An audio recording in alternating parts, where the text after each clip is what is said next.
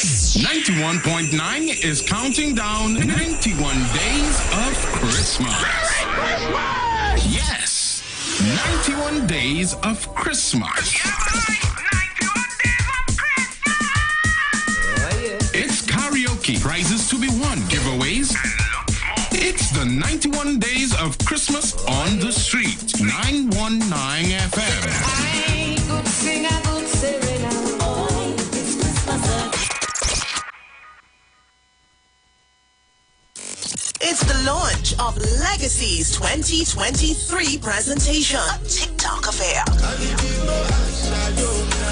On Saturday, October 1st at Ibiza Lounge. Come TikTok yourself with Youngstar, Mystical, Caution Sound, DJ Tari and Parky, Music Jazz, Nigel Snipes, and much more. Win an all-inclusive Legacy Carnival package and other door prizes. Tickets at Legacy Mass Camp, Brooklyn Bar, and Legacy Committee members. Call 622-7466 or 362-5959 for info. TikTok, it's trending. TikTok. At Legacy Band Launch, Saturday, October 1st, Ibiza Lounge. Courtesy Blue Waters, Coca-Cola, Wiggins Light Effects, Forest Park Punch and Rum, and powered by Rockstone Tonic Wine. This is Bishop Aaron Williams from the Divine Problem Solving International Ministries, inviting you to be part of our broadcast on any given Thursday night from 12 midnight right on to 5 a.m. on Friday morning. And this broadcast is called Early Morning Gospel Market Program. Then we have on Tuesday from 12 noon to 1 p.m. the Holy Ghost Gospel Pharmacy. If you are sick and ailing, you can get from this particular pharmacy, from the pharmacist, the good things of life. Hallelujah. And any Saturday from 10 a.m. to 12 noon, break into the host of the Philistines. Hallelujah. If you are sick and tired of being sick and tired, hearing the babel of false doctrines that you encounter daily, it's about time you get close to God, God's word, direct from his throne room, in the name of Jesus. God has good plans for his people. Why do you worry so much?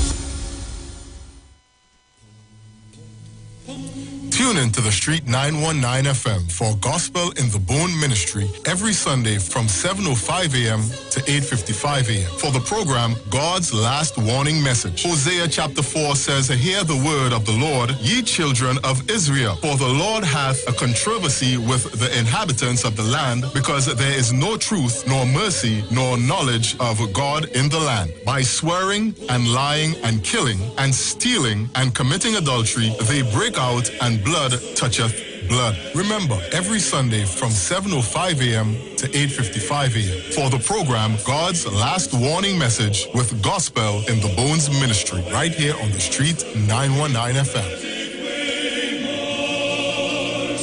The journey's almost home.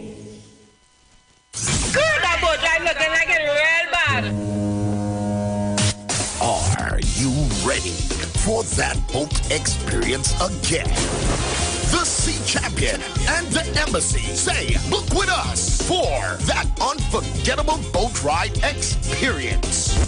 Sea Champion leaving from King's Wharf, San Fernando, and the Embassy leaving from Breakfast Shed, Port of Spain, or Westside Trinidad. For more information, call 399-5959, 281-4723, or email us at coralvisiontT@gmail.com. Book now and reserve your cruise. Hey, that boat ride look like it was wet.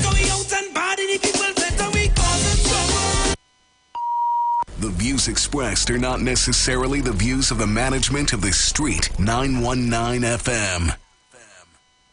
Share the live. Share the live. The Street 919 FM on Facebook and Instagram. Share the live. Iowa George on Instagram. Share the live. Iowa TV and Street TV on YouTube. Share the live. The Street 919 FM. Yo, this is your boy Ziggy Rankin, and right now you're listening to the Titans of Democracy. You don't know. Real talk.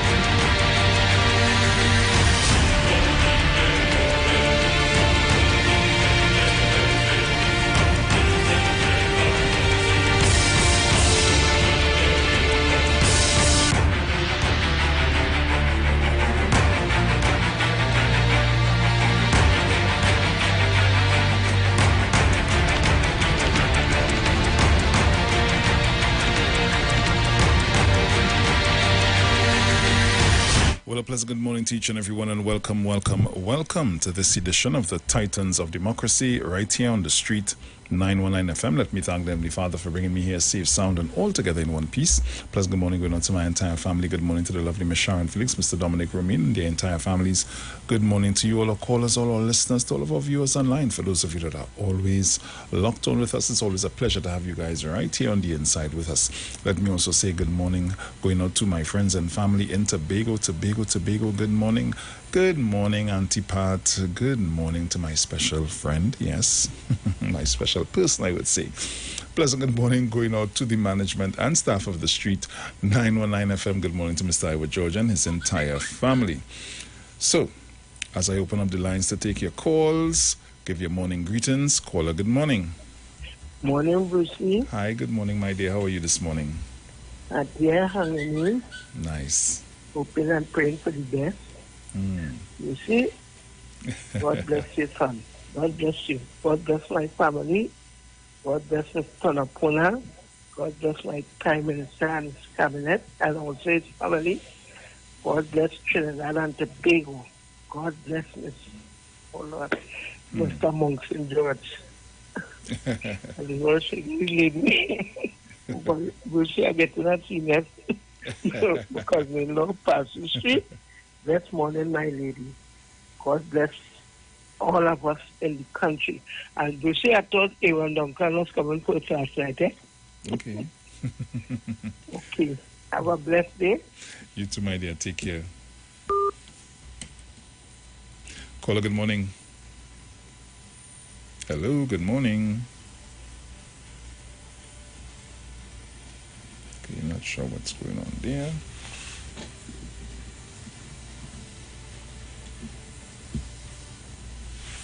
Okay. Caller, good morning. Uncle Bushi, morning to you, man. How you do? I did cool, man. How are you doing this morning? Good. How was the weekend? It was cool. Weekend was cool. Right. Good. Long time I didn't ask about daddy. The family okay? Yeah, man. Everybody doing good. Yeah, bless the Lord. Yeah. Let me just shout out the crew there. Auntie Sharu, morning. Make sure you come this morning. Remember the Bacchanal still in Tobago. Uncle Dominic, the principal of talk on a Sunday. Professor Charles, the dean of the university, at the University of Talk. Morning, Mr. Charles. Blessings to you and your family. I love you all. Trinidad and Tobago, all the nice ladies who shout out Monks and George. Tobago West. Leave it there, say that how can the money bring money for me in Tobago for the wedding? I tell him send a suit for me. Yeah, come point, morning. Right, Mr. Archer, morning. Mr. Mano, you, yes, morning, Mano to the Puna. I call him, sometime I just call everybody, but morning, Prime Minister. I didn't hear for a while. I know today's budget day. I believe you may be back in the country for the budget. If you're here, Prime Minister, morning to you and your family. Blessings to the newborn one into the family. Right? Bless. Love you all. Right, Uncle Bushi, let me give somebody else a chance. I'm coming again when the Bacchanal start. Yes, no problem. Good, man. Nice. Caller, good morning. Why am I not hearing anybody on this line? What's going on?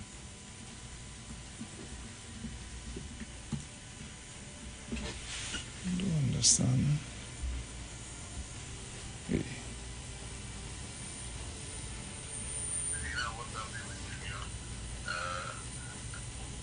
I'm not hearing anybody on the line. What is going on there? Alright, let me quickly see if I can sort this out very quickly. I'll be right back. Keep it locked.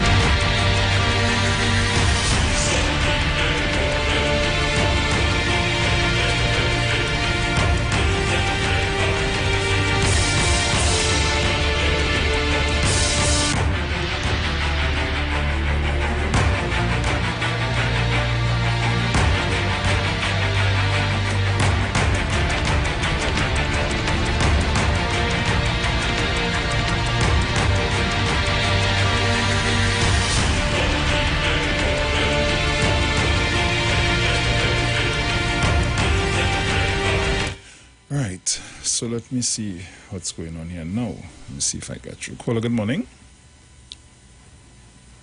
Hello, good morning. I ain't getting anything. Guys, I don't know if you're all hearing me, but I am not hearing you. So let me see. Caller, good morning. We got you, King. Blessed morning. Morning. Morning to Sharon. Morning to Dominic, and by extension, the Titans of Democracy. Bruce, let me send congratulations to the medical staff, Dr. Parasam, and especially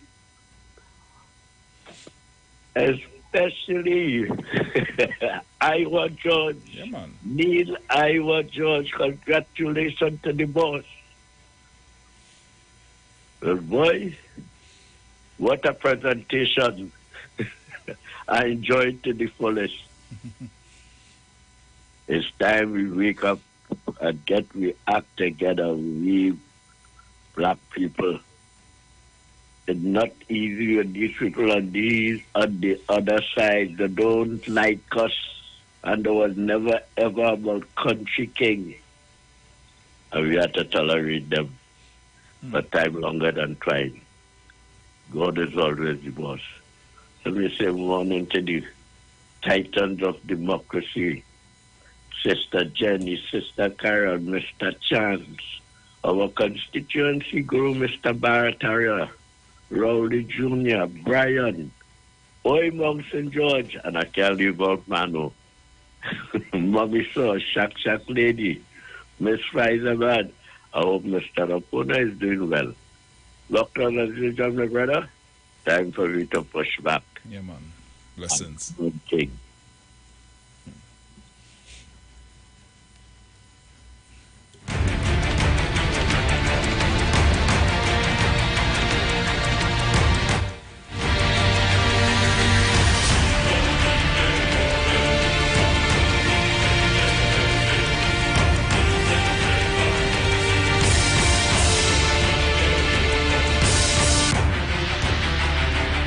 Okay, guys, so you can only call me on the 466-5391.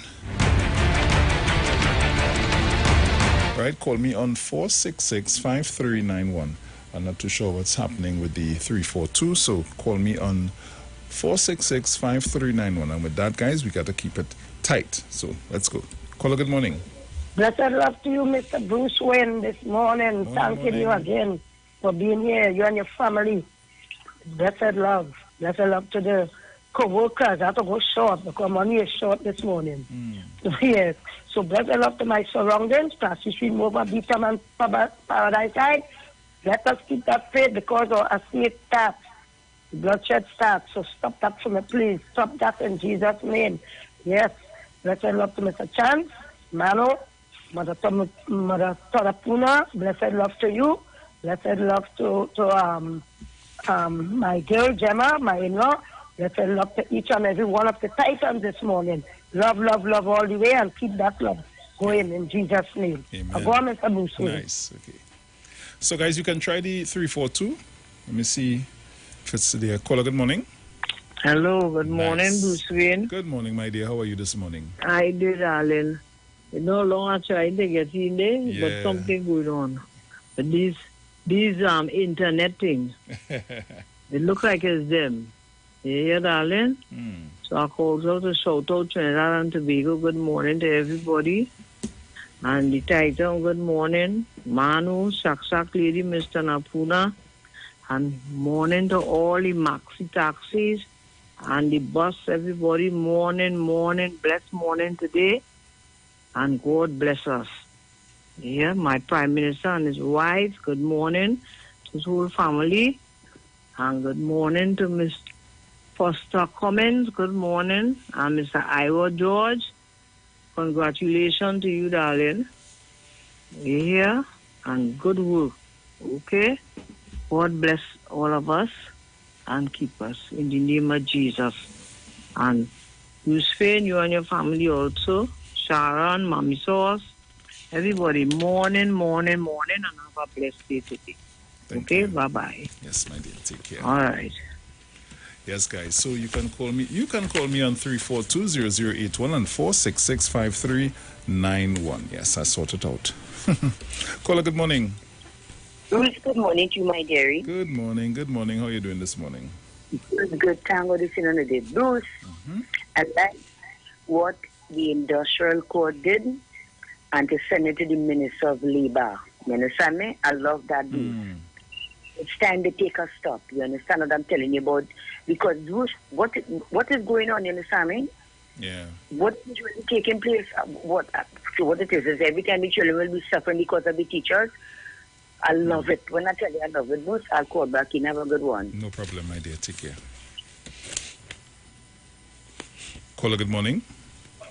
Good morning, sir. Morning, Chief. What's going on? Right there, brother. Well, everything was nice. Yeah. Only it wasn't wrong because I know why, but everything passed off real nice. So I just want to say good morning to your management and staff, especially your manager, and congratulations to him also. Yeah, man. And in extension, all the Titans, home and abroad. Right, so, Bataya, they say Bataya sweet. Well, my birthday was sweet. So only have a blessed one, Grandy. Yeah, man. I'm say too. Only just enjoy the rest of the day, sir. You too, my brother. Take care. Listening. Yeah, man. All right.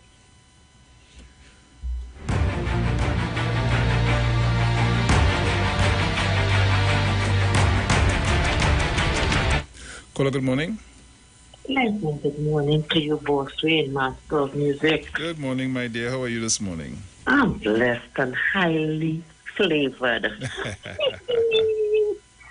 Oh, yes, pleasant good morning to my breath of fresh air, Sharon, to Dominic, to Trinidad and Tobago, international, national. Pleasant good morning, everyone. Watson, is you that started that music Saturday with the prayers? No, I wasn't in on Saturday. Well, it sounds very good. I just want to say happy 3-in-1, the miserable fireman. It was happy birthday, happy anniversary, and happy Republic Day. It was 3-in-1.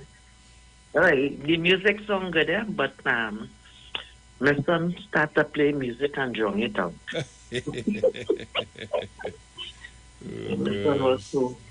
I want to say blessings to everybody. I want to say congratulations to our boss, Mr. Iwer George, on receiving. Yeah. We are receiving a Medal of Merit for being an entertainer. Yes. Yes. He received it. Oh, I think at the same time that he was receiving it, I think I've sent a voice message to you. Yeah. At the same time? Yeah, right. Boy, oh gosh, yes, I feel good when I hear him call. Well, I jump up and I snatch the phone and I send it to you one time. Yes. That was good. Yes, it was well deserved. Very much. Although he could have get a gold instead, a silver. But say what? A medal is a medal of merit is a medal of merit. Yes. So we're glad for that. Thank you very much. Yes, and my dear. have a blessed one, darling. Reach home safely. Blessings to the whole of Trinidad and Tobago and the whole world. Bye. Love you. Love you too, my dear. Take care. Caller, good morning. Yeah, Bruce again. Good morning again, but I cut off. I know how. Yeah, but I wasn't even hearing you. Yeah. Let me say good morning to my president, Ms. Bologna Weeks, the Prime Minister, and to this going down the line. And say good morning to girlfriend, Miss Jean, and say good morning to Gina. Morning to you. Tawaman, good morning. Suman Oga, good morning to you. And Miss Faizabad, Jackie and Jackie, good morning. Good morning to let me say good morning to the Pauly family. You know, everybody like they forget the Pauly family just so they can do that. Let me say good morning to Mr. Bataya, good morning to Brother Sterling. Mr. Chance, good morning to you. My neighbor Chance, good morning. Mountain George, good morning to you. The whole of Tobago. You know, love is the answer in Trinidad here with all you, nobody. The whole of Tobago, it's full now with Trinidadians. Yeah, man. That's the love, that's the love, that's the love. But Bruce, and I said good morning to a good few people that send my sister funeral. A lot of them put them calling me, I can't remember everybody name, 1,000 names. Just to get me talking to see you, man, oh man, oh man. Really. Good morning to everybody who I forget them, man. I say good morning to them, good morning to you. Yeah, man. So the people born in Gardens and Mount Hope. Yeah, good morning. Love is the answer. We should remember give somebody something and say nothing about it. You know? Yeah, man. Anyway. Bruce! Good. That's how it goes. Yeah, man. Blessings.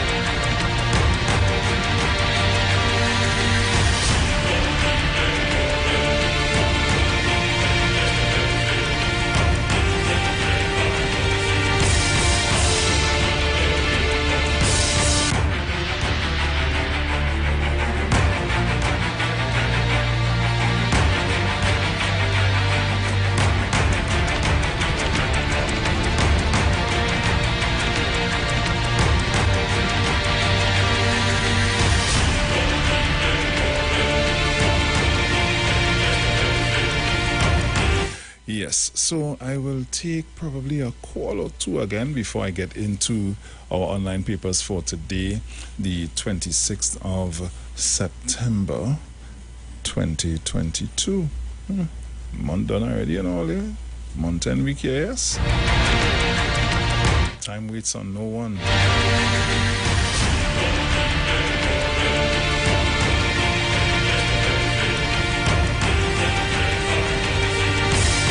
So if we have no more calls, we're going to jump. Okay, as I say that.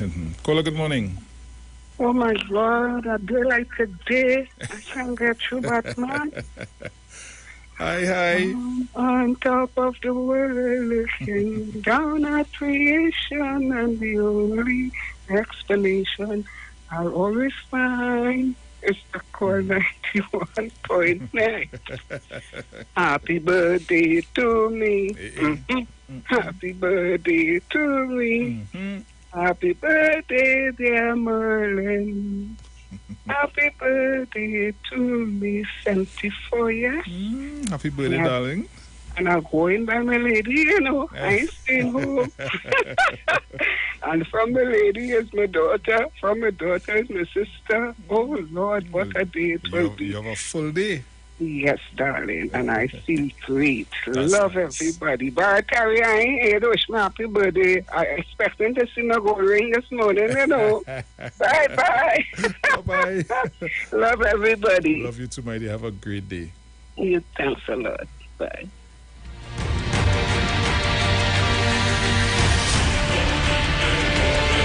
You know how to wait on that call. Baratario, where are you, my friend?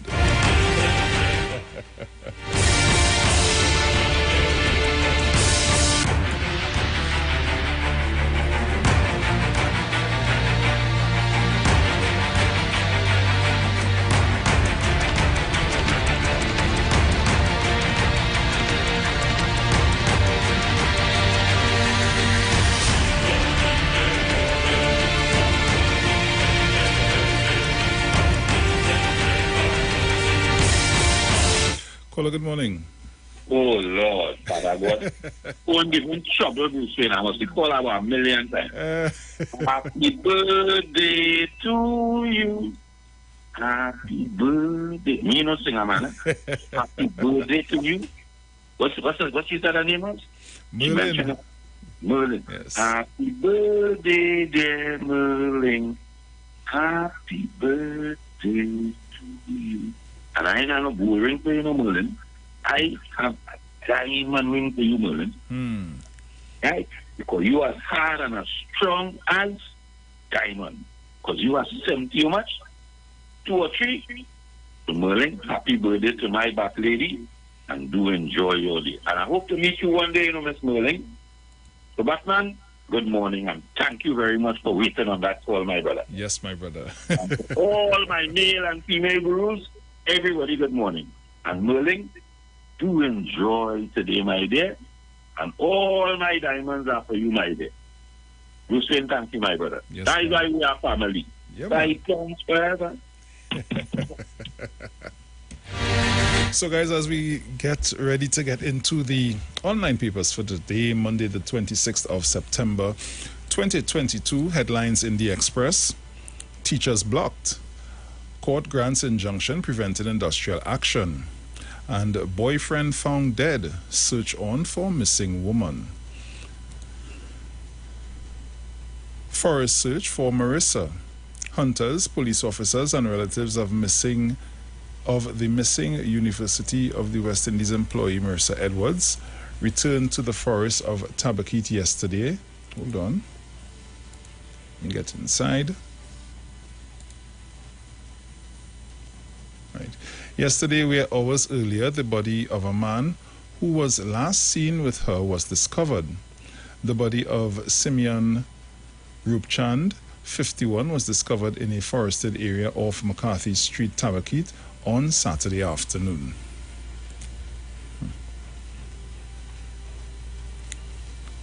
Real pressure from high prices. Okay, I'll just minimize this a bit. Right. Okay. How was your standard of living impacted in the 2022 fiscal year from October 1st, 2021 to September 30th, 2022? Court stops teachers. Teachers have been blocked by the industrial court from resting and reflecting at home today at least until November 24th. Trinidad industry reels after murders of artists. Recent incidents of violence against Trinidad artists who have lowered morale in the industry and affected those using the art form as a way to better their lives. Blue lights. Former cops under investigation. Former senior officers of the Trinidad and Tobago Police Service TTPS are currently under investigation after it was discovered that police lights had been attached. Hold on. Yes, had been attached to vehicles that were not registered to have them. Oh, well, you know your own thing. Murtis destroyed by temple bandits. Police are searching for the perpetrators who broke into a temple in Penal and destroyed murtis and stole items from the premises. Parents shocked. Blame bad friends. We are praying for the families of the people who got killed. We are praying for the lady at the hospital that she pulls through. Jacob wants lie detector tests for customs officers. Guns galore. Former U.S. prosecutor helps go after gangs. Soldier walks free. Malicious and defamatory. Duke takes it cool on the beach. And these are the stories that are currently making way in the Express. So over to the Newsday. Charmaine Archer hails from family of service. Munilal. TNT should brace for a hardship budget. Court bans tutors' planned protests reflect after school. Missing woman's boyfriend found dead in Tabaquite Forest. Penal Mandir desecrated. Mriti smash, milk drunk, nuts eaten. Okay. Gun attack at Laventil home leaves 2 dead. Archie Kamona praise CCJ for hemispheric meeting. Cocaine ammunition seized in Marval. Still short on funds, but cop with cancer prepares to fly to India. 3 murders in 3 days. Tobago police chief, no need to panic. Early CPL exit for Trinbago Night Riders. A Republic Street party. Rondon, Selandi Brown, Hussein humbled by awards. OWTU, Imbert misled country on TN Tech debt to NGC. First Citizens Deputy CEO gets ORTT.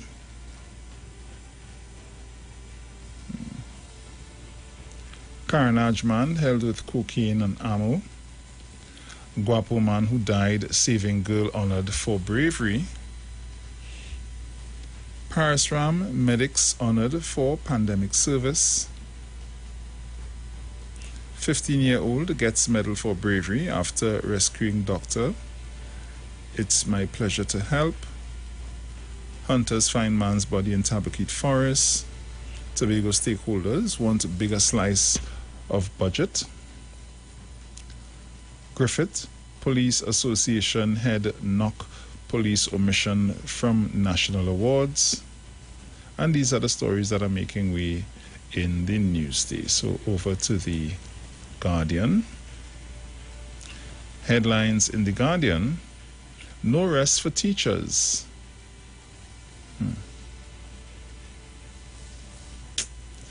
Government blocks tutors' protests, court orders teachers to work. There will be no resting or reflecting for teachers today, Attorney General Reginald Amo has warned. Tutor complies, what's going on with me this morning? Complies with injunction. Trade union movement demands respect for educators. Motorists, gas station owners anxious about fuel price hike, petroleum dealers. UNC expect more hardship after budget. Manhunt for Marissa intensifies after boyfriend is found dead. Teen held for chopping 2 men while defending brothers. Hindu temple in Penal desecrated, robbed. Last obia tree stands tall in Tobago, attracting tourist attention. Court grants injunction blocking planned tutor action on Monday. Band leaders and TTCBA unable to settle dispute. Judge to decide case. What is that about now? Band leaders.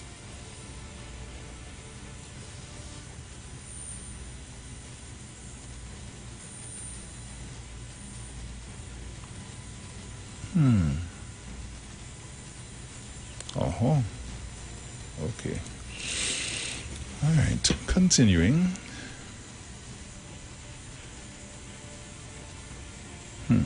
Police suspect fatal crash caused by driver breaking red light. Citizens recognized for service to TNT. Homeless man holds on to hope, longs for better future. Sawmillers want to help replant forests.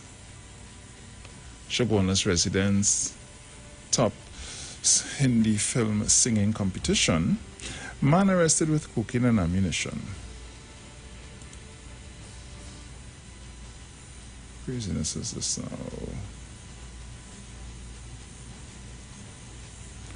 Right, so these are the stories that are currently making way in the Guardian, the Express, and the Newsday at this time. So as we always tell you, go there, you can get the papers of your choice, read up on the story, see what's taking place, see what's happening.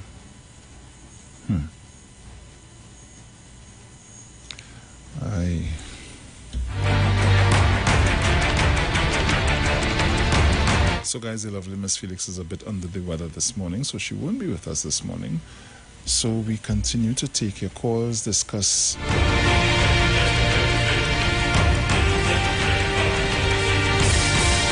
have our discussions as we normally do.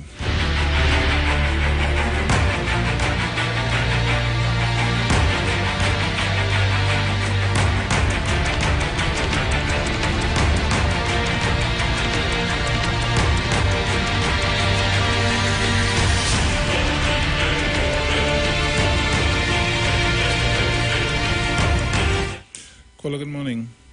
You see, morning. It's time to really do something where these teachers is concerned. They pressure the children too much. Too much pressure for the children. First day of school, all they didn't turn up. All they come few days after, all they do the nonsense again, and then today the nonsense again. This is too much.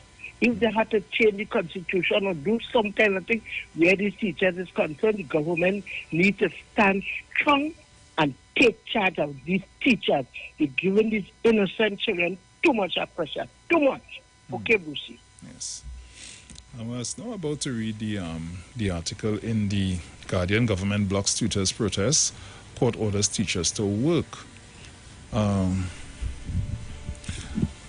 There will be no resting or reflecting for teachers today, Attorney General Reginald Amo SC has warned. Speaking during a hastily called press conference yesterday, Amo announced that the Ministry of Labour had successfully filed an ex parte injunction against the TNT Unified Teachers Association tutor at the Industrial Court to stop planned protest action today. Amo made the announcement at the Office of the Attorney General and Ministry of Legal Affairs offices at the Government Campus Plaza in Port of Spain. The application was made by the Minister of Labour in the context of ongoing illegal action by tutor and the members of that association. The members of the Teaching Service of Trinidad and Tobago and the government became very concerned to make an application to the court to bring an end to this illegal action in the national interest, Amos said. The ex parte application was filed pursuant to Section 65 of the Industrial Relations Act at 3 p.m. yesterday. By 5 p.m., the matter was heard by Industrial Court President Deborah Thomas Felix, Vice President Herbert Soveral, Chairman of the Industrial Court's Essential Services Division Lawrence Achong, and member Gregory Rossu. While tutor, the representative body for teachers, was not present at the hearing yesterday, Amos said one of the attorneys had a conversation with senior counsel Russell Martinet, the lead attorney for the Labour Ministry, and therefore they were aware of the legal action. Amos said the action was taken to protect parents from illegal actions taken by teachers.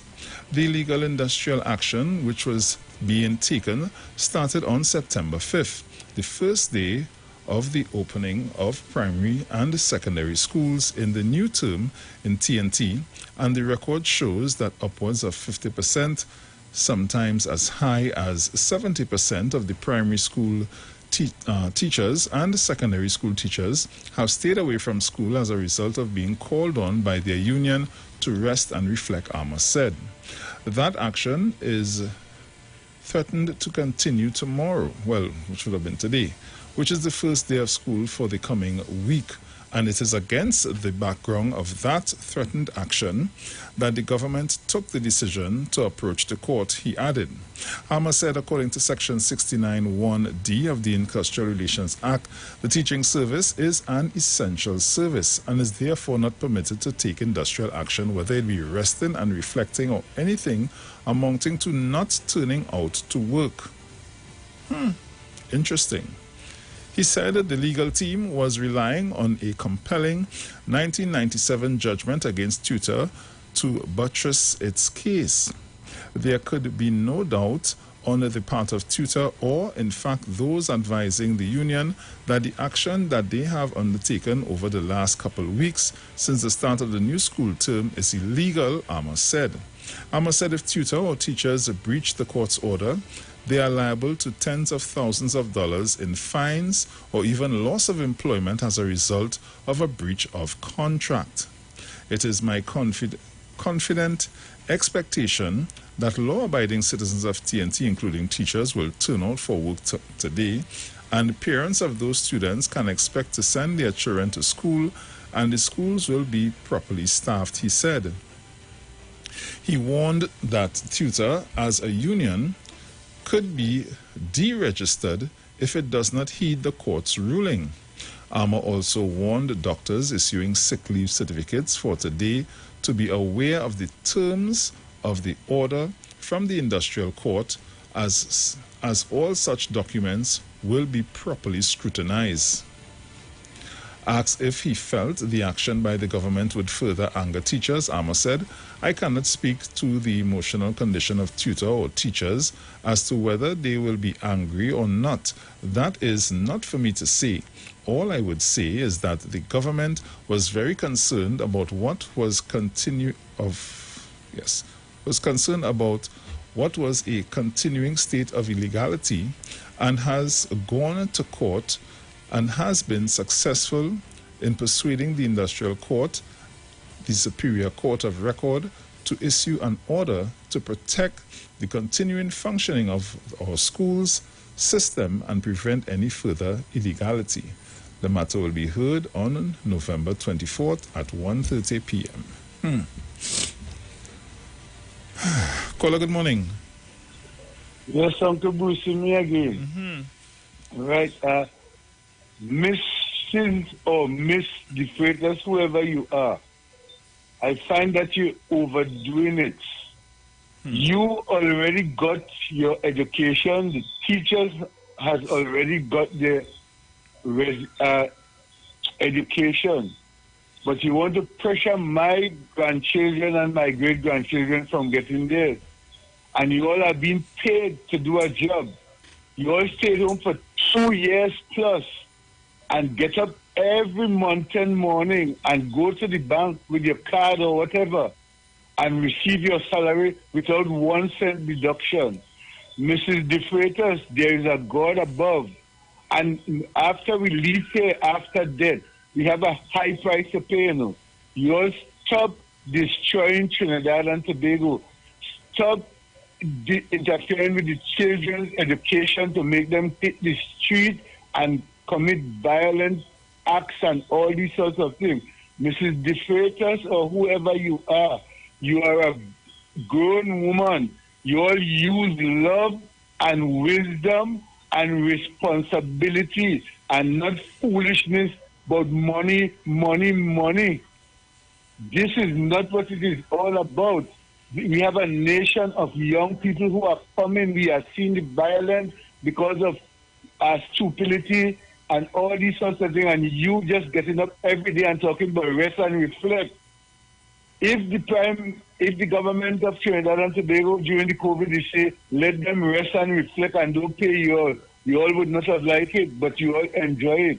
Come on.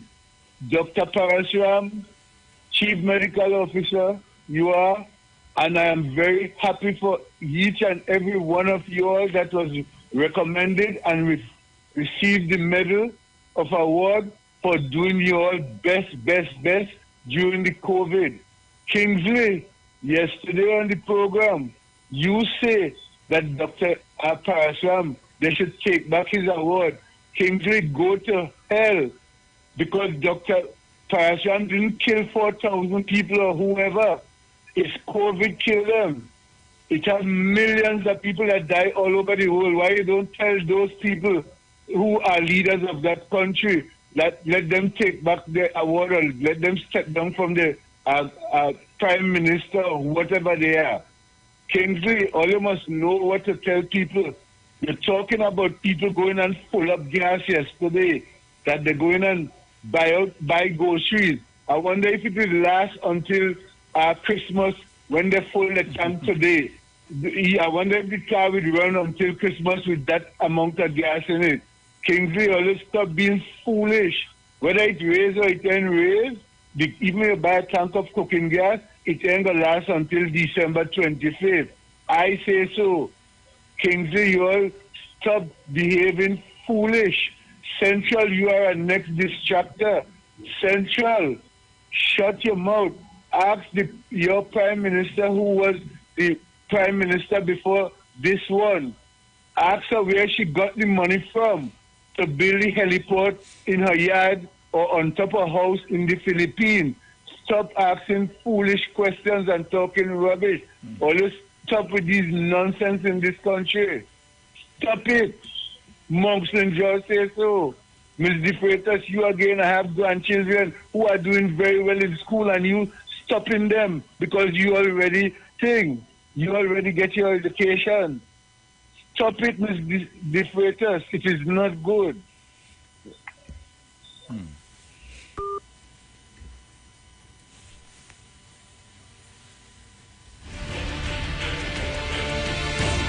Caller, good morning. I believe the children of beauty, teach them well and let them lead the way. Show them all the beauty possessed inside. Give them a sense of pride to make it easier. You know, when all they give these children, when all they do these trendy things, next 10 years, who will be the educators of this world? Teachers Association and whoever union, all you get some sense in all your head.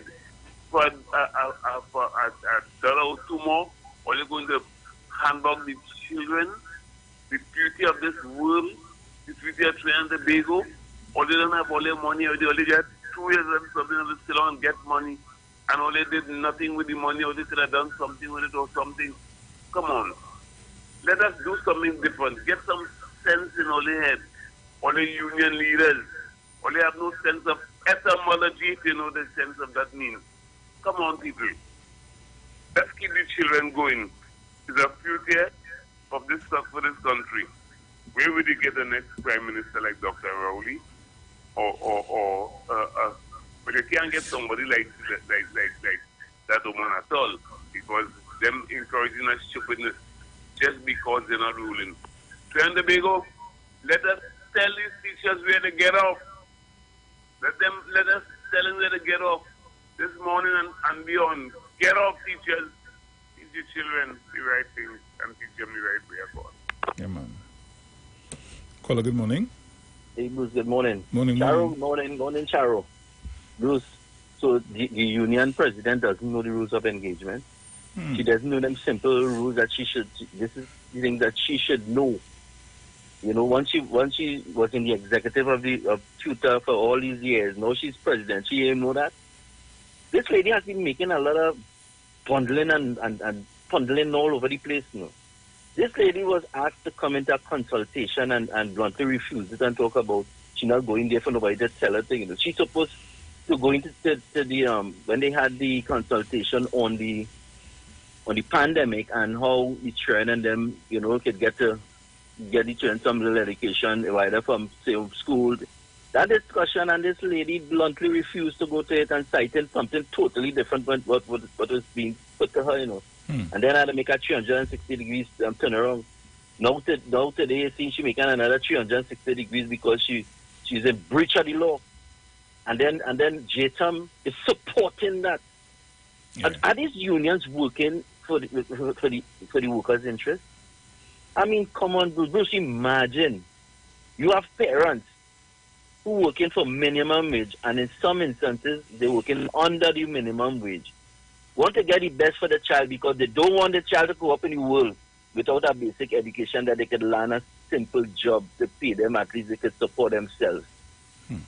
And you working so hard to send your child to school, and this is why you're getting from these groups of teachers today. When you look at the educational system and when they read up the thing there, a large percentage of school children in the government service is underperforming. And I keep saying, there are good teachers, and the good ones you would see it, because when you look at the denominational schools, you see where the attendance in the school when the union calls for a rest and reflection and all these things, you see they come out. Now these same teachers in the denominational school have the same problems as that, but they're performing. We're seeing the results of these teachers who are performing. I am saying you could give these teachers and them a favorable increase in their salaries, but look at the ones in the government schools. Are you going to reward and pay people for underperformance? That don't happen in the private sector, Bruce. It don't happen, and the same unions who represent workers in the private sector knows that, and they go along the rules of that engagement. So something had to be wrong with this tutor president. You in bargaining stage. You are around the table, and you train all the ammunition out, left, right, and center. The kitchen sink, you're pelting everything out because you go and strike long before time. What happened with talks breakdown? What are you gonna do? What you have in your pocket that you can use to thing there? My boy, nothing. Leave it there. We're going to the break. So, guys, we'll be right back. We go pay some bills, and we will be right back. Keep it locked. Don't move. Don't shift that dial. Don't go a place. You've got bills to pay, and so do we. Let's go pay some bills on the street 919 FM.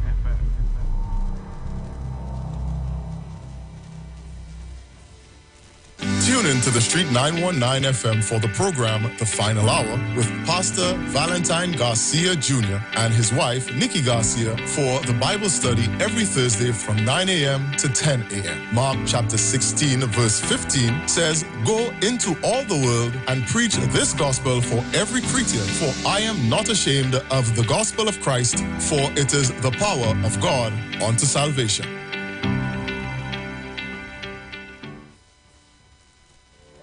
Turn your lights down low and listen to the Master's radio. Get in touch with God. Turn your radio on.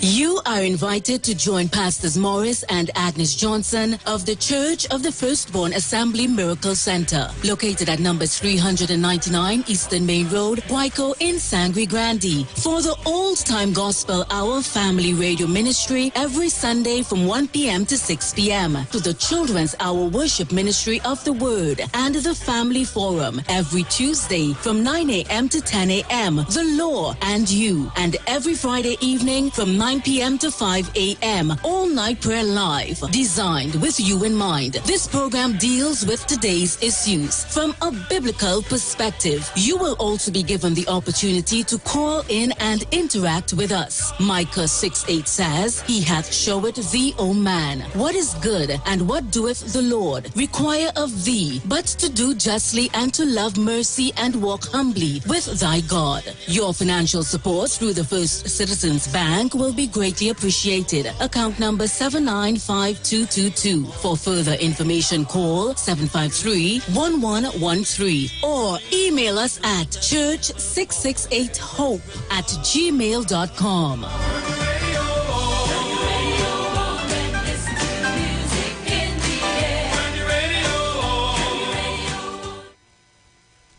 91.9 is counting down 91 days of Christmas. Yes, 91 days of Christmas. It's karaoke, prizes to be won, giveaway the 91 days of Christmas on the street. 919 FM. I could sing a good serenade. Oh, it's Christmas. Every Friday, it's all about Fire Mood Soca Fridays with MC Duke and Selector Kochi from 6 straight to 9 p.m. blazing all the latest and past soca hits. So remember, make it a line, make it a day, rock and come in, you know. It's all about Fire Mood Soca Fridays on the Street 919 FM. You don't know. Here at Land Capital Certificates, we provide opportunities for your money to make money. We all know saving is important, but saving alone won't get you to your financial goals. And let's face it, the bank doesn't have your best interest in mind. So this is your wake-up call. Do you have $1 million saved? Then contact us today. Spots Unlimited. Call 324-LENN. That's 324-LENN. If you're experiencing pain, constipation, headaches, poor blood circulation, high or low blood pressure, diabetes, cancer, swollen or darkened feet, come visit us at Health and Wealth Lifestyle, located at 73 Eastern Main Road, Barataria, opposite Eastern Credit Union. We at Health and Wealth Lifestyle offer a wide range of services. Come and experience our new 3D analyzer, which allows you to have a look inside your body. We also provide live blood analysis, iridology, ionic foot detox with foot soak and foot massage, aquatherapy, full body massage, and organic supplements on sale such as Nano Silver, Nano Zinc, Body Light, cold pressed sesame oil, and more. Health and Wealth Lifestyle, located at number 73 Eastern Main Road, Barataria, opposite Eastern Credit Union. For more information, call 275-8359 or 288-1108. Join Nicole Huggins for Health and Wealth Lifestyle Tuesday morning from 11:05 to 12 noon. Right here on the Street 919 FM. Tune into the Street 91.9 FM every Sunday from 10:05 a.m. to 11 a.m. for the Repairing of the Breach radio program with me, Bishop Showinau Thomas. The scripture says, "And they that shall be of thee shall build the old waste places. Thou shalt raise up the foundation of many generations, and thou shalt be called the repairers of the breach, the restorers of the paths to dwell in." Don't miss it. Repairing the Breach radio program with Bishop Sherwin R. Thomas on the Street 919 FM every Sunday from 10:05 a.m. to 11 a.m. Join Pastor Kelvin Heinerine and friends for The Way, The Truth, The Life Radio Ministry, a Church of God ministry, live on the Street 919 FM from 6 p.m. to 7 p.m. This and every Sunday on the Street 919 FM. Jesus said, "I am the way, the truth, and the life. No man cometh to the Father except through me." John chapter 14, verse 6. For further information, contact 686-3845, 349-5178, or 342-7303. Good about that looking like it real bad. Are you ready for that boat experience again? The Sea Champion and the Embassy say, book with us for that unforgettable boat ride experience. Sea Champion leaving from King's Wharf, San Fernando, and the Embassy leaving from Breakfast Shed, Port of Spain, or Westside Trinidad. For more information, call 399-5959, 281-4723, or email us at coralvisiontT@gmail.com. Book now and reserve your cruise. Hey, that boat I look like it as well. Share the live. Share the live. The Street 919 FM on Facebook and Instagram. Share the live. Iowa George on Instagram. Share the live. Iowa TV and Street TV on YouTube. Share the live. The Street 919 FM. Yo, this is your boy Ziggy Rankin, and right now you're listening to the Titans of Democracy. You don't know. Real talk.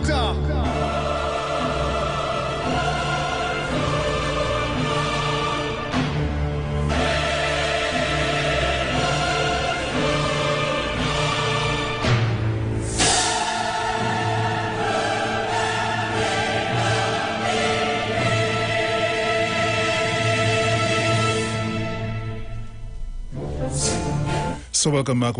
If you're just joining me, you're locked on to the Street 919 FM. This is your Titans of Democracy. So guys, this morning's discussion would seem to be what is happening with tutor and, well, I should say the government in terms of the legality of what they were trying to do. I know there are one or two teachers that will not be too pleased with what's happening, and then there are things that so far that some of you may have been highlighting to me and letting me know, well, okay, this is what is happening, but tutor isn't talking about that. At least I haven't heard them speak anything about things like that. All I'm hearing is money. Money. I hear nothing else. Caller, good morning. Hi, good morning, Bruce Wayne. Hi, good morning. Right, the caller just called and bash government school teachers. I want to dispel some of what he said. Okay. First of all, to go to a denominational school, you have to make at least 95% and over. Right? So think about the caliber of children that go to the denominational school. Secondly, the government schools are starved of resources. All right? Right. And that is what John Public don't know. Everybody's saying it is all about money. It is all about money. It is not all about money. It is about much more than money. Right. I am a government school teacher. All right? Since I have been teaching, I'm teaching C-Sec and Cape, I have got now 100% passes. Ones and twos. Right. All right? Do not appreciate the caller putting me in the same class as maybe with the few people who don't do what they're supposed to do. Right. I agree. As a government school teacher, I work very hard. Very, very hard. All right? And we do what we're supposed to do with what we have. All right? Right. You cannot make cake with lemons. All right? You cannot get the best when you don't get the best. All right? And I would really like to dispel that this morning. We work very, very hard in the government school. We have denominational school students who go to lessons 24/7 all the time. They go to lessons. Their parents pay for them to go to lessons. The next thing is, when your child goes to a denominational school, the parents' support is more than when children go to a government school. All right? I know it. I have been in it for 24 years. Well, I will say this to you with that statement that you just made. All of my children went to government schools, and I was always in full support. A teacher could call me any single time. So you see, just as how you were saying that, you don't want to, basically you don't want to be painted with that wide brush, because you are one of the school teachers that we could safely say, you do your work, you do what you have to do with the resources that you have. So I appreciate that. You are one of the teachers that I very much appreciate. You understand? And I can understand what you're saying with the parents and stuff. There are a lot of parents that don't support. There are a lot of parents who don't support exactly. government schools. I agree with you. Parents who don't want the children to be in a government school and in a government school, and they don't support. I am not saying all parents, but most of them. Yes. Most of them. And it is very sad today, as a teacher, to hear people saying denominational school teachers should get an increase. We work very, very hard. Very hard. Bruce, let me give you another thing. I have been teaching, I told you how long, right? I taught primary and secondary. I got qualifications in 2011 to be a teacher 3. All right? I waited my 1 year to be upgraded to a teacher 3. Right? I just got upgraded April of 2022. All right? So, as a teacher 3. I was held back from doing my BPED, and I was held back from promotion. You see, people don't know the plight and the things that teachers go through. And this is what I want to hear tutor fighting for. You see things like that? That is what I want to hear too. But to be honest with you, like I just said, just before you called, I was saying, the only thing you're hearing tutors saying is about money, because a teacher, there's a teacher that I just talked to right through, and he was showing me all the work he did to do some repairs in the school, and that was out of his own pocket. And things like that Tutor not talking about. If it's the condition of my school. Right? These are the things Tutor need to be speaking about. These are the things that they need to be making noise about. That is what they need to be making noise about. But they're not doing that. They're not doing that. You're not hearing it. You're not hearing anything. And all you're hearing from Tutor right now is the CPO offer 4%. We don't want no 4%, and that is the end of it right there. You're not hearing. You know how long we need Tutor say anything? I agree with that. And that is my grouse with it. I don't have no problem with anything else. You see the money part that they're making a whole set of bacchanal for, and that is what will make people be against the teachers. Because Tutor is not coming out to say, okay, here's what is happening. We have some issues in some of the schools. We need some repairs done. We want the ministry to step up with this. And that is what you need to be doing. That is what you need to be doing. And then we can deal with the money part. I understand that. So I appreciate the fact that you called this morning. I really, really do. I am grateful that you called so that you could state your plight. You understand? And I am in full agreement with you. Thank you very much. Yes, my dear. You have a great day. You too. And bye. Take care. These are the things that we're not hearing from Tutor. You're all supposed to be representing the teachers. That is what we're supposed to be doing, and not just representing teachers where money is concerned. Because people will say that. People will come out and they will say, but the teachers and them, most of for the pandemic, everybody was working from home and people will say that. You can't, John Public will say that. They will say that because they're not talking about nothing else. They will go so fast to say you didn't have to pay no transport to go to school. Your vehicle was home packer because you was doing school from home. All these different things people will say. All they ain't coming out and saying, well, hey, the schools need repair, the schools need paint, we're making noise for that. Parents will gladly stand up with you all if it's that you're talking about. Not that money thing. Miss me with that. If it's money, miss me with that.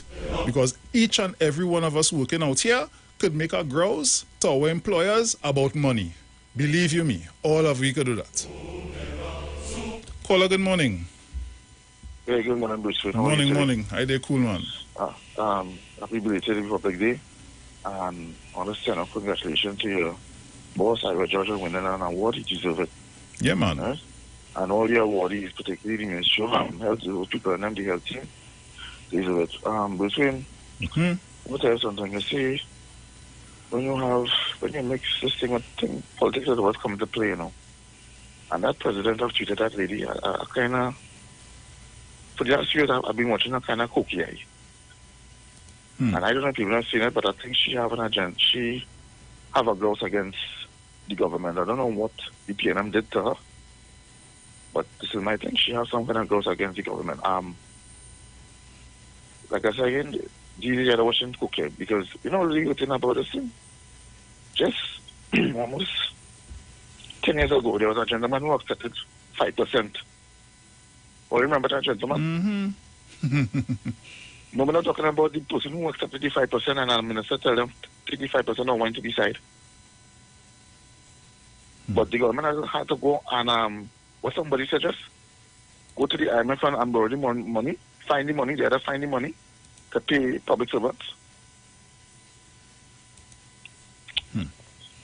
Not taking account that we were in a pandemic for 2 years, the government fork out money to put money in people's accounts. And then we had this war with Russia and Ukraine. But people tell the government they had to find the money by hook or by crook to prostitute themselves. So the government had to be like a prostitute to finding money. You have an idea, as far as I'm concerned. Yeah, man. The president should have a political agenda. Have a good day. Yeah, man. Bless. Caller, good morning. Good morning, again. Morning. Well, I don't want to jump in the discussion because I heard the teacher spoke before and I will agree with her. But what I'm saying, all the government services have the same problem that they have with not enough, stationaries, everything. You're short of all of that. But we are not advising our people to stay home because you look at all the services, you look at the nursing people, everybody that's come out and do the job because all the jobs are important. the sanitation people, they respect what they have to do in order for things to go on. So why it is that only almost every time as teachers want to rest. And that's the problem people have. And as she mentioned now, and as you say, if their association, they bring out those issues, people would have been more considerate. But when you're only talking about money, we want more money too. You understand? But we still go out and do our job. But when your association, when you talking about money, you remember the previous mover man who only talk about money. You're something like them. So everybody have the issues and they still go out and perform the duty because it's not a duty for you, it's a duty for your country and the people you serve within your country. Stop studying yourself. Thank you. Yeah, man.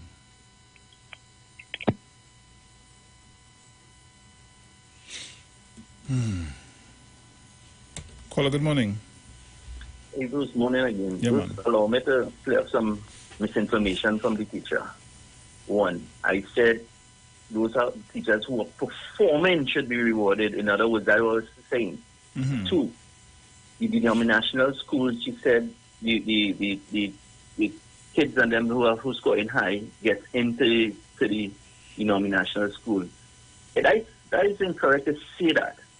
It's a fact, but it's incorrect to say that. Whatever usually happens is peace. Because everybody wants to get a child in a denominational school. Why, Miss Lady? It's because the government schools is underperforming. You may be one, or we don't know who you are working there. You giving that information and 100% accuracy and thing, but maybe I need to be seen in the future. The child who name that scored the highest come from your class. So what we are saying as parents, we must have a say too. We have to have a say because you just can't afford to be doing these things just like that. I understand the problems, and your union leader, she's failing you all as the president. What she needs to do is to negotiate for the same things that you and Bruce were speaking about, the problems in the classroom too. Not just about the 1 or 4%, because even though the government gave only 30%, the problem still lies with the percentage of the failure in the government schools. So this is what we're speaking about. And hats off to you because I also know about those things too. I know. My daughter went to university now and with the school that she went to, we paid particular attention. Just as you saying that parents who don't take the attention to the child in school to find out what they're weak in and where they get the extra curriculum to help them, the extra help. That teachers and them that come to school slack, and some of them always absentee from school. And these are some of the issues that tutor has to deal with. It's not just about at least there's a 4% on the table. Why is the people president don't go and sit down and negotiate on the behalf of you all and put in other things, just like the same union leader from Amalgamated, to fix some of the problems that you're facing and to help you to get rid of the slackers and them who slacking in the school and put the pressure on you.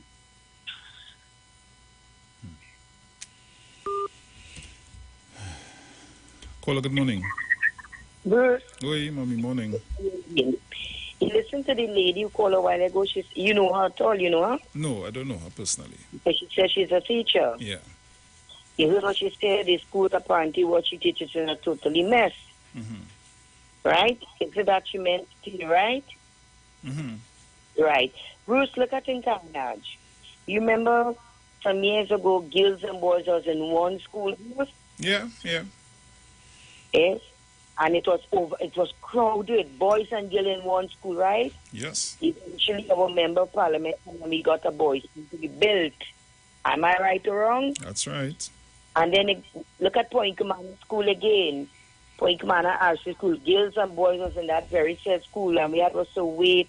Our Prime Minister again, eventually, he was in opposition at the time, and eventually we get that school to be built in Point Commander RC School. Am I right or wrong? Correct. The opposition leader came down here and, into our constituency and wanted to, go in front and wanted to take A+.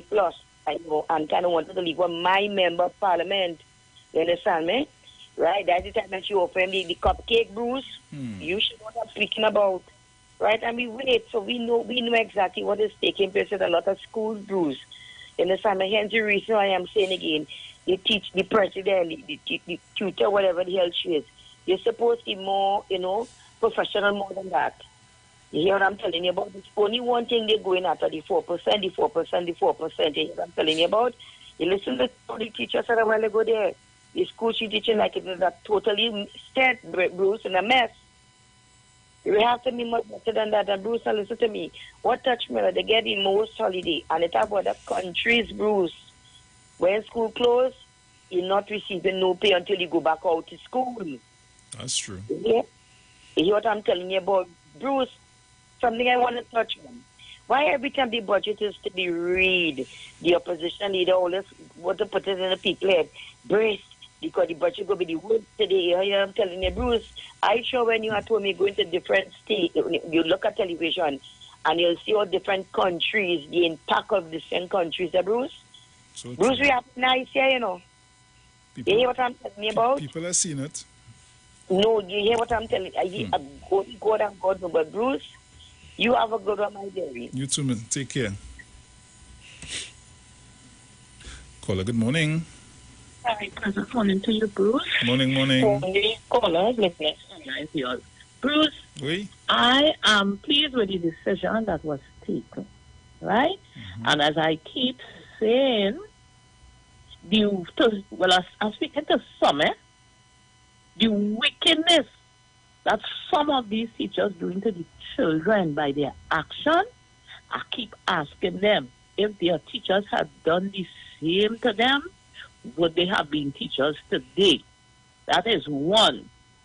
I heard a gentleman yesterday saying people fearful at the budget and what. I remember the last budget, half of us were supposed to die because of whatever measures were taken in the budget. We're still alive today to hear our next budget, right?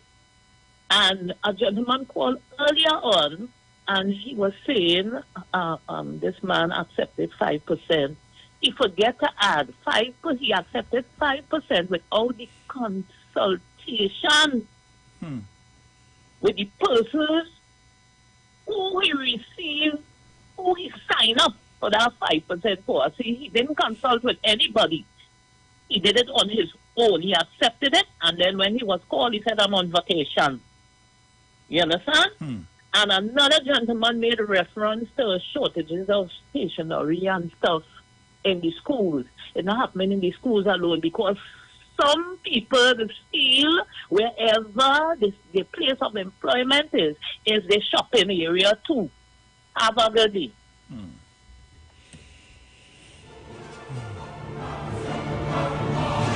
Let me tell you something, I have 5 boys. And I am telling you, and I'm saying on radio today, that they pass through some beautiful, some wonderful, some excellent teachers. So in no way am I trying to paint a broad brush here this morning. Caller, good morning. Hello. Hey, morning. Morning. My name is Morales. I'm from New Grand. I have 2 boys that go in high school right now. They are going to government secondary school. And I will always say, you see, leadership and caring is the main thing. Because what happened, you have a kind of stereotype way we operate in Trinidad. Anything concerning government, we tend not to take care of it. We don't have to take care of it. Whereas our vehicle have to learn anything. And the denominational schools may have an edge because the children, there are parents who trap the children from low down. So when the teachers and the people in those schools don't have the challenges that the other schools have. Another thing too, some of the denominational schools, the buildings are older than the government buildings. But you will see them. The building in top condition because you have parents. Even when I was at my primary school with my children, I had formed a system where anything happening, any mental thing in the school, well, that shouldn't be a touch. We used to attend to it. Ain't nothing for long, and that's the kind of spirit they have in those schools. Now, some of the government schools, like the government school my sons go, we have that kind of spirit. We have parents who do anything in the school, but I air condition, we let nothing go down. Up to last guy went on at the time, which was the principal. We did another call us. Yeah. So he had that spirit going. That principal there, he's there almost 20 years now. That's South School. And he has that spirit in his school inculcated in everybody. So when you go for it, you get any child comes in there, if even don't mind a government secondary school, if you come in there with your bad habit or whatever, you have to fall in line. And you know, they have a thing in life called peer pressure. And peer pressure works two ways. You have positive and negative. Sometimes somebody comes in with a bad habit, when they realize, hey, everybody around me doing this, they have to fall in. Yep. And I know so that teacher felt for her this morning because I realized that tutor failed them. Did that because they were not really negotiating and dealing with issues that really affecting the teacher. I mean, we talk about money here. You know, and a guy said money is good. But you see the actual issue. Look at this lady who was complaining about the she had to wait a whole year for something with grading, right? Yeah. All the things is going to be affecting teacher and teacher not bringing up these things. You know? Exactly. They're talking about money yet. We know money is important for everybody. But the basic issue that affecting these schools, we're not attending them. Because take, for instance, the government entity is the only entity, the education department, the only entity that has over 700 buildings to attend to and maintain. No other government department in the country have these amount of buildings to maintain. And the government needs help. We need to have their parents. Now, a school has so many talent there. When a school has from a electrician, it has lawyers, it has doctors, it has contractors. And the government needs to partner with private enterprise to maintain these buildings. Definitely, the treasury is unable to maintain these buildings, or they should. So they got to partner. We got to go that way. Yeah. That EFC and all that total chaos. What they're doing right now? You're building new nice buildings, and if I don't for long, you got on the ministry, the parents, and we got that partner with private enterprises under supervision, of course, following the safety guidelines, and have the buildings maintained. Dr. Alice, I think my point came across. Bye. Yeah, man. Bless. Thanks for calling, man. My points. Tutor not dealing with the real issue. Did not. Caller, good morning. Good morning, Bruce. How you doing, boy? Hey, Mr. Chance. I did cool, man. How you doing this morning? Very good, very good. Nice. Well, this morning, Bruce, I want to start off by Mr. Chance? Hello? Hello? Right, I'm now hearing you. You're cut off for a little while there. You hear me, Bruce? Yes, I hear you now. Right, good. Thank you very much. Nice. My contribution this morning is directed the government of Trinidad and Tobago and to congratulate them for quite a few things. I want to start off first by congratulating the government for making sure teachers follow the Industrial Relations Act. You see, Bruce, it's a matter of law, you know. Yeah. What the Attorney General alleging that the teachers' union are violating a law, and what they're doing is tell nothing to do with also. I have been a teacher years myself, all levels, and I challenge the teachers on their responsibility to the children and the teaching service, essential service, and their requirements that go along with the essential service.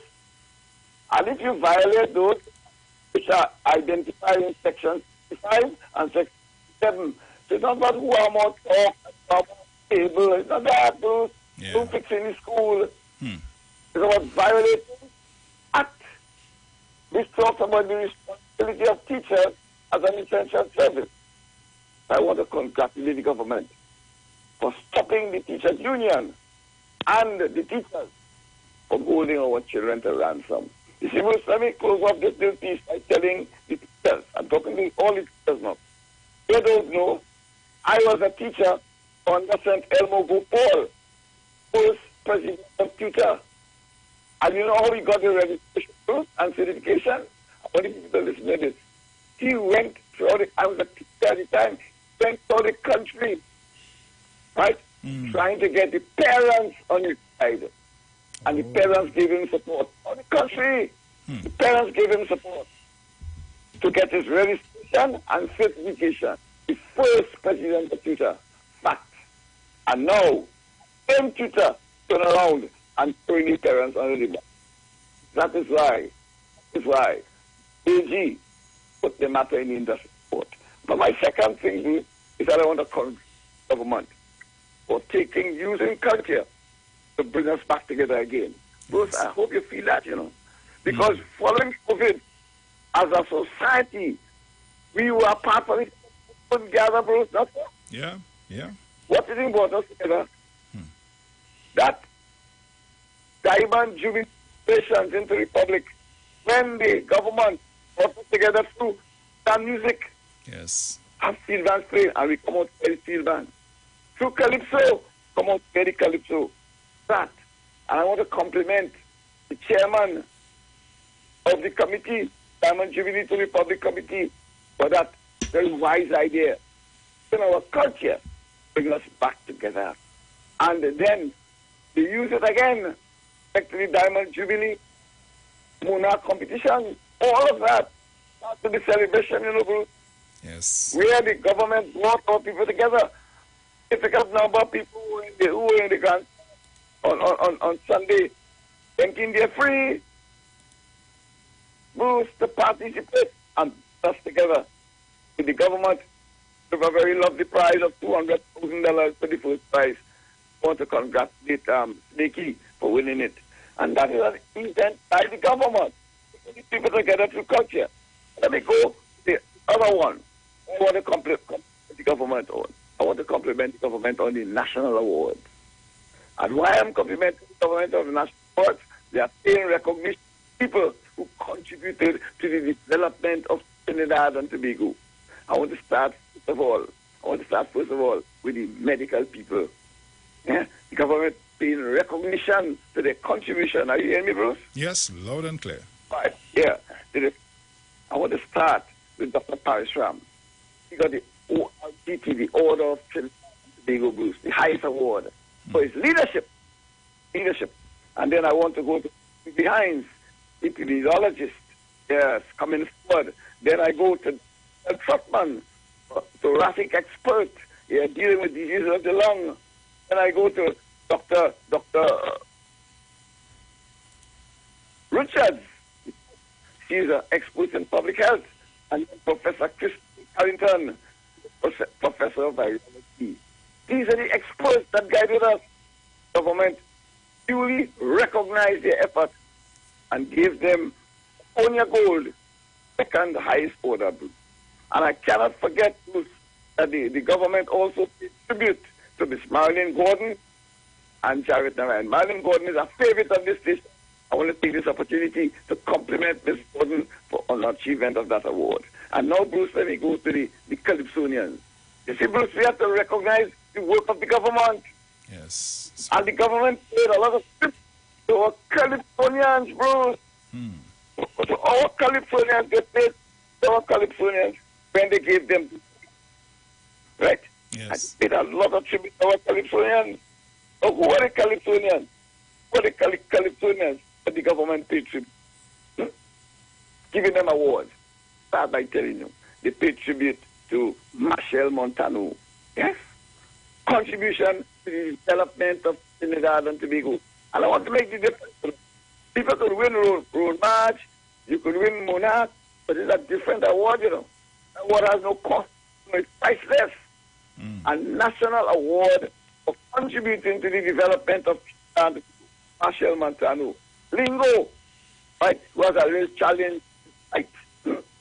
Contender, Calypsonian.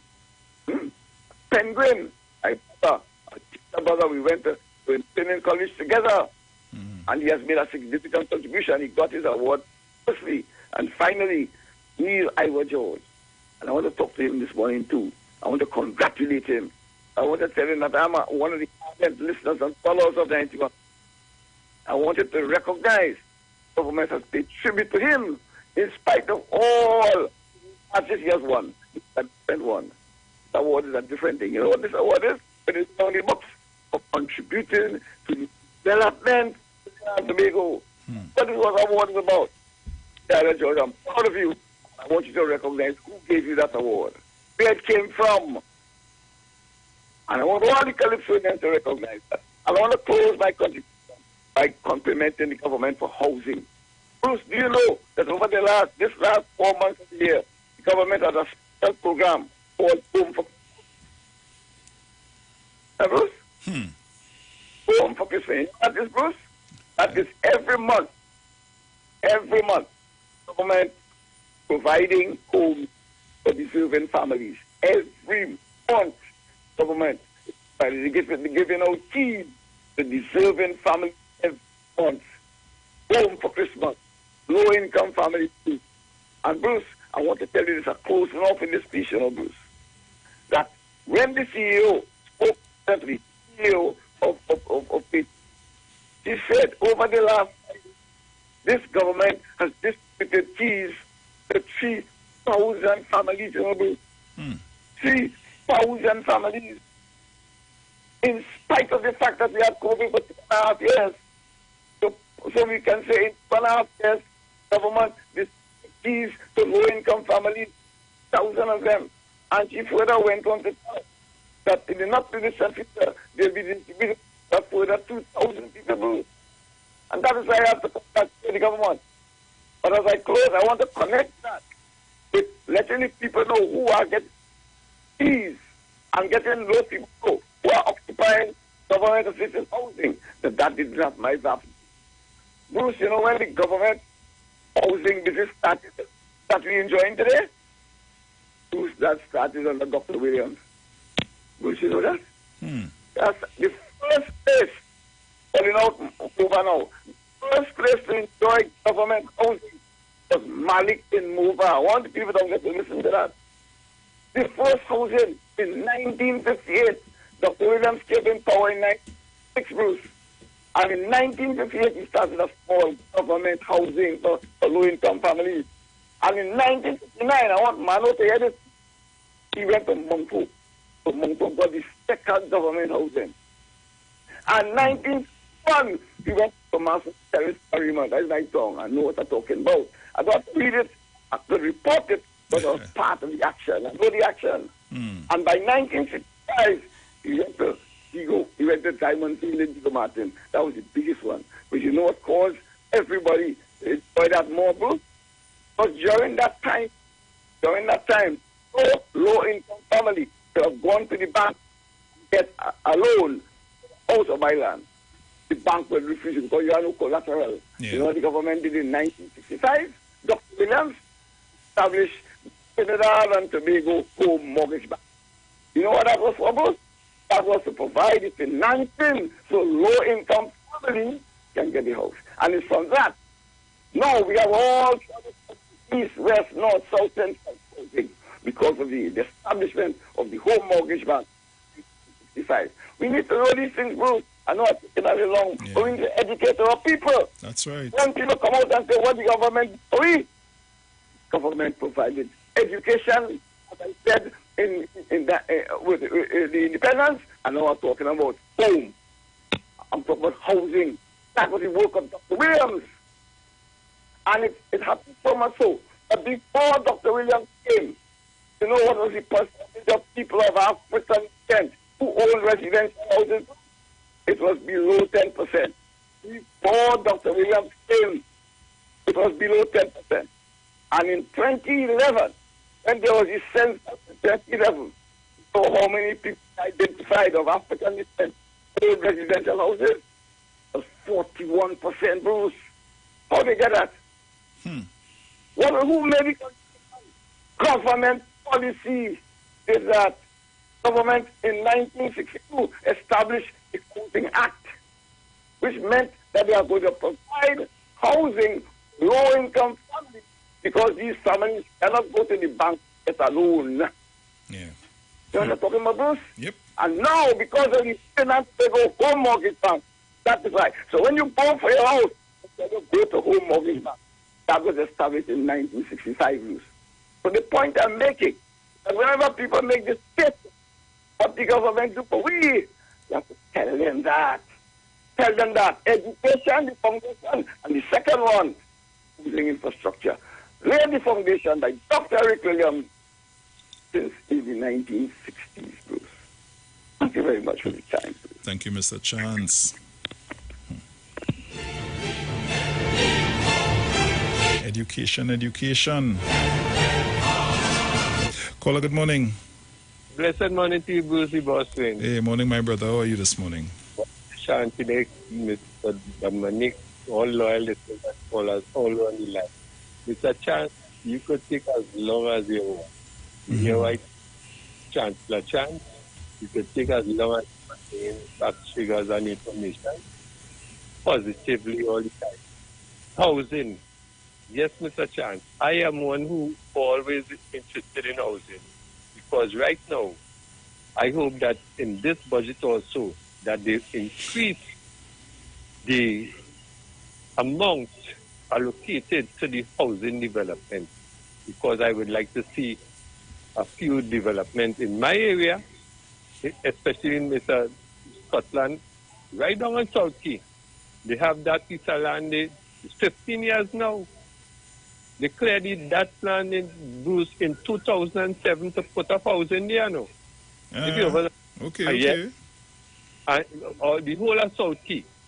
And all they're doing right now is just paying a contractor or HDC to come and cut the grass, if you understand what I'm saying here.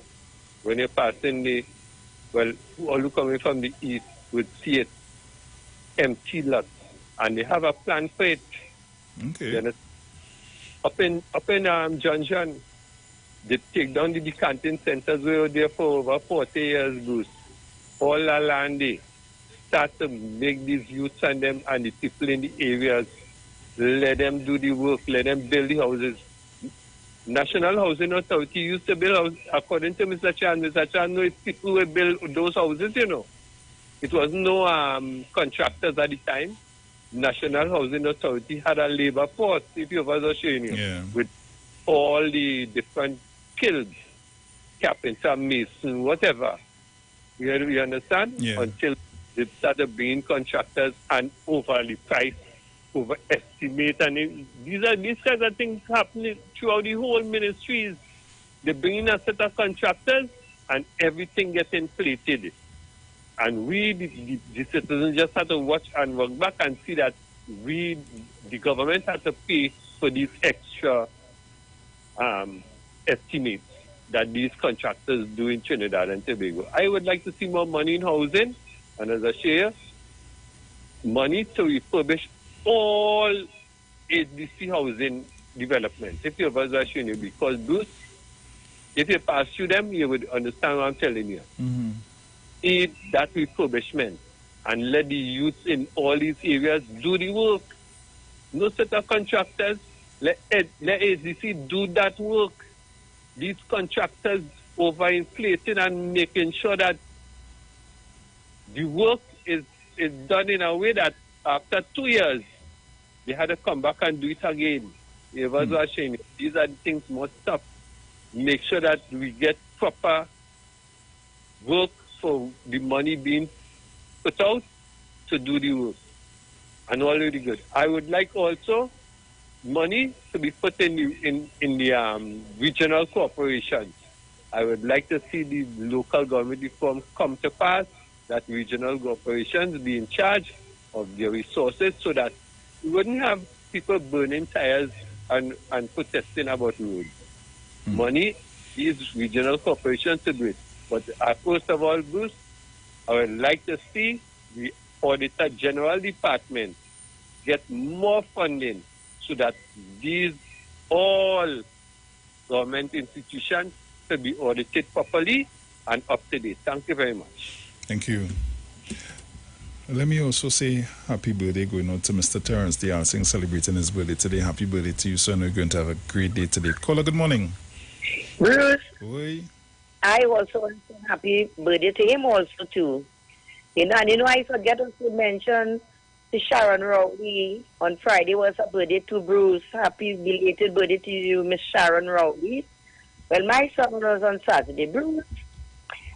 Brucey, I see the rum shop posse in front of Parliament for 12 o'clock today. Yes, the rum shop posse and them. The family decided to go in front of Parliament because the budget reading today now. So they're going on down there. You know the jobs and them, they're coming out. You hear me, Bruce? Yeah, loud and clear. Right.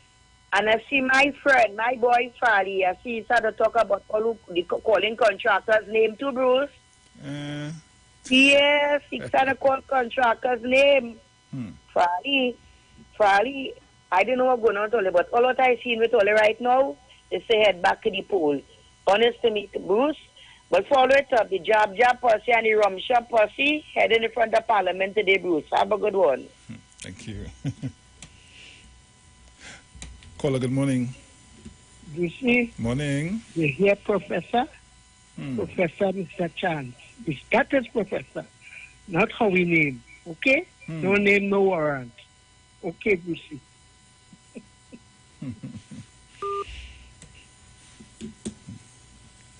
Caller, good morning. Hey, Bruce, sorry for asking you all morning, but I want to, what I forget to tell you is to explain to people that the budget is not cast in stone, it's a proposal, and I want them to understand what is the meaning of a budget proposal. You bring out a budget based on what's happening in the economy, and you propose that, and that's why they just have a debate with the opposition and all these people. So all these people who come and tell you about it's a tough budget and this happening. Anything could change within that budget, but the government propose what they have to propose. So let them know the meaning of not a budget, it's a proposal. Thank you. Yeah, man. Caller, good morning. Merry Christmas, Mr. Bruce. Merry Christmas, my brother. How are you this morning? Well, by giving thanks and praises for the gift of life, the breath of life, rising this morning, this year, another day, and thanking you and blessings to you for seeing another day, that they could come and talk to the nation of Trinidad and Tobago. Morning, Trinidad and Tobago. Sister Jenny, Mother Tanapuna, Mammy Sauce, Sister Aisha,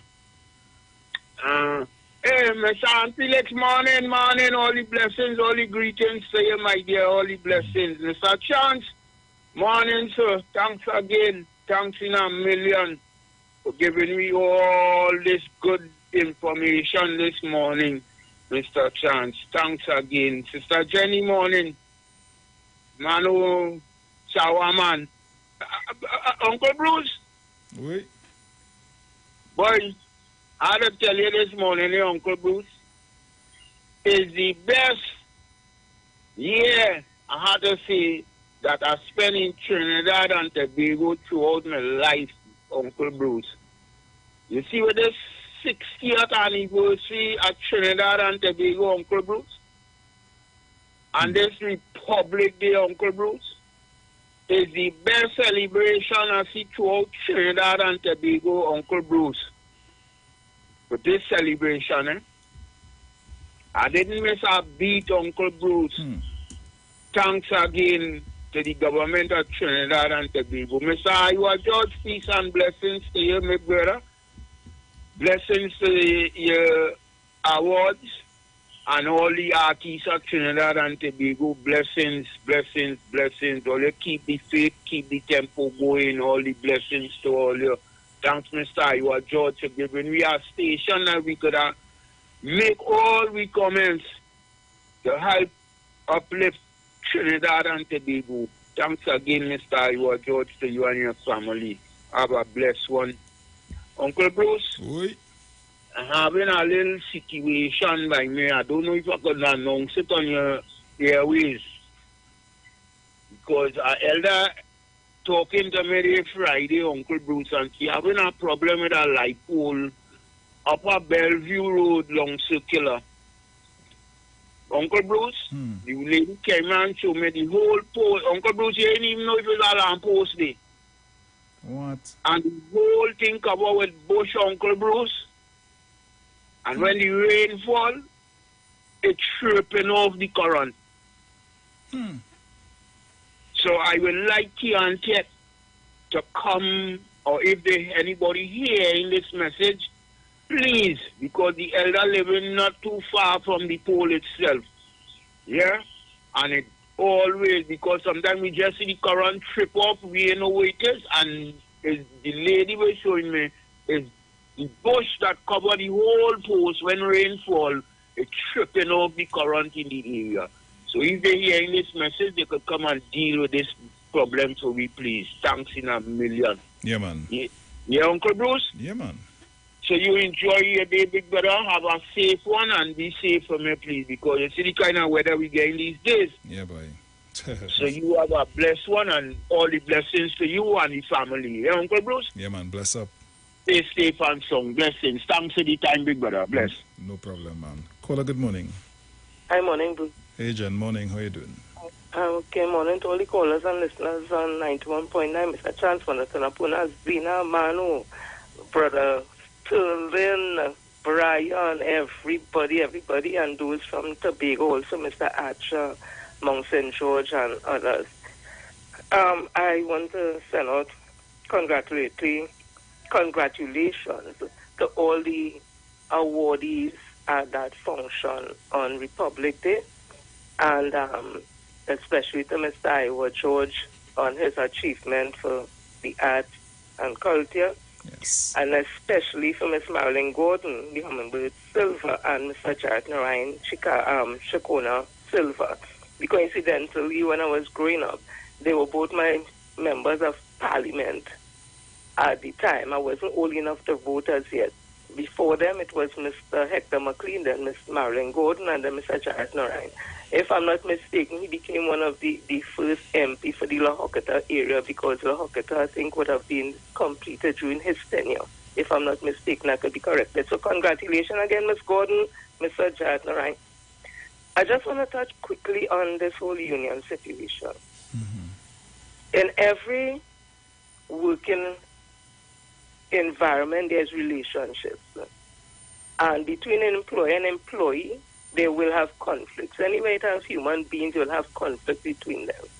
I'm talking specifically now to the unions for teachers. The unions, as Mr. Chance would have went through how they came about and all that. They have a job, a role and function, and they have duties and responsibilities.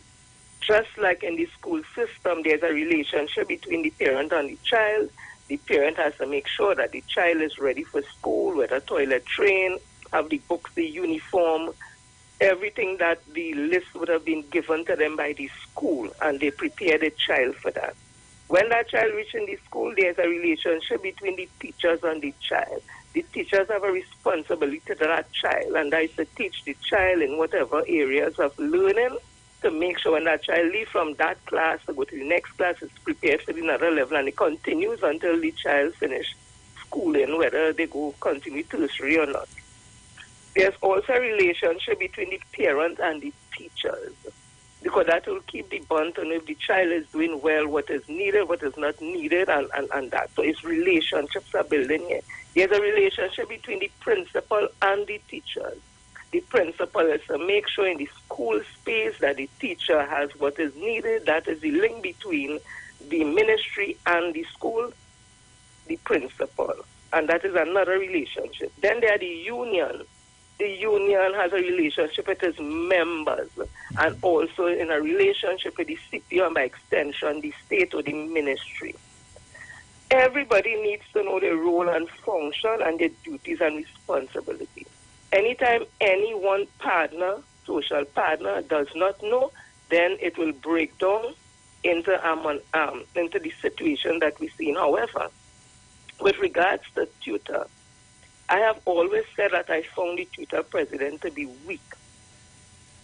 And this has confirmed it to me.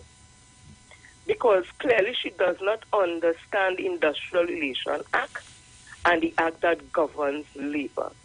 And if teachers are essential service, the act clearly states what essential services are and what they can and cannot do. So that's the first error she would have made. And when I speak about creativity in unions, again, I come back to her. She and her union are not creative. Because they clearly don't understand that if you're essential service and you want to do anything, whatever, there has to be some type of creativity in doing what you need to do.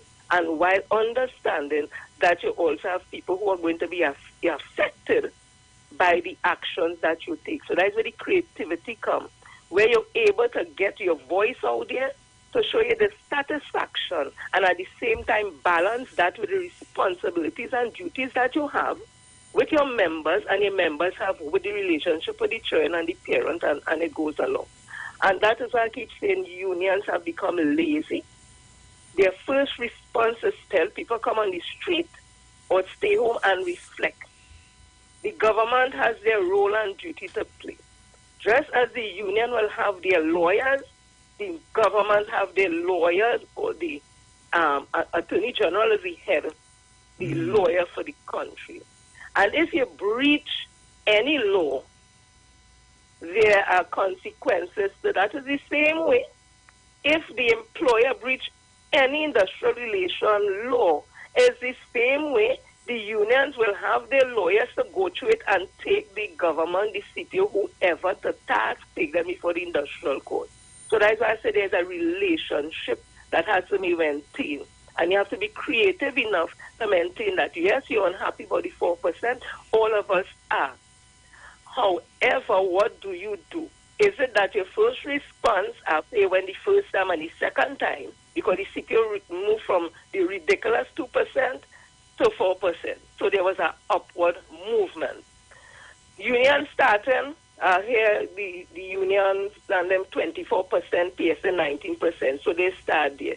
So it has to be a coming up, a going down. A coming up, a going down till there's some gradual acceptance and a gradual, again, it's another relationship where that both parties walk away with something. But you cannot just simply say, after the government moved 2%, that it may not fall. You ain't doing nothing on your side. You remain still at 119, at 124, and you just stick on that, stick on that, stick on that. And then when everything collapsing around side to say, we ain't 104%, I want to come out and march, we want to stay home and whatever it is. You need to sit at the negotiating table. That's what they're being paid for. The strength of a union is at the negotiation table. When you walk away, it shows the CPO and the government that you have nothing. You have no plan. So I am saying to unions, get back at the negotiation table and work it out. That's what you're getting the big salaries. Some only don't want to tell all the members what they're getting it for. All your work for us. They have this way that they are in body, the executives and the president in charge. Are we? No. You work for us who pay our money, and we direct you all on what you all want to do first. What you all give is guidance, because we believe you all have the expertise to sit before the CPO. Otherwise, we would have gone sit down in front of the CPO by ourselves. So you all could guide us, you all could give us information, but we are the ones telling you all what we want. And you would have seen it with Comrade Prentice, because I haven't seen anybody from his union come out in the papers and say he betrayed them. So it meant that the comrade went and spoke to his members, and they made some type of agreement that take the 4% along with other benefits that are non-monetary. And that is what unions have to do. So I am saying, Ms. Antonia de Freitas, I give you the Boo-Boo Award for the year for what you would have done, because what you simply do as I'm wrapping it up, you would have put your teachers and members at a disadvantage because you have not articulated the issues and problems that teachers are facing properly, either to the public, either to the government, or to nobody. So it looks like now everybody will be beaten up on teachers because they really don't know. They need to do better. And Ms. Antonia, you do not deserve that position that you hold as president of tutor. Thank you, Bruce, for the opportunity. Yes, my dear. And guys, with that, we go to the break. So we'll be right back. Keep it locked. You've got bills to pay. And so do we. Let's go pay some bills on the street 919 FM.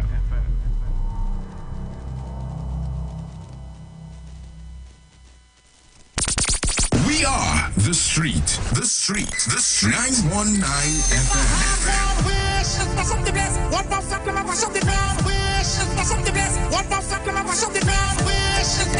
The only radio station bringing perfect balance between entertainment and talk. Updating you with current affairs and social issues. So what, we should just sit down and take the foolishness that's being meted out because of you feel that all you're real bad? Right? Unlike his situation that I don't even want to go back and bring up and highlight. You don't have a good record where that is concerned. Having you in the loop with trends and entertainment. Providing music that lives on. Darling, I feel the disco. And spiritual food for the body, mind, and soul. Satan soul face. Enough taking that. The Street. 919 FM.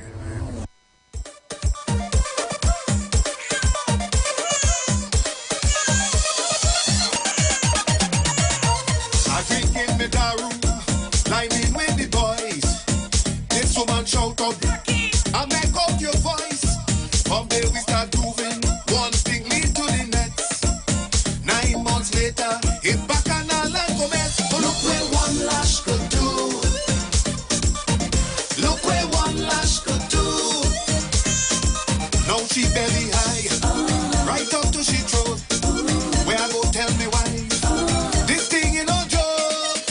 But look where one lash could do. Look where one lash could do. Pampers and hobbies, being by them for years. Don't talk about the nursery, that go put me pocket in tears. But look where one lash could do. Look where one lash could do. Is this the black band? A message left on the phone. We want direction. We hope that you're home alone.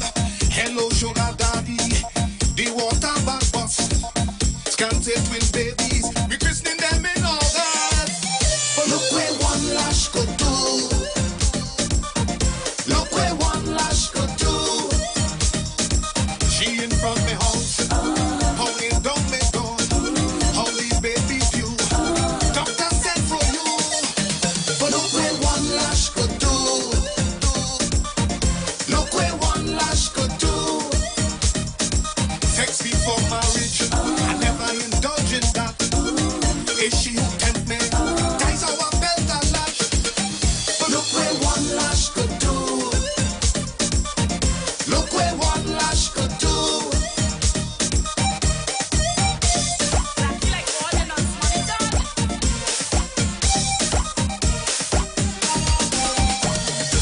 I still can't believe them babies is mine. I had to get DNA to clear up my mind. The last time I checked, this sperm count was low. All of a sudden, how we climb up just so. Look where one lash could do. Look where one lash could do. Say she missed the hole, and 2 years he ain't touch she. How I touch the sweet spot, as well as she hold belly. But look where one lash could do. Look where one lash could do. If you see the twins that be, is you in print? They hire your own structure, resembling your grandmother. But look where one lash could do. Look where one lash could do. But look where one lash could do. Look where one lash could do. But look where one lash could do. Look where one lash could do. Look where one lash could do. Look where one lash could do. Look where one lash could do. Look where one lash could do. Look where one lash could do. The Diamond Jubilee Calypso Monarch. Our 60th independence celebrations continue with the Diamond Jubilee Calypso Monarch competition. Come out and see TNT's Calypso Heavyweights vie for the grand prize of $200,000. Look out for the finals this Sunday, September 25th at the Grandstand, Queens Park, Savannah. Special reserve tickets are $60. General admission is absolutely free. So come out with your coolest to see who will take the crown of the Diamond Jubilee Calypso Monarch. For more info, contact the Tuco head office at 623-9660 or follow us at Forging Forward TV on Facebook and Instagram. The Diamond Jubilee Calypso Monarch. It's the launch of Legacy's 2023 presentation, A TikTok Affair. On Saturday, October 1st at Ibiza Lounge. Come TikTok yourself with Youngster, Mystical, Caution Sound, DJ Tari and Parky, Music Jazz, Nigel Snipes, and much more. Win an all-inclusive Legacy Carnival package and other door prizes. Tickets at Legacy Mass Camp, Brooklyn Bar, and Legacy Committee members. Call 622-7466 or 362-5959 for info. TikTok, it's trending. TikTok. At Legacy Band Launch, Saturday, October 1st, Ibiza Lounge. Courtesy Blue Waters, Coca-Cola, Wiggins Light Effects, Forest Park Punch and Rock, and powered by Rockstone Tonic Wine. 91.9 is counting down 91 days of Christmas. Yes, 91 days of Christmas. It's karaoke, prizes to be won, giveaways. It's the 91 days of Christmas on the street. 919 FM. I could sing a good serenade. Oh, it's Christmas. The legendary Desperados Steel Orchestra presents their fundraising 5K run and walk on Sunday, October 16th, beginning and ending at the Pan Theatre, corner Tragarete Road and Victoria Avenue in Port of Spain. Be treated with breakfast on the morning and a steel band clash afterwards, featuring First Citizens Supernovas, Shell Invaders, and the legends themselves, Desperados Steel Orchestra. Register now for only $125 at bafasports.com/Despers5K or call 283-1365. Breakfast tickets cost only $200 and will be available at the Pan Theatre. It's Desperados Steel Orchestra's fundraising 5K and walk, breakfast and Pan Jam on Sunday, October 16th. Come and show your love. On Republic Day, we celebrate TT. Wear your national colors with pride as we head to Library Corner, San Fernando for an evening of live music action with the big band, A-Team, alongside Patrice Roberts. I go drink water and mind my business. Farmer Nappy. And many, many more. Action kicks off at 5 p.m. Admission is absolutely free. So come out with your family as we celebrate TT. Follow us at Forging Forward TT on Facebook and Instagram for more details. Celebrate TT Republic Day as we head to Library Corner, San Fernando. Wear your national colors. All we need is the sunshine and wine.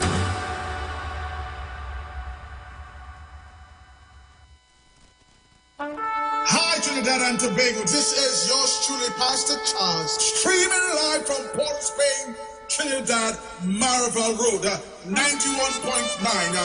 Our services start from, 12 midnight to 5 a.m. in the morning from the first, the second, and last Wednesday of the month.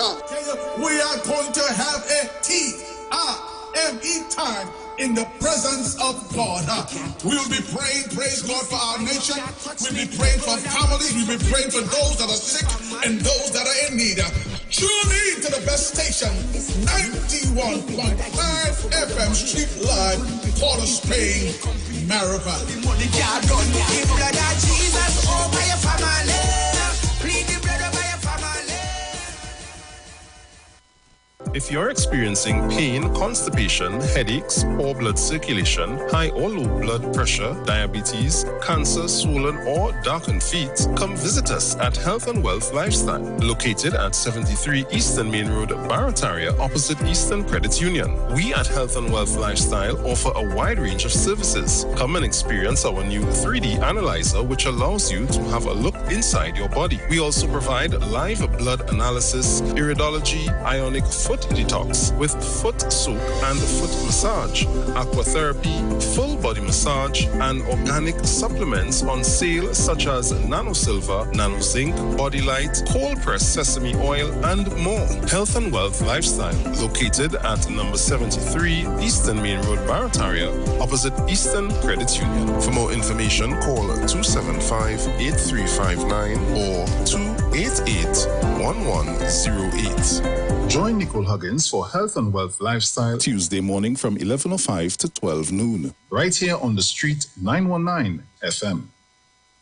The steel pan, the only musical instrument invented in the 20th century, is a reflection of the perseverance and innovativeness of the people of Trinidad and Tobago, which have always been central to our development as a nation.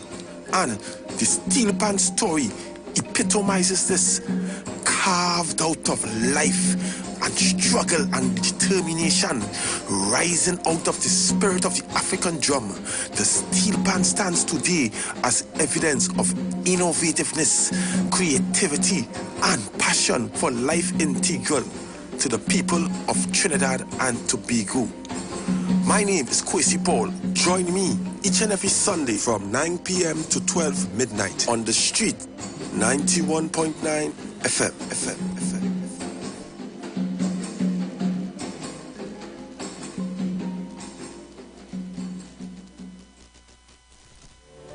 Turn your lights down low and listen to the Master's radio.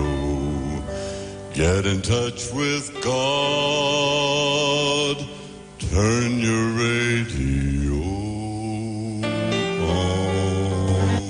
You are invited to join Pastors Morris and Agnes Johnson of the Church of the Firstborn Assembly Miracle Center, located at number 399 Eastern Main Road, Guayco in Sangre Grande, for the Old Time Gospel Hour Family Radio Ministry every Sunday from 1 p.m. to 6 p.m. to the Children's Hour Worship Ministry of the Word and the Family Forum every Tuesday from 9 a.m. to 10 a.m. The Law and You, and every Friday evening from 9 p.m. to 5 a.m. All Night Prayer Live, designed with you in mind. This program deals with today's issues from a biblical perspective. You will also be given the opportunity to call in and interact with us. Micah 6:8 says, He hath showed thee, O man, what is good, and what doeth the Lord require of thee, but to do justly and to love mercy and walk humbly with thy God. Your financial support through the First Citizens Bank will be greatly appreciated. Account number 795222. For further information, call 753-1113 or email us at church668hope@gmail.com.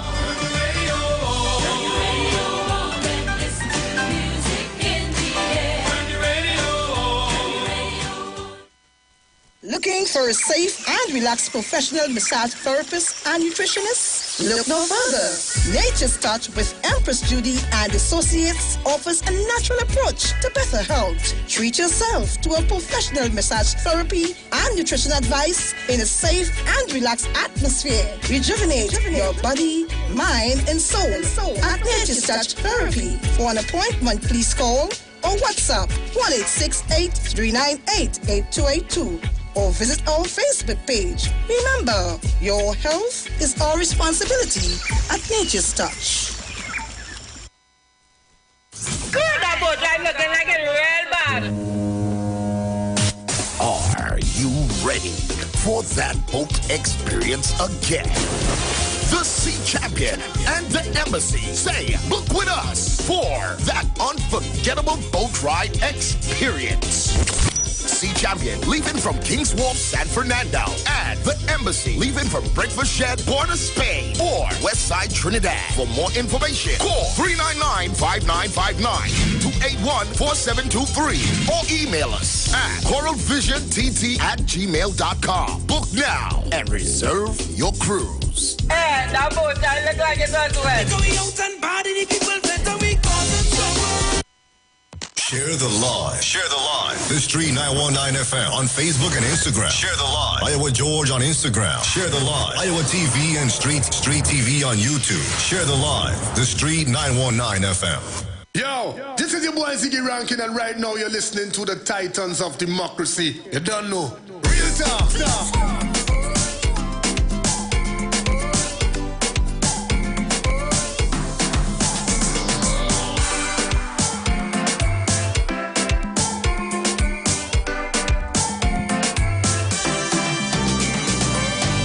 So Welcome back. Just a bit of quick information for you. It's a brand new Christmas on the Street 919 FM. As we count down 91 days to Christmas, we'll be giving away 91 prizes to 91 children. But that's not all. Keeping the Christmas spirit, we may have more surprises in store for you. Keep it locked to the Street 919 FM because it's a brand new Christmas. Embassy is coming to Tobago Carnival from the 21st to the 31st of October 2022. Pickup points are Bon Accord Lagoon, Private Jetty Crown Point. Packages include captain, cleaning crew, sound system, one DJ, and security. So book with us. For more information, contact 281-4723, 363-4030, and 324-4227. Embassy for bookings on Facebook or email us at embassycruises@gmail.com. Yes, people, it's that time again where we head back to school. It's a massive back-to-school sale now on at Charon's one-stop bookstore. Get all your kindergarten, primary, secondary, and tertiary education textbooks and stationery, both boys and girls. We carry a wide range of school uniforms, including shirts, pants, overalls, belts, ties, socks, and more. Bring your lists and our friendly staff will assist you. For all your back-to-school needs, visit Charon's one-stop bookstore located at Eastern Main Road, Sawa, Eastern Main Road, Tunapuna, and 2 locations, Level 1 and 2, Trin City Mall, Trin City. Charon's one-stop bookstore has always been there for you. Call 663-1884 for more info and follow us on Facebook and Instagram. Reggae Rock Sundays featuring MC Duke and Selector Kachi presents to you Reggae Rock with a touch of everything on board the luxurious Embassy yacht. And guys, we have a new date. Yes, we have a new date. It's going to be October 8th. So remember that Saturday, October 8th, we're boarding at 10 p.m., sailing at 11 at the Hyatt Waterfront in Port of Spain. So get your reggae groove on with top DJ Selector Kachi, Bruce Wayne, TC, and Heavy Duty. Our tickets cost $175. For tickets, call Selector Kachi at 777-7909 and MC Duke at 349-4121. Remember, it's Reggae Rock with a touch of everything. And it happens on Saturday, October 8th. No oversized coolers, no glass bottles allowed. Don't miss it. Champions, let's get ready to party in fine style aboard the Sea Champion. And yacht lovers, get ready to party on board the luxurious Embassy yacht. For more information, you can call us on 399-5959, 280-7512, and email coralvisiontt@gmail.com.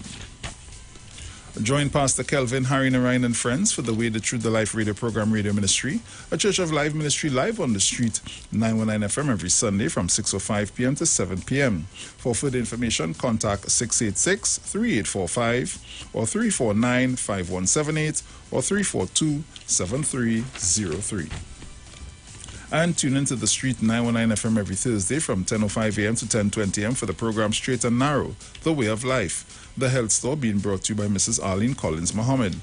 For more information, check us out on Facebook or Instagram at Straight and Narrow or visit our website at www.opulence.com/Arlene for Life.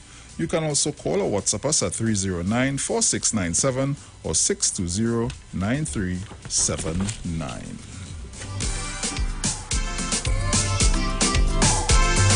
So guys, I open up the lines to take your calls. You can call me at 342-0081 and 466-5391. Caller, good morning.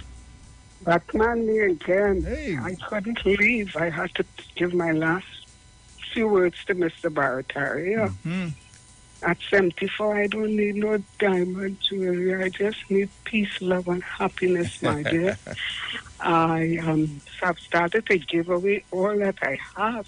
I have a daughter, 49 years. I have 2 grandchildren, 16, 17. Oh, 3, I forgot my son only. My son is 32. He has a 5-year-old. So I start giving away all I have. As I said, all I need is peace, love, and I want to see her. But when I see her, don't think I'm looking for a man. Everybody will want to tell me as my husband passed. But you know, you sound like him. You sound like him. I wonder if you're Spanish, French, and German like him. Are you Barataria? How's it now?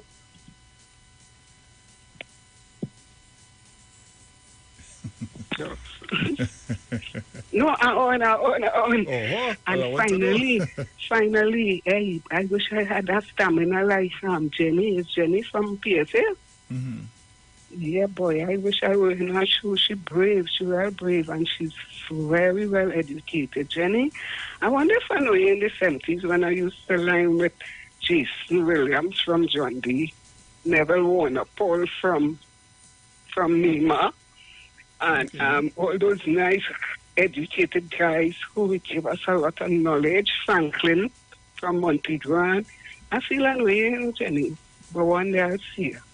Right? So I want to bless everyone who give good contributions and forget the bacchanal thing. Let's have that peace, love, and happiness. Amen. Bye, Brucey. I'm going late. Yes, darling.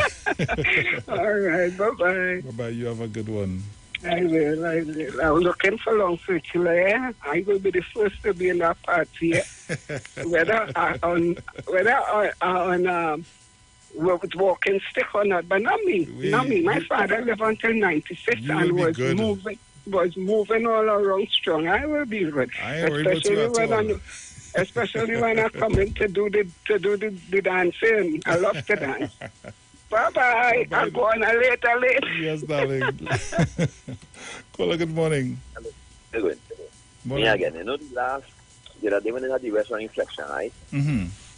And the school might tell that the government can't no denomination. Teachers, some of my teachers advise each other because they inform 4 and Form 5. So you know, some of my teachers want to kind of don't want to get work kept. And they advise the students that was an evening they recommended them an evening. And some of the teachers came to him one and they advised the children that they can't tell the child to steal legally. They can't tell a child not to come to school. And they advised the children that they will be there. And my son, one of the class had 2 children and one had 5 children, and all the teachers were there in attendance that morning, that day. They see, like, I don't know if parents took precaution, but at least the children were informed that she informed them, the teachers informed them that I'll be here this morning, so don't worry, you're saying that. And they stayed away, so they couldn't see my classes because of the fact that it's 9 of children. Yeah. See that two things. But you know, that's some way in China. There, at that point in time, people here still more or rest or holiday. We kind of like to lean towards that. And find that different things. And that's how it goes. But there's so many challenges affecting the school system. Either Marshall schools that the parents support who beat some of the challenges to a great extent. But where do have the push or the interest in the government secondary schools? Who attending the children? I mean, some of the parents can afford lessons and things. How many? That just how it is, and lessons going up just like gas. Most of the prices double. Lockdown listen, but we try to maybe, how I say, by support our country, support somebody somewhere so we can make it a better place. I mean, maybe sometimes quarrel and make a better place, sometimes protest and make a better place, but it depends on how you're protesting and what if you're really addressing the issues, when you get into the issue that's really affecting you and going forward. Lockdown listen, bye. Yeah, man. Bless. Caller, good morning. Yes, Uncle Bruce, me again. Hey, my brother. Morning. Right. I just want to let the people who listen to 91.9 are not only saying the Titans, men like Central and Leave It There and whatever. You all see why I have rated Mr. Neville Chance as the professor and the dean of the university. You all heard information this morning. Central, why you doesn't call and question Mr. Chance? Because you listen. And Kingsley, you also. Leave It There, you also. You all just listen to 91.9. Why you all don't call and question Mr. Chance on what he says? And everything that Mr. Chance says, he reads it distinctly. He doesn't fumble to say what he has to say, and his information is correct. Nobody questions it. And let me tell you all something. You see, next Republic Day, Mr. Chance, I trust the Lord keep you, that we'll see next Republic Day. We, of the Titans of democracy, going to make a recommendation that you would get whatever award that is available for you. We'll see you standing on that podium in front of the president next Republic Day. Right? This is what it is all about. Kingsley, call and deny anything that Mr. Chan said. I see they're talking about laptop because we're talking about school this morning. Let me tell you all something. When the UNC, under Kamala Bicester as Prime Minister, gave laptop, most of the children who got laptop had no internet, no way, not even close to them, not even 20 miles close to them. It was a picture thing and a map thing. And it has a place down Shackville Street. I don't know if they still have them down there. Because I had grandchildren going to school that got the laptops on them. All of them down there by the laptop doctor. No, they were not good at all. And the children took them. They play games. They watch all what they had to do and do whatever. What was the purpose of the laptop then?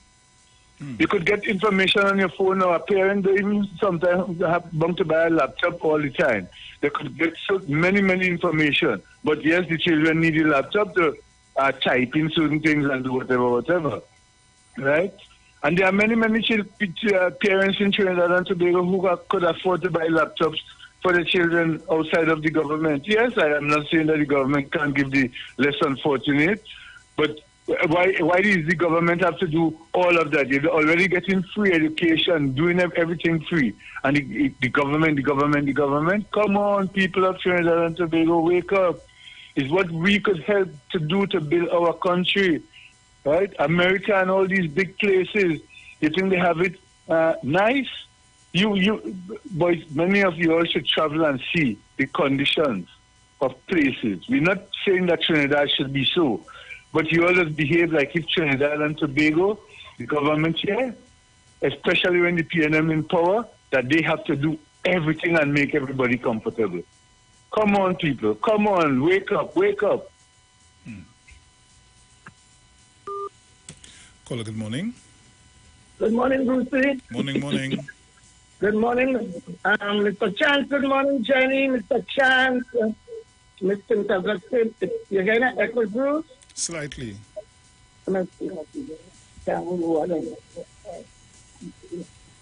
Better?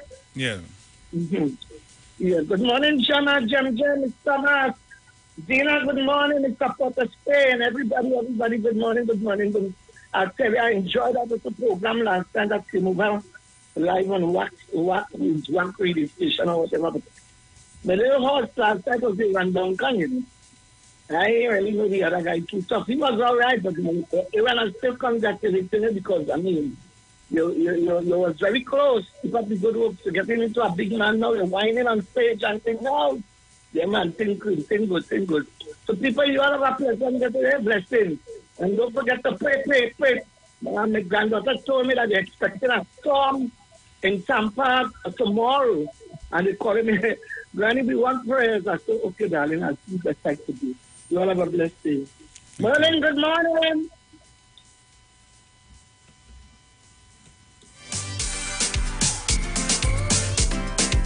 Caller, good morning.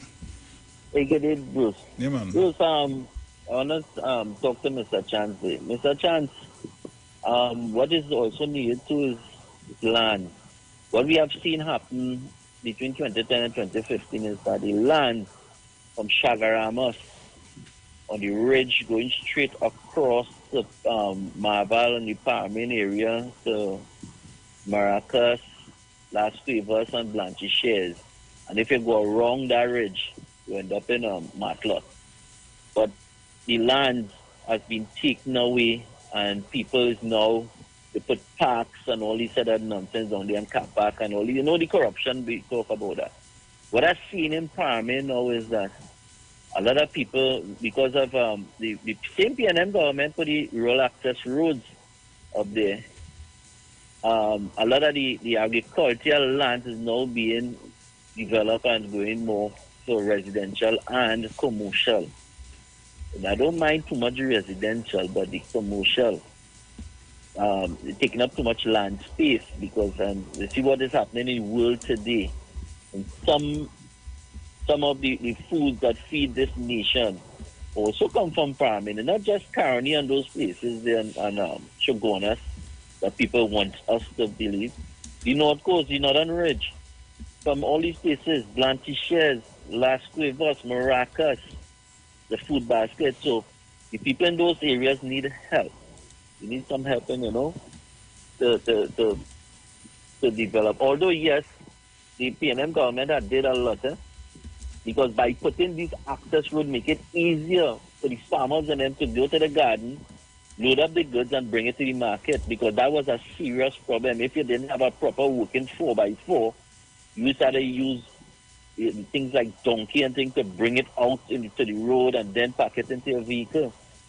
So this is an area we have to start looking at. Not just what the UNC did with the county lands. They give it out to one set of people, and then they have another set of people buying it back from them to develop it and put buildings and one set of gated communities and all these things. And all the land just is called by the government under Patrick Manning was giving all the land to these people. They had lands for homes for the workers, and also they had land for agriculture, and UNC came and changed the policy and buy back the land from these same poor farmers and them. Thank you very much. Thank you.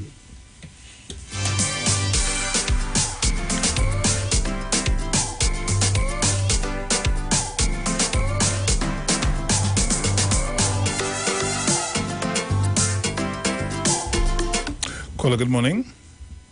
Good morning, UC. Good morning, 1285. How are you this morning, my dear? Boy, after getting a thought, you know how long I ain't called for it. You're with me this morning. Yes, darling.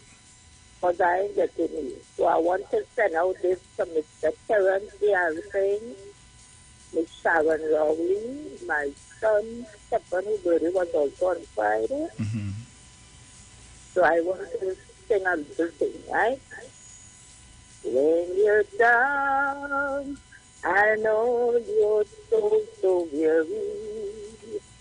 When trouble comes and your heart burdens you, when you're still, you're waiting in the silence until he comes and set a while with you. He raised you up so you could stand on mountains. He raised you up to walk on stormy seas. You were strong when you were on his shoulder. He raised you up to more than you can be. Happy birthday to all the birthday people. It is coming from 35. So I could say my morning now.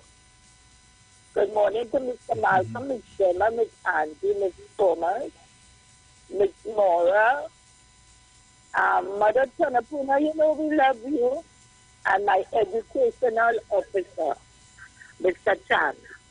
I want to tell a caller who called. I do. That piece of land by free time and they were exposed. Miss James, I tried to get her to open my preserving plants, right? I was the chairperson of Party 26. She was being turned down about it under the Pandey regime that it belonged to Baggy. So nothing ever really get going there, right? Yeah. And this is to my educational officer. Since I'm growing up here, my mother always said before common entrance and SEA, they always had an exam called exhibition.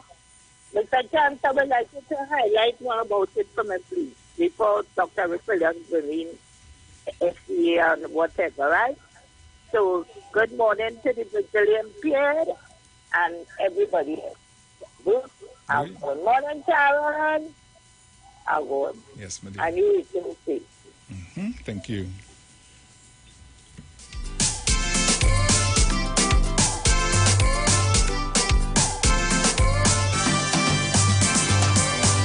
Caller, good morning. Blessing again, Uncle Bruce. Merry Christmas. Merry Christmas again, my brother. You know, I'm sorry to call back in, Uncle Bruce. But what I wanted to say, because I listened to the teacher this morning, Uncle Bruce. Here. And Uncle Bruce, dies, I now sit down here and contemplating and say, this is where we need the proper Uncle Bruce. Because these corporations now will be able, Uncle Bruce, to do repairs in all these schools in the district. So the government wouldn't have that weight and that kind of pressure when the time comes, Uncle Bruce, to deal with the repairs at schools, Uncle Bruce. Uncle Bruce, we need to do something to help we nation. We always can't sit back and rock back and relax and expect the nation to do everything for us, Uncle Bruce. That's why we need the property tax, Uncle Bruce, so that could take a strain off the government hand, because all these corporations could take care of all the schools in the area. So there is a pressure will be off the government hand. What do you think, Uncle Bruce? Yeah, it sounds like a plan. But it's a decent plan, Uncle Bruce, because every time the government had to pour out money to teachers, money to do fixing of the schools and all this kind of business, let the citizens of the nation contribute something to the nation, so that is the way we can uplift the nation. We can't always want, and never have, as our brethren say, everybody always want, you know, but nobody have to give away, and that is the problem in Trinidad and Tobago, Uncle Bruce. So I asking the government to bring the property tax, let we pay something that these problems that we having could be, even it didn't wipe out, it could be less when the time comes, because each corporation is supposed to know how many schools in the area, and when the time comes, they deal with that situation. But I think, and works are I think Uncle Bruce used to fix schools and things. I think so. I ain't sure, no? I ain't sure, you know, but I think so, you know, Uncle Bruce. I think so. So let the government do what they have to do to kind of eliminate these kind of problems when the time comes. Yeah, teacher, we hear you cry, we understand your cry, but let me set up something to eliminate all these kind of problems when the time comes. Thanks, Uncle Bruce, for the time. You take care, and thanks again for the time and blessings, and you all the blessings to your big brother. Bless. Yeah, my brother, blessings. Caller, good morning. Good morning, finally. Morning. You're good, brother. Hey there, cool, what's going on? Hey, cool. I wanted to call yesterday to tell Central that this September, to remember, it didn't only happen this year. In 2019, it happened. It was very nice. You must come. Come and experience it. It was real nice. Only because of COVID, they probably didn't have it. So that was the raising funds now. If you because it's only Tim Gopi Singh tell them about where they get the money from to build PNM, they call it the PNM building now. The Balize House? Yeah, the Balize House. Where they get the money from, and they show September to remember. That don't happen overnight. Something wrong with them, Bruce, your mother line is working at child by a car at child till 7 o'clock. Serious? Oh, you have a good day, brother. You too, man. Take care. Yeah, easy. Caller, good morning. Morning. When I used to play music, for the school free. Everything they had to do, them they used to call it frolic. And when they had a school frolic and thing, I used to play music for my children, school free, everything they had. I used to do that. And I used to go to, when I couldn't go to the parent-teacher meeting, my husband used to go. And whatever to contribute, we used to always contribute. You understand? Right now, I have some grandchildren in school, and my husband and my children did contribute to the school. You understand? Because that is what we there for, to help out the school, because it's our children and our grandchildren. You understand, you see? Yep. I used to do that when I used to, and right now my son, he just playing music now, right? Because he take over head. This is his father's name. He big Gabby Jr. That was my son. Yeah. Right? And he just play for the school and pay for them for free also. You understand? Yes. So I just want to say that. You see? God bless you, my son. Okay. Caller, good morning. Morning, Mr. Bruce. Hey, morning, my brother. How you going? Your boy quiet, boy.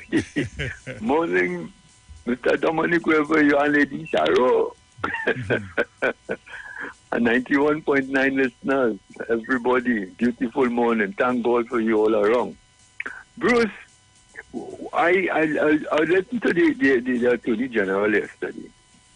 And, you know, I was saying, long before he came on there, saying, the unions want somebody like Putin, you know. Yeah, they want nobody softer than that. Because it amazed me to see how a leader, like that tutor leader, could be telling teachers, and some of them, and not all, will follow her stupidity and tell me to stay home to what? To stay home to reflect. Oh God, only stay home about nearly 2.5 to 3 years already. Only with a pandemic. So half of them get paid. Only they'll give me back some of their money as a taxpayer. Only get paid for that you go follow a teacher now just to walk away because a man tell you we staying for 4% up to now. Come and sit down on a table and talk. That's what she have a mouth for ears and 2 eyes to listen and talk on behalf of the teachers and see what you could get in some other direction instead of marching up and down the road following them 2 jockways fellas from south and the next one from on the port. Don't follow them fellas. Them fellas out to them is politicians, you know. So we can't study them fellas, you know.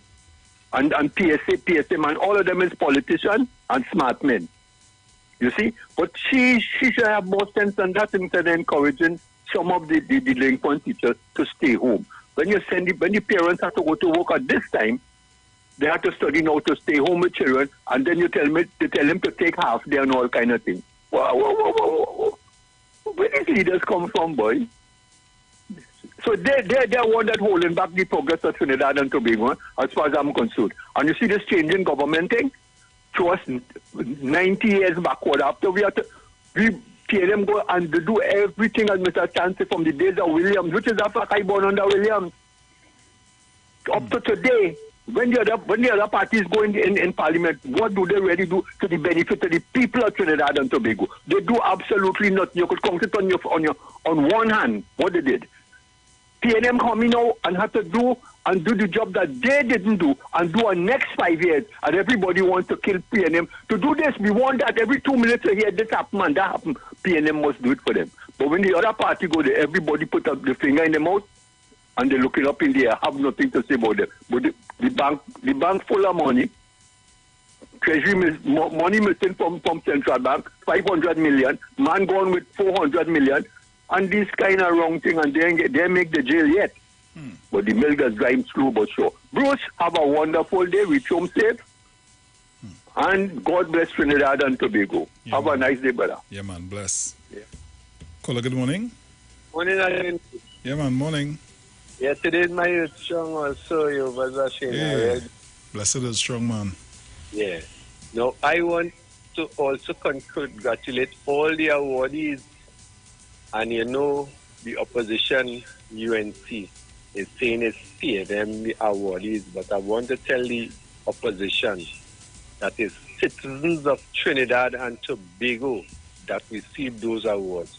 And a special congratulations to Mr. Iwer George. You know, well, I know you're tuning to 91.9, and because what's going on in 91.9, you also want a little information from everybody concerning affairs of Trinidad and Tobago. So I want to congratulate you, Mr. Iwer George, Marshall Montano, everybody, Miss Donowa, every single person that was awarded last night, and I hope that all you will make sure and contribute this service given to Trinidad and Tobago a little longer. Bruce, Thank you very much. Yeah, man, bless.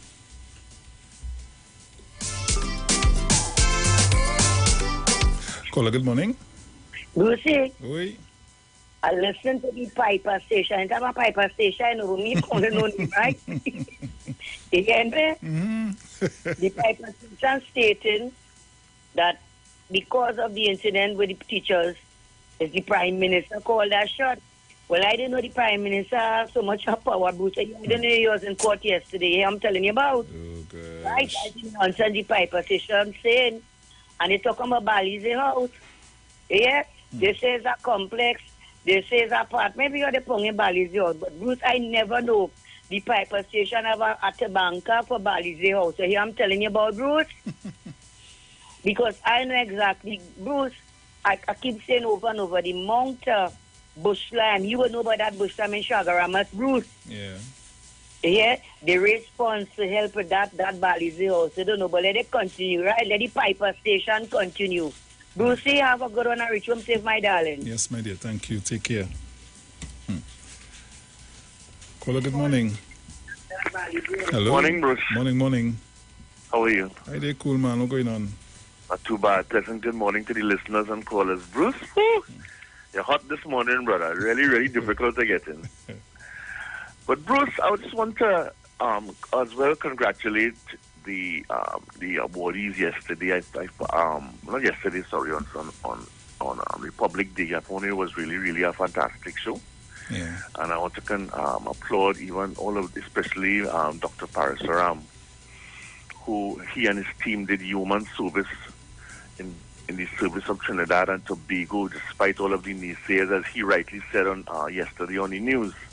And he said that was his biggest challenge in having to deal with all of the negativity and all of those who are attempting to push them in a different direction.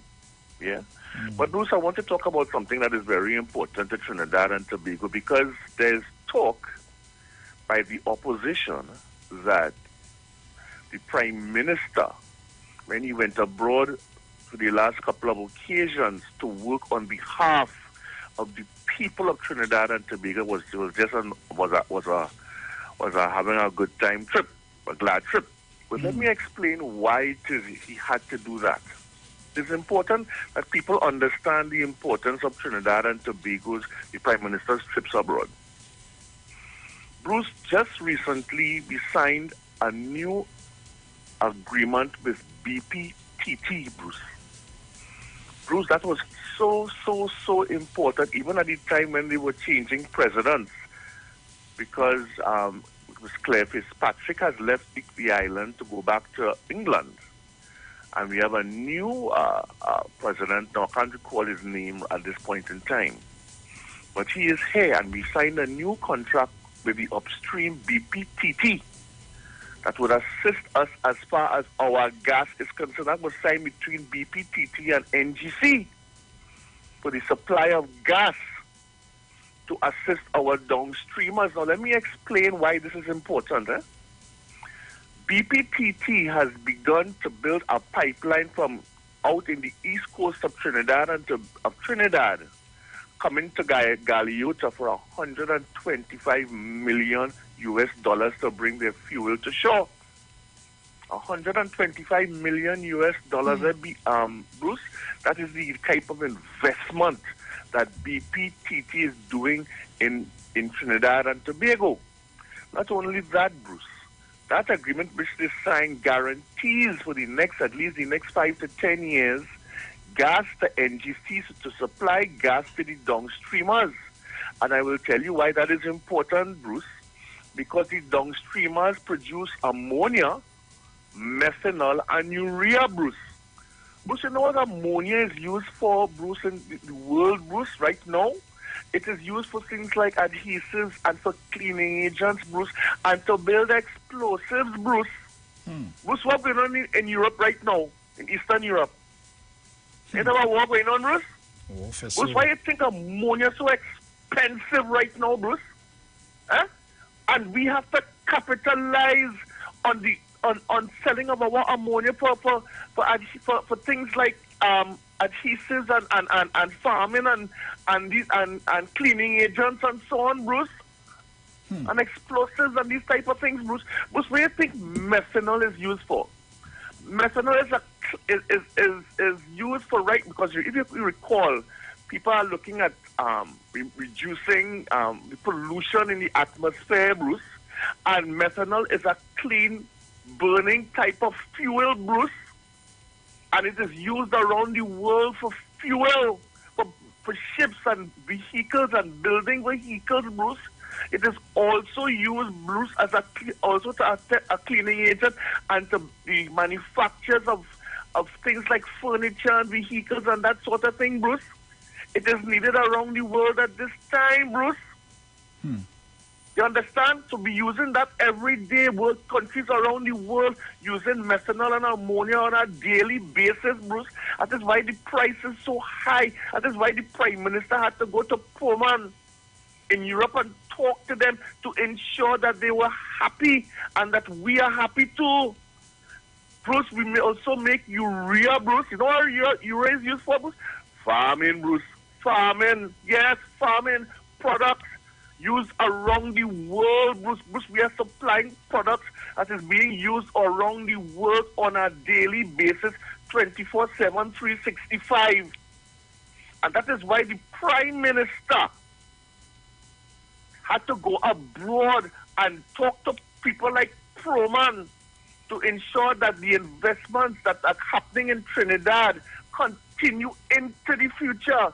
And that is why NGC had to continue negotiations and completed successfully the negotiations with the downstreamers as well to ensure that they are happy too and we make a profit in the country. And I'm certain we're going to hear more about that in the budget today. So people have to understand that it is not just happening just like that. There is a reason for it. Because those are the most expensive products bringing in good foreign exchange for Trinidad and Tobago, Bruce. The Lauren Manatee Field, the Shell.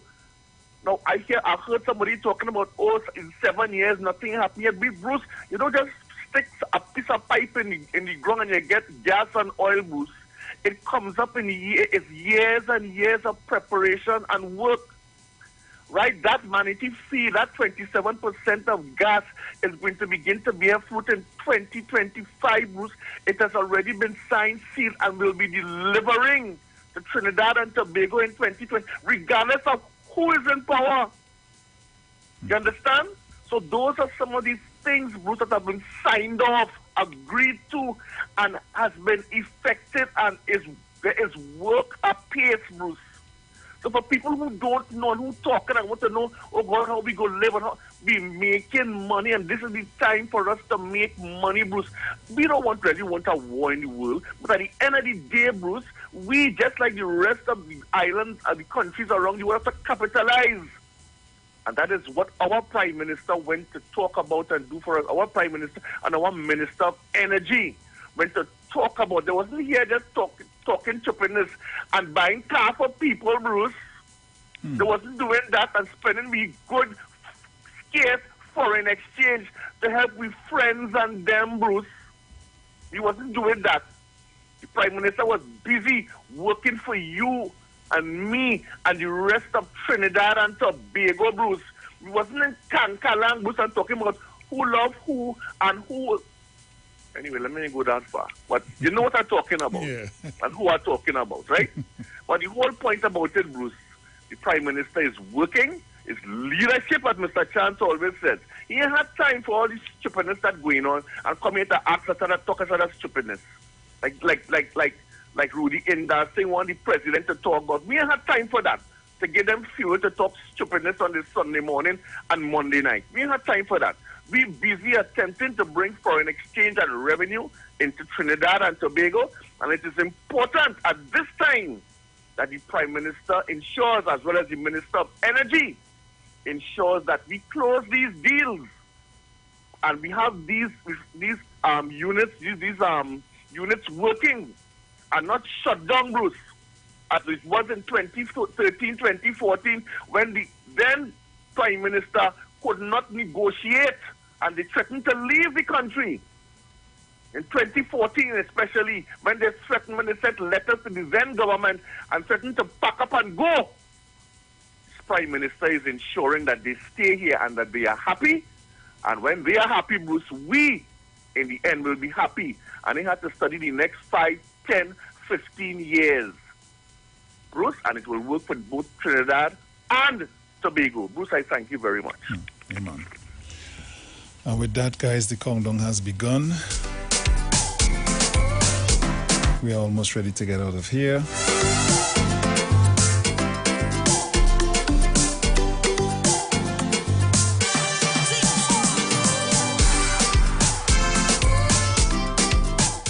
Hello, good morning. You have about a minute. Yeah, Bruce, I'm giving it in a minute. I just want to thank Brian and congratulate him, right, for spreading the good news. But Bruce, I want to get in peace, you know. I talked to Sharon and I tell her, I was so happy with the performance of this government. I went to my first all-inclusive public fete on Republic Night, you know, Bruce? Okay. Bruce, let me tell you, Mount St. George, boy, your boy went out. And listen, tell you, Bruce, you feel you could show off alone. You know why I was jumping up and putting my hand in the air to ding dong, boy? Like ding that. dong. Second star, Adas Samaru, Ronnie McIntosh. Well, when Farmer Nappy come and I went down, I couldn't come back up. When Farmer Nappy come and I go down, I couldn't come back up. My friend Darian Marcel, I want to thank him because he helped me to come back up. Bruce, that was my first. I must love this government, Bruce.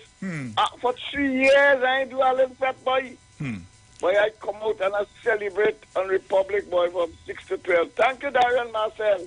Yes, and Bruce, you can't show up with me with ding dong and second stand all over again. I had a fete with them. I put their hand in the air and they hugged me up too. Thank you very much, Bruce. A nice note, Bruce. Great. Yeah, man, Mr. Chance. Take care. Thank you. So, guys, that's it. Was a pleasure being in the company. It was a pleasure having you here. At this time, I am going to get out of the hot seat, as we say. And up next, Constructive Talk with Pastor Google. So keep it locked to the street 919 FM.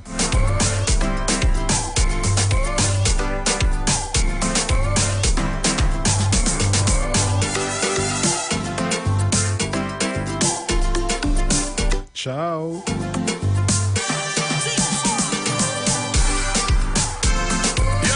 This is your boy Ziggy Rankin, and right now you're listening to the Titans of Democracy. You don't know. Real talk.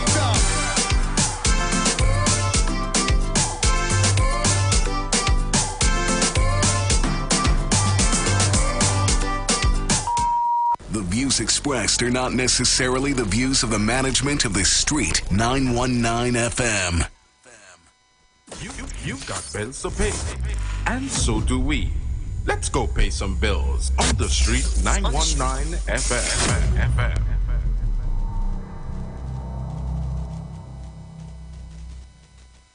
91.9 is counting down 91 days of Christmas. Yes, 91 days of Christmas. It's karaoke, prizes to be won, giveaways. It's the 91 days of Christmas on the Street 919 FM.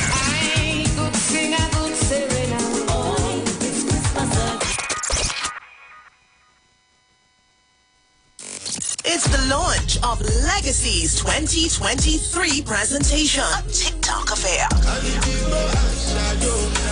On Saturday, October 1st at Ibiza Lounge. Come TikTok yourself with Youngster, Mystical, Caution Sound, DJ Tariq and Parky, Music Jazz, Nigel Snipes, and much more. Win an all-inclusive Legacy Carnival package and other door prizes. Tickets at Legacy Mass Camp, Brooklyn Bar, and Legacy Committee members. Call 622-7466 or 362-5959 for info. TikTok, it's trending. TikTok.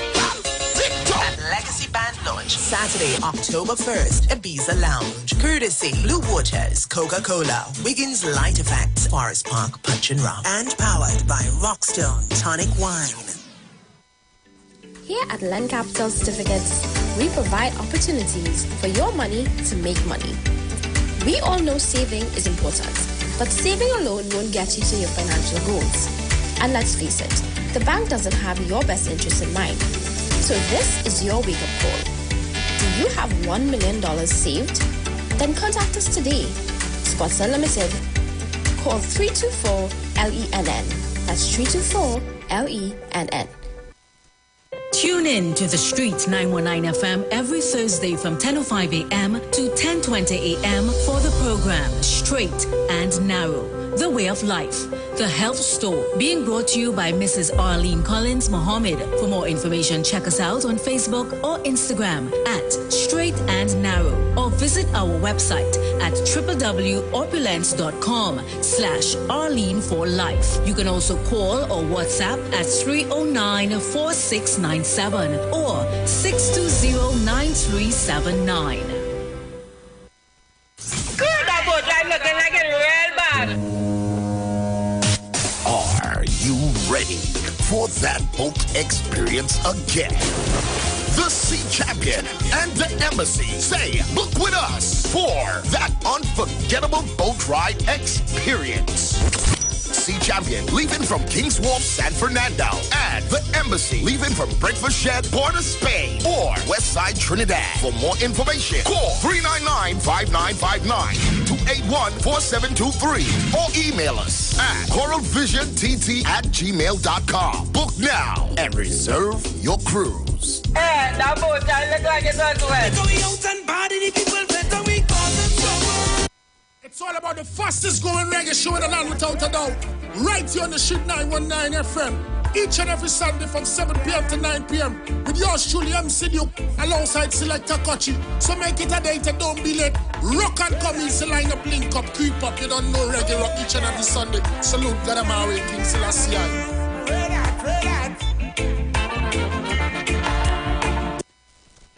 91.9 is counting down 91 days of Christmas. Yes, 91 days of Christmas. It's karaoke, prizes to be won, giveaways. It's the 91 days of Christmas on the street. 919 FM. I could sing a good serenade. Oh, it's Christmas.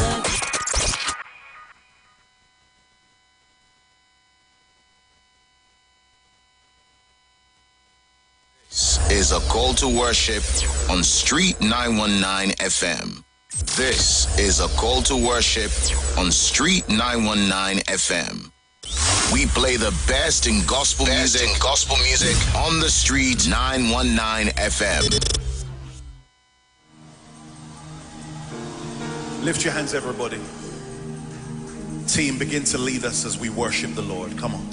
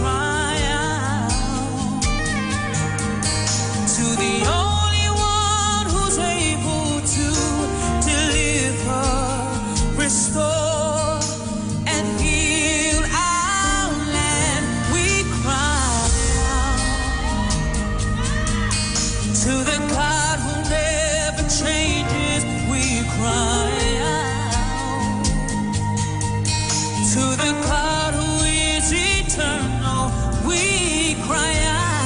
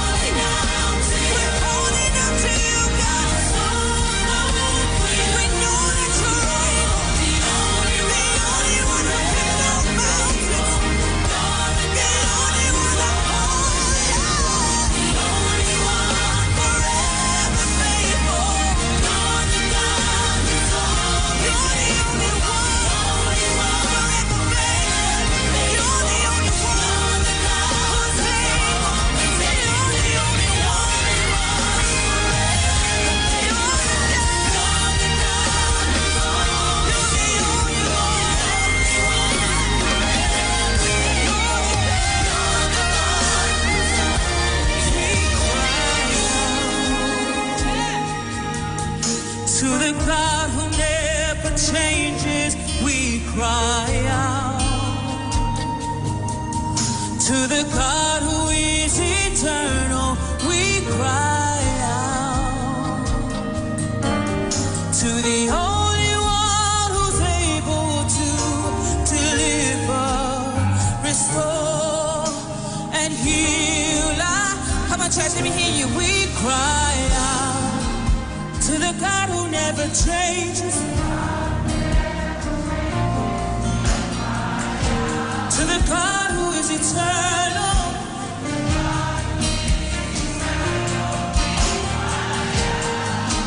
to the only one,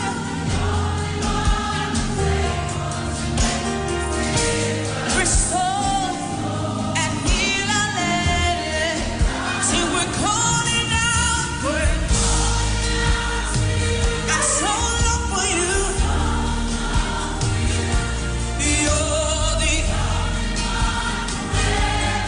You're the God. Yes, we're calling out to you. Anybody want to lift up their hands and say you're the only one. Jesus, we need a fresh touch. This is a call to worship on Street 919 FM.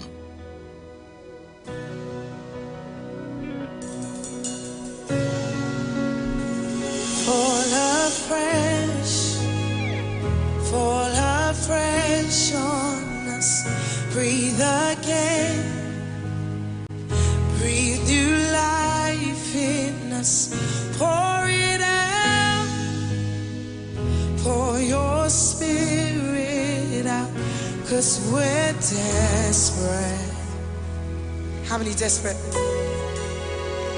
Touch our hearts.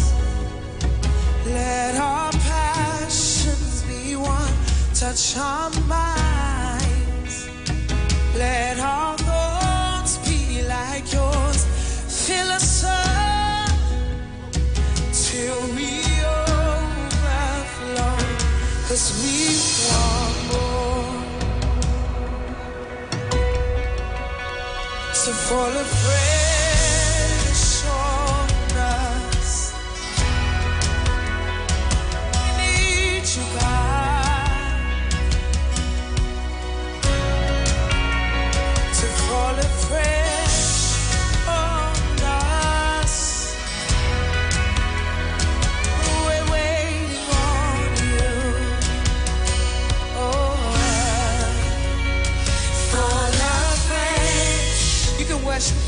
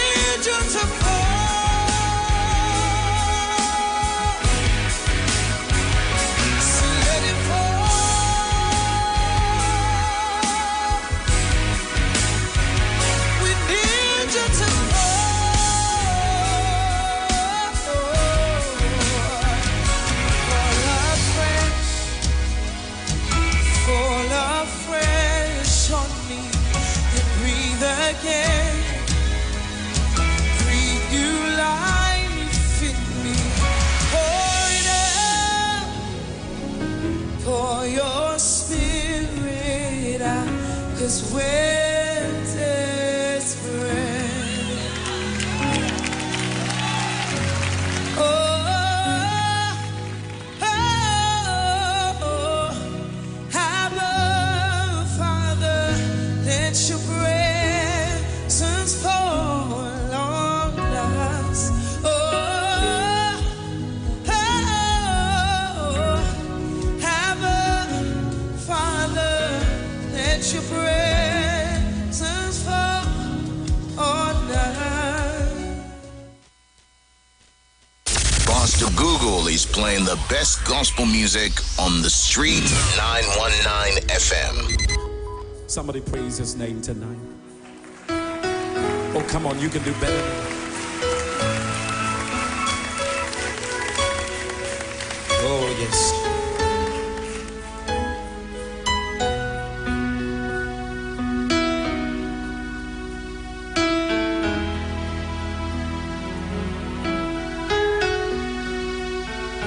Welcome in this place. We welcome you, Jesus, in this place. For we give to you, hallelujah, the highest praise. Oh, welcome in this place. Can I get somebody to lift your hands and sing it with me tonight? Welcome in this place. Anybody want the presence of the Lord to be in here tonight? Stand to your feet if you want. Welcome in this place. We give to you. We give to you the highest praise. Oh, yes, we do.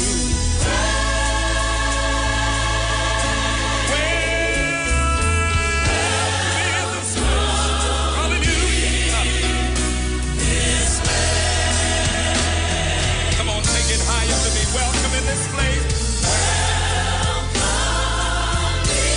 Come on, get the presence in this place. The anointing is in here to remove burdens, to destroy yokes. Welcome in this place. We give to you. I want to give you the highest praise.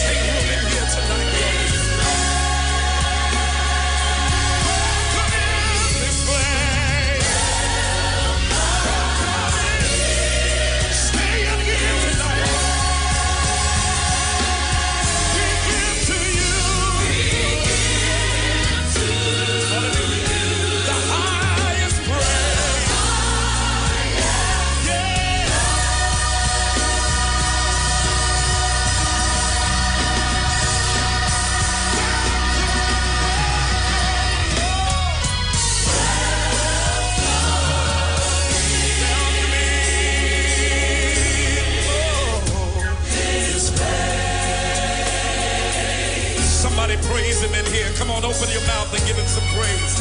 If the Lord is worthy, just sing to him. He is in this room right now. Burdens are being removed. Yokes are being destroyed. Hallelujah. Oh, glory. We welcome you, Jesus.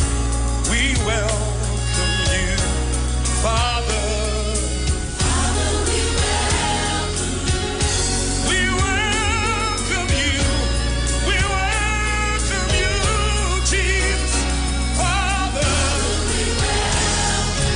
Stay in the room tonight, Lord. Stay in the tower tonight, Lord.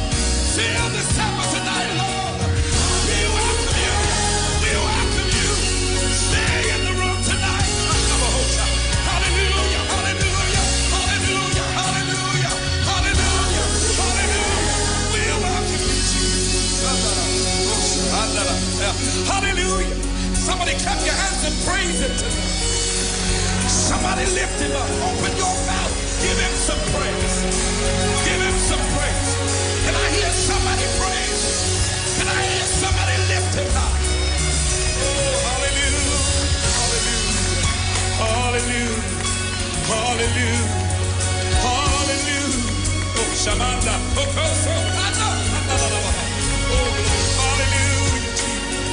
Hallelujah, Jesus. Oh, hallelujah, Jesus. Father, we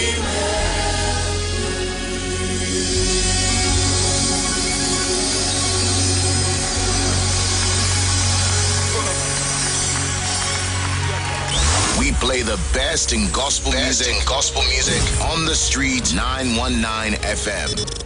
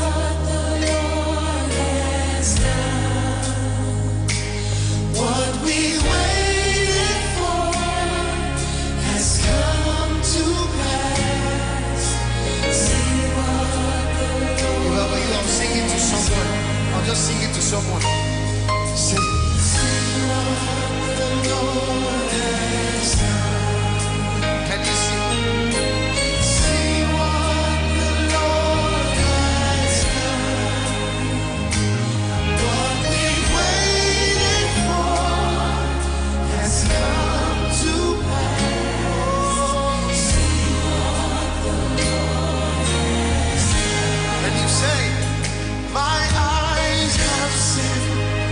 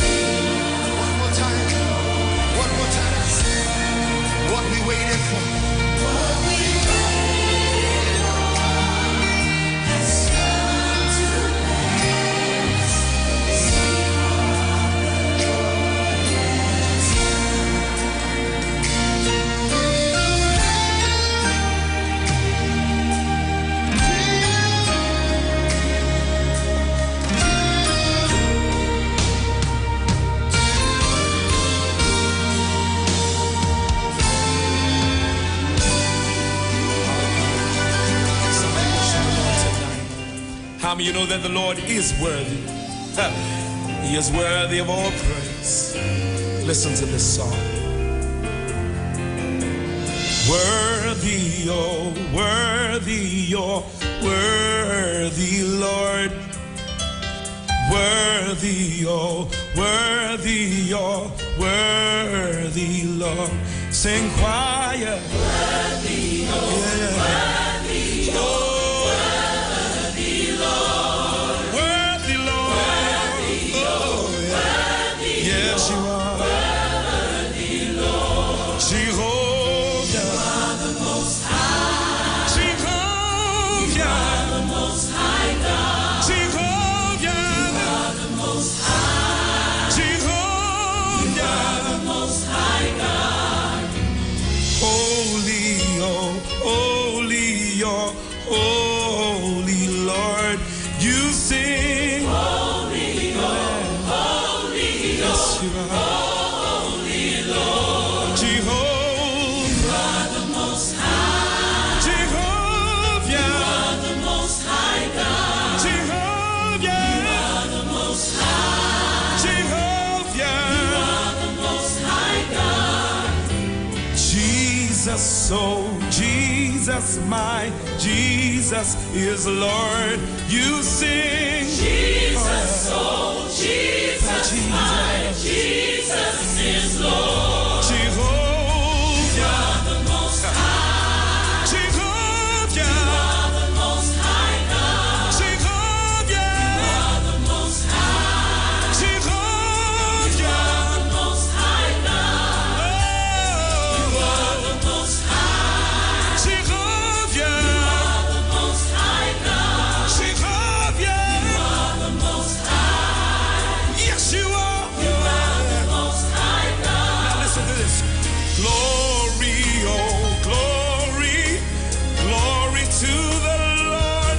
You sing. Glory, hallelujah. Glory, I'm gonna give you glory to the Lord. Come on, everybody sing. Glory, oh glory, glory to the Lord. To the Lord. Magnify your Lord. Glory, oh glory, oh glory to the Lord.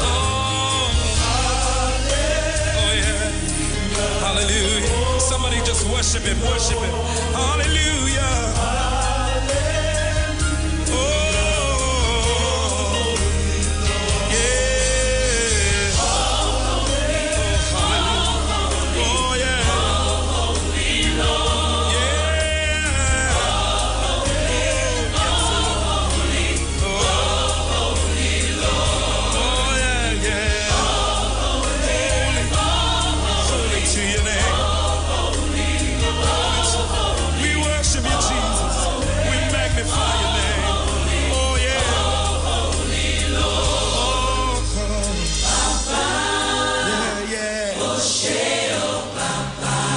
Come on, O'Shea.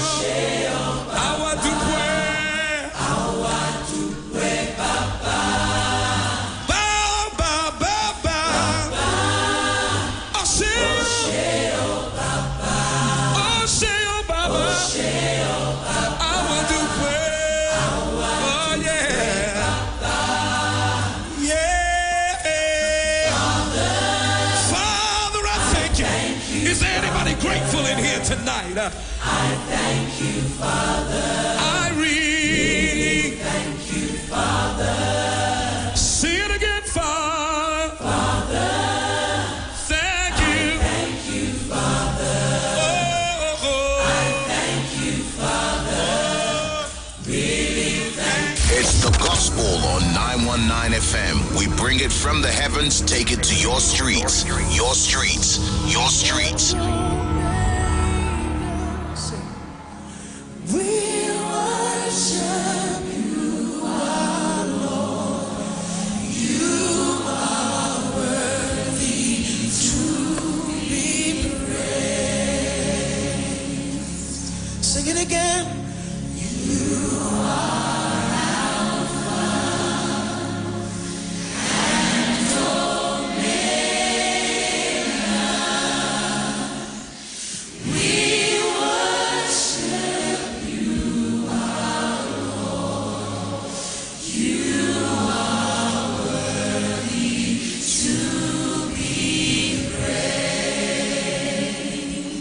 all the glory. We give you all.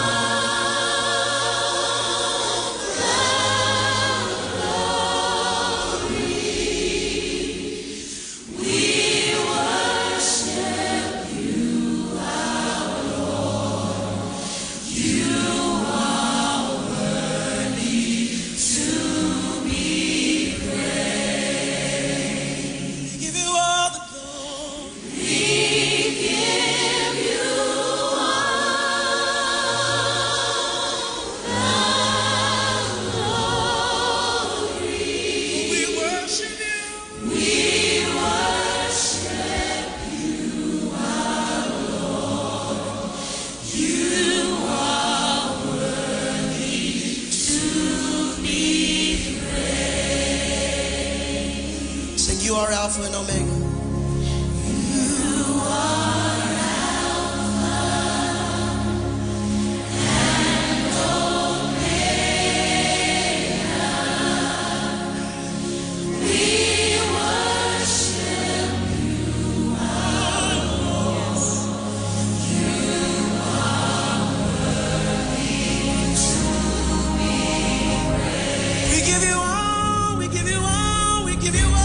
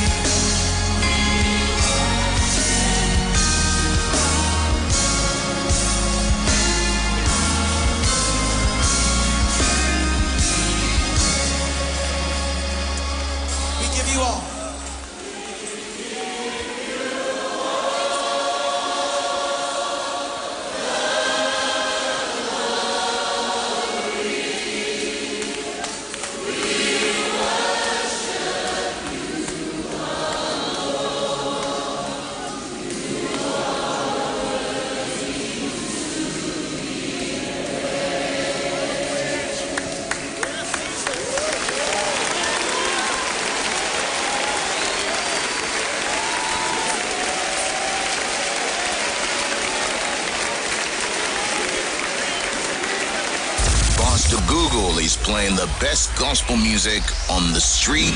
919 FM.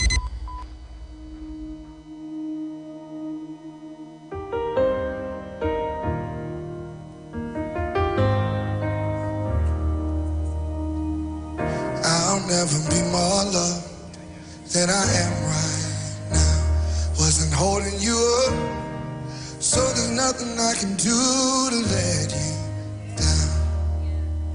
It doesn't take a trophy to make you proud. I'll never be more loved than I am right now. Oh. Going through a storm, but I won't go down. I hear your voice carried in the rhythm of the wind to call me out. You would cross an ocean so I wouldn't drown.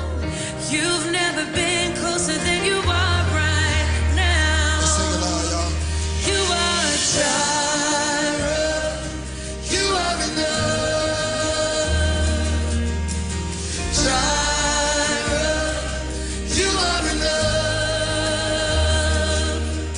And I will be content even in every circumstance. You are Jireh, you are enough.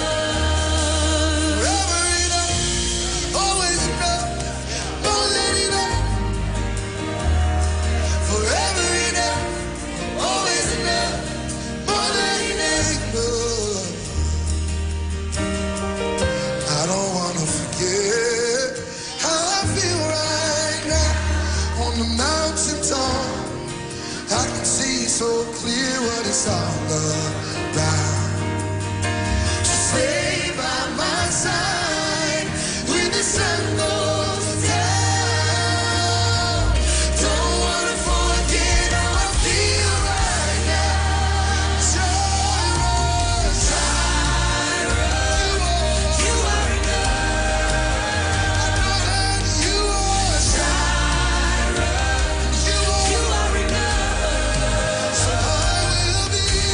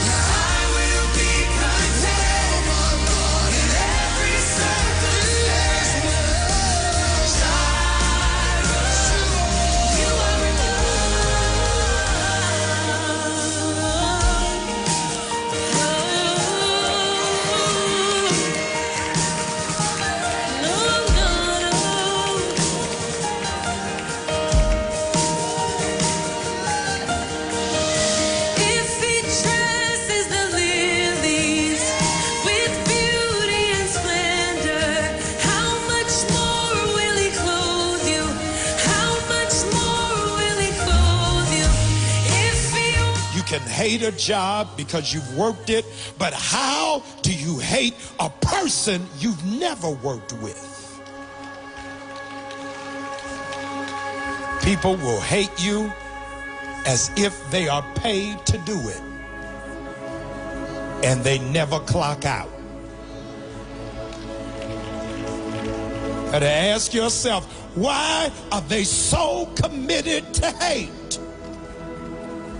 James Baldwin said that people are so committed to hate because if their hate is resolved, they'll have to deal with their own pain.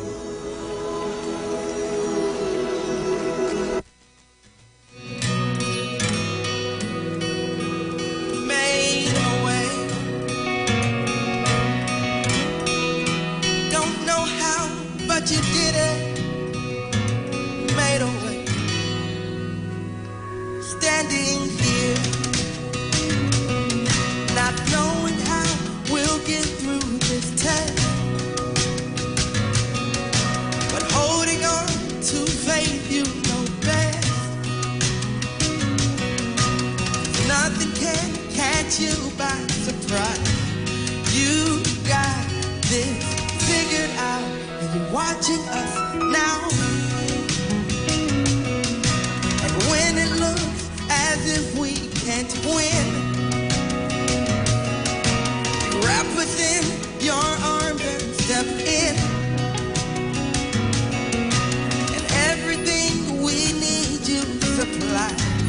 You got this in control, and now we know that you made a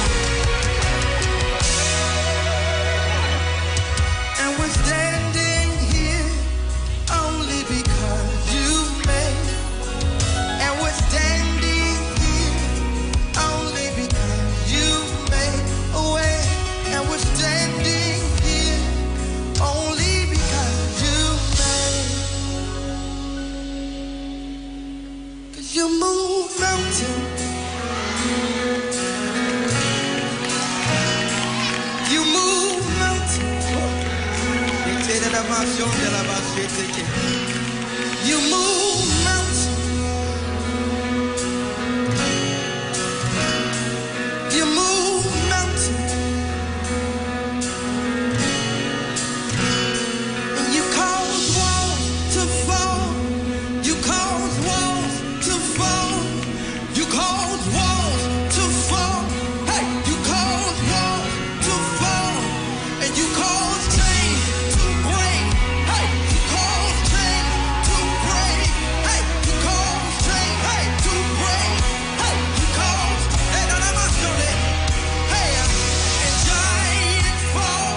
Hey, giants fall. Giants fall. Giants fall. 'Cause you move mountains. You move mountains. And everything is easy for you. 'Cause you move. Hey, yes, you move mountains. Mountains are moving. Mountains are moving. Mountains, you gotta see it in the spiritual realm. Mountains are moving. And strongholds are breaking now. Strongholds are breaking now. Strongholds are breaking. Strongholds are breaking. 'Cause you move mountains. You cause walls to fall with your power. With your power. With your power. Hey. With your power.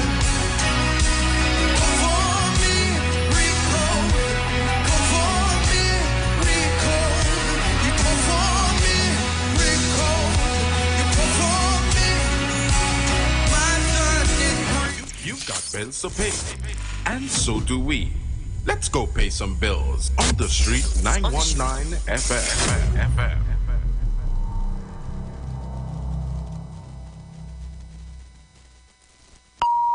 The views expressed are not necessarily the views of the management of the Street 919 FM.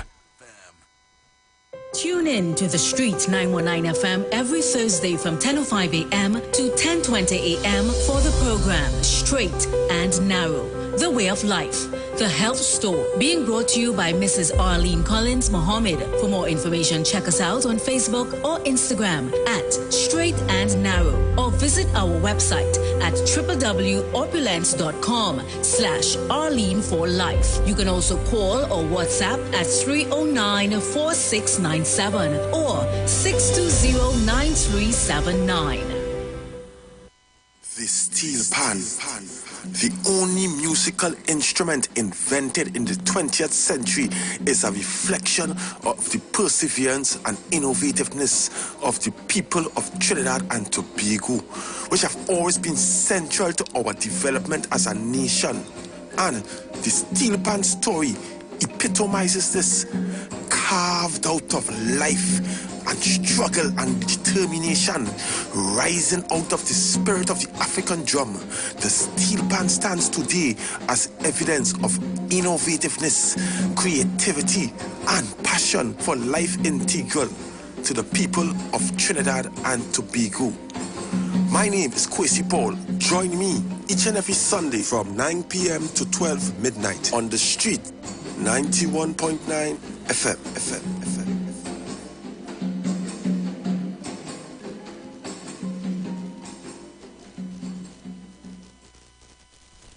91.9 is counting down 91 days of Christmas. Yes, 91 days of Christmas. It's karaoke, prizes to be won, giveaways. It's the 91 days of Christmas on the Street, 919 FM. I could sing a good serenade. Oh, it's Christmas. Here at Land Capital Certificates, we provide opportunities for your money to make money. We all know saving is important, but saving alone won't get you to your financial goals. And let's face it, the bank doesn't have your best interest in mind. So this is your wake-up call. Do you have $1 million saved? Then contact us today. Spots Unlimited. Call 324-LENN. That's 324-LENN. Tune into the street 91.9 FM. Every Sunday from 10:05 a.m. to 11 a.m. For the Repairing of the Breach radio program with me, Bishop Showinau Thomas. The scripture says, and they that shall be of thee shall build the old waste places. Thou shalt raise up the foundation of many generations, and thou shalt be called the repairers of the breach, the restorers of the paths to dwell in. Don't miss it. Repairing the Breach radio program with Bishop Sherwin R. Thomas on the Street 919 FM every Sunday from 10:05 a.m. to 11 a.m. Join Pastor Kelvin Heinerine and friends for The Way, The Truth, The Life Radio Ministry, a Church of God ministry, live on the Street 919 FM from 6 p.m. to 7 p.m. This and every Sunday on the Street 919 FM. Jesus said, I am the way, the truth, and the life. No man cometh to the Father except through me. John chapter 14, verse 6. For further information, contact 686-3845-349-5178 or 342-7303. This is Bishop Aaron Williams from the Divine Problem Solving International Ministries, inviting you to be part of our broadcast on any given Thursday night from 12 midnight right on to 5 a.m. on Friday morning. And this broadcast is called Early Morning Gospel Market Program. Then we have on Tuesday from 12 noon to 1 p.m. the Holy Ghost Gospel Pharmacy. If you are sick and ailing, you can get from this particular pharmacy, from the pharmacist, the good things of life. Hallelujah. And any Saturday from 10 a.m. to 12 noon, break into the host of the Philistines. Hallelujah. If you are sick and tired of being sick and tired, hearing the babel of false doctrines that you encounter daily, it's about time you get close to God, God's word, direct from his throne room, in the name of Jesus. God has good plans for his people. Why do you worry so much? Share the live. Share the live. The Street 919 FM on Facebook and Instagram. Share the live. Iowa George on Instagram. Share the live. Iowa TV and Street TV on YouTube. Share the live. The Street 919 FM. One called Jazzy blazing the gospel with Pastor Google. Yo, well, you don't know the thing critical and crucial is Friday night blazing the fire as usual, and you're listening to Pastor Google on Street 919 FM. Boom.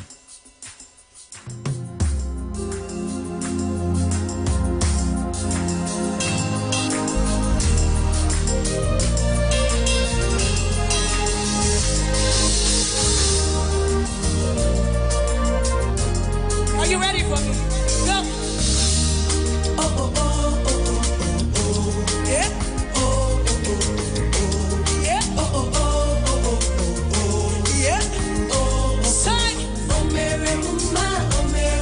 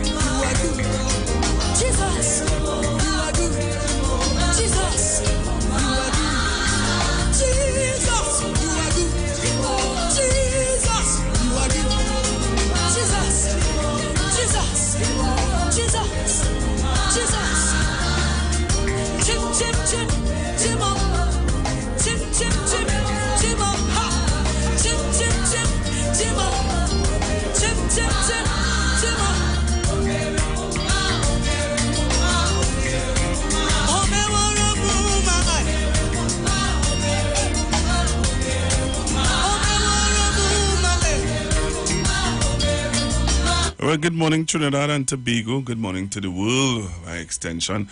Those of you who locked on to the Street 919 FM via Facebook, and also those of you who are on YouTube. I want to say good morning to you wherever you're listening to me. Thank you very much for being with me today on Constructive Talk with Pastor Google, straight until 2. Before I do anything, I want to say thank God for being alive and being here today with you, you know. Trust me, I will give you all a story, but when I'm through giving you all that story, you all will be very much a little annoyed but surprised. So, thank God for being alive and being here in the land of the living. And I want to say congratulations to my boss, Mr. Iwer George, for getting the,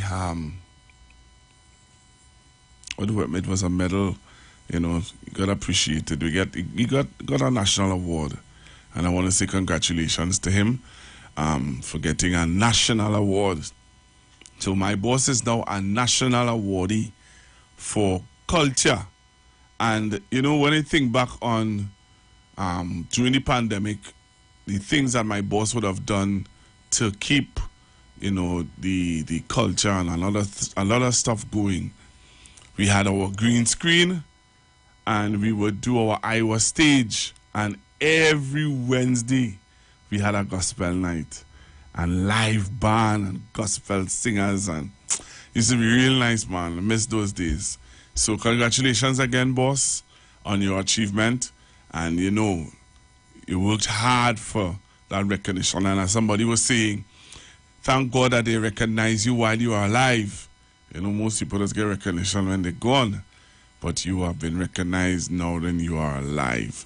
So let me say again, congratulations to my boss, all right, Mr. Iwer George, on his achievement. And, you know, Trinidad and Tobago, we just need to continue to appreciate and love who we have. Because when they go on, that's the time when most of you would say, oh, gosh, he was a good one, you know. Just as they're saying about blacks now. Everybody know blacks was a good one. But when he was here, you know what I mean, enough fight. But today, Monday morning, so much is happening. Today is the 26th of September. October is coming. It's not waiting anymore. It's coming right around the bend. And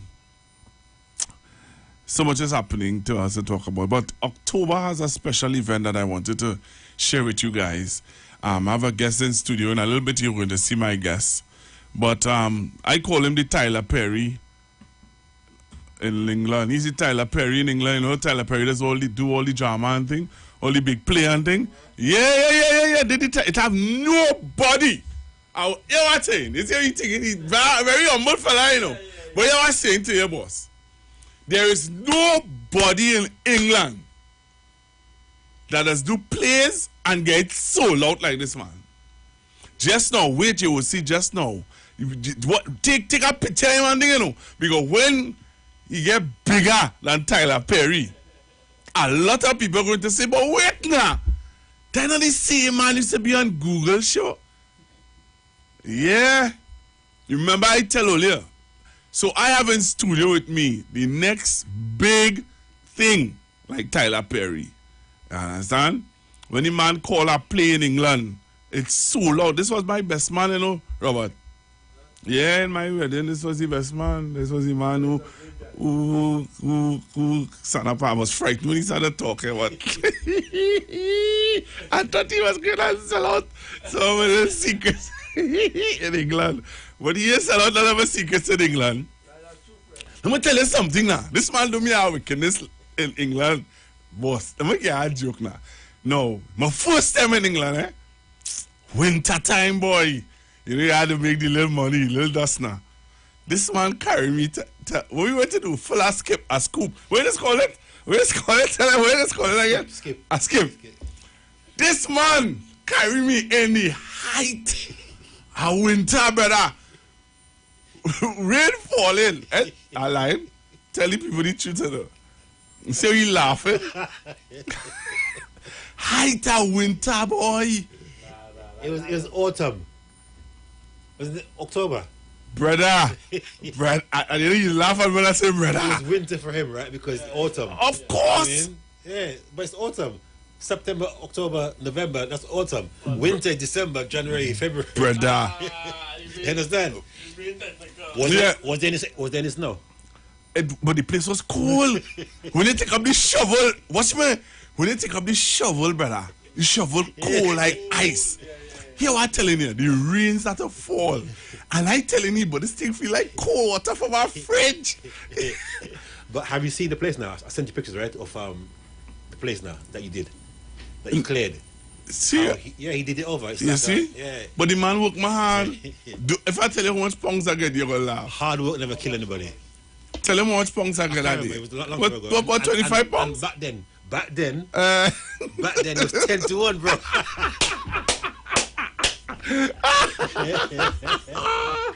Hey. Now it's like, so what, 7 to 1 now? 7 to 1 now, 10 to 1. Trinidad Tobago, let me introduce to you my good friend and brother from the land of, what is it called? The land of the, well, America is the land of the what and brave, something brave. The UK, Mr. Alan Charles. How are you, sir? I'm very, very pleasant morning to Trinidad and Tobago. Glad to be back home. Home? Okay, now. So I can say that when I come to England then? But no, wait, let me ask you something. When I come to London, I can say, hey, well if Muiwa invite me on the radio and I'm being interviewed by Muiwa, I could say... you could say this is my second home. Oh, okay. Because you visit it so often and you've got a lot of contacts there, and that's second home to you in terms of ministry, not so? So this is your home? But have I not got my wife is not from Trinidad? Oh man, come on. Anyway. And if my wife we're one, so I'm Trinity to the bone, not so? You Trinity to the bone? What, we're one, aren't we? You know Trinity to the bone? We know about Trinity to the bone. But leave that alone now. Stay in your league now. Stay in your lane. Stay in your lane. But Trinidad Tobago, this is my good friend, Mr. Alan Chance. We're not only good friend. We have ups, we dogs, we friendship's supposed to be like this. You understand? If you have a friend and he can't tell you when you're going wrong, that's not your friend. If you have a friend and only don't get vexed and he sense that only do have little disagreements and things, that's not your friend. You see, and then you have a friend who everything good, and he can't tell you nothing, that's not your friend. Trust me. So this gentleman here has been my friend for what? Maybe 10, 12 years? Nah, man, more than that. 2000 and... My son is 12. For real? Yeah, and we know each other long before my son. Okay. 2004? Yeah, no. Yeah. Yeah. Son 4, yeah. See, my son is 12. We know each other 12 years. Yeah, you know me before I even dream of having my son. To be real. And I was telling my mom the other day, Mom was asking me about a young lady, from the UK. And I was telling my mom, I said, if I was, if he wasn't married. No, not if I wasn't married. If how I am now, I now understand why I didn't get married back then. Okay. I don't think I was any young lady watching me back then would not want to marry. Yeah, you wasn't ready. No, I wasn't. I'm being real. I wasn't. You know. But that's how far this young man know me, Trinidad and Tobago. And I've always known him to be a poet. Right? The other day I was looking for the plan, boy. Yeah, everybody ought to know. Yeah, boy, and I can't find that nowhere, boy. You need to send that back for me, eh? That's my road march. Signature. Yeah. Everybody ought to know. Everybody ought to know. So he made his mark in Trinidad and Tobago with that. Everybody ought to know. And from since then to now, he has evolved. And that's something, and also that you have to, if you know somebody one way all their life and they haven't evolved or changed or found their best gift or way of how to bring out their gift, then something wrong with them too, eh? So Alan you started off as a poet. Poet, yeah. And you have done that, you did that for what years, boy? Yes, boy. Almost 25 years I've been doing that's how long we know each other. Yeah, 25 years I've been doing the poetry and stuff. And then from that, the plays. Because, I mean, to be fair, the poems are... replicas of the plays. Yeah. They're mini plays. Yeah, they're mini plays. Mini sermons. So the transition was normal. Yeah. It's just like, like you got a lot of singers who become pastors after. Right. You know what I'm saying? You're pointing at me for...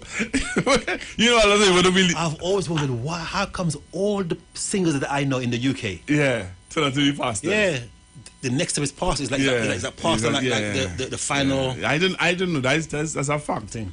And a lot of people don't know that I could sing, For real? I'm telling you. Are you serious? Very serious. I'm talking on this radio station here now, and if you tell people that I could sing, they will tell you no. They don't believe that. Trinidad and Tobago, I don't believe that, Jude. I'm telling you. The man used to come to the UK to sing for us. Was well received, well loved. You know what I'm saying? So I don't understand that. Maybe you're hiding your gift under a bushel. No, not necessarily. If I get I got an opportunity to sing when I was boy, Independence Day. There was a gospel event, and the person asked me to come and sing. And when I sang, people were shocked. People were shocked. There were people who were at the event who were like, "We know you to be a radio announcer. We don't know you to be." But I know you're a singer first. I don't know you as no radio. Well, I know you're a radio announcer now. Yeah. I know you. Well, okay, well. So you need to bring that back. You think so? Sing more. Yeah, sing more. Let me talk about the singing. The singing radio. The singing radio announcer. Yeah. Well, let me leave that right there. You're multi-talented. Those are the days. I'll just tell people those were the days. Good old days. Yeah, those are the good old days. I remember one time I sang in the UK by Pastor Ashimolowo. Yeah, okay. Right? KICC. Yeah, and Ron Kinoli was there. And I sang all the Ron Kinoli songs. And Ron Kinoli said, if I know you before, if I only know of you before, I would not sing this song and I'll let you sing this song. That was how good it was, the experience was for me. But Mr. Charles, the new play. Tell us first, before we reach to the new play, how much plays have you done so far? In Trinidad, we've done three plays. We've done Love, Sax, Soul, That Jazz, The Man's Them, and I'm Getting There. So that's over the last 10 years we've been coming to the Trinidad. First of all, with the UK cast. And after that, I realized that obviously Trini have a lot of talent, and I wanted to see how the plays would sound and look like with a local Trini cast. Right. Initially, I was discouraged. Really? Yeah, because Trini people, we love foreigners. You know what I mean? Right. So when the UK cast, no, we didn't. But seriously, when we did the Trini cast, oh my gosh, Love, Sax, Jazz, The Man's Them, Alan Augustine, Khadijah Glasgow, Sonja Thomas, they just blew it up. And so from since then, you realized you just want to do the Trini cast. Yeah, I couldn't. Yeah. But how was it with the British cast though? How was it received with the British cast? Because they came twice. We came twice. We did Love Sax Jazz and the man's them at Queen's Hall and down Sapa. And then after that, we started using the Trini cast, and since then I haven't gone back to the UK cast. Okay. Because the Trini, too much talent. Wow. So if you know my work, Love Sax Jazz, the man's them I'm getting there, then this is just the next installment, Midlife Crisis for Better, Not Worse. And it's a play. It's obviously family-oriented play about marriage, the family, and growing old gracefully.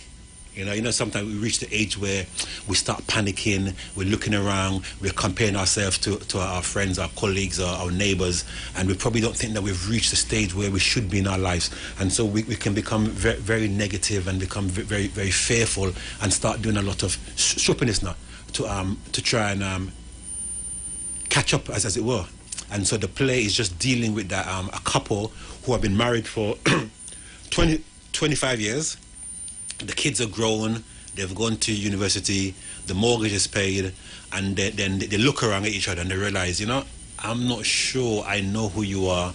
I'm not sure me and you are still on the same level or going in the same direction. And the play just looks at how they manage that season in their life, where they might be going in different directions because during the marriage, during the early years, they didn't invest enough in each other. They did life, they did the kids, they did the work, they did the mortgage, but them as a couple, they weren't intentional in growing together. And so they reached a stage now where, there are possibilities of parting, and we just look at the stage now how they manage that season of their life in terms of trying to save and hang on to the marriage because they made the vow for better, not worse. We know that today the family is under attack. The male are under attack. Marriage is under attack, and so we're just looking at the marriage and the family, and just looking and having honest, open debate and discussions about how we can have better, stronger family life and married life. So we're here. The show is going to be on the 16th of October in Sapa South. Right. Tickets are only 175 TT, and we're really looking. The shows in the north are almost sold out. But we always struggle a little bit in the south. In the south. I don't know, you're a South man, right? Yes, I am. So encourage people to come out. South people, we always come to the South because I love the South, and I love to take the play wherever the people are. But we really need the support of people in the South. The cast is an amazing lineup of. Well, I'm seeing some of the people that I know very well. Very well. I know David Charles. I know my fellow radio colleague there, Dominic. Yeah. I also know Jara Nurse. I know that I forget the name of that young man with the ras. Kieran Ramsey. We got Michelle Sylvester. Who's this guy? That's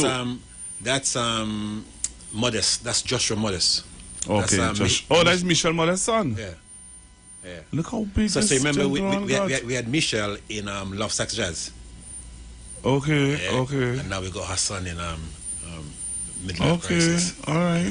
Cool. Look how big this little boy gets. They don't stay Little for long, yeah, man. And I see in my other good radio colleague also, Dion Green is hosting. Yeah, and tell the people who is missing from the lineup. I don't know who's missing from the lineup there. I am seeing everybody who's supposed to be there.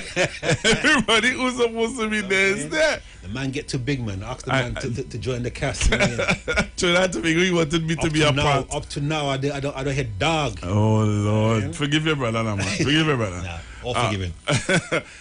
So you're saying there's some other persons who's supposed to be there. I'm seeing I don't know those young ladies. Okay, that's Eudine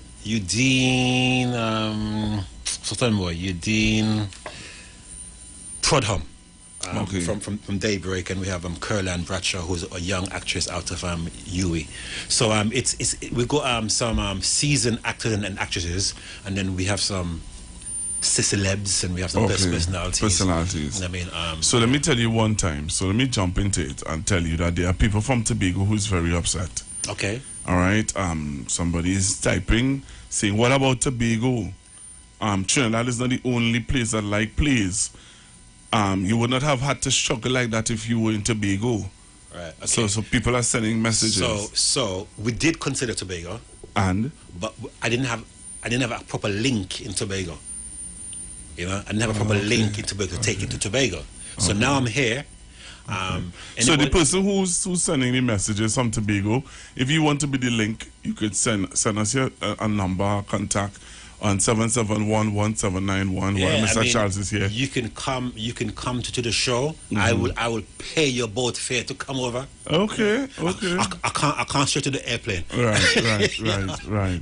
Come and check out the show, because we intend to come back in February. Yeah, I mean, we know that the show is going to be good this time around, but we're going to come back as well bigger and better, looking at February, March, and in that time we will definitely have a Tobago leg. Right. Okay. Well, person, they were getting contact.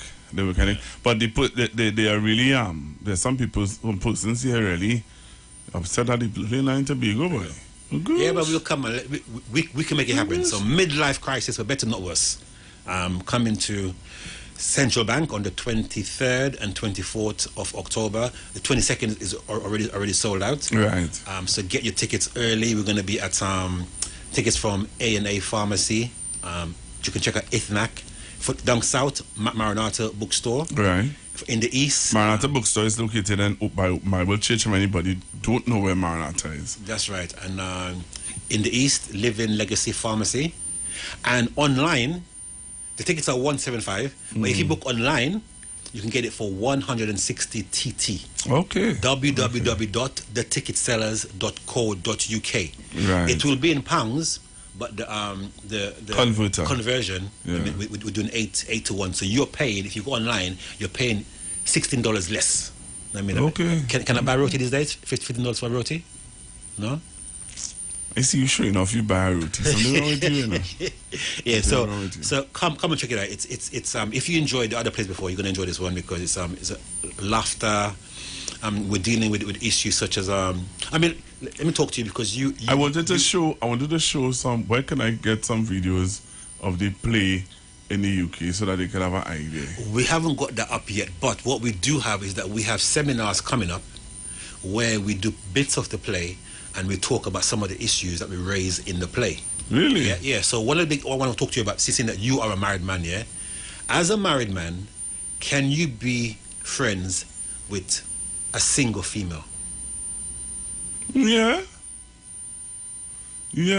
friends, just friends, and you must have. I have single ladies as friends who will ask for advice if they're going to date somebody. Most of the times, they will ask my wife and I to meet him, and when we meet the guy, we decide. We will tell her, well, you ain't sure you might be not.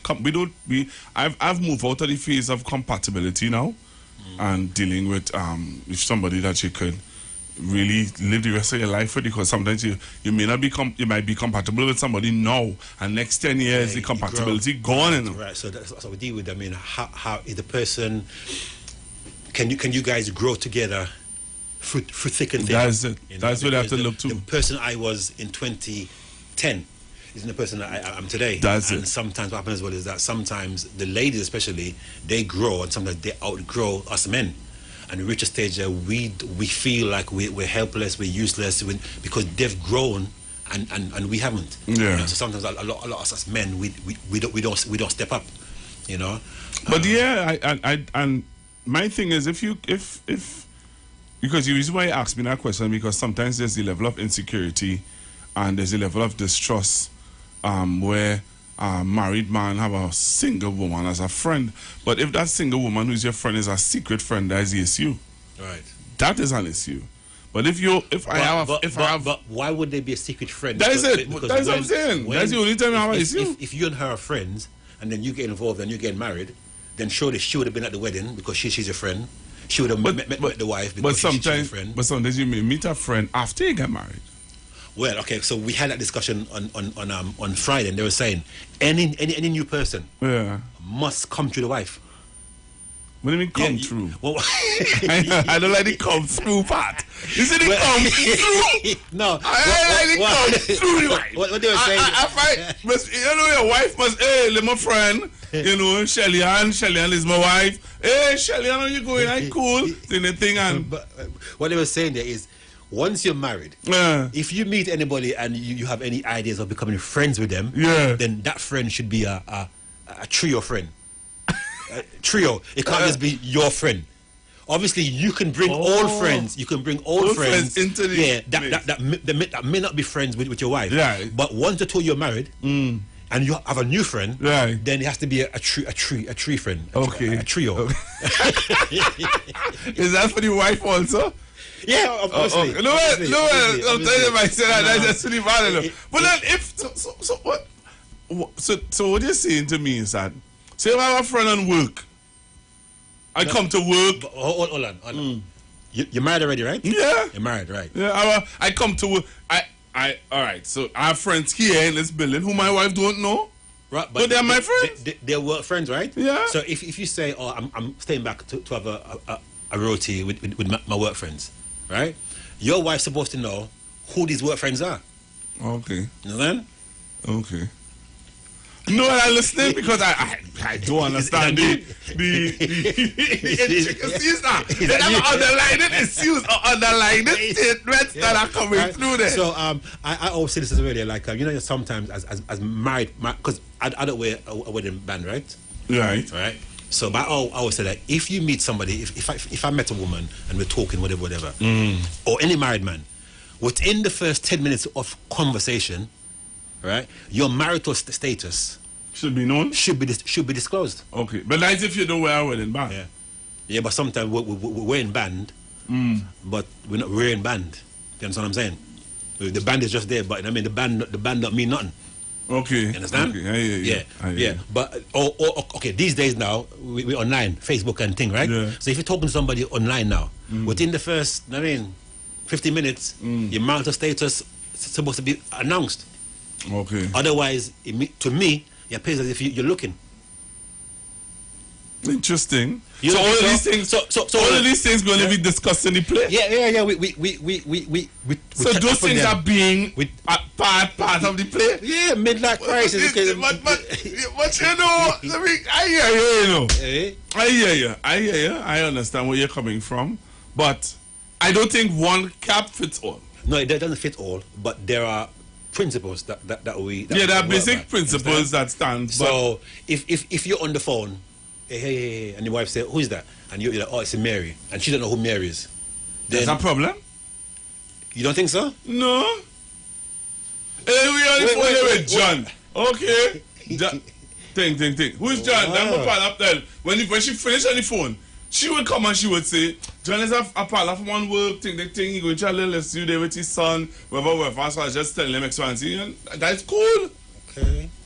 That is where trust is used. It have to be there between both of So I'm saying, if you have trust there, and you have a roti with Mary at lunchtime all the time, then wife's supposed to know? Oh yeah, I had lunch with. I had lunch with Mary every Sunday, every day at work. Well, if she's your lunch partner, your wife don't need to know that. That every day I eat lunch with Mary. Yeah. She wouldn't want to know that. She wouldn't know that for that now issue. Well, she would say, "But you telling me that about issue?" Oh wow! If no, because that's how it will be. If for example you started, well, you know I eat lunch with Mary every day. Okay, why are you telling me that? Diabetes, you and Mary at work. Oh, okay. But if you do anything, you have a good wife there, boy. A good because you know because in the discussion of Friday, there are issues. There are underlying issues. Seriously, if I call her now, I can call her now and ask her. Okay. So if I come up, the issue will be if I come and I say, you know, I had lunch every day with Mary. Really? Why are you telling me that? For real? Yeah. Oh wow, nice. That's nice, man. Yeah. Because at the end of the day, it's trust, right? Yeah. Trini woman. Well, you know that. Right. Well, she might have been. Yeah. She might have been. Yeah. Okay, nice. But from the discussion we've been having, not happening, mate. Yeah. So your wife is one. This generation is different, you know. These generations are different, you know. You know, and you can open up the phone lines. Have you ever if your husband having lunch with Mary every day, do you want to know? If he never tell you, hey, you know, I have lunch with Mary. Well, let's just say a day, come on, he tell you, you know, I have lunch with Mary every day. You wouldn't find that to be, I would find, I would find that to be suspicious. Okay, if your wife was having lunch with Harry, right, every day, yeah, you cool with that? Cool. Kevin. But the day you cool with that? Yeah. Boss man. Yes. And let me tell you, big Trini man like yeah. You. And if let me tell you when I'll have the problem. I'll have the problem when you why now you choose to come and tell me? Because somebody saw you. No. Then they had something to hide. Why? What do you mean? Why if somebody come and if somebody see me and the reason why I come to tell you that because somebody see me. No, you are rubbish. You know, that's small, right? Yeah. So every day, I mean, but I see him. I see Pastor Google with yeah, with what's she name, Mary, eating up in excellence. Yeah, Mole. Ain't he married? Yeah. So you're not supposed to have lunch with somebody because you're married. Because you're married. Then something wrong with that. So you have a friend. She having an issue with her son. Right? She's a single parent. She having an issue with her son. Her son, he has no male role model in his life, and she decided to come and meet with you. For advice. Yeah. And every day. No, we talking about every day. I'm talking about that you meet up this day, a one-off. Yeah. And somebody see you. And you know that person who see you, go back and tell you why. You go back and tell you why. So I think what you should have done there, you should have said, wife, you hear what my friend Mary's son is having a little issue, and she wants me to give him some advice. I'm gonna meet her in Independence Square, in publicly. No, excellent city. Yeah, we're not going. Cup is an open place. So you're not going to a yard. You're not going to a house. Yeah. I'm meeting her. So she knows. So anybody now. So you had to call her before you want to have the lunch. When you just do, as you talk to everybody, you talk to anybody, you talk to. She know you. She know you. Talking to everybody. All right. You understand? And the thing about it is, you see those things as those questionable things that come up when you are no, not just insecure, when it's not that out of your character. You understand? My wife know that I talk to and deal with most of the parents in church, single mothers in church whose daughter might be giving them little issues, son might be giving them issues. We stand up in church or away from everybody, and they would explain it to me, you know, this happened, that happened, this happened. And the children just come and say, uncle, thing. So it's not a strange occurrence. Right. So that's cool. I mean, that's cool where you're taking on the pastoral role, counselor role. I'm talking about like just friend, just yeah, a friend thing. A friend. Yeah, and your wife don't know that you have this friend. They just have a lunch with. I want to hear what the callers are saying, man. I want to hear what you. I want to hear what 34200. Let me get this thing difficult. 3420081. 3420081. 7711791. Voice notes and WhatsApp. Yeah, and 4665391. Call. And tell me what you think. Why do men talk? Why it appears that men, as men, we don't really talk. Women always say men not talk. They keep everything in. Blah blah blah blah. They not take for themselves. I think that's just we are culture now. We that's our nature. Yeah, but in the barbershop, we be talking. In the bars, we be talking. We talking to men. Most of the times when you start to talk to a woman about an issue, she does never understand. Ooh. That's a reality because but that's a fact. Okay. If you're discussing something with a woman, they always try to find or look for a far-fetched or far-stretched explanation. Questions and all these kind of things. So sometimes a man might say, see that, instead of me going through all of that, let me keep it to myself. And from most of the health shows that we have on this radio station, will tell you that when you keep things inside so long, that's what has caused men to get sick. Yeah, because and not in the UK, I don't know what it rates over here, but suicide amongst black men is the highest. Yeah, because they don't have anybody to talk to. And what sense it make I come in to talk to you for you to try to be so technical and so deep and so trying to see something that doesn't even exist and what I'm not even talking about. That's one of the reasons why men don't talk. Men will talk to men because we, to the point, straightforward. You understand? And then we think about, I'm going to die my beard, boy. Don't do that. You start to, why you want to do it? You think that makes sense? So much of years you have, no, all of a sudden, no, you want to diet? Midlife crisis. Hello, get off. Good morning. I'm going to see you, Pastor Google, and to your guest. Pastor Google. Uh-huh. Don't hit me so hard this morning now, please. Don't hit them too hard. He's up on the ladies a little bit now, please. He's up on the ladies a little bit? Yeah, please. I hear you, wow. I hear you. Right. Thank you. No, but that's the reality of why most men don't talk to their wives, you know. Most men do not talk to their wife about issues that they're going through because they can't deal with the subliminal, deep, far-fetched. Right. So how did we get married in the first place then? How did we get married if we didn't have the skills or the desire to be able to talk to her about stuff that that you're going through? But even while you were courting, the deep stuff or little issues that you were going through, you wasn't going to talk to her about it. Because the reality of it is that most brothers would tell you, if I start to share some of the things I'm going through, if I have a financial issue that I'm trying to work out in my mind of how I could come out of certain debts, and I start to share that with her, she'll say, oh good, you can't manage money good, and you run and leave me. Really? Okay. That's the reality of some relationships and some people. No, it mightn't be that she mightn't run and leave you, but in his mind, he is thinking that she has everything together. I still trying to get certain things together. You understand? But I still have to always stand up as a man. Yeah, man up. So in the play, we got that phrase, man up. And right. What does it mean to man up? And it's difficult to man up around somebody who appears to have it all together. But so why is it then that women always seem to have it together and a lot of men, what you say, seem to?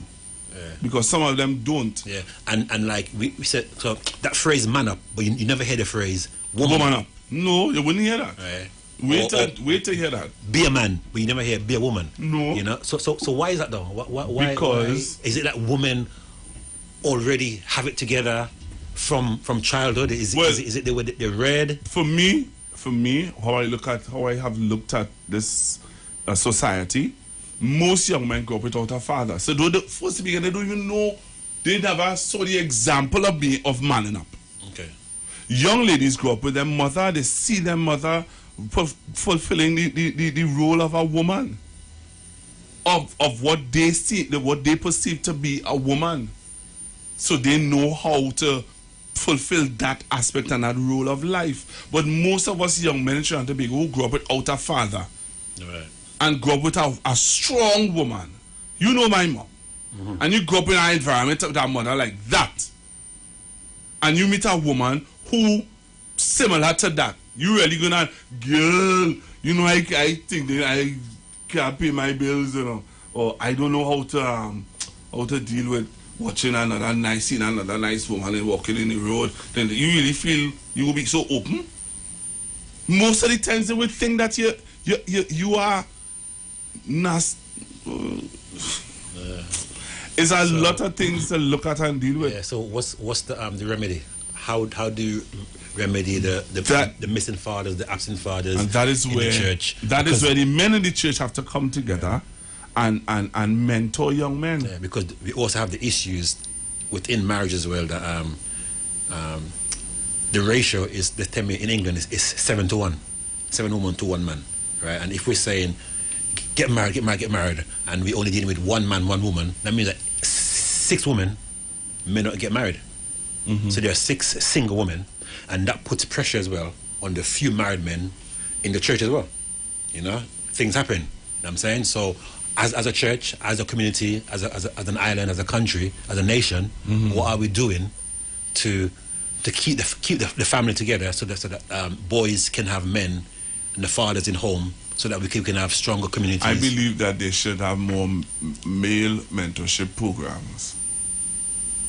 Male mentorship programs where men who have been through issues, men who have it together. There are some brothers who have it together, you know. You understand? Can share and mentor other young men who may have never seen a proper father role. You understand? That issue with this a simple issue of leaving the toilet seat up. You understand? If a young man like my son, JJ know when he done, he had to put on that toilet seat. If he don't put it down, he know it's all mass. Because you have to nurture him, you have to teach them, you have simple things you have to start off teaching them about the responsibility as our man. And that one responsibility most men does fail with. That toilet seat, the shoes in front of the door, the toothbrush, the wet towel on the bed, the toothbrush, you know, simple things men does just they start to fail with. That call on the line. Hello, good morning. Good morning, good morning. Good morning, sir. I heard you say that England is 7-1, is that so? Yes, in England it's 7-1. Now, if there is 7-1, and each man take a wife, what becomes of the rest of women? That's what I said. I finish it. Because I'm of the view that the church don't have the solution currently. I am asking you, if there's 7-1, what becomes of the rest of women that doesn't have a husband? What is the church solution? All right, listen off there. Good morning. Morning, Pastor Google and your guest. So I'll tune in later, I didn't get the question name. Mr. Alan Charles. Yeah, so I'll have to go online again and rewind, right, when I get home. But yeah, you all were talking about having a friend after you get married, a close friend. I see nothing wrong with that.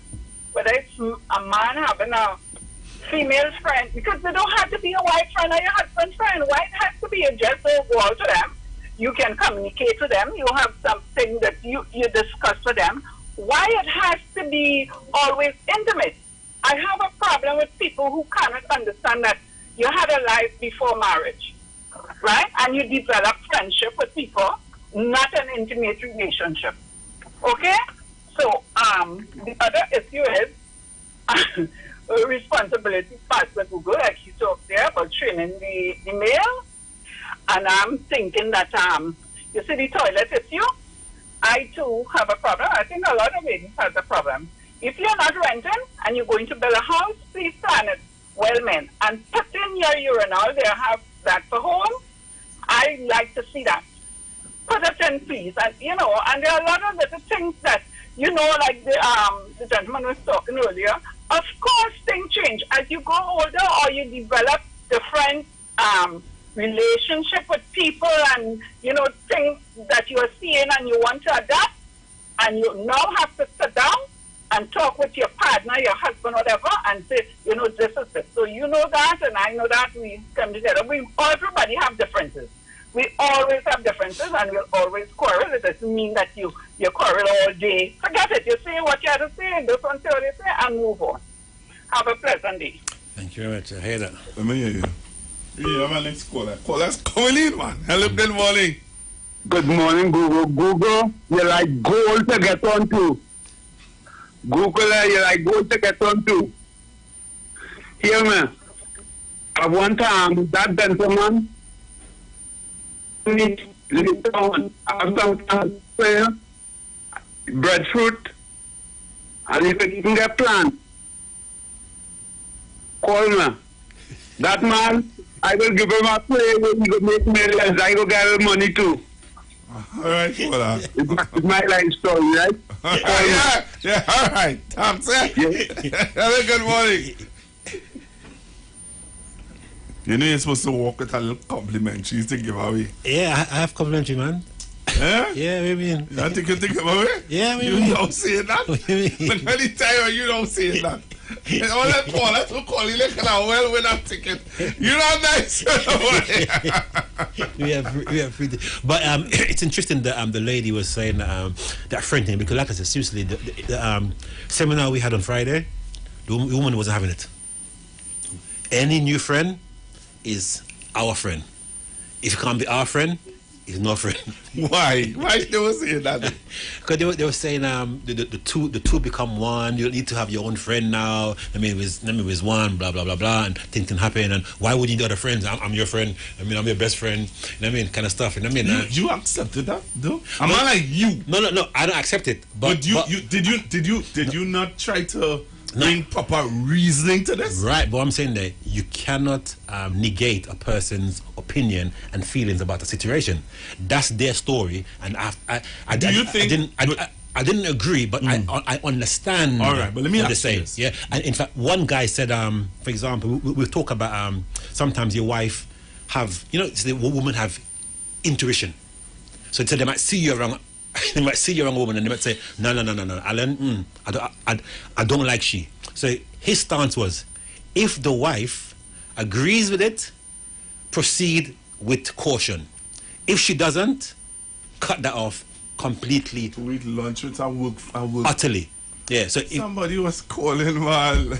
I like to hear that lady. I listen to you. So your wife tell you,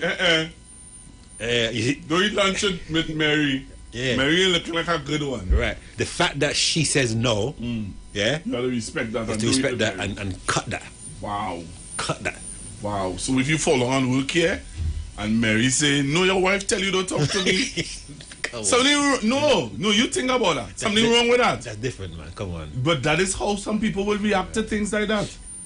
Some people react to things like that. Yeah. Oh, okay, so you tell Mary, hear what now my wife tell me, I can't. Mary say, okay. And a day you and Mary alone in this building and you let me just say, you get heart attack or you fall down. Mary say, why?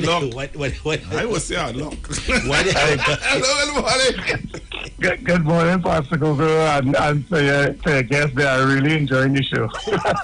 One thing I want to throw in the mix too. I believe that like when a woman fall in love with you for a particular trait, as she gets with you, she does get vexed with you for the same thing. True, yeah. Say that again. Because at the end of the day, she gets attracted to you for something, but as she with you now, she don't want you to have that again for nobody else. Yeah, I hear what you're saying. Yeah, so that's what I'm trying to do. That's what we're talking about. You mature out of something. So you might be like, let's say your wife might have been attracted to you because you are a comedian too. People don't know that, but you just crack your little jokes. If you was in an event, you have your little jokes you just put on. And let's say she was attracted to you by that. And she may have been attracted to you because when you're on a stage, you are a different person to when you are home. When you are home, you are very reserved, quiet, and to yourself. That's the reality. I know that. Yeah. That's how you are. Let's say when somebody see you on a stage, they say, wow, I like it. That's the kind of man I want to marry. And they go out with you, you're still the jolly. But you see, remember, church has taught us that you can't live together. Right, yeah. You can't cohabitate. Yeah, so you don't know the person. So you don't know the person when they are home. And when you get married now, and you looking for Alan to crack some jokes with you in the kitchen, Alan in a little corner, they reading a book. But when Alan now go out with you Alan on a stage, he transform into this. Some people would find that to be frightening. Some people might find that to be, but he has a split personality. Yeah. And those are things that you have to work out. You have to work out. Let me tell you something. I always hear my dad talk about a cave. Men have Man cave. Good. It have some women know what here nothing but no cave, brother. You talking about cave. No, and the reality of it is that when a man go into his cave is when he can best deal with family issues, you know. You understand? That's his refuge. That's where he goes and he thinks and he. But how many young women today, Alan, know about that? True thing. True talk. So that's what I'm saying to you, that while I hear you with, and I'm telling you, in this 21st century, you tell Michelle on work, who you just lie, hey Michelle, I'm making coffee, you want some coffee? Yeah, make some coffee for me now. Thing. I'm going on the road by the church, say, what party you want in there? And you and Michelle going on good like that on work, and you tell your wife thing, and your wife say, hey, me like Michelle now. And you start to cut off on Michelle hello. And you want some water to drink. Michelle is not giving you no water, Richard. Because you all had a nice little thing going, nothing in it. You making the coffee downstairs, Michelle going and buy burger, buy some doubles of beer, only just good like that. And because you're no, cut off that with Michelle. You really feel that right? Okay, it's not right here, but what's the solution then? If your wife is saying no, I don't want that. I don't want you to be dropping Michelle home or going after lime with Michelle. And don't make no coffee for Michelle when you go to work. Go upstairs. No, I'm telling you. What's the solution? Do you honor your wife? No, you honor your wife have to sit down and reason. Yeah, the reason then. And the reason is cut off Michelle? Nah. So he was saying. He was saying you have to honor your wife. Because in marriages there are some compromises that you have to do. You know, wow. so we I don't know if I can play it, but we have a seminar this Sunday, 5:30 at Daybreak Assembly, Man Talk, right? So it's just this Sunday, 5:30 at Daybreak, right? Man Talk, right? So it's the men them talking. Women are welcome, but they're welcome to come and listen. No. What do you mean now? No. Why you just come on? Do you see that you're part of listen? No, I'm not coming to that. I am not coming to that. I am sorry. I could not come to that event. Man talk. Woman in the back of you listen to all I say. No. I don't want to that. I don't want that. You know what you just said? It's men talking though. Men talking issues. But women can come and listen, but don't say nothing. But they will say everything when they reach home. No. So now we just say, no. I good, brother. No. No, I good. You can't explain it today again. No, that is a disclaimer. Do not go. Men, I am warning you. I am telling you, brothers. Do not go to that. Because let's just say your wife or your girlfriend sit over in the back there. You hush your mouth. If you go, hush. Trinidad and Tobago, let me explain. Listen, right? The concept is this, right? Women always say that men don't talk. Right. But I find that most of the times men talk, but because women are talking so much over the man, they don't hear. So we're saying, listen, we're going to create an atmosphere where men can talk openly and honestly. Women can come here and learn and take it in and keep it together without contributing. You really believe that? No. Stop fooling people. It's a social experiment. That experiment will not work, Trinidad Tobago. Listen to me. I think I do it a past time long enough to tell all you. See, that he could have tried it. Don't even think about it. Because the reality of it is, Alan, a woman cannot sit and hear. And no. They will retain. Women will sit and hear, and they will retain for when a good opportunity comes. Because we did it in the UK, right? Man talk. Where? In the UK. Which part? Birmingham. Hackney. Pastor Judas Spence Church. No. Never. And seriously, it was one of the most beautiful experiences I've ever had, because the men shared, men were broken, men shared, and the women sat and listened. Yeah. UK women are different, UK women are different. Alan, I was saying to you. A UK woman, a mature, serious thinking UK woman will take that to build a man. And you don't think Trinidad have that same kind of... We're going for a break.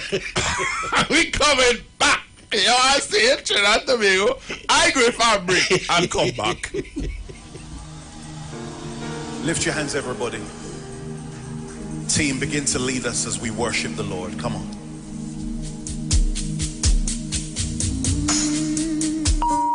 The views expressed are not necessarily the views of the management of the Street 919 FM.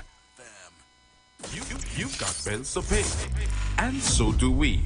Let's go pay some bills on the Street 919 FM.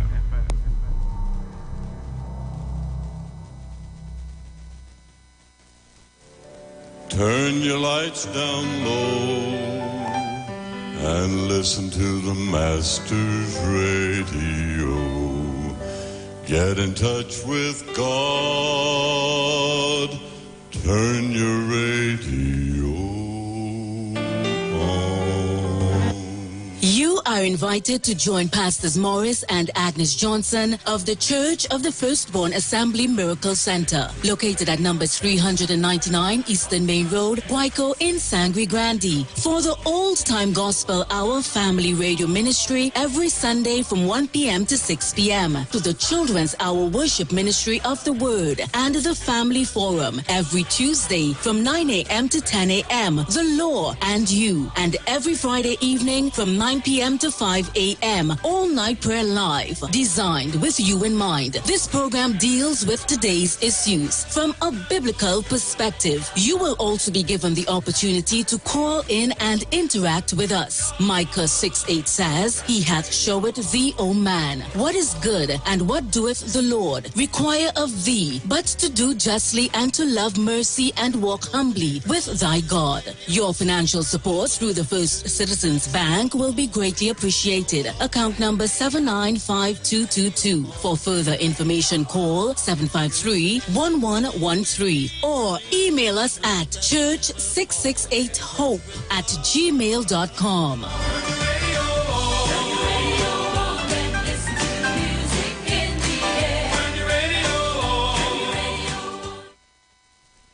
91.9 is counting down 91 days of Christmas. Yes, 91 days of Christmas. It's karaoke, prizes to be won, giveaways. It's the 91 days of Christmas on the Street. 919 FM. I could sing a good serenade. Oh, it's Christmas.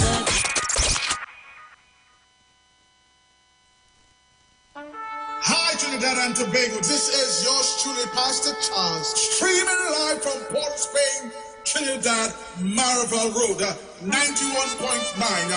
Our services start from, 12 midnight to 5 a.m. in the morning from the first, the second, and last Wednesday of the month. We are going to have a TRME time in the presence of God. We'll be praying, praise God, for our nation. We'll be praying for families. We'll be praying for those that are sick and those that are in need. Tune in to the best station, 91.9 FM Street Live, Port of Spain, Maribel.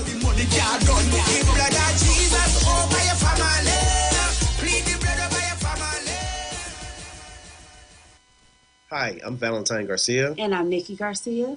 Please join us on the Final Hour broadcast every Thursday at 9 a.m. on the Street 919 FM radio.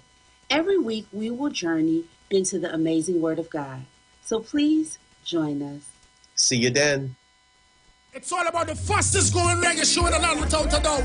Right here on the Street 919 FM. Each and every Sunday from 7 p.m. to 9 p.m. with yours truly, MC Duke, alongside Selector Kochi. So make it a date and don't be late. Rock and come in, line up, link up, creep up. You don't know reggae rock each and every Sunday. Salute God Amari, King Selassie. Pray that.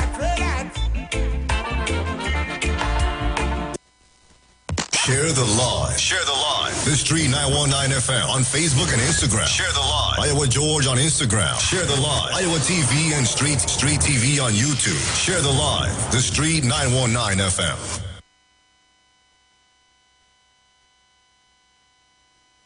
All right, Trinidad and Tobago, so we are back. What did you want to ask me? I just talk my thing, you know. My listeners and them know I open, you know. I open book. So what you want to ask me? We were talking about the woman being able to come and remain silent, and you were saying that's not going to happen in Trinidad. And I'm saying, I mean, come on. I don't believe that the majority of them, but if you're talking church, the church young ladies, I might be wrong, but I don't believe all of them are ready for that kind of. Oh, wow. I don't think so.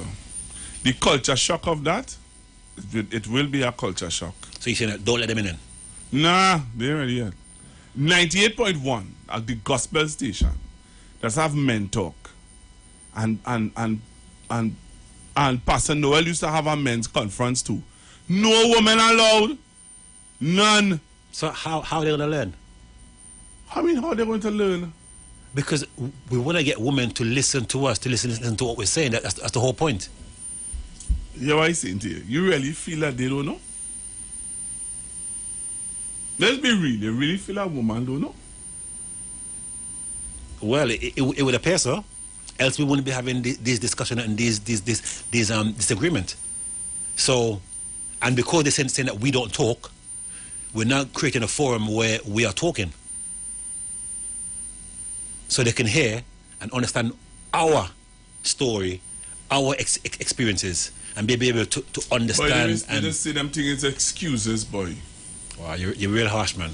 You're I'm real being harsh. real to you. You're real harsh. And sorry, I'm going to stand up for the Trini women. Them. Go ahead. I don't believe that what you're saying is truth. Okay. You don't listen. You don't listen. You will learn the hard way. Who are you doing this with? Married men or single men? Married men. Well, men full stop. It's a men talk. So whether you're single or whether you're married, we're there to talk about men, love, sex, everything. Yeah, but from our perspective, I will not be there. Our challenges, you, straight up, I stayed in my yard. Our challenges, our stories. I mean, our experiences. Will it tape on it? No, it must come live. Okay. Come and share with us, man, because you have some very controversial views. Yeah, very. Yeah, and Dion is the host. Dion Green. Dion was on the station already with me talking. Dion know my views. I don't. If I want to stay off after, I will stay home. No, I good. But we want to hear your views. And they want to hear your views as well. Well, I guess they hear it on the radio, but... No, I don't really talk. I don't really... Let me tell you something, huh? I hear what you're trying to do, brother. Hats off to you. But... I good, boy. Come on, we're going to try different approaches, man. We can't... Well, no woman is a good approach. Let me tell you why no woman is a good approach. And it's just my view. No, okay, pause, yeah? Another strategy as well, yeah, is that most of the time it's the women that bring the men them. Yeah? Yeah, but that doesn't mean... left to our own devices, the man ain't gonna come to the seminar to talk. So if you can get the woman them to bring them, we even said maybe some can bring them and drop them off and come. Yeah, that's a good idea. But then that means that they're like kids. It's like dropping off kids at school. Come on. Why? Brother, my big issue with this is if you said it earlier on, men will talk at the barber shop and be real at a barber shop because it have no woman there, and it's brothers, and brothers might understand what the brother going through to give him proper advice. Do you understand? I have been in barber shops already where I listen to how men relate to each other in a barbershop, and I hear men who come back into the same barbershop and say, I want to thank all the fellas, boy, because some of the advice they gave me at the barbershop here, I used it when I went home and it worked. But hear my thing, yeah? The men them are going to the bars, are going to the barber shop, and they're laying bare their soul. Right. Right? No woman. But the women are not hearing that. And we want the woman to hear our soul. All right, but here what I'm saying to you. I just said to you that there are some situations that when men talk about at a barber shop, and other men who would have gone through the same situation gave him several different advice, were able to deal with it. Okay. Were able to deal with it. Sit down and come to terms with yourself. Say, here what, you're lapsing here, you're misrepresenting yourself here. You need to be careful what you say here. You need to do this, you need to do that, you need to redeem yourself by X, Y, and Z. Ting, rah, rah. And men would have explained to other brothers how to deal with home or boyfriend, girlfriend issues without a woman there. And brothers would have come back and talked about the success of it. And even the woman there, there was one time, a wife came upstairs in the barbershop and said, whoever give my husband that advice, I want to say to all you thanks, because you all saved my marriage. Okay, I hear that. You understand? And big up to 5-star barber shop to the bottom of Law Street corner. That is the barber shop. You understand? And even sons, there are some mothers who come in the barber shop and say, I want to thank you all fellas for putting my son on their good footing so he was able to go back to school. My son is now running his own business because of discussions that were happening in the barber shop. You understand? But when you telling a man, your woman right behind you, or woman sit up behind you, or your girlfriend sit down next to you, and you have an issue with masturbation, or you have an issue with porn, we being real here. No man is gonna come out and say them thing. No man is gonna come out and say, hey, I have an issue with lust or watching women. Right. So how are the women gonna understand our heart if they're not hearing? First, you have to deal with yourself, and other brothers could deal with you. If you want to be deep and real, let the men deal with the men first, and then the woman could come. All right. A man might say, hey, I have a bad spending habit. I don't know how to budget. I don't know how to this and that. You really feel a man want to sit down and let a woman hear he's saying that? No. So, isn't it a case that we need to be more open? With each other, as men. And with our women. Yes, but first we have to fix ourselves among ourselves. Alright, okay. I hear that. So now that when I come to a session like that and I'm being open, I know that, hey, X, Y, and Z. Right. So when I've come and I've gone, just us men talking about my masturbation or my porn or my bad spending or whatever, right? How does that help? No, I fixing me. Isn't it my wife that I'm supposed to be no, talking to? I fixing me. I know that I could fix me. You know what? I'm fixing me, or I know how to deal with my bad spend. Because let me tell you something. Some of the issues that the women have with the men who not talking at those issues. At those issues, women have issues with a man not talking because she not getting money to buy to fix for the home, or he have bad spending habits. He have or a man might. What are some of the things that men just go through that women have issues with men? Let me think about some. A woman love of the woman. You're not taking care of home, but you're ready to take care of another home. It takes men to tell he, hey, your responsibility is to who God give you. You really think, and so talking that in front of a woman not gonna change, and she'll be like, oh. So them could tell you, I tell you all the time, and hear what they hear me. Come on, I don't want to be fooling myself.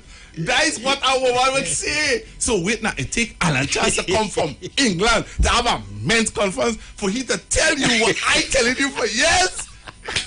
Well, then leave me alone. You understand? I hear you. But when you have him alone with other men and you're telling him that, he will admit, you say, you know, my wife telling me the same thing, boy. I really had to check myself, think the thing, and hearing other men who have the same issues. You understand? But my issue is when we deal with my issue is when we don't deal with then we could bring the woman. And don't bring no woman there like you beat me up. No, I'm not coming there. Sorry, leave me alone. I stay at home. No, see what Alan, no, that is not. Let me tell you something, eh? And some men will put on a face when a woman there, men are gonna be so straight up. Right, okay. I hear that. So I put on a front.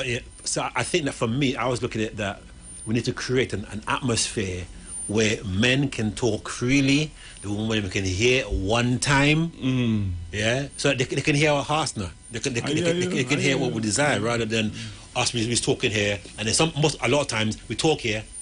And the reality of the atmosphere you trying to set is that men have expectations of a home or what they would like for their home or how to live, to cohabitate with a wife or a woman, and a man could share that aspect of it. And I want the woman to be here to hear that. To hear other men saying the same thing that I say in my yard. Yeah. Say, oh my! So it's not just you. Yeah. It's a man thing. It's not just. Yeah, but you really want to open up your lives.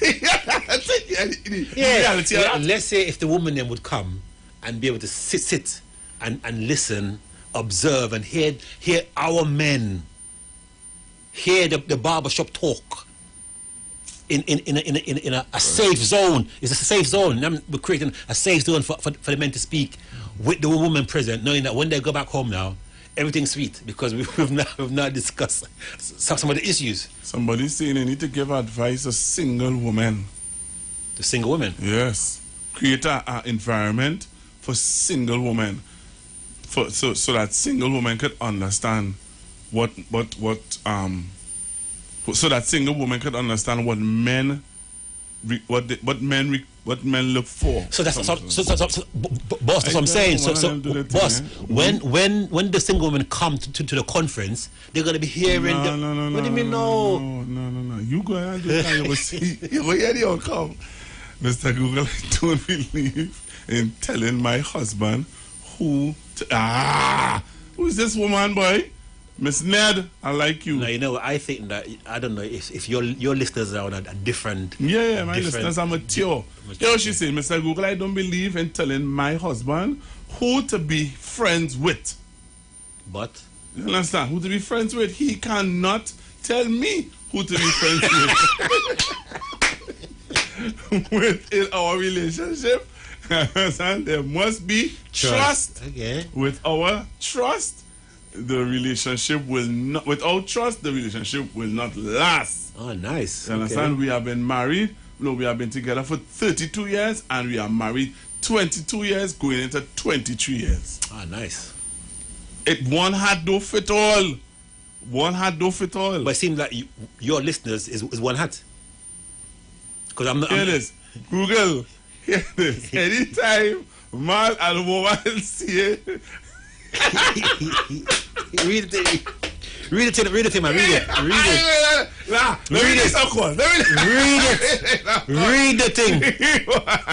the thing. The numbers to call 312-0081, 342-0081, 771-1791, 466-5391. My listeners and them different. My listeners are mature. Read the thing, man. Let me hear. You go see it. I will see it. You feel it bright. You give me in a trouble now. You understand?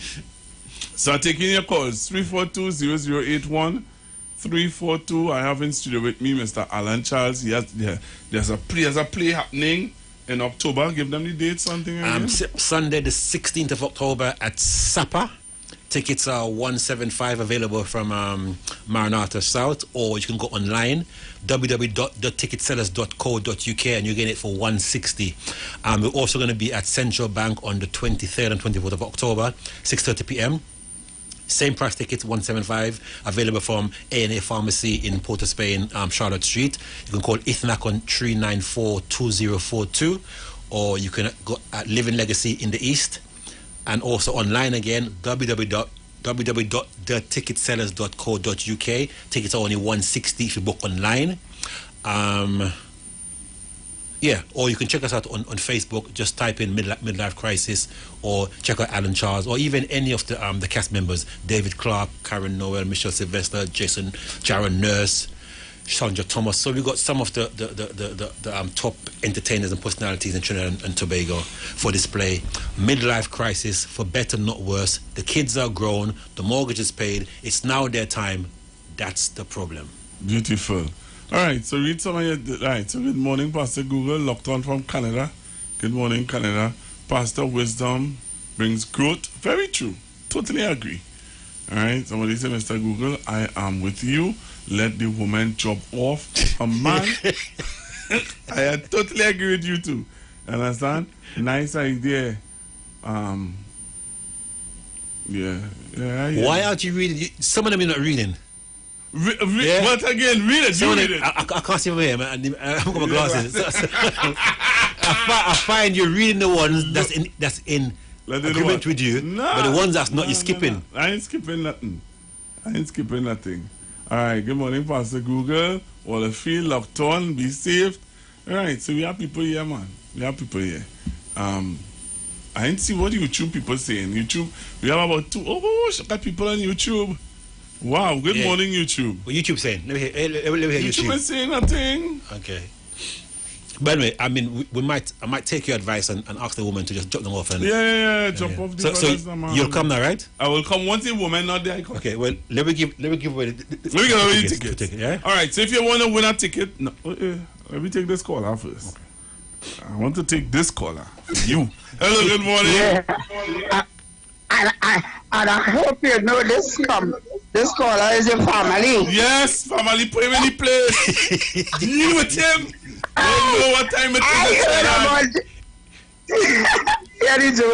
My daughter called me from England last week. She told me how he's coming to Trinidad. Okay. Oh, she know him? Yes, she saw the show in August. Right. I think he had a show in August. Yes, indeed. Nice. She said she attended the show in England. So that ticket is mine. So what kind of ticket? Yes, I like you. I like you, Auntie. I Nice. See, so we're getting recommendation from the UK already, you know? Oh, yeah, well, look, Auntie say that. Yes. All right, so I have your number. She called me and tell me you'll be in Trinidad soon. She called me and she said, Mommy, Mr. Allen will be in Trinidad soon. All right. So that's your ticket sorted. So we're gonna give you. Getting my ticket, I would like to know. Or I would have your number, so I would contact you. Right. So that's 2 tickets for. Okay. Right. But we're gonna give you 2 tickets. I got in a one. 2. We're gonna give you 2. We're gonna give you 2 because of the UK connection. But we're gonna give you another 2. Okay. All right, Auntie. Okay. God bless you. A good show. Bye. Bye. Bingo. I love. Yeah. So let's give away another 2. So you're giving away another? Yeah. All right. But just now, I want to play some voice notes, man. I want to play some voice notes, man. You're biased in the man. No. Biased. Morning, Pastor Good. And to your guest here with you. Pastor Google, I hear him, you know. But hear what? You see, with me, my husband is so miserable. Very funny, very loving auntie. And he will interfere with ladies, making jokes and things. And I'm right there. And I laughing at Pastor Google. I said, I'm face serious. And the things he could be telling them. And here one of them would tell him, Manny, I go tell your wife, you interfering with me. So he said, but look my wife right here. She didn't believe that I was his wife until my sister-in-law, because one of my sister-in-law was there, they was working together at that point in time. And she said, yes, Nicky was there. And here she, and you are telling me all them things? I said, sweetie pie, that is how he is right through. I said, you ain't seen nothing yet. You ain't seen nothing yet. My husband has his friends and I have mine. But they are friends that both of us have together. And if we are no trust with one another, we have nothing on this, but we don't have that relationship, Pastor Google. And I can say we together for 32 years, going on 33, and married 22, going on 23 years. You understand? Take that. No, I mean... What? Listen, you mean what? No, you mean you're shocked? I'm shocked because, like I says, the response I've been having so far wasn't nice. Wasn't like that. You see, on a mature station, you see. Yeah, it wasn't like that. Yeah, listen. Pastor Google, morning to you and the gentleman day. Hear this story with me. I picked up this woman here some years ago, and we started a date, and then we started to live together for a while. So I had friends before, so all my friends them know me. They say, hail me, come home by me, lime. Men, women, we lime and having a good time. So when we get together now, here the woman tell me, you see what they said, that friends you have to give up all of them. Otherwise you can't be with me. I give up all my friends and them. All I give up. You know the woman come and hold me and leave me. You know when I'm looking for my friends them, nobody to help me now. I'm by myself now. Me never do that at all. I am mad scene. She come, let she go. She ain't born for she. Well, hear that. Okay. Let me stop this program before the program director come in this building. Let me change the direction of this show before the program director come and say, Google, that program is X-rated. You need to stop. You know what I mean? So let me play a song. Let me play a song. Let me find a song. Play a song. Let me. I think you want to say, brother. You're sure I think you want to say. You know what I mean? Wow. No, that's real. And you see? That's real talk. You see? That's real talk. And he being honest, straightforward. That's real talk. That's what the man had to deal with. Well, you're different, wee boy. Wow, you know what the man say? You know what the man say? You know what the man I mean that's real talk, and that's what the play is about. The play, we're hoping that the play would instill discussions so we can talk about the issues. I mean, and these are real issues. Now, don't get me wrong. I am hearing what you're saying and I agree with what you're saying, but I'm saying that so far in the debate and in the seminars that we're having over here, I'm getting the opposite. I'm getting no. And but the man tell you, the man just said to the one who tell him no, and the one who tell him get rid of your friends, turn around, was unfaithful, and leave him. And no friends. That's real.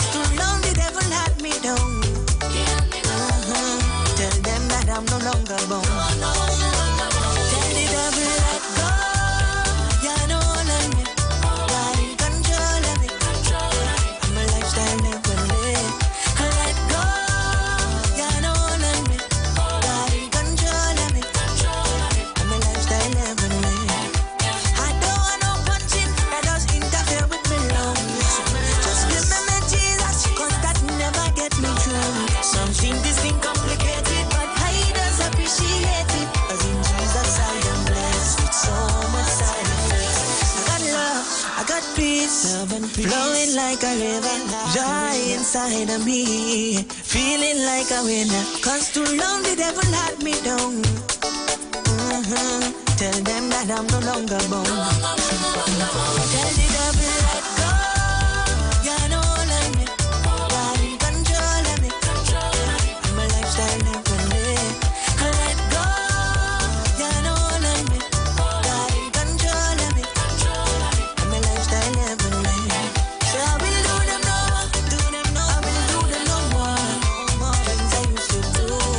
right, so I think that kind of cool down the that kind of cool down the thing there. Jaron is in the play, right? Yeah, that's why I play the song. Cool, nice. That's why I play the song. The boss man there? The boss man there? All right. Well, he didn't hear the discussion. It could be the car here, innit? Okay. Right. Come and see Jaron in a different light, acting on stage. Beautiful. Making his stage debut. So we have 2 more tickets to give away before the half an hour clock hit. Where I switch gears a little bit. So we can take some calls on 2 other tickets. If you want to win 2 tickets, San Fernando, you have to live in South. Yeah. Point 14. But what we're doing here is that we're giving 1 ticket each, yeah? So you get one and hopefully you buy one and bring somebody. Right. Yeah? Right. So we're looking for somebody from San Fernando, Point 14. Princess Tong, La Brea, La Romaine, New Grant, those places. Give me a call, 342-0081-466-5391. All right? And let's hear from you. Boy, that voice note. Hey, somebody calling already. Hello, good afternoon. Good morning, sorry. Hello? Okay, caller, you have to call me back. I don't know what happened there. I don't know what network you're dealing with, but they ain't treat you nice there at all. All right, so you can call now. The lines are free. So nobody can tell me. It's pressure to get through. That's what I'm talking about. Hello, good afternoon. Good morning. Good morning, good morning. Good morning, sir. Lovely show. I'm enjoying it. Beautiful. So tell me, where are you calling me from? I call him from Shogunas. Shogunas. Which part of the play will be held in San Fernando? I don't know. I don't know. So I already call for about the conversation happening now. You call for? I call for about the conversation or you were talking on the radio. All right, well, go ahead now. What do you want to say? Don't tell me. But one, I talk about I married for someone for 10 years. For how much years? 10 years. 10 years, But she come and died from cancer. Yeah, man. Sorry to hear that.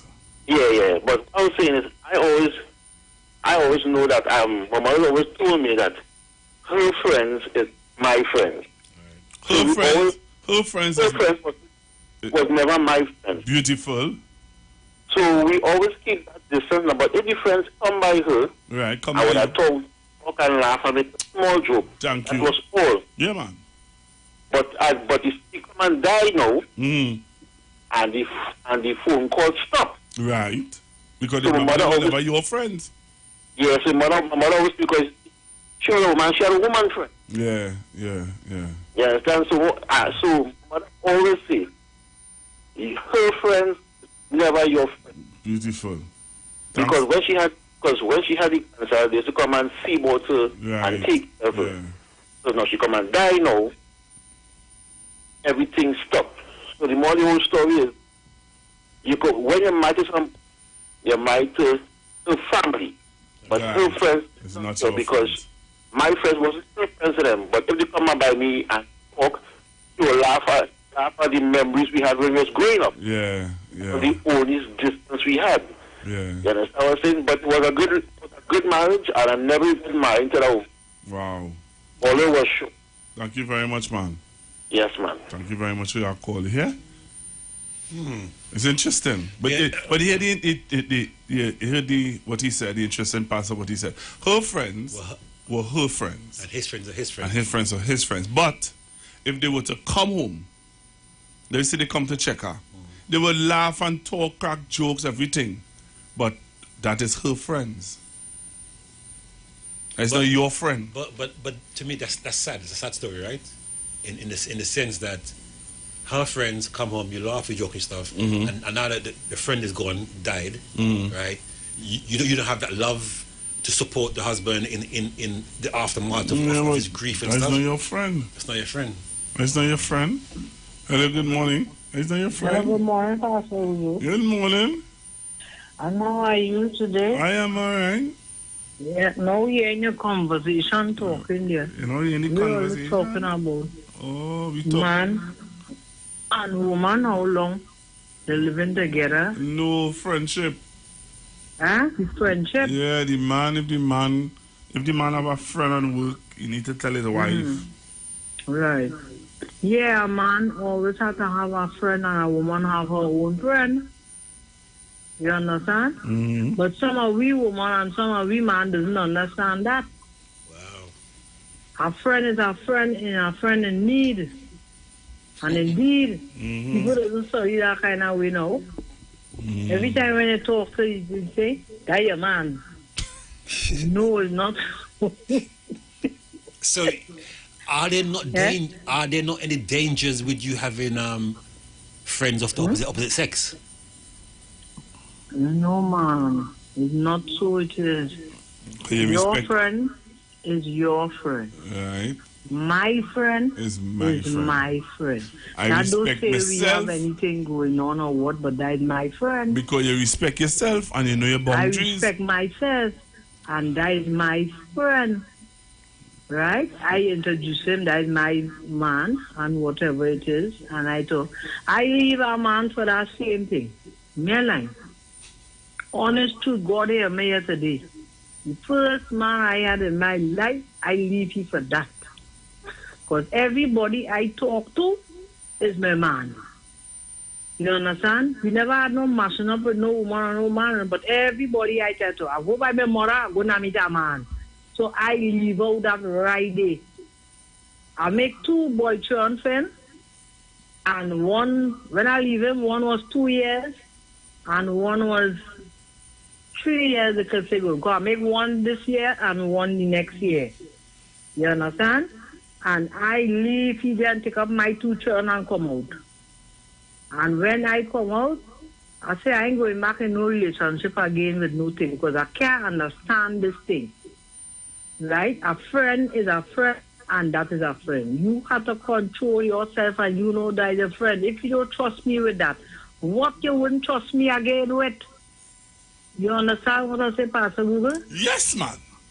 So that is how the whole situation gone. I leave here for that. And when I leave here, I come out and I start to work for myself and things. I say, I ain't going back in no thing right now. I say, I will chill out for a little bit. I go and look for a little work and I see what my future. And I went back home by my parents and them. You understand? And after I leave there, I started work with my mother was working in a little place. I was helping and thing, and I started go and look for a little work and thing. And I mind my 2 boy children without he. All right. Thank and you. When they get big man now, I could explain anybody. I never bring them up in court to mind them nothing. I see about my 2 children, and they come big man today. Friday, one was 50, and the next one here, his birthday is November. He go be 49. Oh, wow. Yeah. And I see about them children. I had polio. My foot wasn't so good. All right. So I had it real tough, and I walk and I mind my children and them. All right. We have 2 tickets to give away. I want to give away the 2 tickets. Yes, all right then. All right then. Yes. So, okay, I'm glad the conversation nice. That's how it is. Right? Thank you. So, anybody can take my pattern and stop this stupidness. All right then. Thank you. Bye-bye. Right. Hello, good morning. Good morning. Hi, morning. Where are you calling me from? Barataria. Okay. Go ahead quickly because I want to give away 2 tickets to somebody from San Fernando. All right. Yeah. You see this conversation that you're having here? Uh-huh.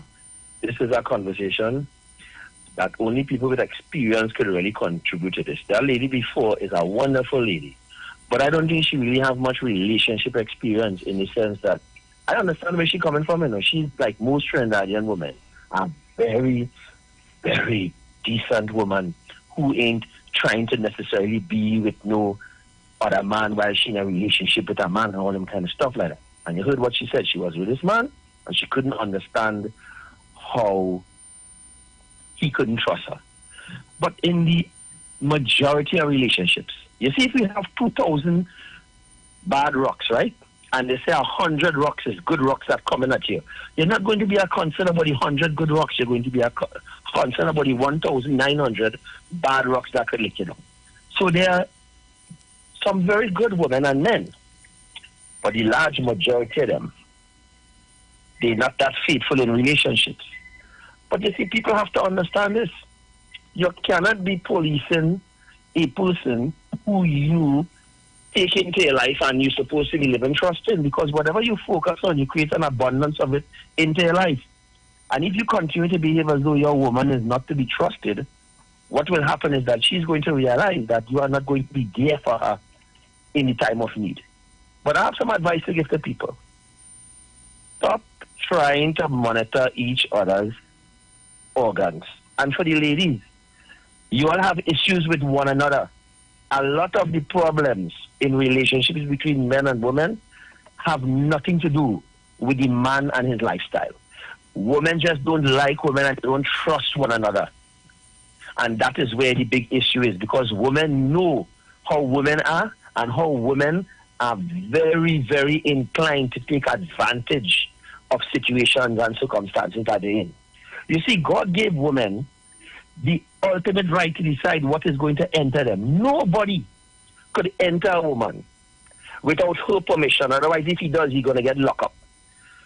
So whenever a man and woman get together, people must understand that woman decided.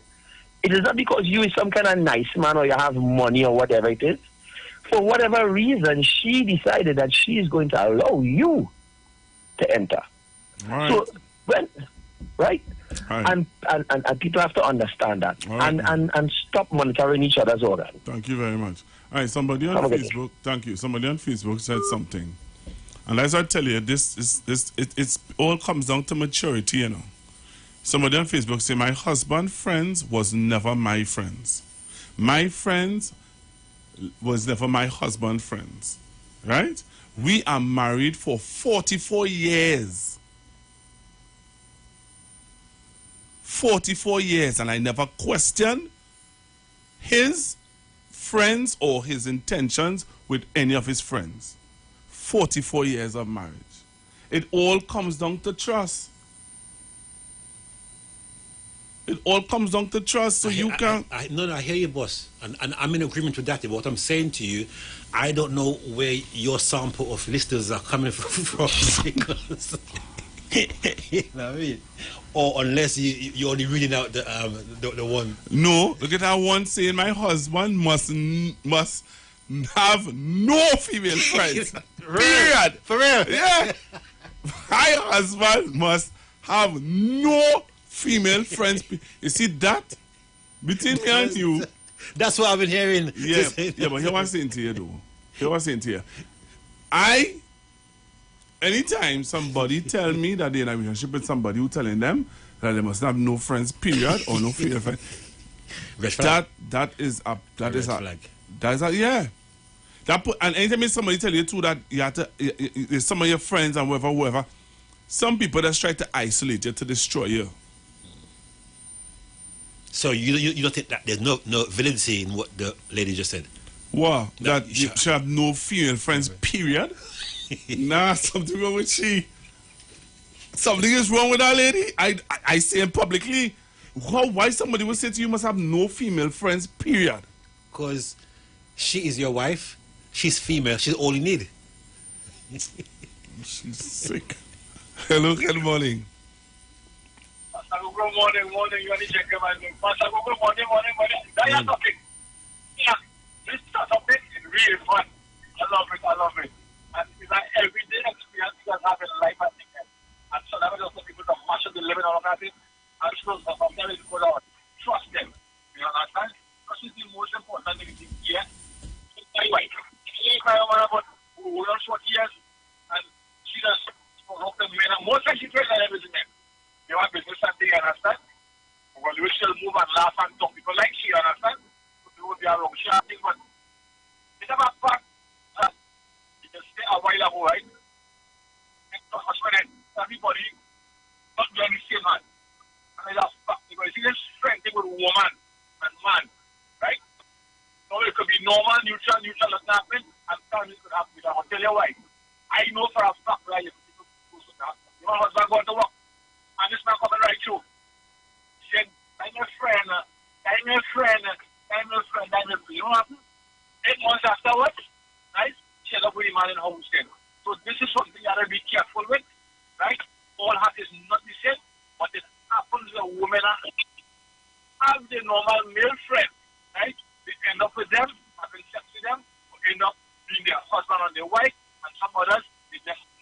life I'm spending. So that's good topic, but I wish you could do it some more than. I love it. Good program. Thank you very much. Now, the lady who said, right? The lady who said that her husband must have no female friends is saying women are dangerous out there. That's why she doesn't want her husband to have any female friends, because she knows how dangerous they are to her and her marriage. Some people. So she's put a band around the marriage to protect the marriage. No female friends? No female friends, yeah. You could tell your wife no male friends? Because you know how dangerous men is, and you put in a ban around you and Michelle. But leave me alone. You serious? You serious?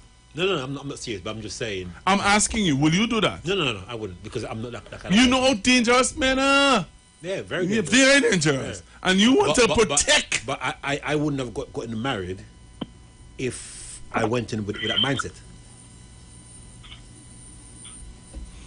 Because remember, when I met Misha, she was a dancer, right? Right. Dancing all over the world. Yeah. I met her. She's a very friendly, outgoing, bubbly personality. So I have had to have that trust to say that, okay, once... Well, that is what we're talking about. That's what you're talking. You can't be serious. You wanted to protect the man, so he cannot have so he can have male friends. But these days now. Or she could have male friends, but he can't have no female friends. There's an oxymoron. Something wrong with that. She trying to just let me just say that. Somebody say play the blacks. What's that? Somebody say play the blacks, and that was so black saying I ain't playing. I ain't playing that song. Now is this? So she have any male friends? Somebody asking if she have any male friends. That's a good question, but we're taking calls to win the tickets. All right, the news is coming up on me. I don't want anybody to miss out on winning these tickets. So if you are from San Fernando and you want to get tickets to go to see Midlife Crisis. For better, not worse. Starring Kieran Ramsey. Hey, Miss Henry, calling you might win a ticket. He ain't leaving no ticket there for you, know. No, mom get a ticket, man. Joshua Modest and Dominic Andre. Right, right. Sunday 16th at Sapa at 6:30 p.m. Get your tickets online. www.theticketsellers.co.uk for only 160 TT. Otherwise, at Maranatha Bookstore for 175. People messaging my phone now. People messaging my phone now. all my female friends say no female friends. He must have none. That's what they said. Yeah. They must have female friends. Good morning, Miss Patricia Kelly. No female friends. Oh, that's serious. And those are your female friends. Yeah, those are my female friends telling me you must have that that their boyfriend or husband to be mustn't have any. But hold on a second. But aren't they your friends? Yeah, but they don't have any husband. But you have a wife. you know. Hello. Good morning. Hello. I come back here again, Bruce. No, I want to get a caller to win the ticket because we're going just now. All right. Okay then. All right. But you know that happened to me. Yeah, I had a friend right here in Trinidad. Yeah, and when I come to Trinidad with Lime, cause she loves me and everything. And then she got married, and all of a sudden I couldn't hear from her. When I call her. It's like a quick thing. And she explained to me that now she's engaged, now she's married. Right. She has to respect her husband. Blah, of blah, course. blah, Yeah. No one no female friends. Hello. Hello. Good morning. Good morning. Where are you calling me from? Okay, this is your partner, Cookie. All right. You want to win a ticket to go to the play? Yes, partner. All right, man. You know where the play will be? Sapa. Beautiful. So let me take down your number one time. All right. Take down your number. Yeah, Google. So that we will organize you to get the tickets, right? Yes, Google. All right, man. So I think there's the guy with Bruce Wayne. Thank you so much. All right. Well, once you tell me the guy with Bruce Wayne, I know who I'm talking to. Yeah, All All right, man. Thanks very much. Yeah, good. All right. So we could either one of two things. I could either give tickets with you personally, or that could leave the names on the door when they come. It's totally up to you. All right. I'll tell you how we would do it. I'll tell you how we would do it, right? Well, I mean, like, before you leave now, so I will tell you how we do it. All right, so I'll give her one more caller. Somebody saying, Mr. Google, if it's a woman, she have problems with her. What? I try to understand that. Sometimes these text messages make it look like, I try to figure it out. All right, let's take this caller. Hello, good morning. Hello, good morning. Good morning. Calling to get onto the radio station. You are live? Yeah, I'm calling to win for the ticket. You're calling to win a ticket? Yeah. Where are you calling me from? Marabella. Marabella. Yeah. All right, so I could ask you a question? Yeah. Okay, so you think men should have female friends? Yes. It's healthy. It's healthy? How is healthy? Just explain to me how you think it's healthy for a man. A married man. Okay, he added married man. All right, so for a married man to have a female friend. A single female friend, a friend who is single. You get a broader perspective. You're able to add, you're able to get a wider knowledge from male and female friends. Okay. Having male friends only will just get one perspective. Right. So if you have male and female, you're able to see things on both sides. Right. Different angles. Yeah. You know? Yeah. You know, what you're saying there makes sense, eh? Because if you have a female friend, and you were to say to her, Gillian, my wife vexed me because I did so and so. And she would say to you, yeah, you're wrong. You're wrong, or she could share with you and say to you, you should have. Or let's say he's telling her, my wife upset with me, and she could tell you what to do to. But isn't it a rule that you don't discuss your marital problems with outsiders? Well, when you say, especially you're gonna discuss when you your marital issues with your single when man you friend. Say marital, come on now, when you say marital issues, we're not talking about the deep stuff. We're not getting into the deep stuff. And if you say, and my wife upset with me, you don't have to tell her why you and your wife. And you're seeking solace in this No, you're not woman. seeking solace. She, as your friend, will tell you, hey, do so and so. Yes, ma'am. I have your number, so I'll give you a call, right? Good then. All right, thank you very much. You're welcome. A little too deep, yes? I hate it. A little too deep. Was somebody saying, Mr. Google, send a text. I said, I think not me and you. I'm going to play this voice message here. Well, you're good, yes? You come in here to get my thing program all messed up. Auntie, she say that. Okay, right. I'll take this last call. Hello, good afternoon. Good afternoon, Pastor Google. Yes, sir. And whoever, I can't remember the name of the person. Mr. Alan Charles, you have to talk quick because the clock is already on. Yeah. But what I'm saying is that I take it like the song that they sing. The more we ought to get your friend, my friend is my friend. Your friend is your friend. Mm-hmm. So if we understand that, we shall be. Okay. So let me put that in order. Put that in order. Thank you very much. My friend is my friend. Your friend is your friend. Yeah.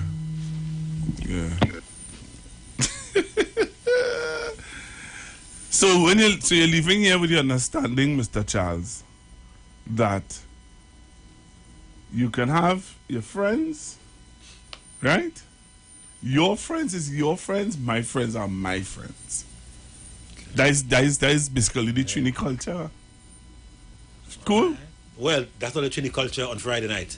Gone. Nah, you were talking to young people there, man. Alright. You were talking to young people. You were not talking to mature adults who understand life from a different perspective. You come now and you hear the real thing. Yeah, real thing. Yeah, you come on the street. That's why they call this the street. Real talk. Street 919. They give you the street talk. Cool? Yeah, so I had the church talk on Friday. Yeah. But you think about coming. Once the ladies not there, I'll come. Once the ladies there are telling you publicly, I am not coming. Okay. Thank you very much for being on the street. It's been very inspiring, very informative. I've had a good laugh, good chat, good vibe, and thank the listeners for listening and contributing. It's been very enlightening, to say the least. Because I'm getting a totally different response from what I've been having, to be honest. Beautiful. You know? That's why you have to come on the street. Yeah. All right, so when we come back to Trinidad and Tobago, we're going to talk budget. The budget is going to be read out at 1:30. We're going to see how best we can give you a little touch on that. And as you all know, today was supposed to be rest and reflect. But there is rest and reflect. Oh, the street. 919 FM.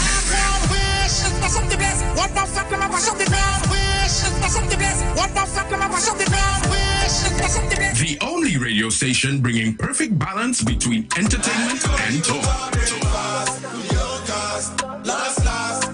Updating you with current affairs and social issues. So what, we should just sit down and take the foolishness that's being meted out because of all you feel that all you're real bad? Right? Unlike his situation that I don't even want to go back and bring up and highlight. You don't have a good record where that is concerned? Having you in the loop with trends and entertainment. Providing music that lives on. And spiritual food for the body, mind, and soul. The Street, 919 FM. You've got bills to pay, and so do we. Let's go pay some bills on the Street 919 FM.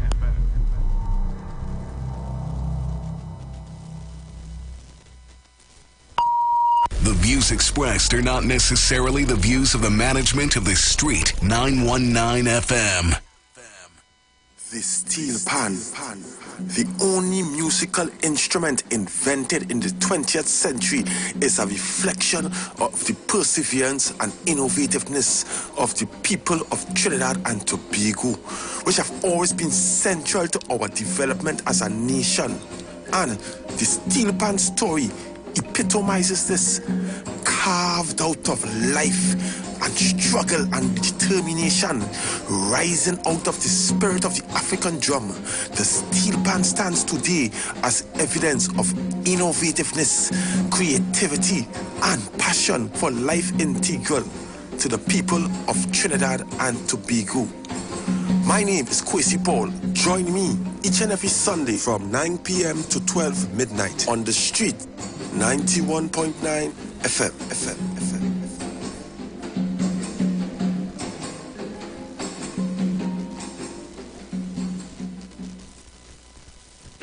91.9 is counting down 91 days of Christmas. Yes, 91 days of Christmas. It's karaoke, prizes to be won, giveaways.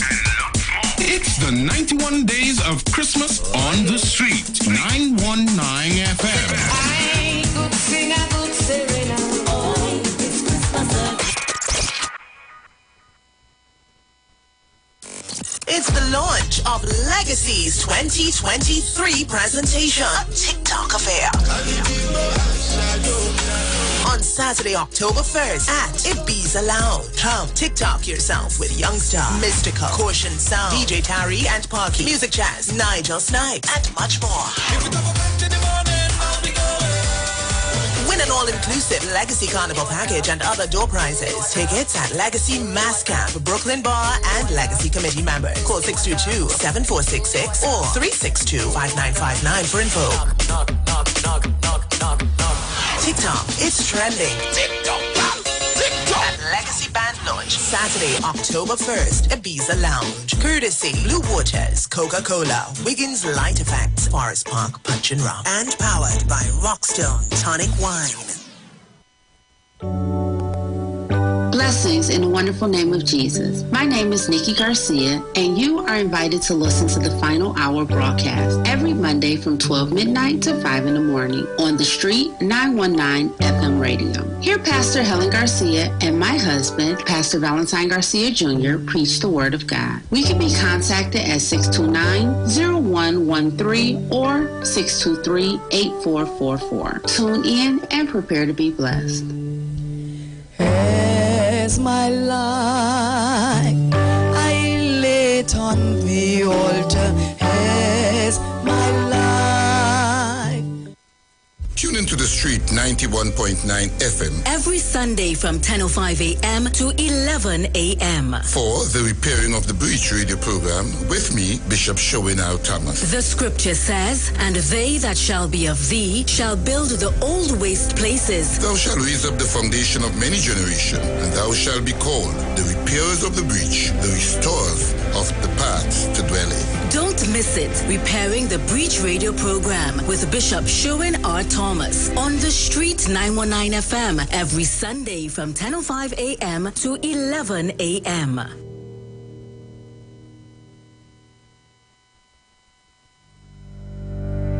Tune in to the Street 919 FM every Friday from 9:15 a.m. to 9:30 a.m. with Kingdom Health Services, situated at number 125 Eastern Main Road in Tunapuna. For the program, Health and Healing, merging the old with the new with Mr. Brent Diet. For more information, call 318-7471 or 484-0141 or 360-4100. It's all about Kingdom Health Services on the Street 919 FM.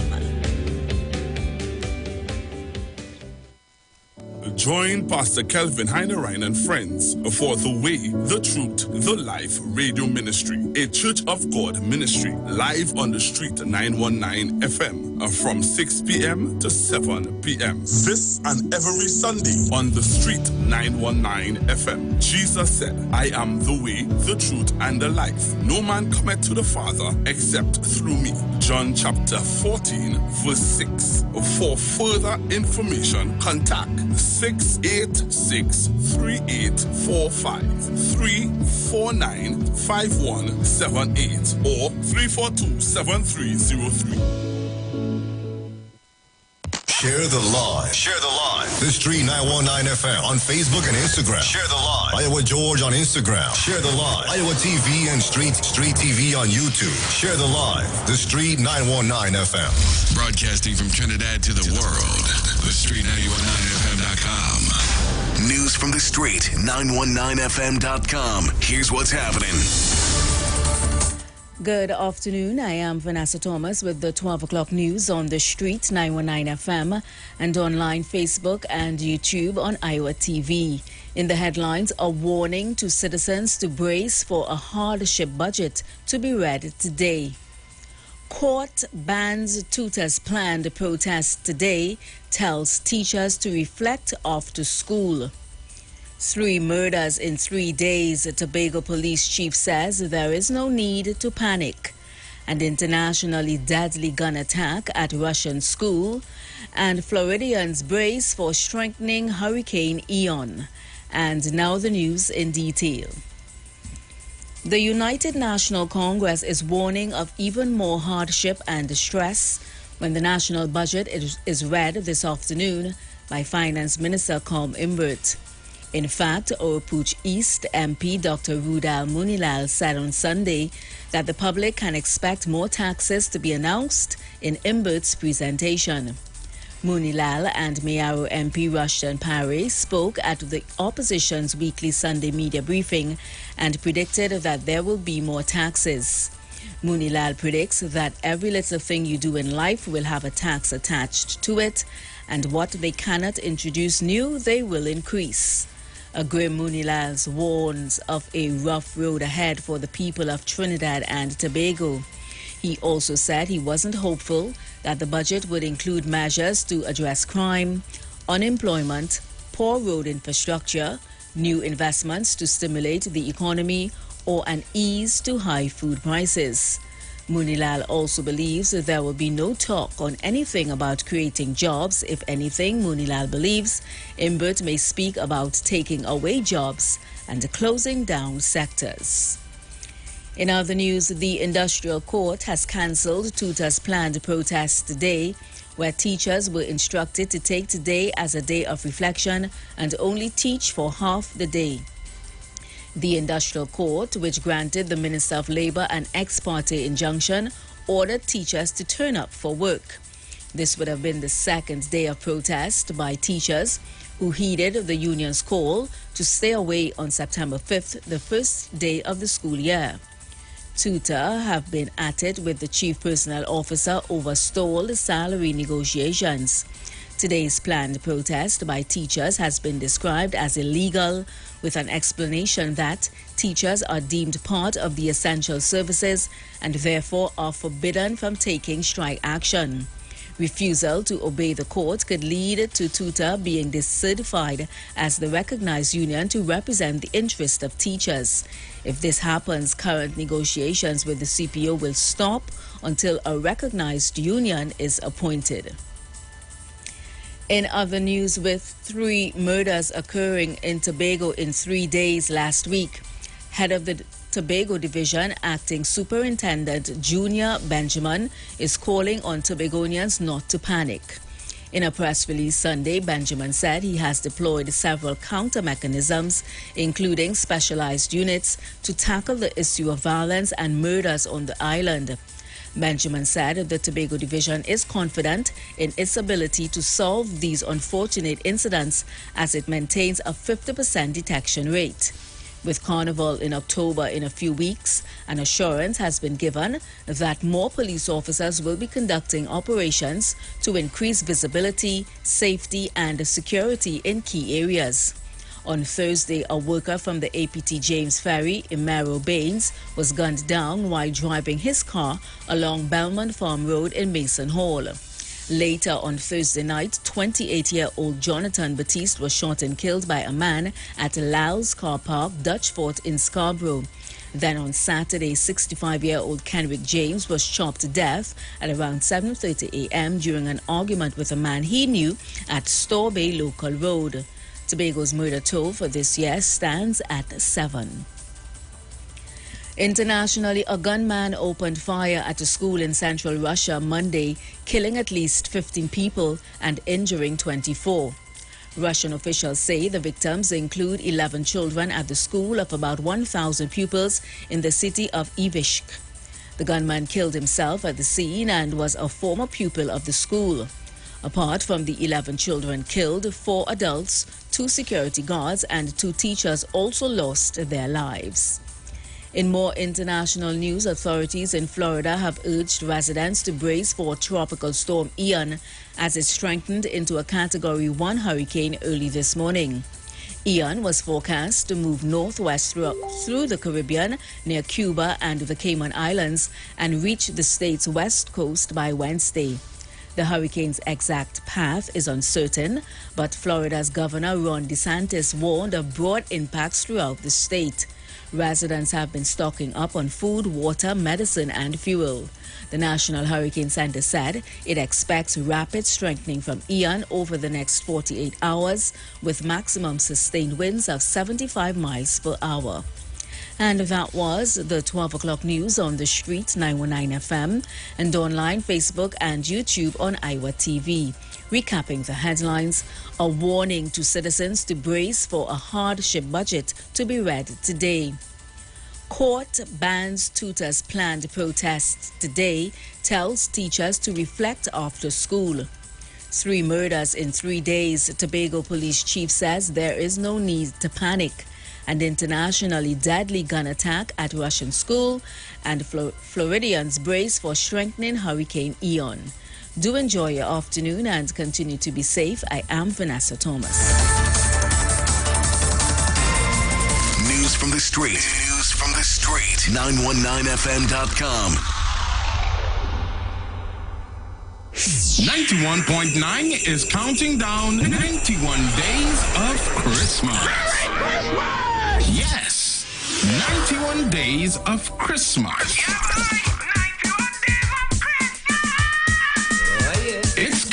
karaoke, prizes to be won, giveaways, and lots more. It's the 91 days of Christmas on the street. 919 FM. I could sing a good serenade. Oh, it's Christmas time.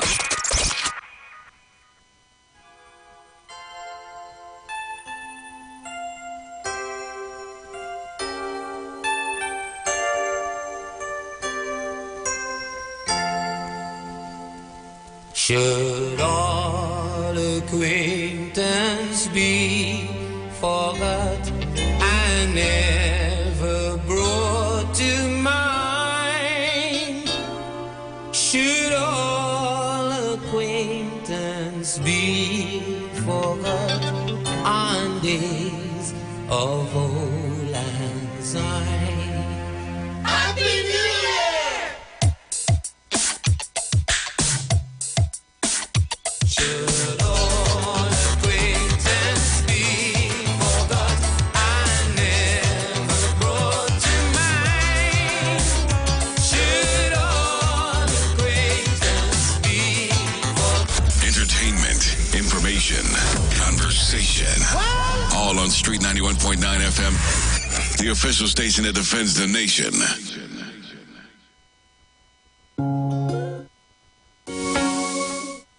The Street 919 FM. Entertainment, information, conversation.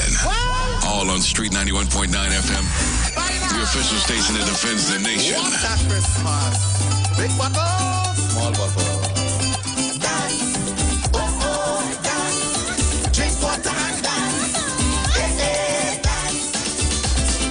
Christmas season, ready to go shopping. Waiting for me waterman to put the money in my hand. I say Christmas season, the children them waiting for the water king to buy the toys and things. Honey, if I don't have none, I will find it. If I can't find none, I will borrow it. And if I didn't get none, don't study it. Most important, we live it. We will still have fun. We will still around. Sorrel and gingerbread. We will have something to share. If they don't have much to eat, we still will celebrate. It's Jesus' birthday. I say, What a Christmas! what a sharing. Big bottle, small bottle. Water. Dance, oh oh, dance. Drink water and dance. Dance. Christmas season, I just am waiting on the water lord for the money to buy drugs. Christmas season, I want to fix my house and things. Waiting on the water saint for the money to buy things. Woman, if I don't have none, I will find it. If I can't find none, I will hustle it. And if I didn't get none, don't study it, my girl, my girl, my girl. Most important, we live it. We will still have fun. We will still around in the east and in the west, in the north and in the south. If we don't have much to give, we still privileged. It's Jesus' birthday. I say, baila, what a Christmas. What a sharing, big bottle, small bottle. Dance, oh oh, dance. Drink water and dance. Dance. Dance, oh oh, dance. Drink water and dance. Dance. Hey, Christmas season, and I know you're waiting patiently for me to bring home the money. Christmas season, and it please be with me. I'm waiting for birthday. Dance, oh oh, dance. Drink water and dance. Dance. I said dance. Pull the lover and dance. I said dance. Drink water and dance.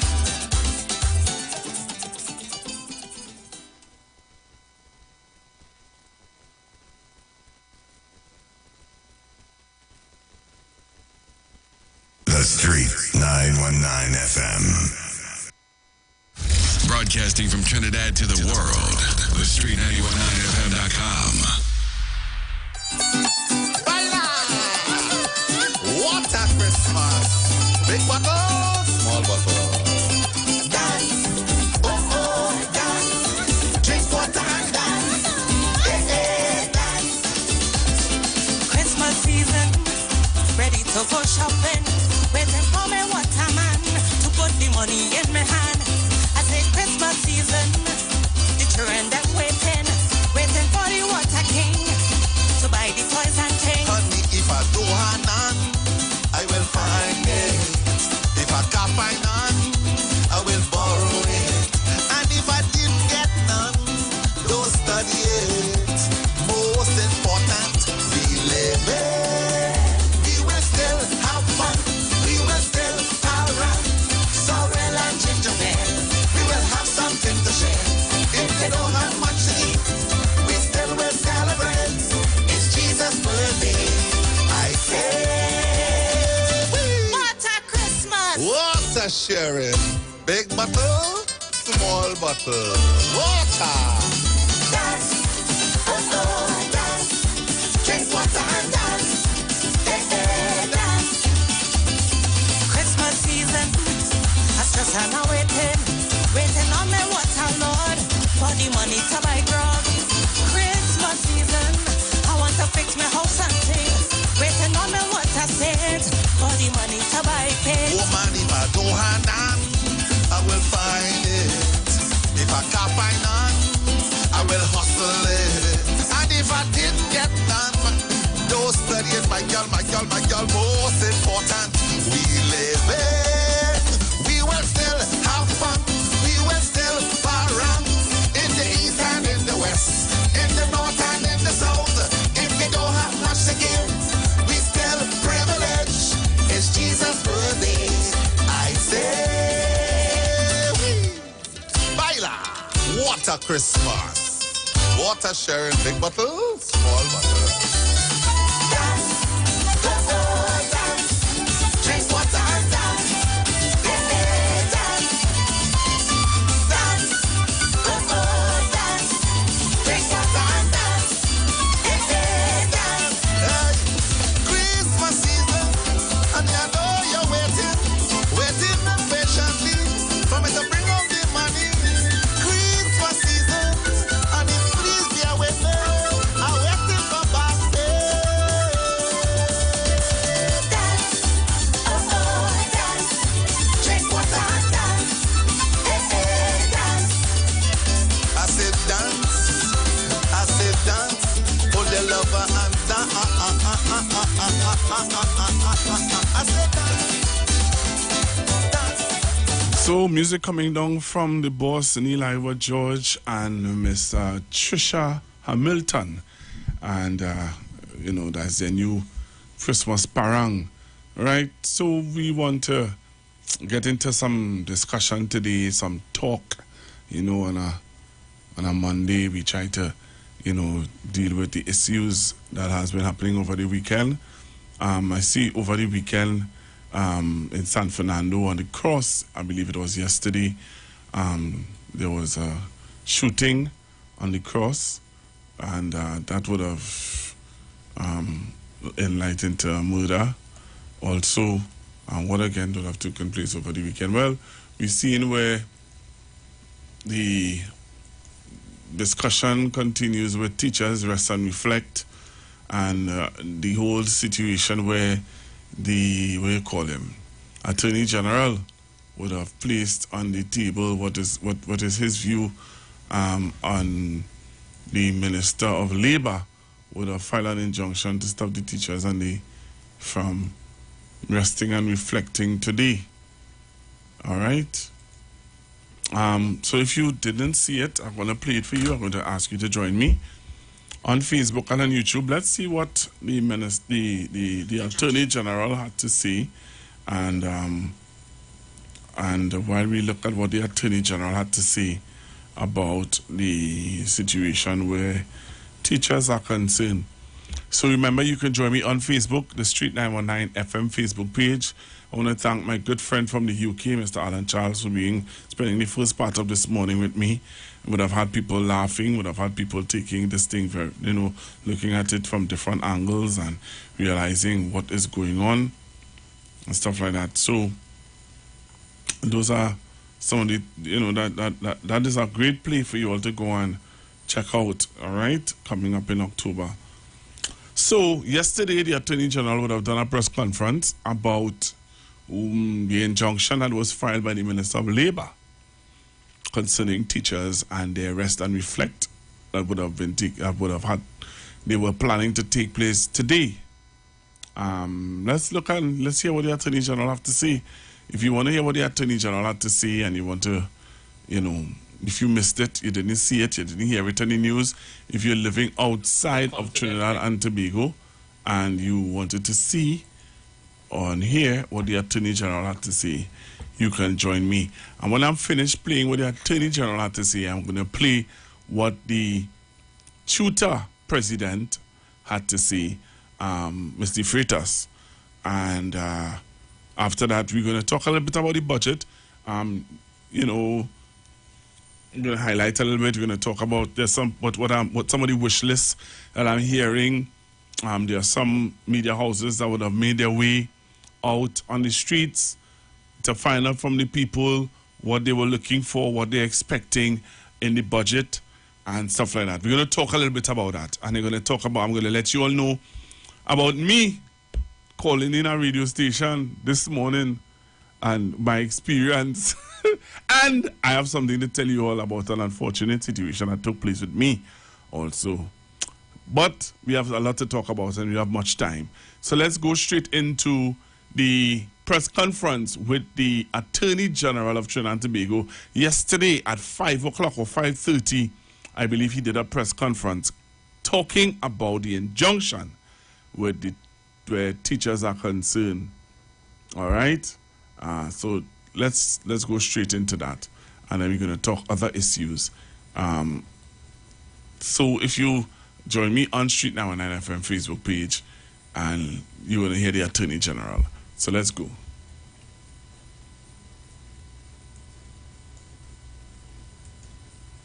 A confident expectation that law-abiding citizens of Trinidad and Tobago, including teachers, will turn out for work tomorrow, and parents of those students can expect to send their children to school, and the schools will be properly staffed. Thank you very much. Right, so that was the Attorney General giving his announcement yesterday. But right on the heels after the Attorney General, the President of TUTA would have sent out a statement, and I want you to hear Mr. Freitas and what she had to say about the statements made by the Attorney General. All right, so this is Mr. Freitas, and she would have sent out a video response to the Attorney General's statement yesterday. Comrades, today at approximately 5 p.m., the Industrial Court of Trinidad and Tobago heard an ex parte injunction at the request of the government of Trinidad and Tobago.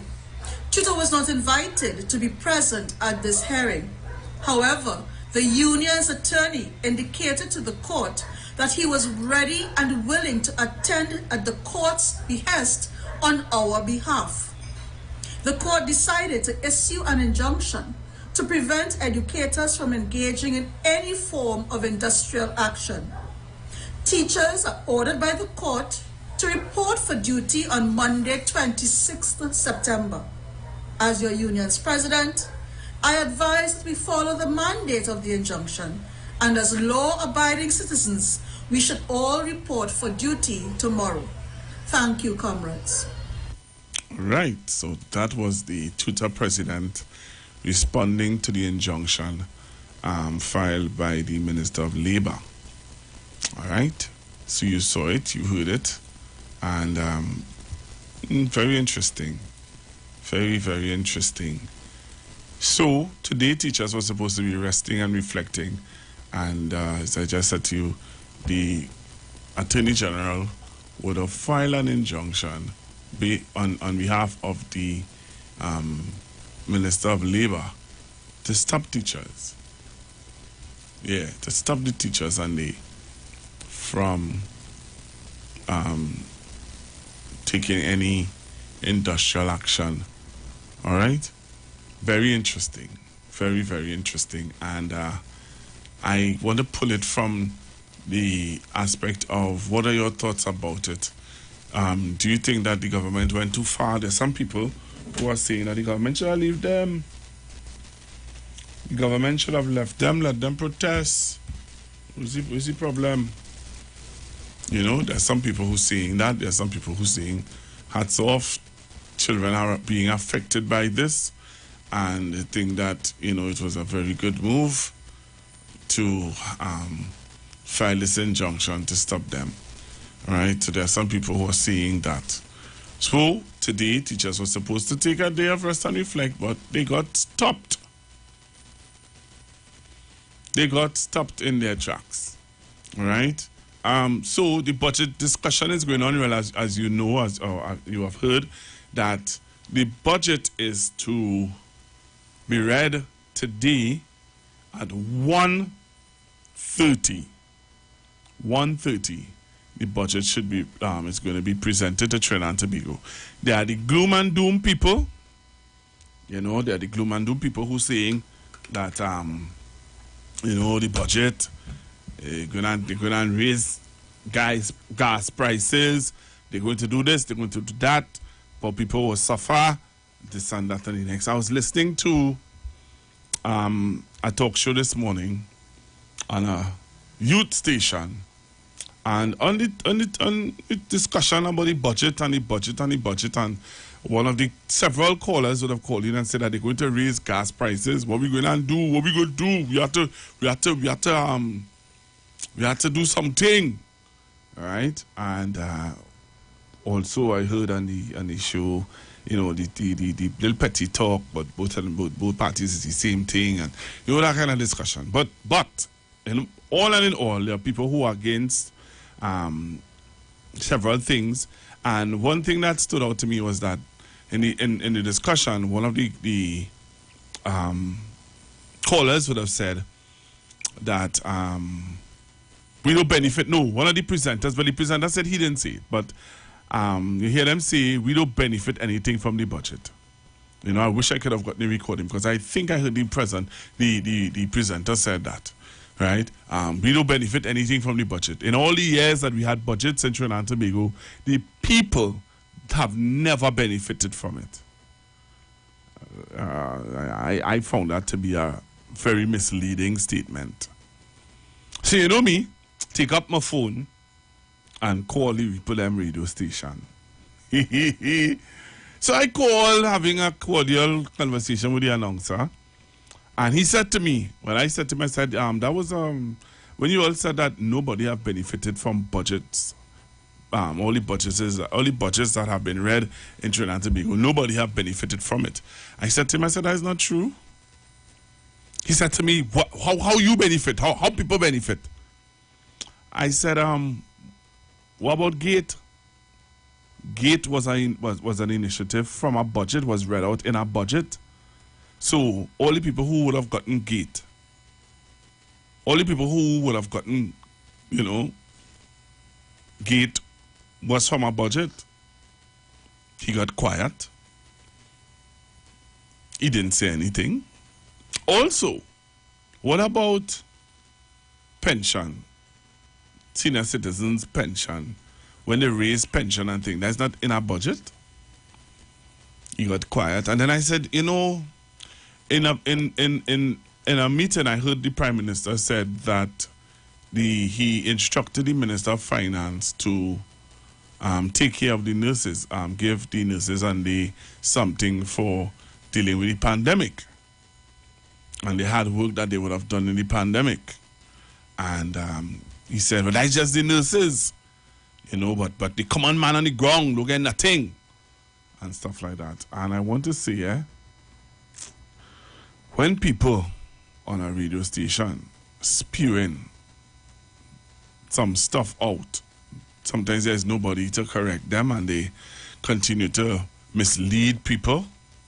And we as a nation have to deal with that, because you also hear people talking about nobody does vote in a government, everybody does vote out of government.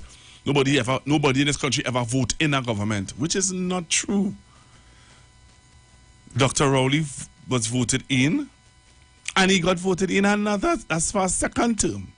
So when you say nobody votes in a government, that's not true, because this government or Dr. Rowley has proven that to be not true. Mr. Manning had proven that to be not true, but he chose to call a snap election. So when people giving you those stories, and after I come off the air, all the callers on the station would have calling to blaze me. And that's okay. I think I have been on radio for 10 years now, so I could take that kind of licks. That's normal. But let me tell you about this experience I had on Friday. So on Friday, I made my way down to PTSC to get a bus to go to San Fernando, the coach. While making my way down to PTSC, I reached the PTSC, and something I was doing, something I did. I was outside PTSC, and then I walked in to go and get the ticket to go on the coach. And I was on the phone talking with someone, and a gentleman passed who work in PTSC apparently. Google! We was talking, I said that nonsense on the radio. Look at our woman across there who need help. Why don't you go and help her? And I stood up and I looked at him. I didn't say anything. He started again and he started to make a certain noise. Only on the radio. Only talking a certain nonsense. You Google. Waste of time. Little. And I stood up there. I didn't say anything. And he started again with the lady who there. And why it is I don't go and assist her. I said, sir, I'm on the phone now. And if I have to go and assist the lady, I don't need to make a big appearance or a big drama about it. If I need to go and assist the lady, I go quietly and assist the lady. He find I wasn't good enough. He go on and he bring a partner. And the partner now come. And the partner start to come up in my face and trying to intimidate me. Workers at PTSC here come up in my face and he start to think, you Google, all I know what people going through. Right? And I stood up there and I looked at how he was coming up in my face and, you only be misleading people on all the program and only leading people down the wrong road and all this and all this. I set up PLM sycophants and the thing. Look at that woman right there. Look at the woman begging in PTSC. Why they want to help the woman? Only so wicked.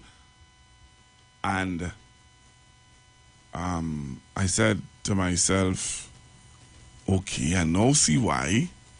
There have been certain people have been telling me when I'm leaving the studio, don't say where I'm going. And don't say what you're going to do. Because there are ignorant people out there who are going to come up to you. And, and this man came up, boy, and if you see how they were, a little bit again, I feel I would have get lash. That's how serious it was. That's how serious it was. And I had to go in when I went inside where the coaches, the security guard. The young man who is the security was shocked because he is he was shocked to see that these were elderly men and employees of PTSC behaving like that. You understand? So while people would want to see X, Y, and Z, I felt, and I was telling someone the other day, I felt very uncomfortable. Very, very, very uncomfortable. And it really taught me a lesson based on what, persons have been saying to me. Because sometimes you just innocently say, well, I'm going from a water taxi now. Or I'm going from a coach now. And not knowing that there are people who are looking out for you. And who may genuinely want to do you harm. who might genuinely want to do you harm. So my experience on Friday was terrible. And it wasn't young people, it was elderly men. Big men who could be my father. That's to show you how sick it was. It was men who could be my father. Walk up to me and very aggressively want to. Oh, so if you have a different view to me, that's your right. If you have an opposing view to me, that is okay. But why you feel the need that you have to come up to me to intimidate me, or want to feel as though you could walk up in my face and want to put your hand on me, and that kind of thing? What gives you that? What gives you that right? You know, even if you feel like somebody on Facebook right now who feel that I just be misleading people too. You know, yeah, you do the same on your program, misleading citizens. So, boss feels the same way, but boss, you feel you have the right to walk up in my face. You feel it is right for somebody to walk up in my face and want to threaten me and want to tell me how I'm misleading the nation and how I this and how that. You think that's right, boss? Huh? Boss on Facebook, you think that's right? The question I'm asking. And that's what I'm talking about. So you cannot, in this country right now, you cannot share your views, because sharing your views could land you some people wanting to might want to publicly, hit you.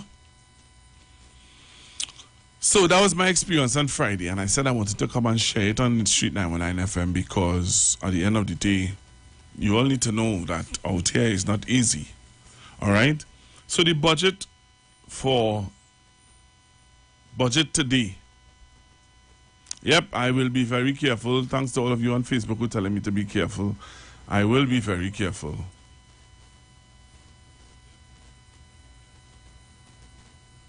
Right?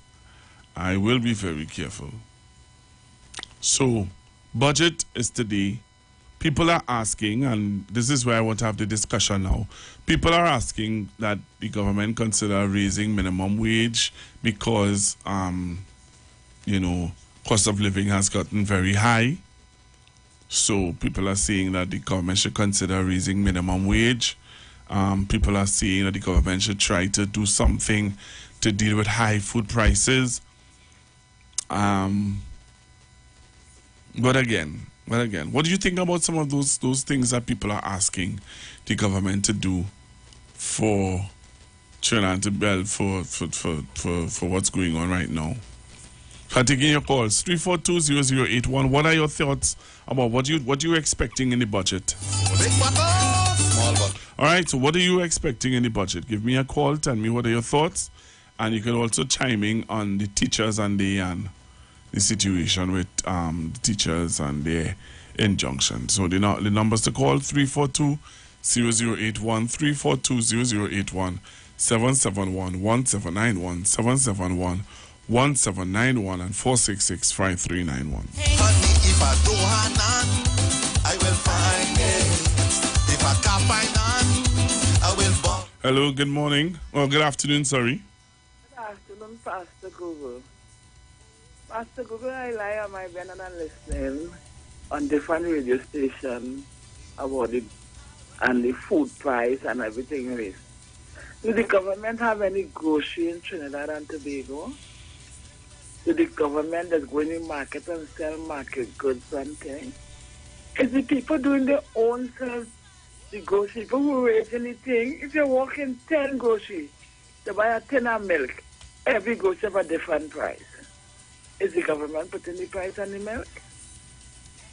They blame the for everything, and they're not blaming themselves for what they do not help their own people. And this is what it is that has have me bothered. Because the government don't sell fish, the government don't go and catch fish, They buy it at a certain price. I want to get double price when they're selling it. They buy it at a certain price. I want to sell triple price. So what the government have to do with raising things. If they keep the price as they ought to keep, everybody will live. But everybody want their pocket full and they don't care about other people. And the teachers and them, I like how they get stuck in the trap. Other country, they don't get paid when they get holiday. We still pay them here when they get holiday. Oh God, all the wait, that good thing come to those. They really got the Bible, they will realize good thing come to those who wait. But so we don't have patience, we patient running out. So I will listen to hear what other people have to say, Pastor. Thank you very much. Hello, good afternoon. Good afternoon, Pastor Google. Pastor Google, Uh-huh. my son, I now send him in the farm to buy chicken for me. The chicken is $14 a pack. My daughter buy from a certain place around here, $22 a pack. Same pack. They're going to buy in the farm and then buy in a bulk. $14 a pack straight in the farm. My daughter send and buy Saturday. They have it for $22. So you want to blame the government for that? Why? After Google, I'm still saying every day, God in control, not man. We have the final say sit high and watch very low. And you know everything, what we're doing right from wrong. Okay, Pastor Google?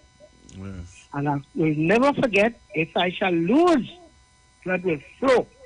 And Mr. Kaufman, I'm still waiting to find out what they had in that cup. Okay. Okay, Pastor Google. All right, thank you very much. Hello, good afternoon. Yes, good afternoon, President. All right, good afternoon.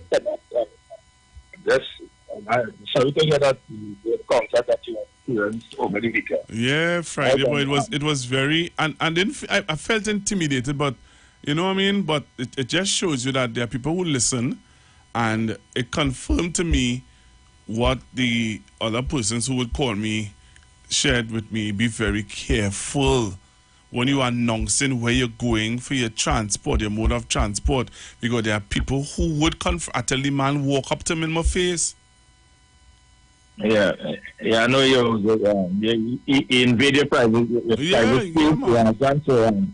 And no matter, I call this program and then Pastor Gogo, I don't agree, and I've been on it here, I don't agree with some of your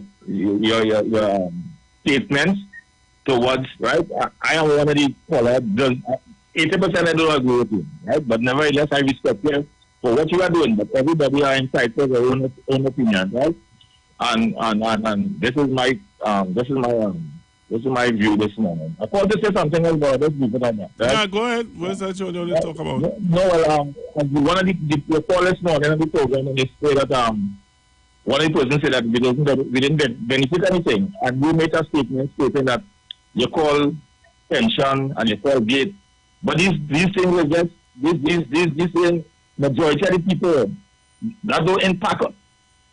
All of us, right? Gate don't impact. I don't see how people have to want to see fly around our mouth, right? And people starving and people lining up in long lines to realize that we have some challenges in Trinidad and Tobago. It might be seen that how people will extend the words and the view. And some of these programs on this morning, because we're seeing things and that pop out and all these questions, and people that daily lives of people are very, very affected. Pastor, I live in the village of Carnans, and when I interact, people buying half a butter now. Half a butter people buying in these little corner stores. Right? Some people can say eat chicken for the whole week. That is subsidized and once a week. A lot of choices, people have difficult choices. The citizens of Trinidad are talking about the poor and the vulnerable. I'm facing today, Pastor Gogo, and this is a reality. Right? This is a reality, and I find some of these programs are not balanced. No matter the political difference, it's not balanced. When you say, caller, when you say it's not balanced, what do you mean? Well, it's a political agenda. Well, everybody have the right to everybody entitled. right. Go ahead. Everybody entitled. Uh-huh. Right?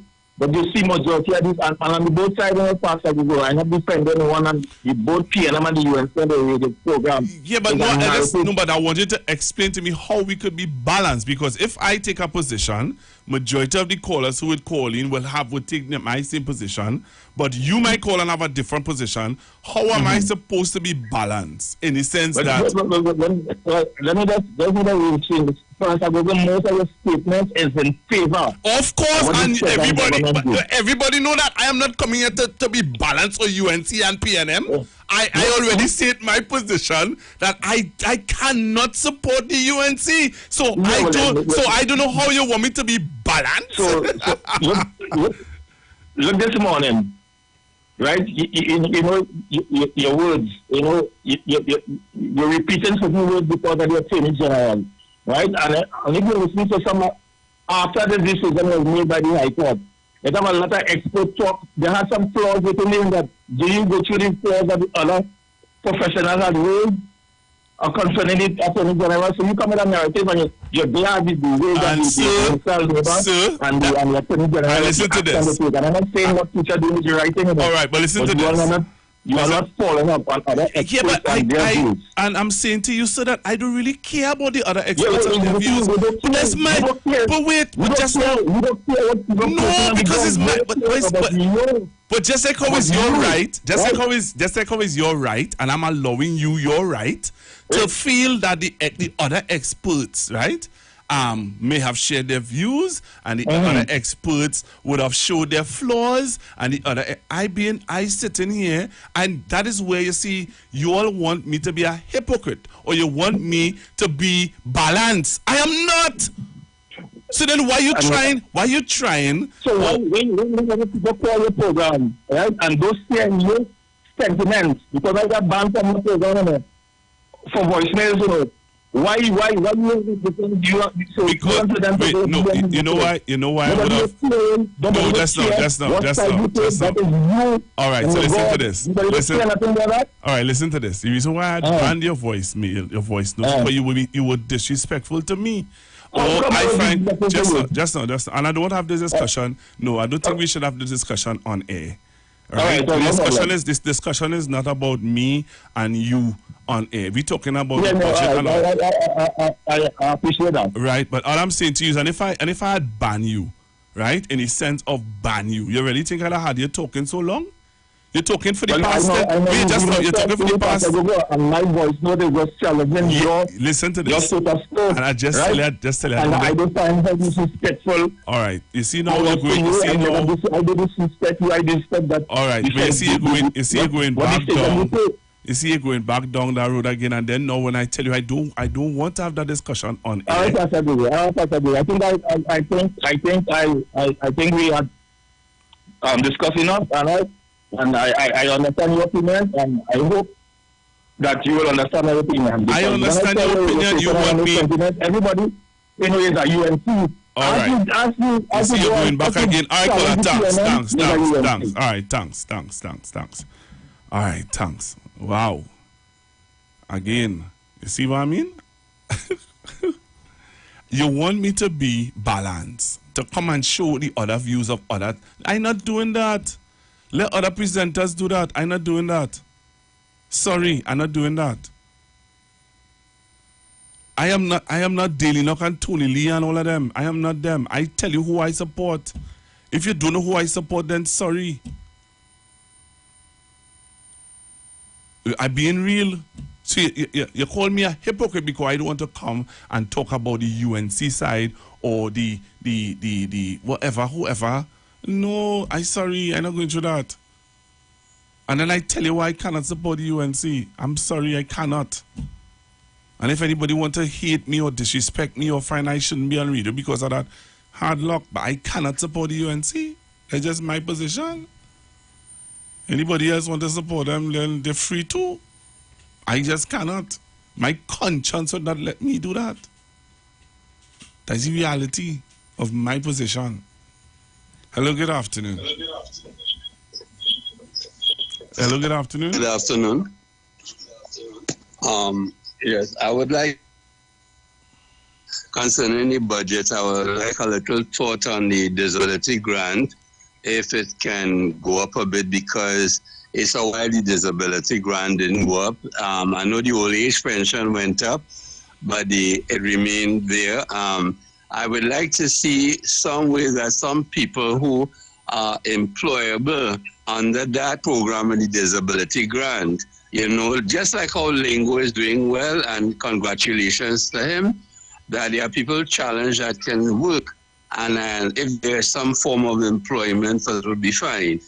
So I would also like that, the Bureau of Standard, we had one, but it is dormant. They were part of a governmental, also to the consumer affairs, to price control, that they would go wrong. So it has been dormant a very long time. I think that since Eric Williams' time it was effective. So I find there should be a penalty for people who are raising their prices 100%.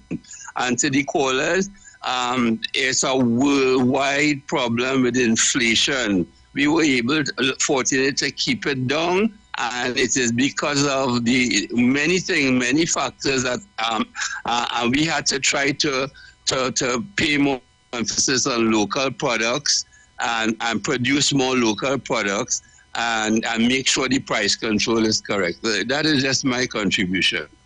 Okay, thank you very much. Thank you. Hello, good afternoon. Good afternoon, Pastor. Hi, good afternoon. I think I must call. First of all, I want to compliment you for your job as an anchor in the radio station. Secondly, I want to tell you, do not be intimidated, because that's a job that you do. You have to come on the radio and based on your opinion, your judgment and things like that. Do not let anybody intimidate you, whether they're there or outside. That's part of what the job you carry. Do not be intimidated, but you have to drink your water and mind your business. Yes. Yes, and I want to say this other. See, one of the challenges we have in this country is that we don't read the passage. We don't. Let me tell you why. You see the action of the Attorney General? It is written in law, Section 65. So people in the Attorney General, like the other caller who called you, he was talking, he didn't talk about any law. Hear what the law says. What the Attorney General was saying is what the law says. The Industrial Relations Act, Section 65. I want to read it, possible. Right? Where industrial action is threatened, the minister, in the interest of the national good, can file an injunction to train the trade union from performing that. You hear that? That's the law. So the minister is the Minister of Labor who filed the injunction. Stop it. And I want to tell you why. The trade union leader had to say what she said there. Because it is written in law. Here is part. Section 67. If you know the law, part of it. That's the whole talk. An employer or worker who contravenes subsection 1 is liable on conviction to a fine of $40,000 imprisonment for 3 years. Hear this? And hear this part. A trade union, that is why the lady said, President of the trade union, who calls for industrial action to be taken in an essential service. I want to say that, That is Section 67. And that is a question put before the industrial court. The Minister of Labor is saying that this union did that. A trade union who calls for industrial action to take an essential service, or here is part, induces or persuades workers to take such action is liable in summary conviction to a fine of $20,000, and the board may cause decertification and recognition of the trade union. You hear that, Pastor Google? Yes. That's the law, you just repeated it, but the law in our book. That if you, as a trade union leader, induce or persuade, according to the human rights, the AG said that you have contributed to them breaking the law for an essential service. And it went on to say, in case of a holder of a position in office, like the president of the trade union, here what can happen to her if he is found guilty of that?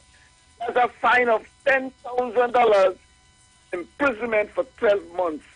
Hear that, Pastor Guru? Yes. If she's convicted of inducing and persuading the workers in an essential service, right, to strike, he is liable to a fine of, as I told you, a fine of $10,000 and imprisonment for 12 months. You see why she come out and say, go to work? Yes. Yes. That is why, because he convicted of that, you are breaking the law. All right. That is the Attorney General. That's so. Section 65, interested to read, and Section 7 in the Industrial Relations Act. Thank you very much. Thank you very much. We're going for a break and come back to Trinidad and Tobago and continue to take your calls right here on the street, 919 FM. You've got bills to pay, and so do we. Let's go pay some bills on the street, 919 FM.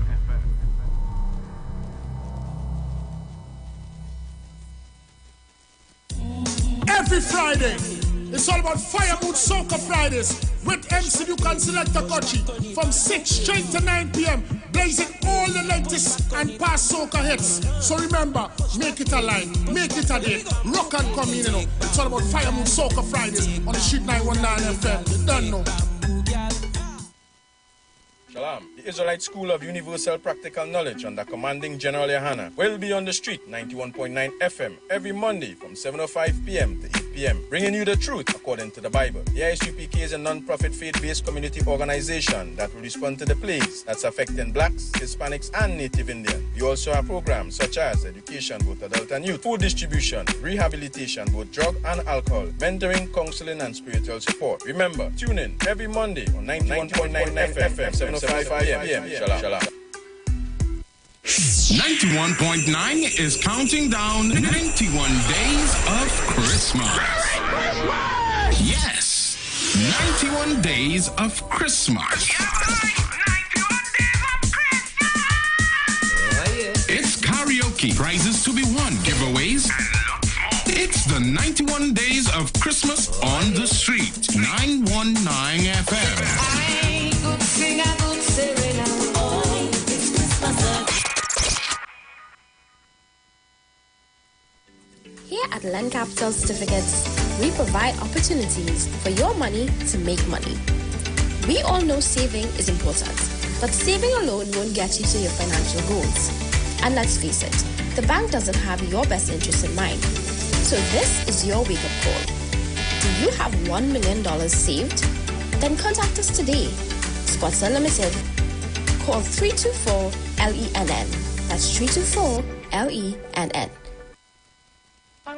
Hi, Trinidad and Tobago. This is yours truly, Pastor Charles, streaming live from Port of Spain, Trinidad, Marvel Road, 91.9. Our services start from, 12 midnight to 5 a.m. in the morning from the first, the second, and last Wednesday of the month. We are going to have a T-R-M-E time in the presence of God. We will be praying, praise God, for our nation. We'll be praying for families. We'll be praying for those that are sick and those that are in need.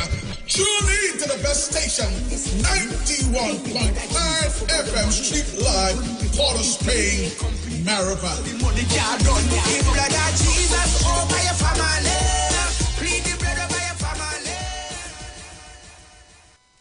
If you're experiencing pain, constipation, headaches, poor blood circulation, high or low blood pressure, diabetes, cancer, swollen or darkened feet, come visit us at Health and Wealth Lifestyle, located at 73 Eastern Main Road, Barataria, opposite Eastern Credit Union. We at Health and Wealth Lifestyle offer a wide range of services. Come and experience our new 3D analyzer, which allows you to have a look inside your body. We also provide live blood analysis, iridology, ionic foot detox with foot soak and foot massage, aquatherapy, full body massage, and organic supplements on sale such as Nano Silver, Nano Zinc, Body Light, cold pressed sesame oil, and more. Health and Wealth Lifestyle, located at number 73 Eastern Main Road, Barataria, opposite Eastern Credit Union. For more information, call 275-8359 or 288-1108. Join Nicole Huggins for Health and Wealth Lifestyle Tuesday morning from 11:05 to 12 noon. Right here on the street 919 FM. Good, that boat ride looking like it real bad. Are you ready for that boat experience again? The Sea Champion and the Embassy say, book with us for that unforgettable boat ride experience. Sea Champion leaving from King's Wharf, San Fernando, and the Embassy leaving from Breakfast Shed, Port of Spain, or Westside Trinidad. For more information, call 399-5959, 281-4723, or email us at coralvisiontT@gmail.com. Book now and reserve your cruise. Hey, that boat ride look like it was well. Turn your lights down low and listen to the Master's radio. Get in touch with God. Turn your radio on. You are invited to join Pastors Morris and Agnes Johnson of the Church of the Firstborn Assembly Miracle Center, located at number 399 Eastern Main Road, Guayco in Sangre Grande, for the Old Time Gospel Hour Family Radio Ministry every Sunday from 1 p.m. to 6 p.m., to the Children's Hour Worship Ministry of the Word and the Family Forum every Tuesday from 9 a.m. to 10 a.m., The Law and You, and every Friday evening from 9 p.m. to 5 a.m. All Night Prayer Live, designed with you in mind. This program deals with today's issues from a biblical perspective. You will also be given the opportunity to call in and interact with us. Micah 6:8 says, He hath showed thee, O man, what is good, and what doeth the Lord require of thee, but to do justly and to love mercy and walk humbly with thy God. Your financial support through the First Citizens Bank will be greatly appreciated. Account number 795222. For further information, call 753-1113 or email us at church668hope@gmail.com.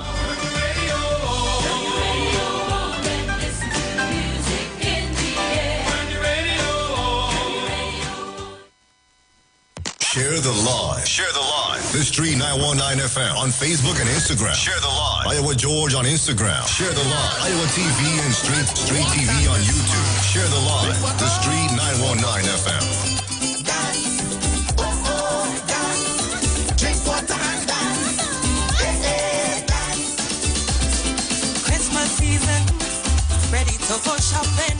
Waiting for me waterman to put the money in my hand. I say Christmas season, the children them waiting for the water king to buy the toys and things. Honey, if I don't have none, I will find it. If I can't find none, I will borrow it. And if I didn't get none, don't study it. Most important, we live it. We will still have fun. We will still have run. Sorrel and gingerbread. We will have something to share. If they don't have much to eat, we still will celebrate. All right, so I'm back with you and taking your calls. Boy, that's what I tell you. Thanks very much, Mr. Chance. I really appreciate your call. And, you know, that level of, how to put it, that level of bullying. There's this bullying way that some of these people have about them that you really wonder, you know, where you're going with this. What is going on here? Something happened, you know. Yeah, you really wonder where people going with this, huh? So people believe that they can just run up to you and bully you and talk to you how they want. And as I said before, it's not the young people who are doing it. It's adults. The man who spoke to me could be my father. One, I'm sure. Hey. Okay. One could be my father. The other one could be, either my uncle or something. But I'm sure they're older than me by far. All right, I'll go back to the phone lines. Remember the numbers to call: 342-0081, 342-0081, 771-1791, 771-1791, 466-5391. Hello, good afternoon. Hey, Pastor, how are you going, boy? Hi, quiet, man. How are you going? Boy, just go with God, be safe. Yeah, man. You understand? And listen. You see what you're doing? Continue do what you're doing. No, boy, try to sidetrack you. God will take care of you. You understand? Yeah. You continue to do exactly what you're doing on this radio station. Okay, brother? Yeah, man. May the Lord watch over you, friend. Thank you very much. Yeah, hello, good afternoon. Good afternoon, Pastor Guru. Hey, what's happening, sir? All right. As the last caller say, don't be sidetracked. You're on the right mission. Constructive talk, keep it like that. What I would like to say is I know the figures are allocated for the ministries and everybody. You are showing you, Pastor Guru. But Yeah. I would like a little more money for housing, Pastor Guru. For housing? Yes. Tell me why. Well, you see right on South Key, Yeah. for the last 15 years, because since 2007, they removed the people and the business and everything from on South Key. Right. If you pass there in morning, you would see that whole area from the flyover going straight down to the bridge, Mm-hmm. empty and vacant, and all they're doing is just cutting bush and cutting bush. So about 2019 or 18, they turned the sod with a plan for that a multi-story complex, housing complex now. Okay. They have plans for that area already, Pastor Google. Okay. In Canada now, some years ago it had fire up there, and up to now these buildings haven't been refurbished, Pastor Google. You hear why I'm telling you? I could tell you, you see all the housing developments right now need a refurbishment, Pastor Google. If you was watching, I'm telling you why I want money in housing. This could alleviate people saying they cannot work and all these kind of things. If the government put some money into these projects, I'm sure that in these areas, they would find youth who wouldn't be coming with a gun to say, I want to work. If you was watching, you know, Pastor Google. But they might be coming with a trowel, a hammer, a saw to do some kind of work on a house. Mm. But while I hear you, and I agree with you and I understand what you're saying, but remember, let's not turn a blind eye to what really goes on sometimes, because right in the school projects that the government was having in Lavantil up there were men who were gunned down, who got shot, who because men who come on the site and want to tax the contractor, tax the workers. So while I understand what you're saying about men when be coming with gun or whatever, we have had experiences. We have had experiences and we have stories of contractors doing work on buildings in Lavantil, certain parts of Lavantil, and we see where gunmen came on the site, shoot up the site. It have stories where some of the workers would tell you that men can't even work on the site, only women on the site, because certain brothers can't come over here and work, and certain brothers can't go over there and work, and that kind of thing. So let me not, make it sound as though everything is hunky-dory and it's just a fair playing field. No. I didn't have it like that, because just as we said, some years ago also, some men from the town come right in John to do some work on buildings, and they were shot and killed if you was watching you. So I know about all of that. But what I'm saying is that these things is what has hamburging the development in our area. What's that? And they would always be saying, we need no work with the government and doing nothing for we, if you was saying, under them. But my last point is this.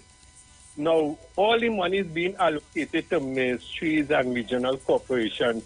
Pastor Google, when the Auditor General report come out on these ministries or regional corporations, you would see that they haven't been audited for years.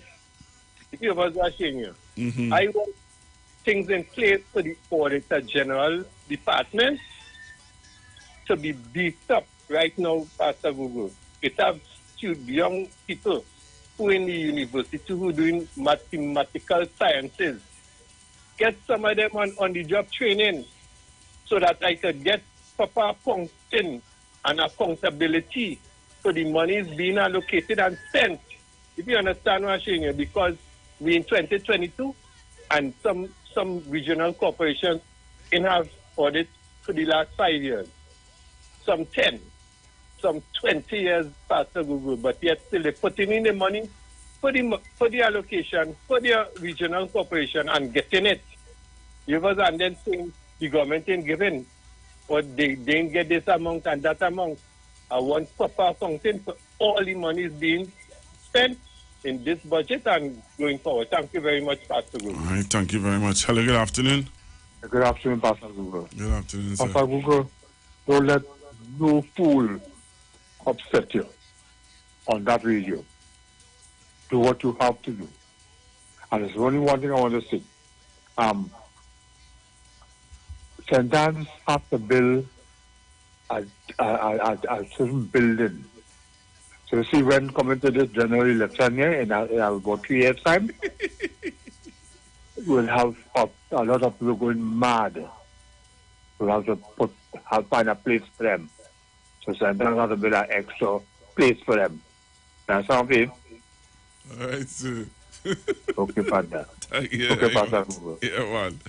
Hello, good afternoon. Good afternoon, Pastor. You man trying to get me. You man subtly. Like looking for more work for Dr. Trotman. You man say, yeah, Pastor Google, let it be somewhere. You're looking for more work for Dr. Trotman. You find one madhouse ain't enough. They can't hold everybody. Oh, Lord. Hey. Good afternoon, Pastor. Good afternoon, sir. How are you? Not too bad. Good afternoon to your listeners and callers. 91.9. Yeah, man. Pastor, I think I am of the view that food prices will still continue to go up because as your first caller said on this program today is that every grocery you go into, there's a difference in price of oh yeah, milk. Yeah, right? She was talking about that. So the basic food items is not. I don't believe that the president of the Supermarket Association, he will just come and say normal thing, but prices will continue to go up. For example, JT in Marabella, it has gone like 100%. I'm telling you, it's not a joke. It's close to 100%. You see, for example, parboiled rice was $59. It's now $89. I could tell you what I buy. You understand? A lot of stuff has gone up. And I don't believe it's going to come back down at all, whether or not there's a reduction in the importation on items and so on. It's not going to come down. And transportation, it's not going to come down. So we have to, I think they should cater for people whose salaries, like pensioners and so on, that don't move. Yeah. And they have another 25, 30 years to live. Yeah. Their pension is stagnant. Something should be done to assist them. You understand? Holy man want to tell me about we not balance, boy. Holy man want to say we not balance. Well, you see, I understand him because when he spews that on other stations, they applaud him. Oh. You understand? And when people like you and I go on other stations, they cut us. Oh yes, we you don't cut on your station. You allow people to speak. Yeah. And that is why people like Central and others and so on, who live in abroad, could call you and make those statements successfully because you don't say nah and cut them off. You understand? Yeah. You listen to them and you allow them, you give them an opportunity to speak. Yep. But I told you, Pastor, that sometimes when you're going home, you have to be careful. Yeah. I told you that. Yes. Pastor, I encountered that once, But the thing was, it wasn't two of them, it was just one fella. And he knows my voice. So he started to argue with me, and I did argue with him because my skin a little thin. But then eventually I realized he wasn't getting anywhere. So I went back to drinking my very cold beer before it got hot. And when he realized I was just watching him and not taking him on, he said, you don't talk, you only watching me, you don't understand, you only watching me. So I said, because I'm looking at the constellation. He said, you're looking at the constellation? What constellation? I said, the constellation is a group of stars in space.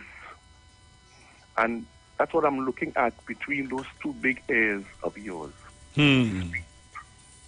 Just space. Well, he get real vexed, but he couldn't tackle me because I was about. So, Brian, there's a big protest happening right now outside the Parliament. Yes, that was planned. I heard about that since yesterday. That was being planned since yesterday. Well, maybe before yesterday, but I heard about it yesterday. Well, my listeners, anybody who on Facebook and on YouTube, well, you could go on to see the protest outside the Parliament building today. I wonder who they're using the You see how this thing here, boy? Outside the Parliament building.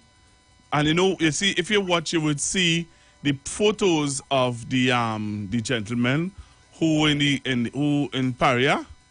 Yes. Yeah, they have those men photos outside. So boy. Yeah, well, that will be dealt with from November. So whether they want to bring it today or not, that has nothing to do with the government. That will be dealt with in November, Pastor. Yeah. You understand? But they will put anything there to get away because it have one particular member of Parliament attempting to pollute, as using his particular word, to pollute and pervert the course of justice for one of his colleagues. You understand? Yeah. I say it's this government who instigated the action by the police and the DPP. You understand? That is what he's attempting to do. Wow. As his leader has done with a particular insipid individual. You understand? Who we all know very, very well as a certain senator. You understand? So that he would have been able to get off in the Parliament to say that, hey, this was politically motivated. That is the angle by which now they use their defense. Yes. Whenever any matter comes up against them, that they want to say it has been polluted by the government. And that is their angle and their base of attack, Pastor. Look at it well. Yeah. It is what they do. It's what they say. And they will continue to repeat it every time a matter is coming before the court. It is being used and used well. Yeah, look at it, Pastor. We have to be careful. Sometimes it's good not to say anything Yeah. and just look on and we will see what's going on. Thank you, Pastor. Have a Thank good you very much. Thanks Get for on calling. safe. Yeah, man. Right. So if you come on the live, you're going to see the protests. The pedophile must go! The pedophile must go! The pedophile must go! The pedophile must go! The pedophile must go! The pedophile must go! The pedophile must go! The pedophile must go! The pedophile must go! The pedophile must go! The pedophile must go!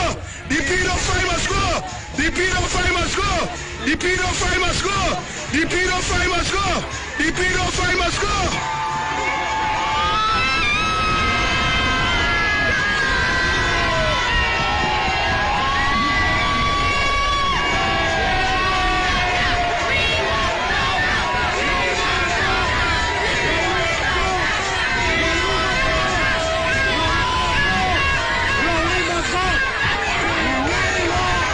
So come on in live and you'll see what's going on. No, this is the same Ms. Bissessa that they're saying they want, who we haven't heard from for 3 weeks now. We haven't heard from Ms. Bissessa for 3 weeks now. 3 weeks now we haven't heard from Ms. Bissessa. One, we wanted to hear from Ms. Bissessa concerning the alderman from Sandy Grande. We haven't heard from her. She's now come out of her wherever cocoon and she is making her way into the Parliament. We haven't heard from Ms. Bissessa. The caller who called me and tell me I'm not balanced. I didn't hear him condemn the statements by the alderman. Right? That's one. Two, We haven't heard from Ms. B. Sasa concerning David Lee.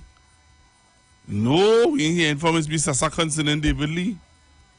Right? And thirdly, we ain't hearing from Ms. B. Sasa making corrections to her statement, Queen Elizabeth II. And all those things where all of a sudden now Ms. B. Sasa, watch, what's going on?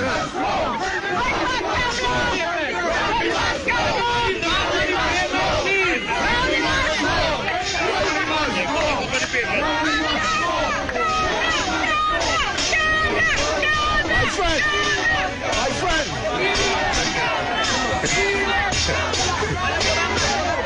Senator Naked, what you have to say to Trinidad and Tobago? Come on this side. You're live here on all these pages. This is what we have to do. Once this is a democracy, and we have to keep it a democracy. We have to protest every chance we get. Every chance we get, we have to protest. Look at these wonderful people here. They're letting people know time for all to go. Time for all to go. Come back on the paper. Come back on the paper.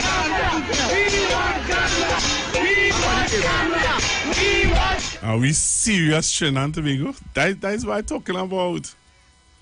That's what I'm talking about. You go into a budget debate. What you protesting for? What is the grouse? What is the grievance? There's nothing there that they have concerning the budget or the grievance. All you come at the ball is you want Kamala. All is serious. Well, you'll wait. You will wait. You will wait. Yes. You understand? We have 3 more years. 3 more years. Wait.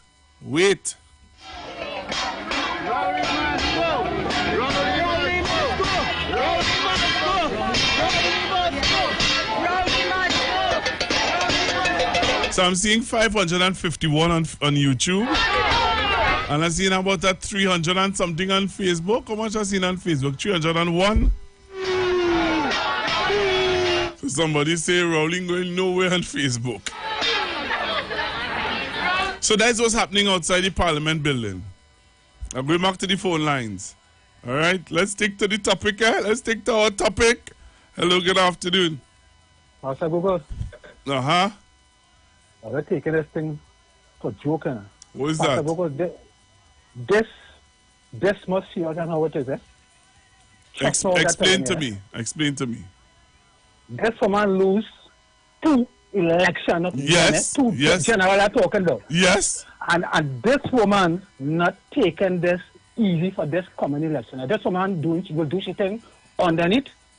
You see what's going on there? And I'm sure 3/4 of them there is at the front, is weak and ethnic group. Yeah. Push them in front to get a debt.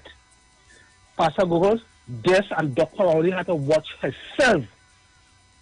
Dr. Rowley had to watch himself. This would be the worst of talking about it. These people, look what's going on there. These people have no respect.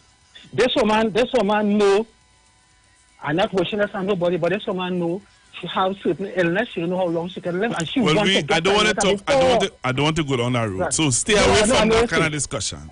I understand what you're saying. Yeah, stay away from that kind of discussion. Right. We are not doctors, we don't know. Let me stay away from that. There's someone who wanted hurting, she's hurting. This someone want to be back there. She didn't care how long, but she want to be back there. And this someone not taking this easy. All right.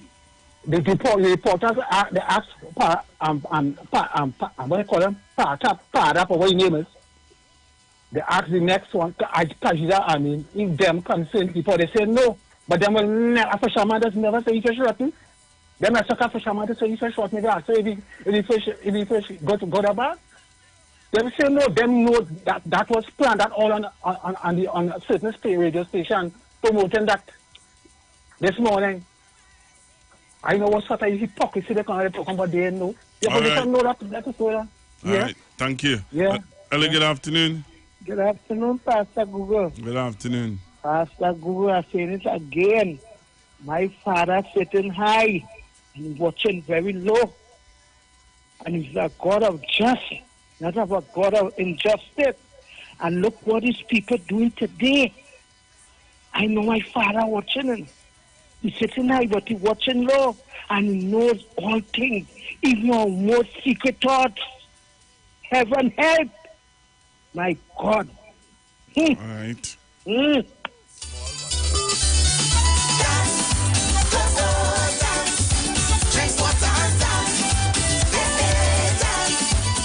Hello, good afternoon. All right, you're not there. Hello, good afternoon. Good afternoon, Pastor Google. Yes, Uncle still in. Peace and blessing, greetings.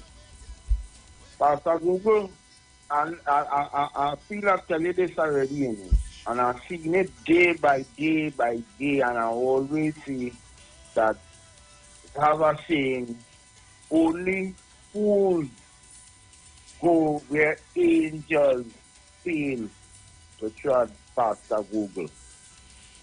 Yeah. And they say they're talking about corruption. Well, these people are all outside the Pastor Google. We want Kamala, all of them corrupt Pastor Google. And I'll tell you again, only fools go where angels fail to trust. Thanks again, Pastor Google. Blessing. Thank you.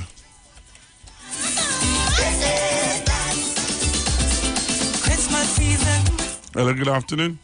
Good afternoon, Pastor Google. Good afternoon. Do you remember the calypso that Coco sang? I hope it's not what Kingsley's are saying and ban him for. Those are the people out there. Okay, what is not a statement? Because I'm not condoning that statement, yeah. Thank you. And if I didn't get none, don't study it. Most important, we live it. We will still have fun. Hello, good afternoon. A blessed day to you, Pastor Google. Hey, what's going on, Mr. Laventry Road? Well, everything quiet and smooth, and the weather looking pretty decent. Everything quiet. I was observing what's going on Channel 6, around the Red House. These people want Camilla. Why they didn't take Camilla and go one time and she stepped out the vehicle? And that hold her hand and take her, she ain't walking so strong. Boy, they really in a mess. Like, they move from down on the waterfront over the Red House now. But we're in a mess in this country. It's an easy with ignorance. Looking as usual, and I hope what you were saying there earlier on, about the two fellas. The devil that sent them, Pastor. You have to revoke them in the name of Christ, King. It's so that has come. They're not easy, brother. It's not easy. You have a safe and blessed day, Lockton as usual. Thank you very much. Stay safe, friend. Hello, good afternoon. Hello, good afternoon. They have to wait until Jesus decides to move my prime minister. He put in there, and what he put up, no man can take down until he ready to take down. And that to realize that to stay, that they could dance, they could do what they want. They have to wait until when my Jesus do what he has to do. So they better have patience. They have patience. They have to go where they come from. God is in control of this land, not man. God. And long as they're serving the true and living God, what they want to see happen, God will turn it around and they will want to know what will it take place. But there's a true and a living God. Pastor Google, you have a blessed evening. Journey home safe when you finish. Bye Thank you. for now.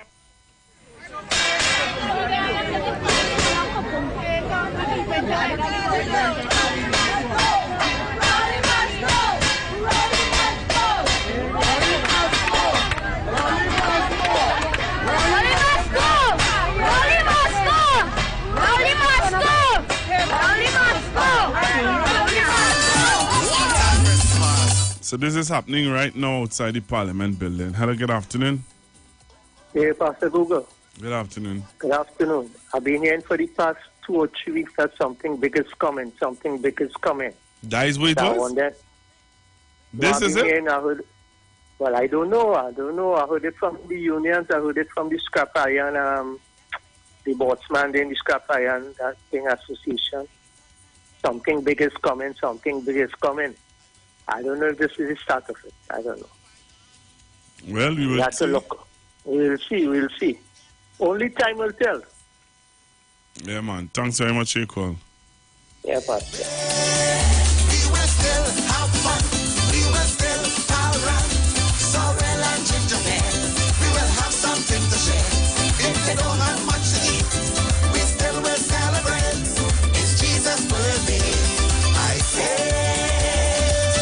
What a Christmas! what a sharing. Big bottle, small bottle. Water. Dance. Oh, dance.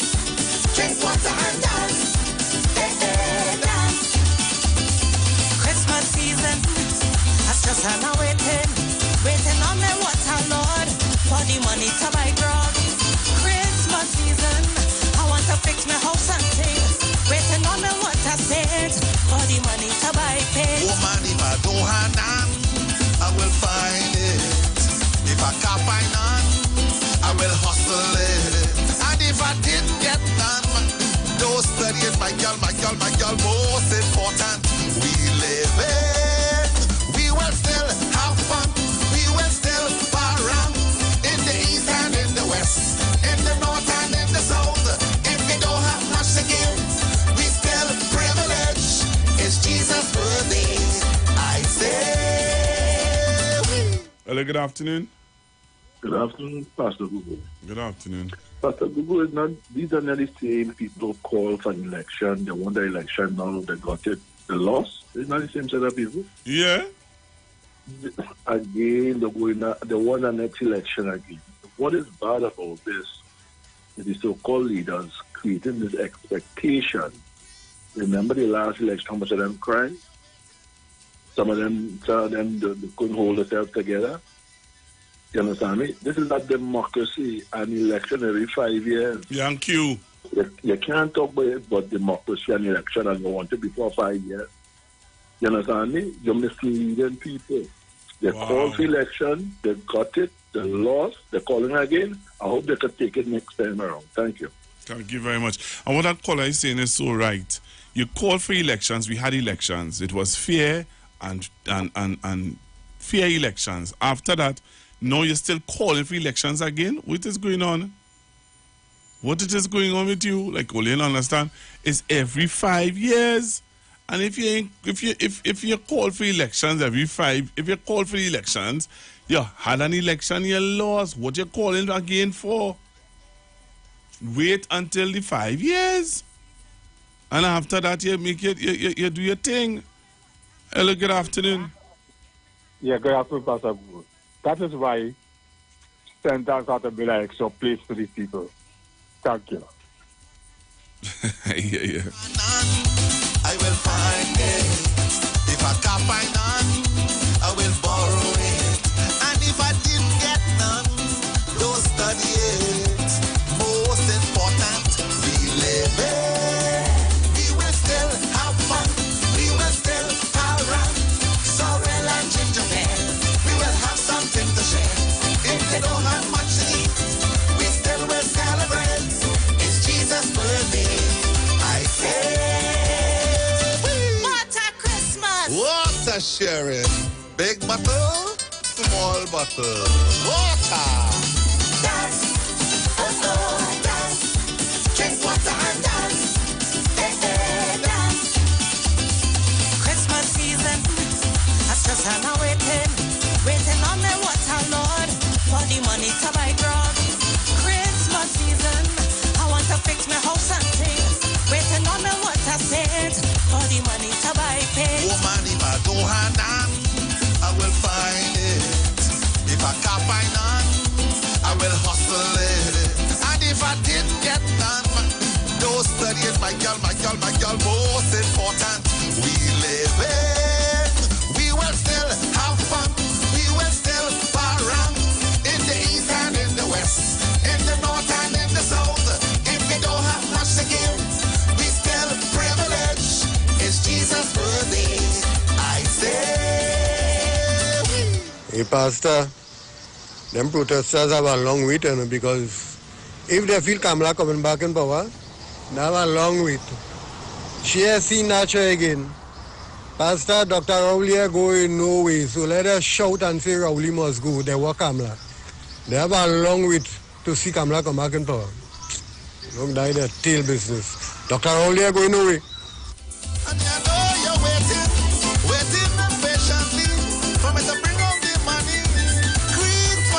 Google. The president at Twitter needs to sit down and deal with the issues what going on with the schools and them, and stop holding the children at ransom and talking about it. It's not the 4%, but they keep on balling. They were successful and all kind of things. She needs to stop doing that. And you understand? And there are people who listen out there that you need to be careful with them, because you putting out the information and they are uninformed and they come in to talk the nonsense. So you have to be very, very careful. And the government took VAT off the items in them, and when they take off the VAT, they just raise the prices on the goods. Ready to go shopping, waiting for me waterman to put the money in my hand. I say Christmas season, the children that waiting for the water king to buy the toys and things. Honey, if I don't have none, I will find it. If I can't find none, I will borrow it. And if I didn't get none, don't study it. Most important, we live it. We will still have fun. We will still have run. So relax. Hello, good afternoon. Good afternoon, Pastor Google. Hi. Good afternoon. You know who it is, right? I want to congratulate you for carrying on that show. You're the best thing that I ever realized that's good for those people that talking foolishness today. I want you to keep strong. I want you to keep focused, and God is in control. And no man can stand in front of God, as you know. Okay? Good afternoon. Bye. Have a blessed day. Thank you very much. Right? Yes. They can't touch you. Use the Lord anointed and they can't touch you. Bye. Thank you very much, Mom. So Google, you come off the reality nonsense now. If you want to be balanced, tell them like Kamala and Mulila and I bring back all our money to thief. So Google, you come off the reality nonsense now. If you want to be balanced, tell them like Kamala and Mulila and I bring back all our money to thief. Good afternoon, Pastor. Go there to balance the thing is a scale, is a libra, balance the thing. The PNM that running this country, we look for nothing in this budget, there's pain and more pain. You further for the PNM government, they call election a budget, election too. Good afternoon, Pastor. Go. So you support the government for giving price from the highest ward? Yes. About 4,000 people died with COVID. Who in dead, badly wounded. They ain't had a call no budget, Pastor Girl. The election has to come, be fed up for the government. There's real pain people going through now. Fed up for the PNM, boy.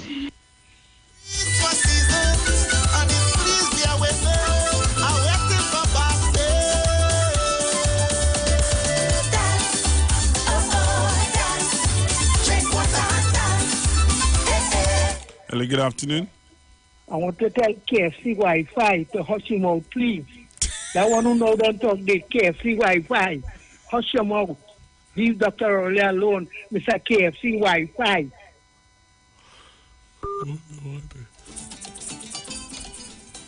All right, so continue to take your calls on the budget. What are your expectations? What do you think? What do you have to say?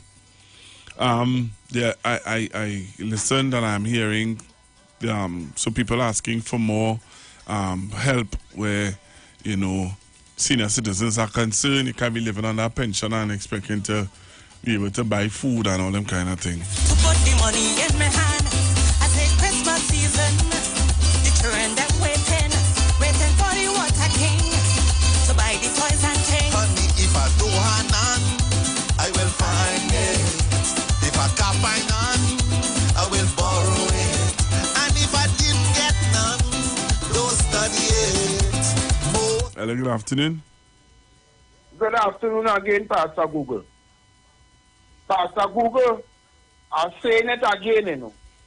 Trinidadians will understand what it is taking place in this atmosphere yet, you know, Pastor Google. Pastor Google, I watching the Jara News, Pastor Google, all over the world, food crop underwater, Pastor Google. Pastor Google, suffering, starvation, famine. People understand what's taking place in the world yet, Pastor Google.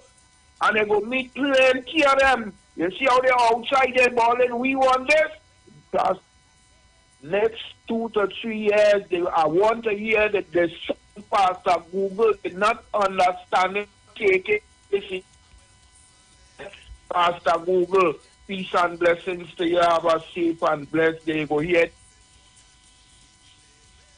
All right, thank you very much. Have fun, we will still around in the east and in the west, in the north and in the south. If they don't have much to give, we still privilege. It's Jesus' birthday, I say. Baila, what a Christmas. Water sharing, big bottle, small bottle. Dance, go, dance, drink water and dance.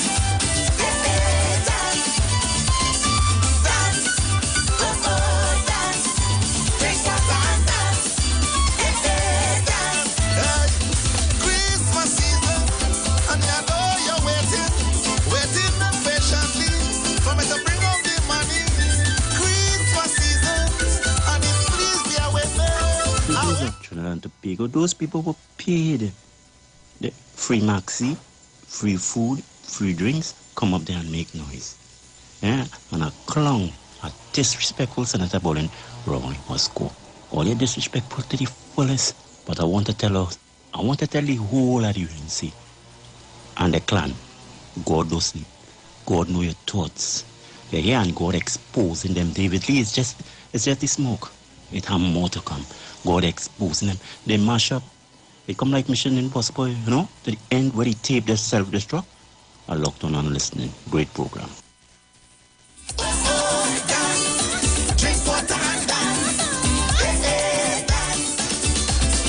Christmas season, ready to go shopping. Waiting for me waterman to put the money in my hand. I say Christmas season, the children them waiting for the water king to buy the toys and things. Honey, if I don't have none, I will find it. If I can't find none, I will borrow it. And if I didn't get none, don't study it. Most important, we live it. We will still have fun. We will still around. Sorrel and gingerbread. We will have something to share. If they don't have much to eat, we still will celebrate. It's Jesus' birthday, I say. What a Christmas! What a sharing. Big bottle, small bottle. Water. Dance, dance, drink water and dance. Dance. Christmas season, that's just an waiting on the water, Lord, for the money to buy drugs. Christmas season, I want to fix my house and things. Waiting on the water state for the money to buy pigs. Woman, if I don't have none, I will find it. If I can't find none, I will hustle it. And if I didn't get none, don't study it, my girl.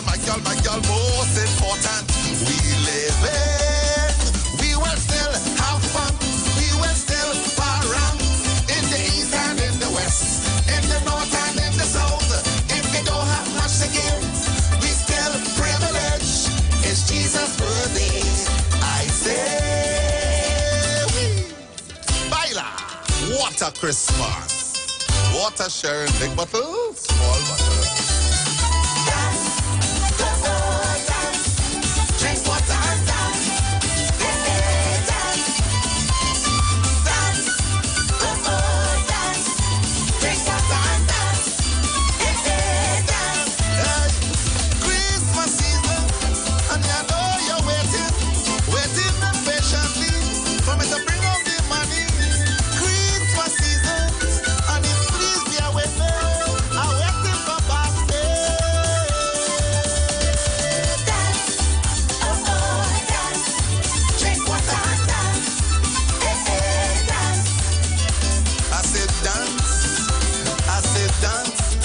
lover and All right, so time is counting down for me to leave the hot seat in a short bit.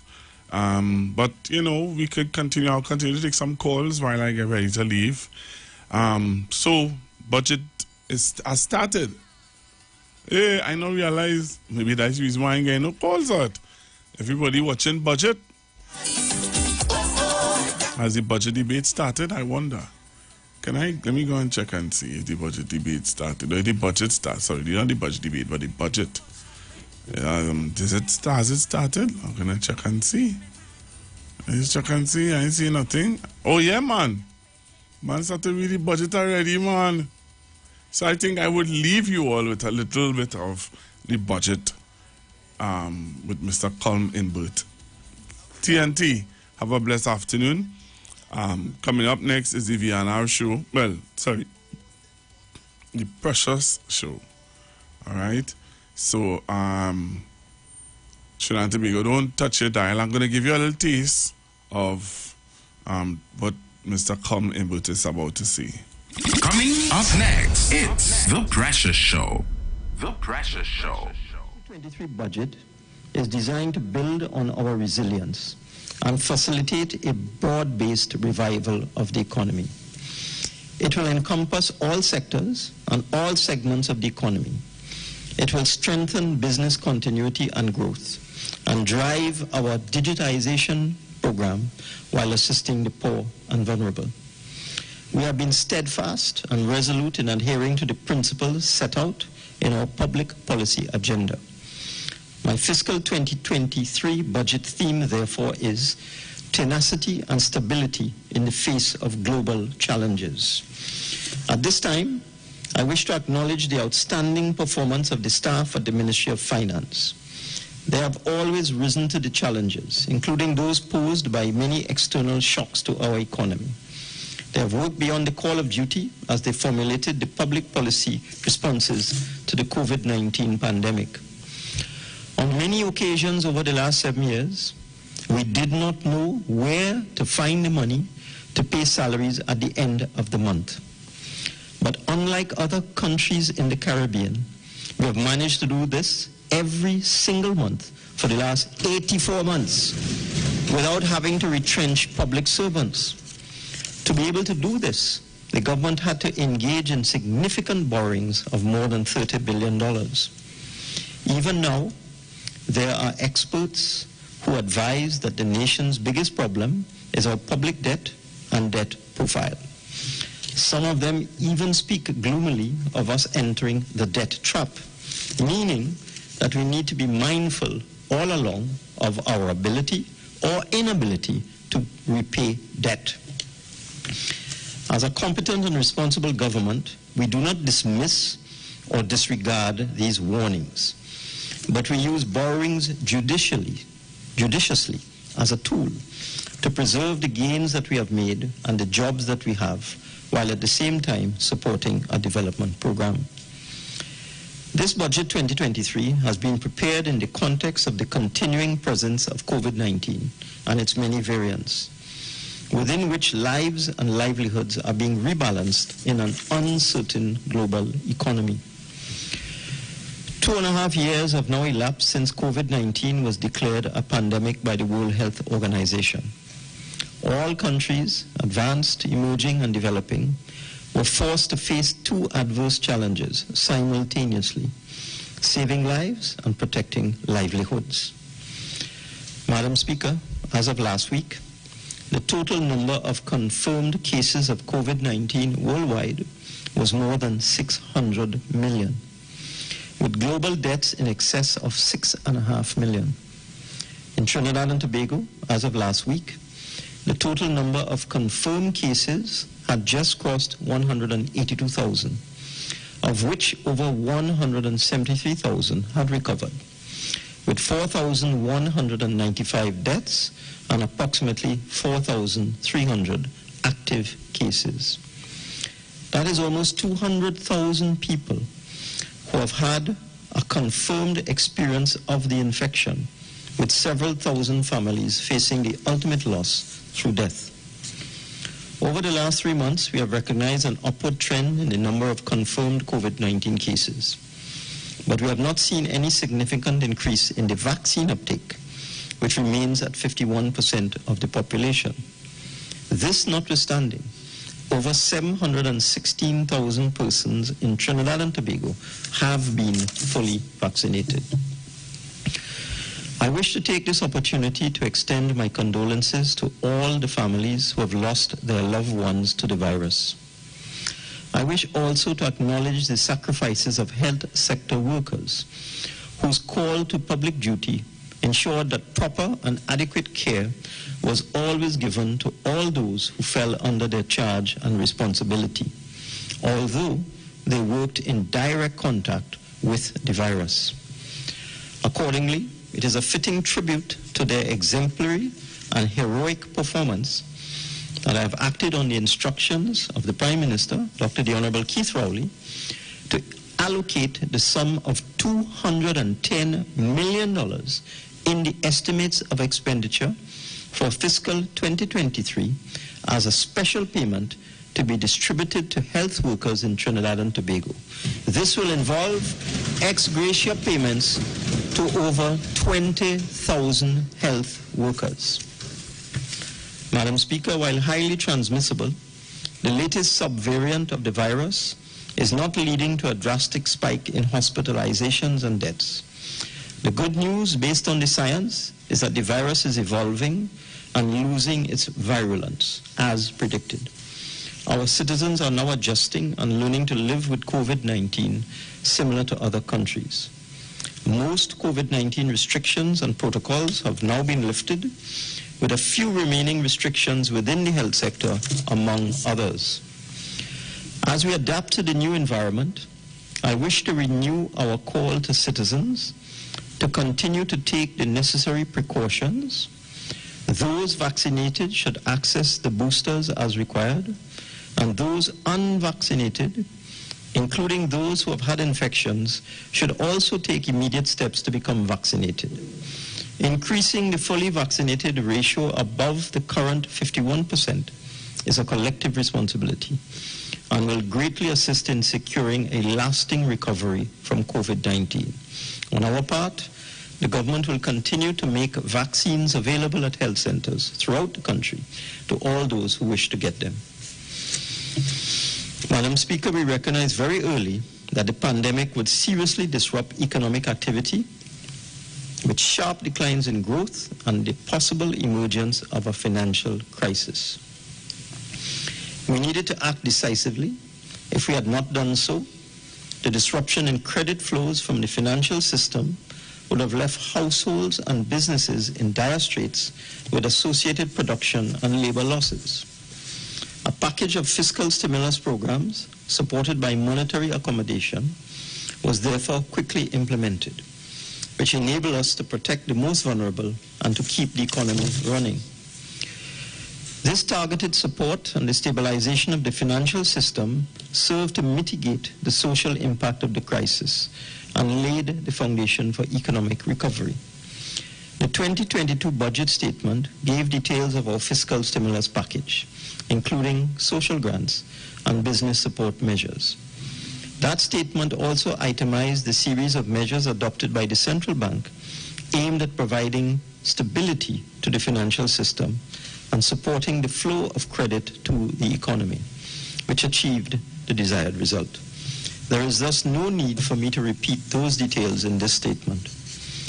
The COVID-19 relief and support measures we implemented from 2020 to 2022, combined with the phased and eventual resumption of business activity and the global economic recovery, paved the way for recovery in all economic sectors. Indeed, the economy, which had contracted sharply by 7.4% in 2020 because of COVID-19, stabilized in 2021 with a marginal contraction of 1%.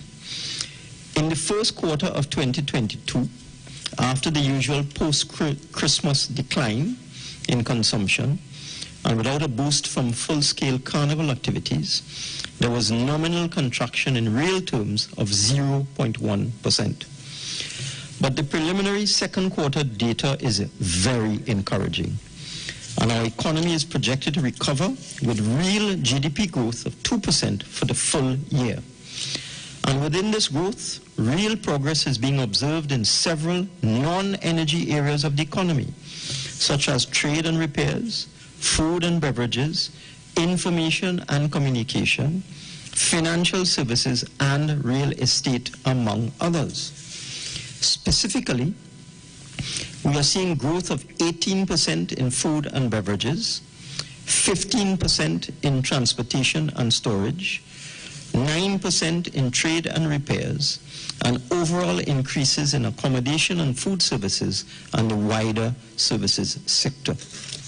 In addition, it is noteworthy that our nominal GDP has grown by 34% since 2020, from 142 billion in 2020 to an estimated 190 billion in 2022, which will have a very positive effect on our debt to GDP. Let's go pay some bills on the street. 919 FM.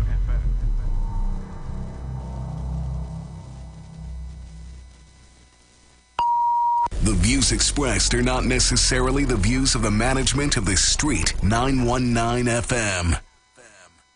Tune in to the Street 919 FM for the program The Final Hour with Pastor Valentine Garcia Jr. and his wife, Nikki Garcia, for the Bible study every Thursday from 9 a.m. to 10 a.m. Mark chapter 16, verse 15 says, "Go into all the world and preach this gospel for every creature, for I am not ashamed of the gospel of Christ, for it is the power of God unto salvation."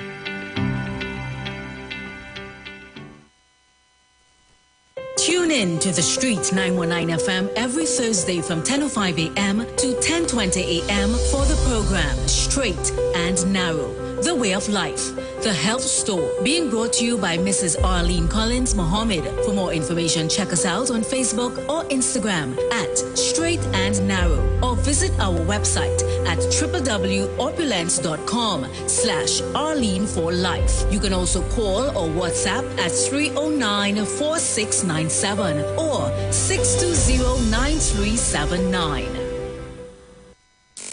It's the launch of Legacy's 2023 presentation, A TikTok Affair. On Saturday, October 1st at Ibiza Lounge. Come TikTok yourself with Youngster, Mystical, Caution Sound, DJ Tari and Parky, Music Jazz, Nigel Snipes, and much more. Win an all-inclusive Legacy Carnival package and other door prizes. Tickets at Legacy Mass Camp, Brooklyn Bar, and Legacy Committee members. Call 622-7466 or 362-5959 for info. TikTok, it's trending. TikTok. At Legacy Band Launch, Saturday, October 1st, Ibiza Lounge. Courtesy, Blue Waters, Coca-Cola, Wiggins Light Effects, Forest Park Punch and Rum, and powered by Rockstone Tonic Wine. 91.9 is counting down 91 days of Christmas. Yes, 91 days of Christmas. It's karaoke, prizes to be won, giveaways.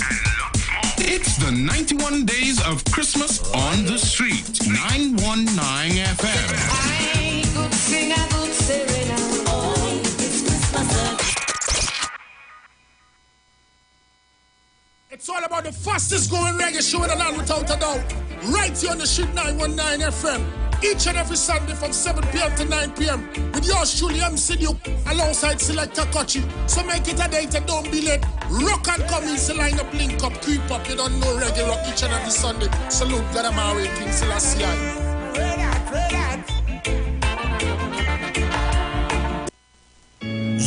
Yo, this is a Big Mike, not the mass man, the health man. Are you one of the 40 million people suffering with joint issues like rheumatoid arthritis or osteoarthritis? Well, you are listening to the right ad. You have the ailment, we have the remedy. Call us now on 288-8301 or 346-2612. Don't forget to tune in right here on the Street 919 FM every Wednesday from 10:05 a.m. Performance, beat all talk. Share the live. Share the live. The Street 919 FM on Facebook and Instagram. Share the live. Iowa George on Instagram. Share the live. Iowa TV and Street TV on YouTube. Share the live. The Street 919 FM. Good afternoon, Trinidad and Tobago. It's just about, it is exactly 2 o'clock in the nation's capital as we get ready to take you back to the Honorable Finance Minister, Com Imbert, who is presenting the 2023 financial budget right now. So we take you back to that. And of course, it's being viewed live on Facebook and on YouTube. Immediately after the 2023 financial presentation, we will come back with Precious House right here on the Street 919 FM. That we should abandon oil and gas and not living in the real world, since this has been the mainstay of our economy for the last 50 years and will be a cornerstone of our economy for years to come. Our economic development plans must take care of both the oil and non-oil sectors, therefore. And to maintain our revenue and growth, we must make every effort to boost oil and gas production in the short to medium term. To summarize our recent situation, firstly, in 2020, the oil industry was hammered, forcing oil prices to go negative for the first time on record. The value of our oil exports fell considerably, but by July 2020, oil prices began to rebound as countries emerged from lockdowns associated with the tight COVID-19 restrictions.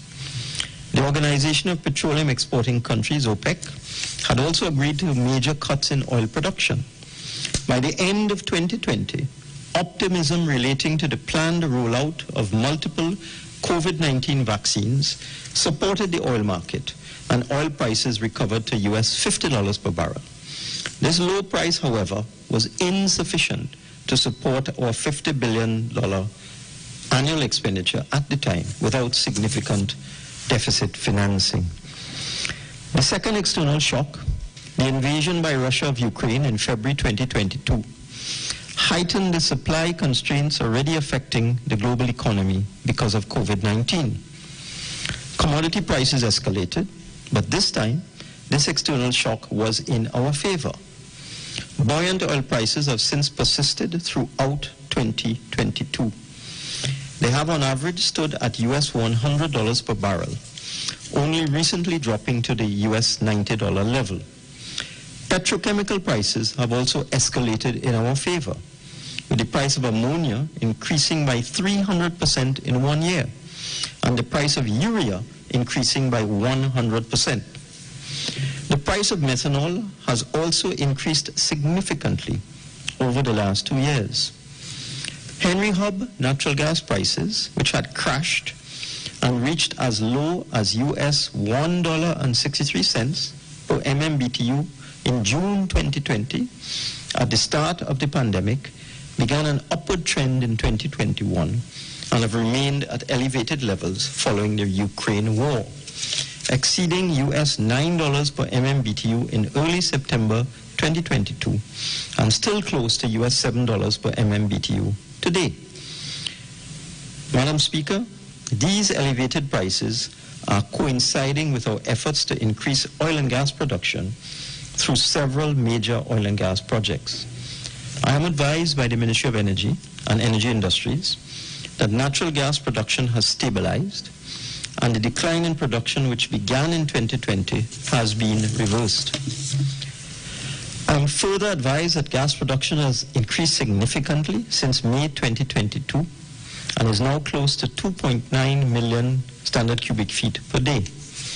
I am advised that we will end the year with an average production of 2.75 million standard cubic feet of gas per day, and barring unforeseen circumstances, this is expected to increase to just under 3 million standard cubic feet of gas per day in 2023. Allow me to share with you some details of upstream projects, primarily gas projects, which came on stream in 2021 and brightened our production prospects.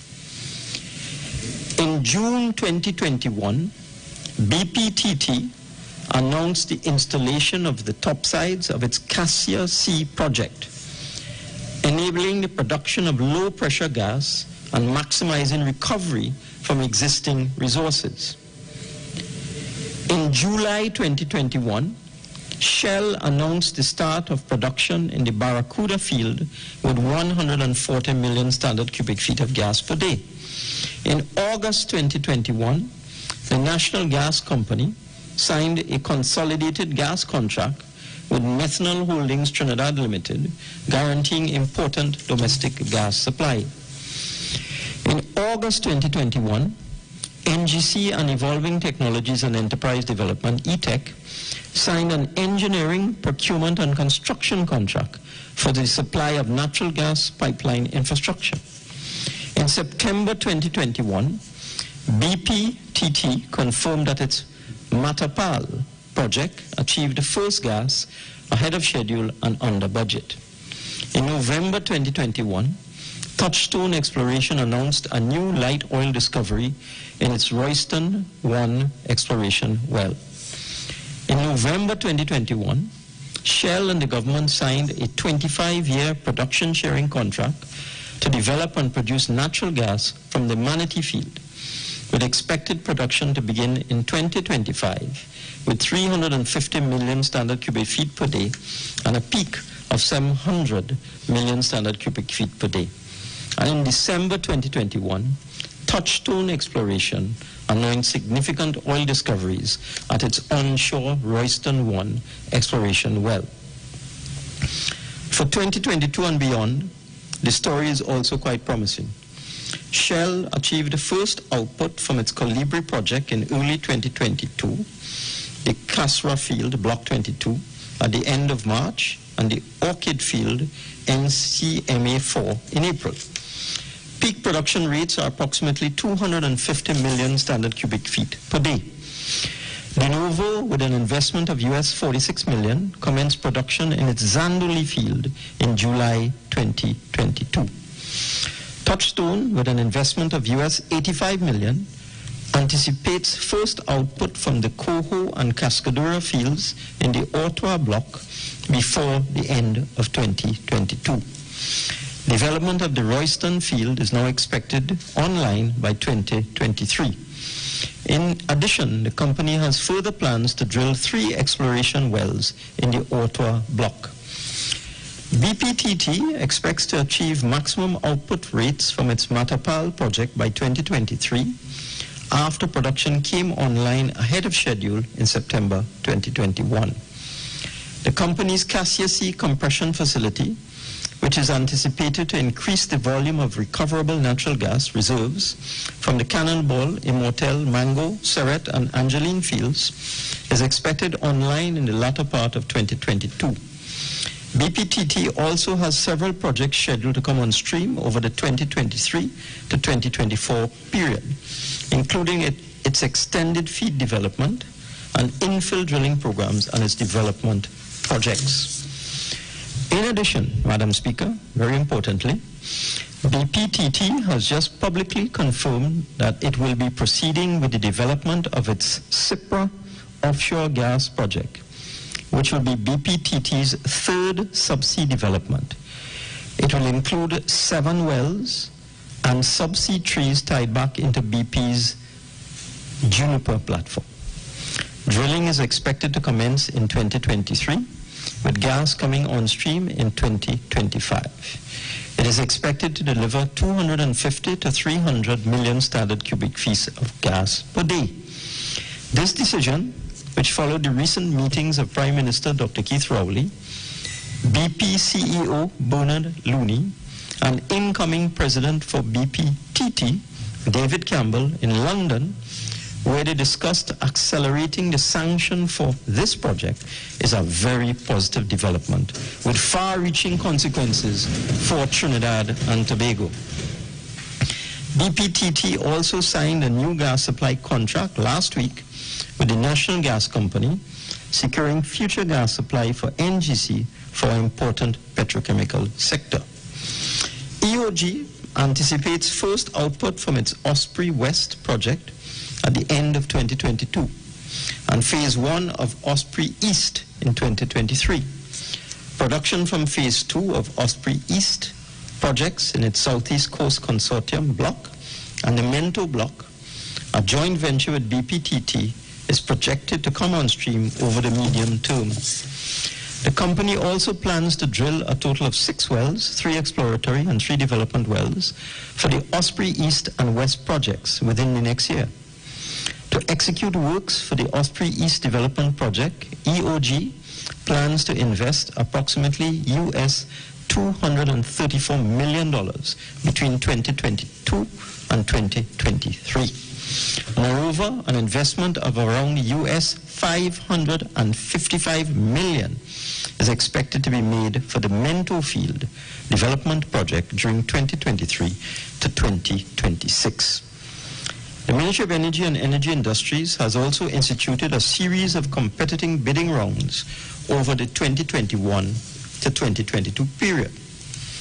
The 2021 Deepwater Competitive Bid Round was launched on December the 3rd, 2021.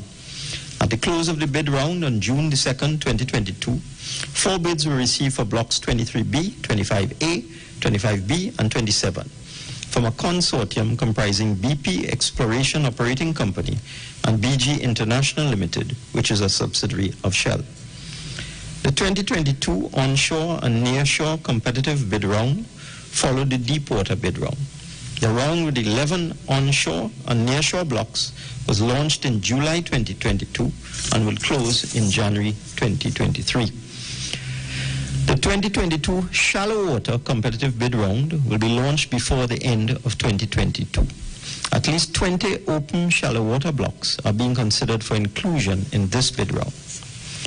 The government is also advancing its policy goal for including renewable energy in the electricity supply mix.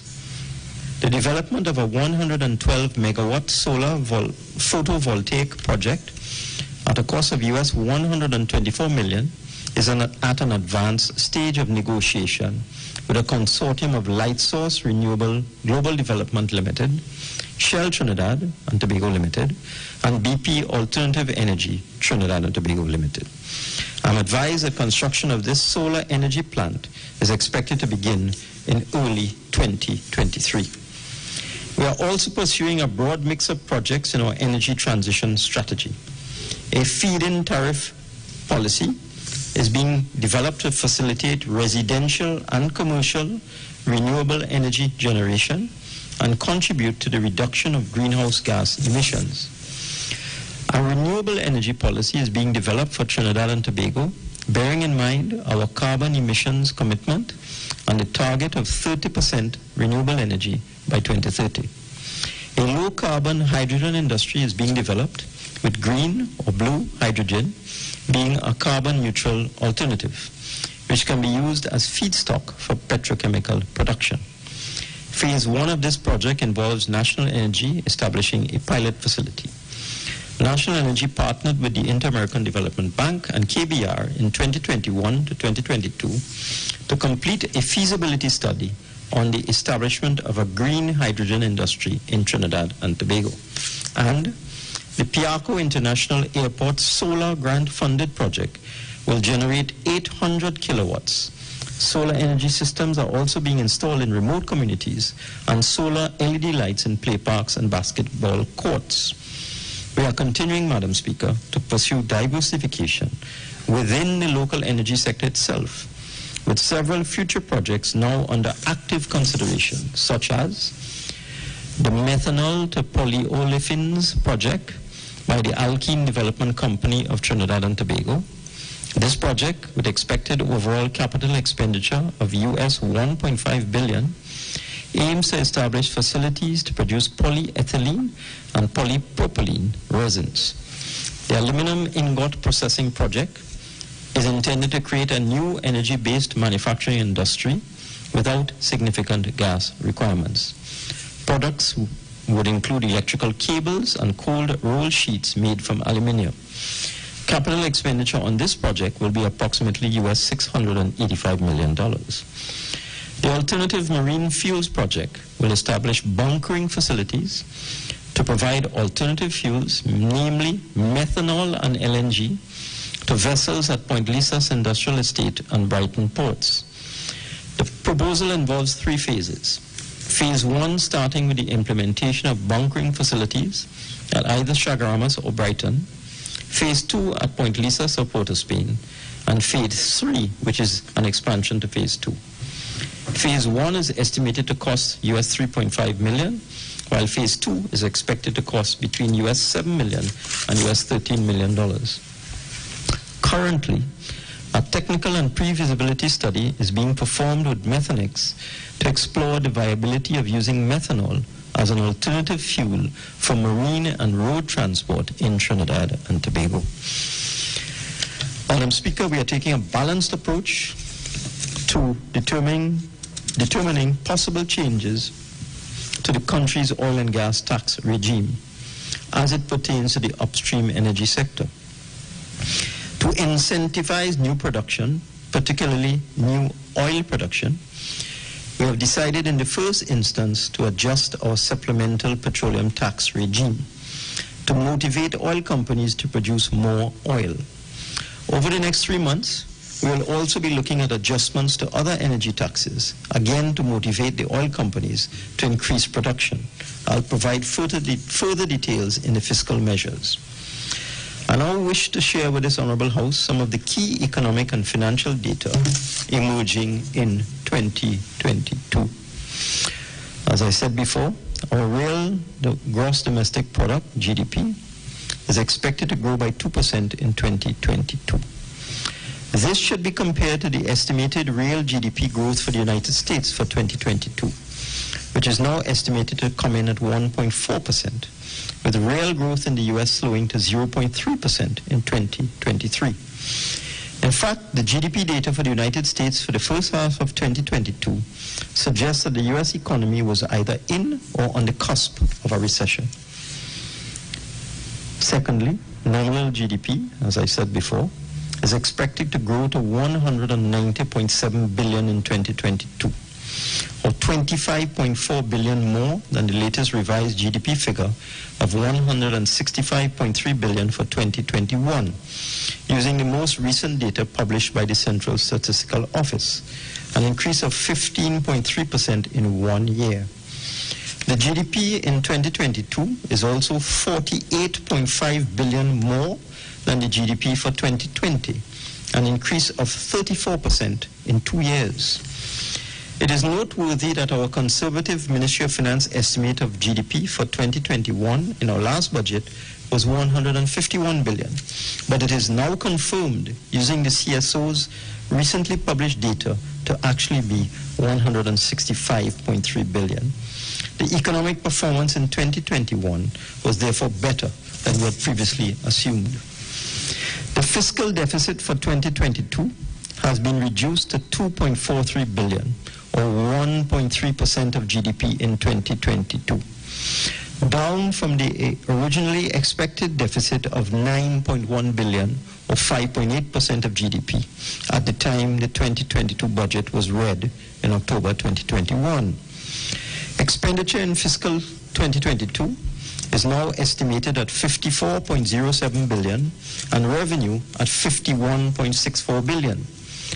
This represents an increase of $8.31 billion in revenue in 2022 over the original estimates.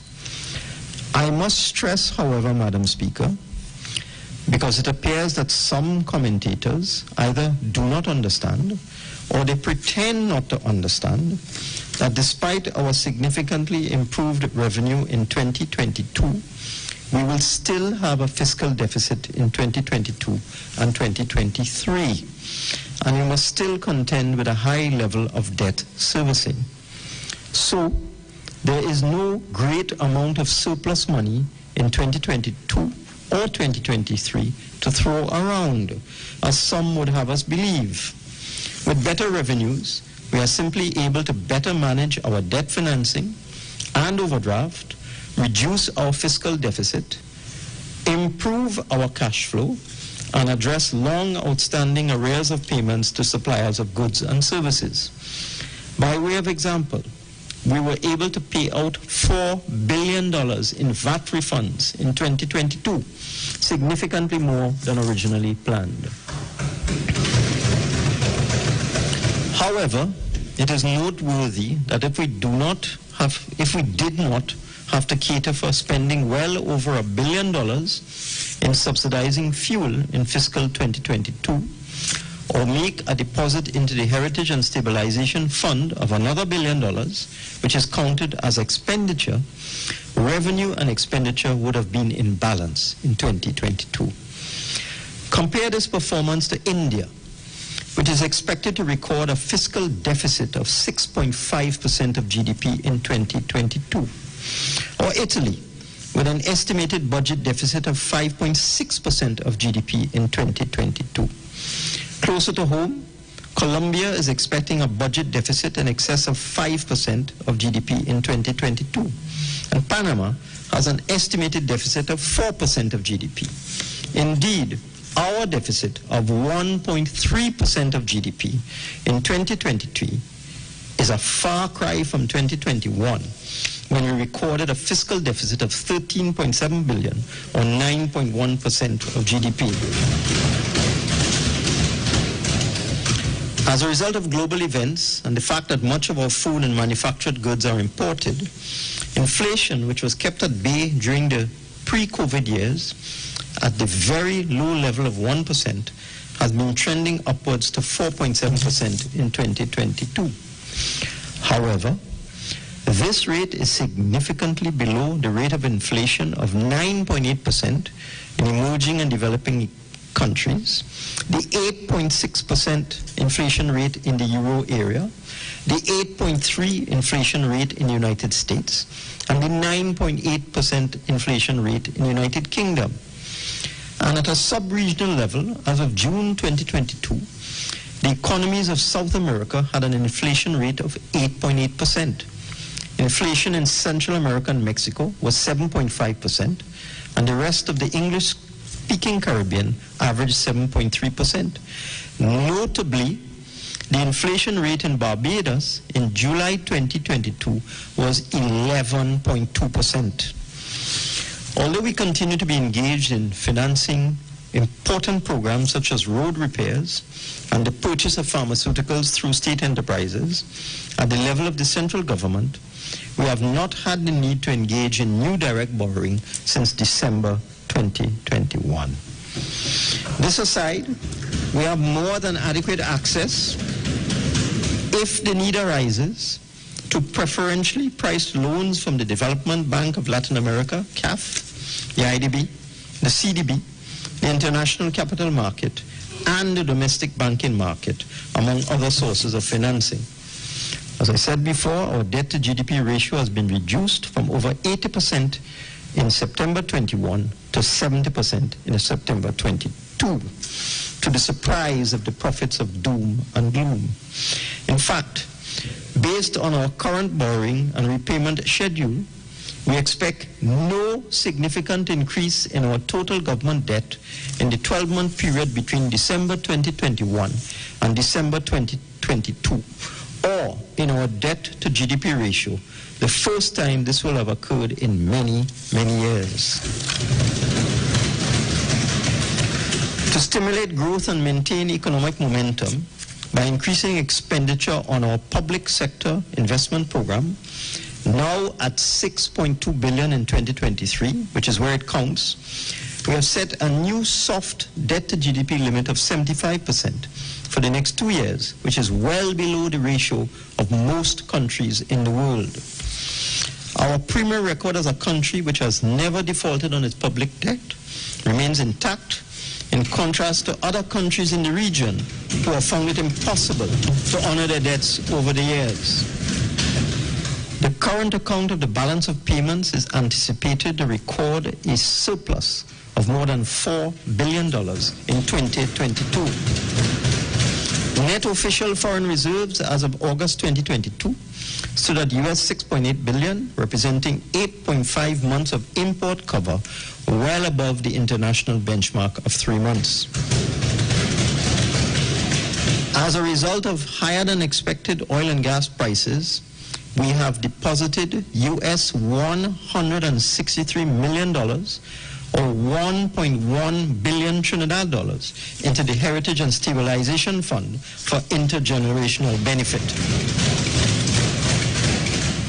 Inflows of foreign exchange from the oil and gas sector for the first 8 months of calendar 2022 were US $1.9 billion or US $1.33 billion more than the same period in 2021. Madam Speaker, we're encouraged by the July 2022 decision of the International Credit Rating S&P Global Ratings to revise our outlook from negative to stable and to maintain our credit rating at investment grade BBB-. We understand this credit rating is reflective of the basic strength of the country's economy, as well as its prospective developments and its resiliency from multiple shocks.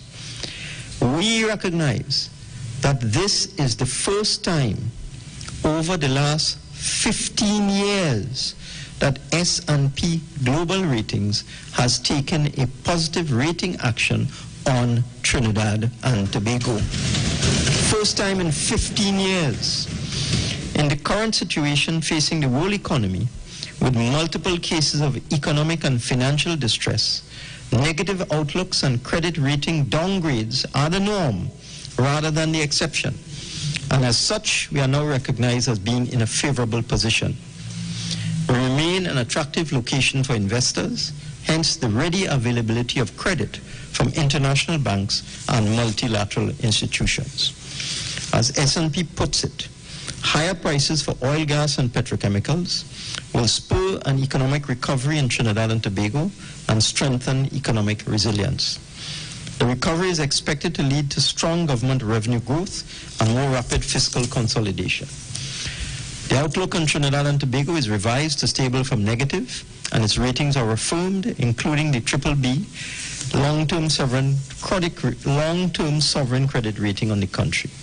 The stable outlook reflects their expectations that high prices of key exports will more than offset the impact of lower than expected energy production, returning the economy to growth after 6 years of contraction and helping to stabilize debt to GDP metrics. Turn now to institutional building.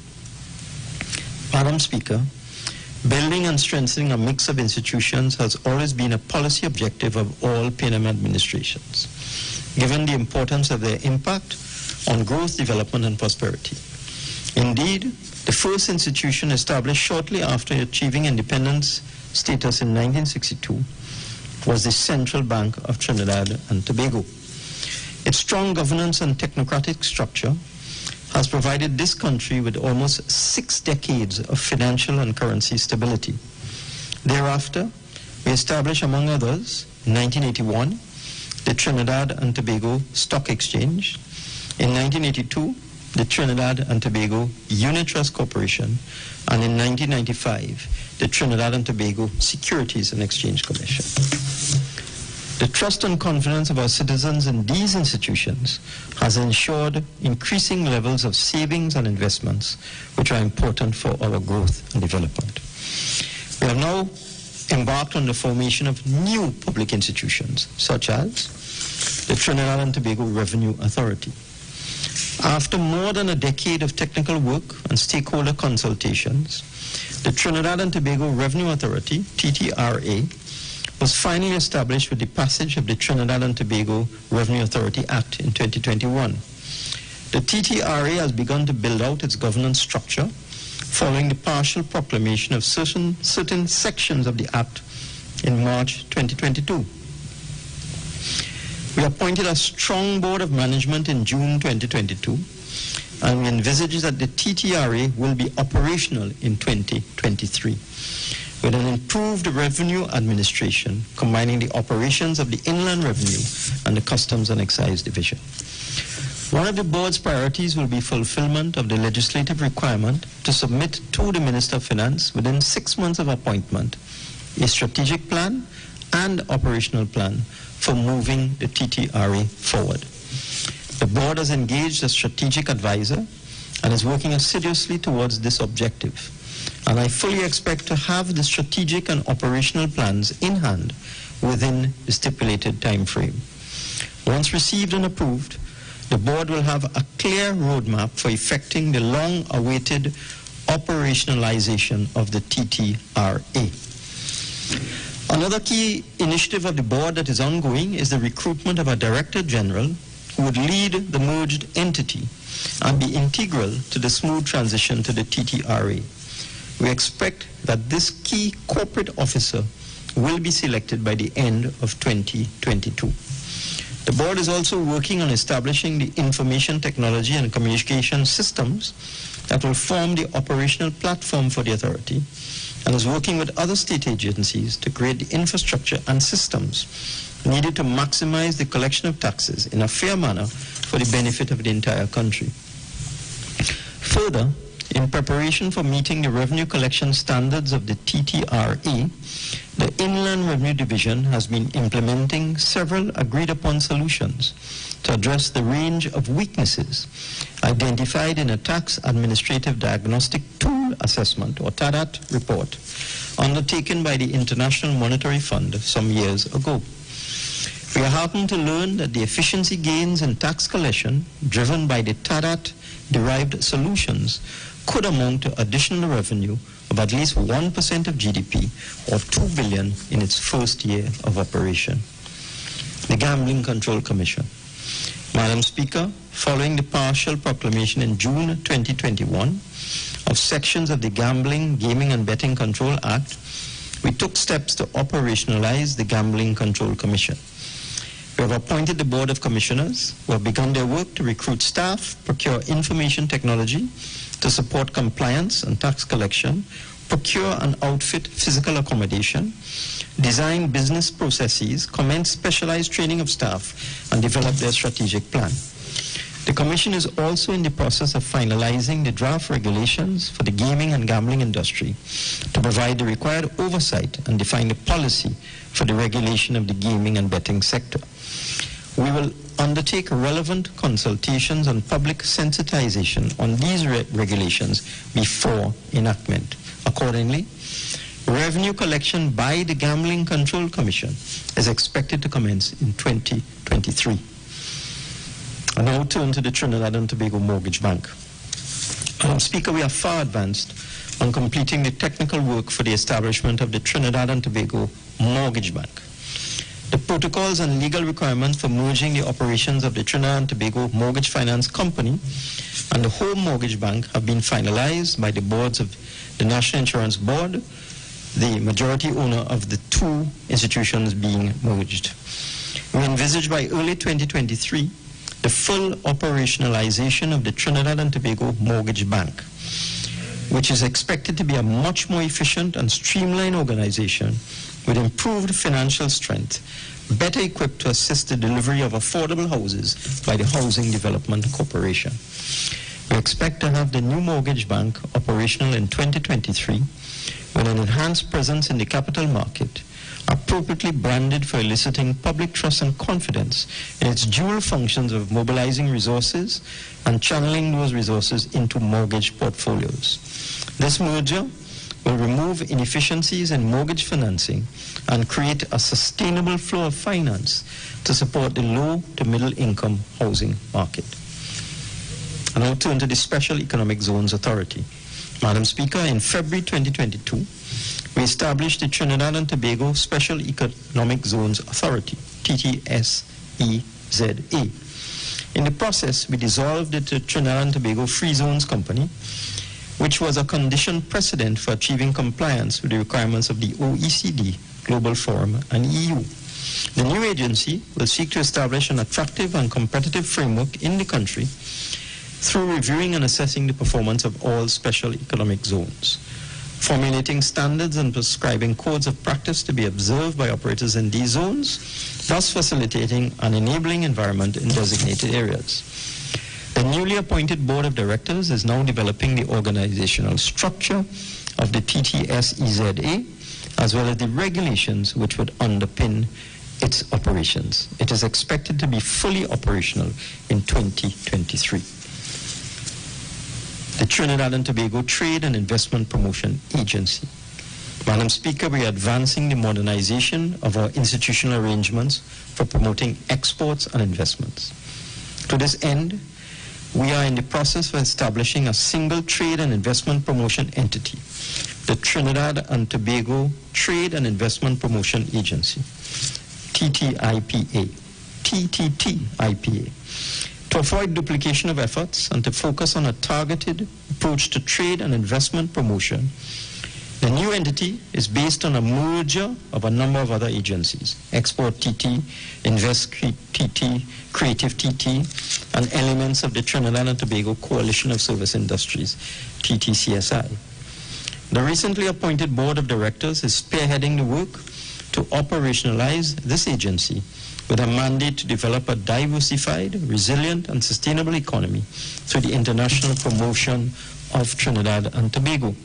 To that end, I expect the TTTIPA, Investment Promotion Agency, to be operational in early 2023 and to take steps immediately to enable Trinidad and Tobago to become a premier destination for non-energy business and investment and create a competitive non-energy export sector with high foreign exchange earning capabilities. We have ensured that this new agency will be properly funded in 2023, especially in the area of export promotion and overseas market penetration. I turn now to the Phoenix Park Industrial Estate. Madam Speaker, the Involving Technologies and Enterprise Development Company, ETEC, has been advancing the development of the Phoenix Park Industrial Estate with financing in the sum of $690 million from the China Export-Import Bank and counterpart funds. Upon completion in early 2023, 78 lots with all required infrastructure and services, as well as 5 modern factory shells, will be leased by ETEC to investors and businesses with a focus on the non-energy sector. InvestTT and ETEC have been promoting the Phoenix Park Industrial Estate as a prime investment opportunity in the field of high-value manufacturing, logistics, distribution, and warehousing. We already have on board 11 investors who have committed to being a part of the state-of-the-art facility. And negotiations are in progress with another 9 investors for business operations at this park. Just last month, a 4th Chinese investor had executed a letter of offer with ETEC to construct a bonded warehouse in the first phase. A trade and exhibition center would be established in the second phase. This center would generate over 500 manufacturers' displays where buyers and sellers can transact in a technology-driven environment utilizing 5G technology at the industrial park. When fully operational, we expect the Phoenix Park Industrial Estate to generate approximately 4,500 jobs. I move now to property tax. We are on track, Madam Speaker, to commence collection of property tax in fiscal 2023. The legal structure is already in place, but we intend to make some simple amendments before the end of the year to the Valuation of Land Act to tighten and clarify the procedures for the gathering and processing of information and the valuation of properties. Let me share with you some aspects of the work in progress. Upon population revaluation rules, the Board of Inland Revenue will commence the assessment and collection of property tax, starting with residential properties, using the formula in the Property Tax Act. You should note, Madam Speaker, that as part of our local government reform exercise, these residential property taxes are allocated by law for use by the 14 local government corporations for the development and maintenance of their respective regions. After residential properties, the assessment of commercial, industrial, and agricultural properties will follow. The first valuation roll, when fully completed, should contain an estimated 400,000 residential properties. However, collection of taxes will commence when the threshold of valuation of 50% of residential properties, or 200,000, is achieved. To facilitate the completion of this first valuation roll, among others, the Commission of Valuations published on September 6, 2021, a notice for mandatory submission of returns by property owners or occupiers or agents to obtain the required property data pursuant to Section 29 of the Valuation of Land Act. On February 28, 2022, the Commission of Valuations concluded her request for submission of returns of property after having implemented a number of enabling activities, such as the official launch of a website for online submission of returns, publication of a notice in the local newspapers informing property owners of the need to submit returns with accompanying documents, and physical distribution to 408,453 property owners or occupiers of returns via direct delivery through TT Post. By August 2022, the Valuation Division had received 325,296 returns of property data. The annual rental values, ARVs, of these properties are currently being assessed for insertion in the valuation roll. Within these 325,296 returns, the division has in its possession information on over 200,000 residential properties and is moving to complete the valuation of same in the first instance. The Valuation Tribunal is being finalized as required by the Valuation of Land Act to handle disputes over the valuation of properties and will be in place when the first valuation roll is completed. Members of the tribunal have been appointed with the recruitment of the chairman in progress. I turn now to local government reform. Madam Speaker, the process of local government reform under this PNM administration represents a very important change in the way people's needs in local communities will be addressed, and in essence, a paradigm shift. It has been on the political agenda for over 30 years, and its time has come. We envisage that local government bodies in the proposed new system will be highly accountable and responsive organizations grounded in the business, environmental, cultural, educational, and social fabric of their communities. We are firm in our belief that local government should be given more rather than less responsibility and authority. And as such, a platform for meaningful reform of local government has been formulated with the objective of creating a modern, efficient, properly resourced, and proactive local government system. Indeed, the present reform agenda has been on the cards since August 2016, when Cabinet under this administration approved the draft policy on local government reform. Since that time, there has been extensive consultation and discussion on the proposed new system. Following this, the required legislation, the Miscellaneous Provisions Local Government Reform Bill, was examined and reviewed by Parliament and passed in both houses in June of 2022. The government is now ready to move forward with the program of reform and to start the process of building out the required new systems, practices, and procedures, and creating the required improved capacity and enhanced capability in local government corporations. In particular, Madam Speaker, as mentioned before, the ongoing valuation of properties exercise being conducted by the Valuations Division of the Ministry of Finance is specifically designed to address the problem of inadequate funding for the maintenance and development of infrastructure in local government districts by reserving and allocating residential property taxes for the exclusive use of local government bodies, thus providing them with a reliable and regular dedicated stream of income. Move on now to statistics. Madam Speaker, household budget surveys are a critical link in the statistical infrastructure. It is the only truable, reliable source of household income and expenditure data. which when combined with other information produces a rich source of socioeconomic data, an important and critical ingredient in our economic and social policy analyses and development planning. This undertaking will become a central and strategic component in the work program of the proposed National Statistical Institute. The government intends to bring the National Statistical Institute of Trinidad and Tobago bill before the Parliament for a vote at the earliest opportunity. It requires a 3/5 majority be enacted into law, and we hope that members of the opposition will review their approach to this critical matter and find it within their duty to support this key piece of legislation in order to have the country establish this very important institution in the shortest possible time.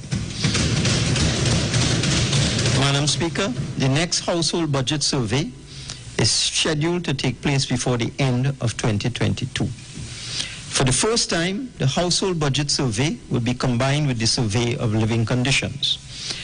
Both surveys are being merged to yield better quality expenditure data, while also providing detailed information on health, education, labor, and other characteristics of living conditions. And Madam Speaker, a national population census is also planned for 2023. As we have been modernizing our economy and placing greater use on digital technology, the CSO has been overhauling the gathering and dissemination of data using the wide powers under the existing Statistics Act. We have been reducing lag times in accordance with our commitments under the IMF Enhanced General Data Dissemination System since 2021. It should be noted that in 2021, Trinidad and Tobago implemented the recommendations of the IMF's Enhanced General Data Dissemination System, EGDDS, by publishing essential data through the National Summary Data Page, NSDP. The Enhanced General Data Dissemination System was established by the IMF in 2015 to support improved data transparency, encourage statistical development, and help create synergies between data dissemination and policy making. The NSDP is a national data portal that serves as a one-stop publication vehicle for essential macroeconomic data on the national accounts, government operations and debt, monetary and financial sector, and balance of payments. The NSDP is hosted by the Central Bank of Trinidad and Tobago, utilizing the statistical data and metadata exchange.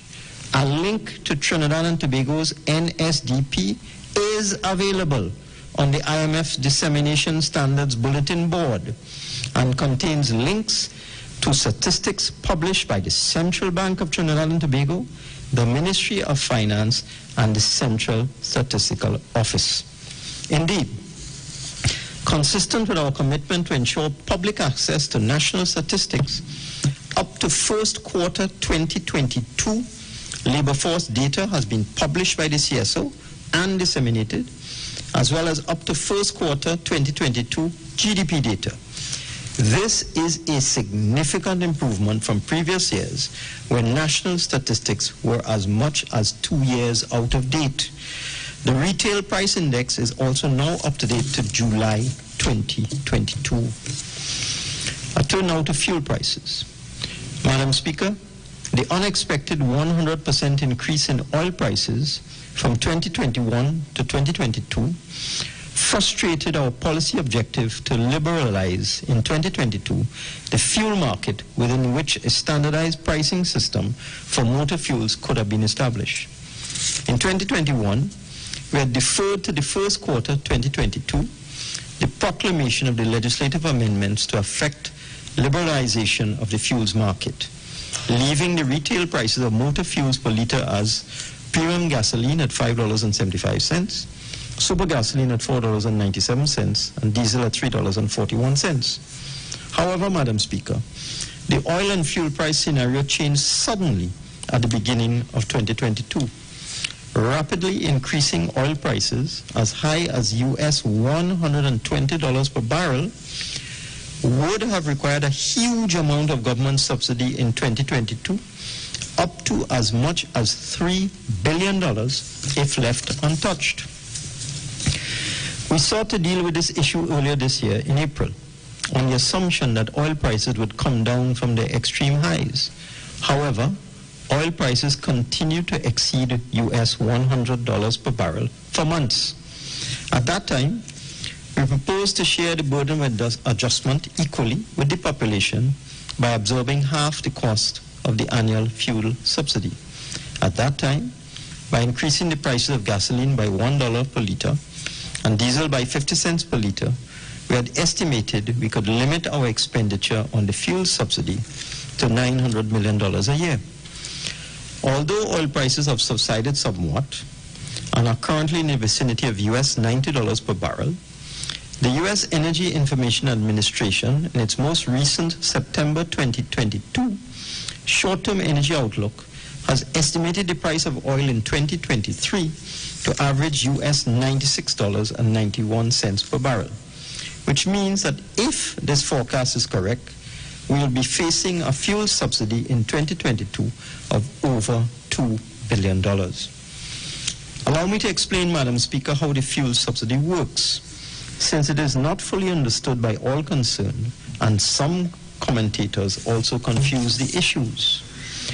As a processed product, motor fuels such as premium and super gasoline and diesel must be purchased from a petroleum refinery at what is termed an ex-refinery price. This is the case whether the refinery is located here in Trinidad and Tobago or overseas. If our refinery was still in operation, the ex-refinery price for fuel at point of pair would still have to be used to determine the amount of the fuel subsidy. To illustrate this, in 2014, when the refinery was in full operation, the government was required to find $7 billion to subsidize fuel. You wouldn't think so, Madam Speaker, when you hear voices saying that if our refinery was still in operation, we would not have been facing increases in the price of fuel. Maybe they are right. And instead of fuel price increases, we would be facing bankruptcy as a country instead.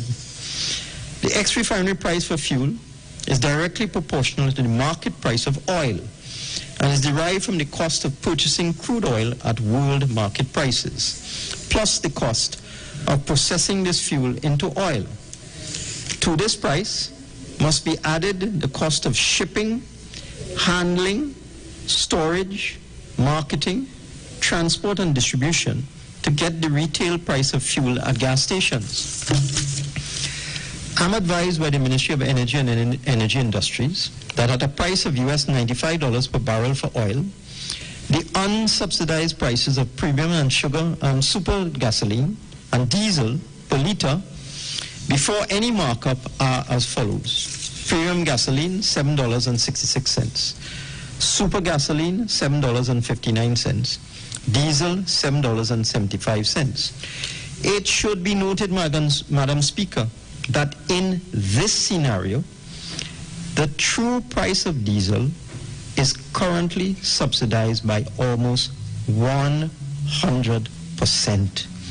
In other words, when oil is US $95 a barrel, the price at which diesel is sold to consumers in Trinidad and Tobago at $3.91 per liter is almost half the actual cost that the government pays to purchase and supply this fuel. Compare this to Barbados, where diesel is sold at $4 Barbados dollars per liter, which is equivalent to $13.60 Trinidad per liter. This is over 3 times the price for diesel in Trinidad and Tobago, and gasoline is sold at even higher prices there. In fact, unlike Trinidad and Tobago, fuel is a revenue earner in Barbados because the Barbados government imposes taxes on gasoline and diesel in that country. So they add taxes to the cost price of fuel to increase the final price to motorists at the gas station. In that country, therefore, as is the case in most other Caribbean countries, fuel is not subsidized, it is taxed. By contrast, in Trinidad and Tobago, the government pays the difference between the actual cost of the fuel and the subsidized cost. And if we do not act to deal with this issue in 2023, this could cost taxpayers $2.2 billion in the coming year, much of which will have to be taken from other areas of critical expenditure, such as healthcare, social grants, or education. Even at an oil price of US 90 per barrel, the unsubsidized prices of fuel would be $7.30 per liter for premium gasoline, $7.23 for super gasoline, and $7.38 per liter for diesel. And at that oil price, the cost to government, if the current prices are left unchanged, would be $1.9 billion. We are firm in our view that this level of expenditure on fuel is not productive, and that taxpayers' money could be better spent elsewhere. We believe, therefore, that it is only reasonable that the money spent on subsidizing fuel is capped at $1 billion per year. Some areas where we believe that this money is better spent are social grants, where we spend $5.4 billion per year, including senior citizens' pension at $4.3 billion a year, food support at $175 million, disability grants at $630 million, and social assistance grants at $355 million. Water supply, which costs us over $2 billion a year to subsidize. Electricity supply, which costs $700 million a year to subsidize, because TNTEC has not been meeting its payment obligations to the NGC for the gas used to generate electricity, which we must purchase at market prices from oil companies like BP/TT.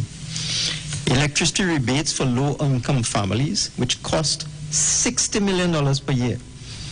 The air bridge, which costs over $100 million a year to subsidize.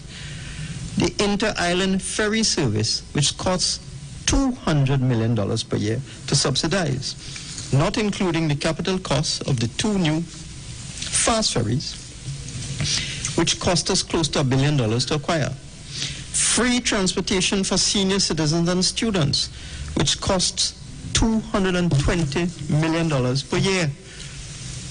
Free tertiary education gate, which costs $400 million per year. Free health care, including CDAP, which costs $6 billion per year. And subsidy of Caribbean Airlines to keep the airline flying to maintain our connectivity with the rest of the world at a cost of $700 million per year. It is noteworthy that when the pandemic struck in 2020, even though Caribbean Airlines reduced its operating costs as best as it could and rationalized its staff to the bare minimum just to keep the airline in the air, the Ministry of Finance was still asked to subsidize the operations of Caribbean Airlines for a 3-year period until it got back on its feet by arranging financing to the tune of up to US $300 million or 2 billion Trinidad dollars. So far, we have provided the required support. To stay within a cap of $1 billion for the fuel subsidy and ensure that money is available for essential services, therefore, a further adjustment in fuel prices is required, and I will say more about this when I come to the fiscal measures at the end of my statement. Madam Speaker, cognizant of increased operating costs with the increased prices of fuel, we have also adjusted the gross margins for wholesalers and retailers of motor fuels. Effective August 2022, wholesalers and retailers were able to benefit from an adjustment of 5 cents per liter for premium, super, diesel, and kerosene. This has cost the government $50 million. I move now to the National Insurance Fund. We have been keeping under review the sustainability of the National Insurance Fund in the context of the most recent actuarial reviews, which have identified our changing demographics as impacting negatively on the long-term sustainability of the fund. Although the fund has sufficient money to last for the next 20 years, if no changes are made, an increase in the compulsory age of retirement from 60 to 65 years is being advanced as one of the solutions for reversing the flying's declining viability. An increase in contribution rates is a last resort. And there's nothing unique about this, since an increase in the retirement age is being implemented across the board in virtually all Caribbean countries with similar issues with their national insurance funds. The Prime Minister of Grenada recently announced plans to increase the retirement age from 60 to 65 as a solution to save their national insurance system from insolvency. In Barbados, the compulsory age of retirement is already 67, and in Jamaica, it is 65. We in the Ministry of Finance have recently completed our consultations on the retirement age held by Minister Manning with key stakeholders, including trade unions and business organizations. These discussions would inform our policy agenda for putting the National Insurance Fund of the NIB on a long-term sustainable basis. Turn now to capital markets. Madam Speaker, we have continued the process for deepening and widening our capital market as a major source for the funding of private and public activities. The July 2022 additional public offering of First Citizens Bank placed 10,869,565 shares of FCB at a price of $50 per share into the hands of private and institutional investors. As a result of this APO, we have reduced the state's shareholding in First Citizens from 64% to 60% of the bank. The public response to the FCB APO has been an outstanding success. Similar to the National Investment Fund NIF public offering in 2018, the APO was heavily oversubscribed by 55%, attracting applications for 16,865,007 shares, with a value of $843 million, of which $543 million was transferred to Corporation Seoul as owner of the shares. It is noteworthy, Madam Speaker, that while corporations were given a percentage of the shares they requested, all individuals received 100% of the shares for which they applied. This is consistent with our policy of the widest possible public participation in the divestment of profitable state enterprises. We are also heartened by the decision of First Citizens to immediately include the new shareholders in its August 2022 dividend distribution. I turn now to cashless transactions. Madam Speaker, with the support and hard work of the Trinidad and Tobago International Financial Center, we have made considerable progress in the introduction of cashless transactions in the public sector. Under the Office of the Attorney General and the Ministry of Legal Affairs, payments can now be made by links and online credit cards for services at the Civil Registry, Companies Registry, and Intellectual Property Office. At the Immigration Division, payments for passports, work permits, and visas can be made by links with online debit and credit cards targeted for December 2022. At the Trinidad and Tobago Bureau of Standards, payments for customs import declarations can be paid for by links, online debit, and credit cards. At the judiciary, payments for fixed penalties and court-ordered maintenance can be made by online debit and credit cards, and payments using a voucher system managed by payment service provider agents is targeted for December 2022. At the Inland Revenue Division, payments by automated clearinghouse, ACH, and real-time gross settlement, RTGS, direct deposit, can be made directly to the Treasury suspense account at the Central Bank. Online payments by debit and credit cards are targeted for 2023. At the Treasury Division, payments of public service wages and salaries are being made through bank transfers. At the Ministry of Trade and Industry, online payments for single electronic window transactions by debit card and credit card are targeted for December 2022. At the Ministry of Works and Transport, payments of fixed fine and penalties can be made by links. Online debit and credit cards are targeted for December 2022. Workers in the Unemployment Relief Program are being paid through debit cards. And at the Ministry of Social Development and Family Services, payment of food support is being made through debit cards and public assistance through bank transfers. The use of bank transfers for other social grants or payment cards and or a voucher system using payment service providers or mobile wallets are being developed for implementation in 2023. We are also working actively on the implementation of financial instructions to leverage the platforms of payment service providers to provide services for the underbanked and the unbanked to be able to do business with the government via a combined agent network of over 1,500 agents across Trinidad and Tobago. This will allow for greater reach to citizens and offer a convenient approach for persons who still transact in cash and who do not have a bank account, reducing the hassle for citizens in rural communities who must commute to government offices to make payments for various services. This method of payment through payment service providers is expected to be implemented early in 2023. To facilitate the business community, the Ministry of Trade and Industry's single electronic window is also being updated to offer online payment options to provide a seamless experience to over 300,000 annual transactions for a wide range of services, including import-export licenses, various health and agriculture certificates and permits, and business-related services such as company registration and incorporation. Another area of the cashless agenda will be the promotion of the use of financial technology, also known as fintech.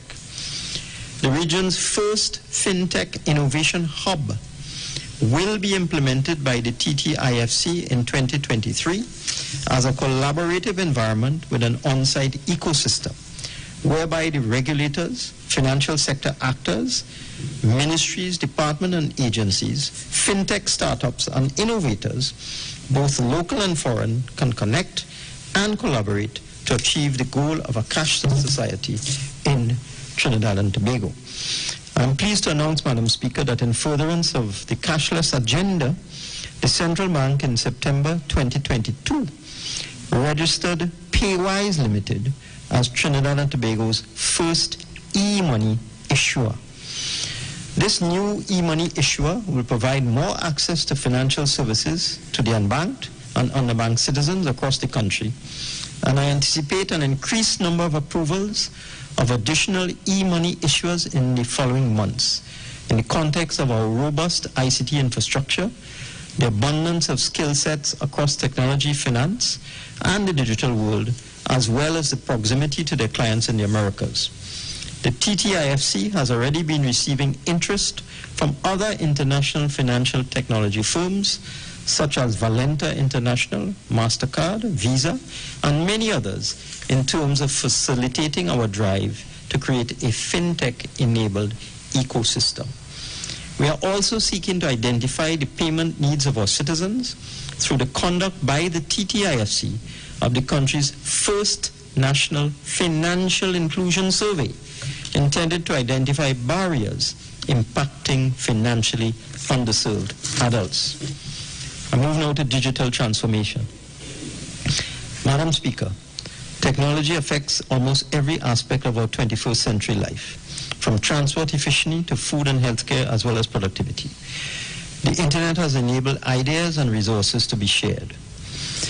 We have identified in our post-pandemic revitalization programs the emergence of a digital society as our foremost priority. Our digital policy is citizen-centric, and in all our activities we must ensure that no one is left behind. The policy also focuses on a digital economy, given the critical role of the ICT sector for our future prosperity.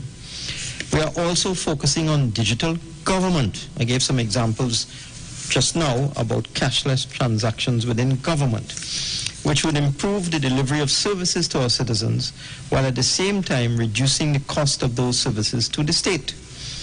Some of the key initiatives to drive our digital transformation agenda include the Developers Hub, which will create an ecosystem which will grow our domestic developers community through partnerships between the government and small emerging local software developers and entrepreneurs.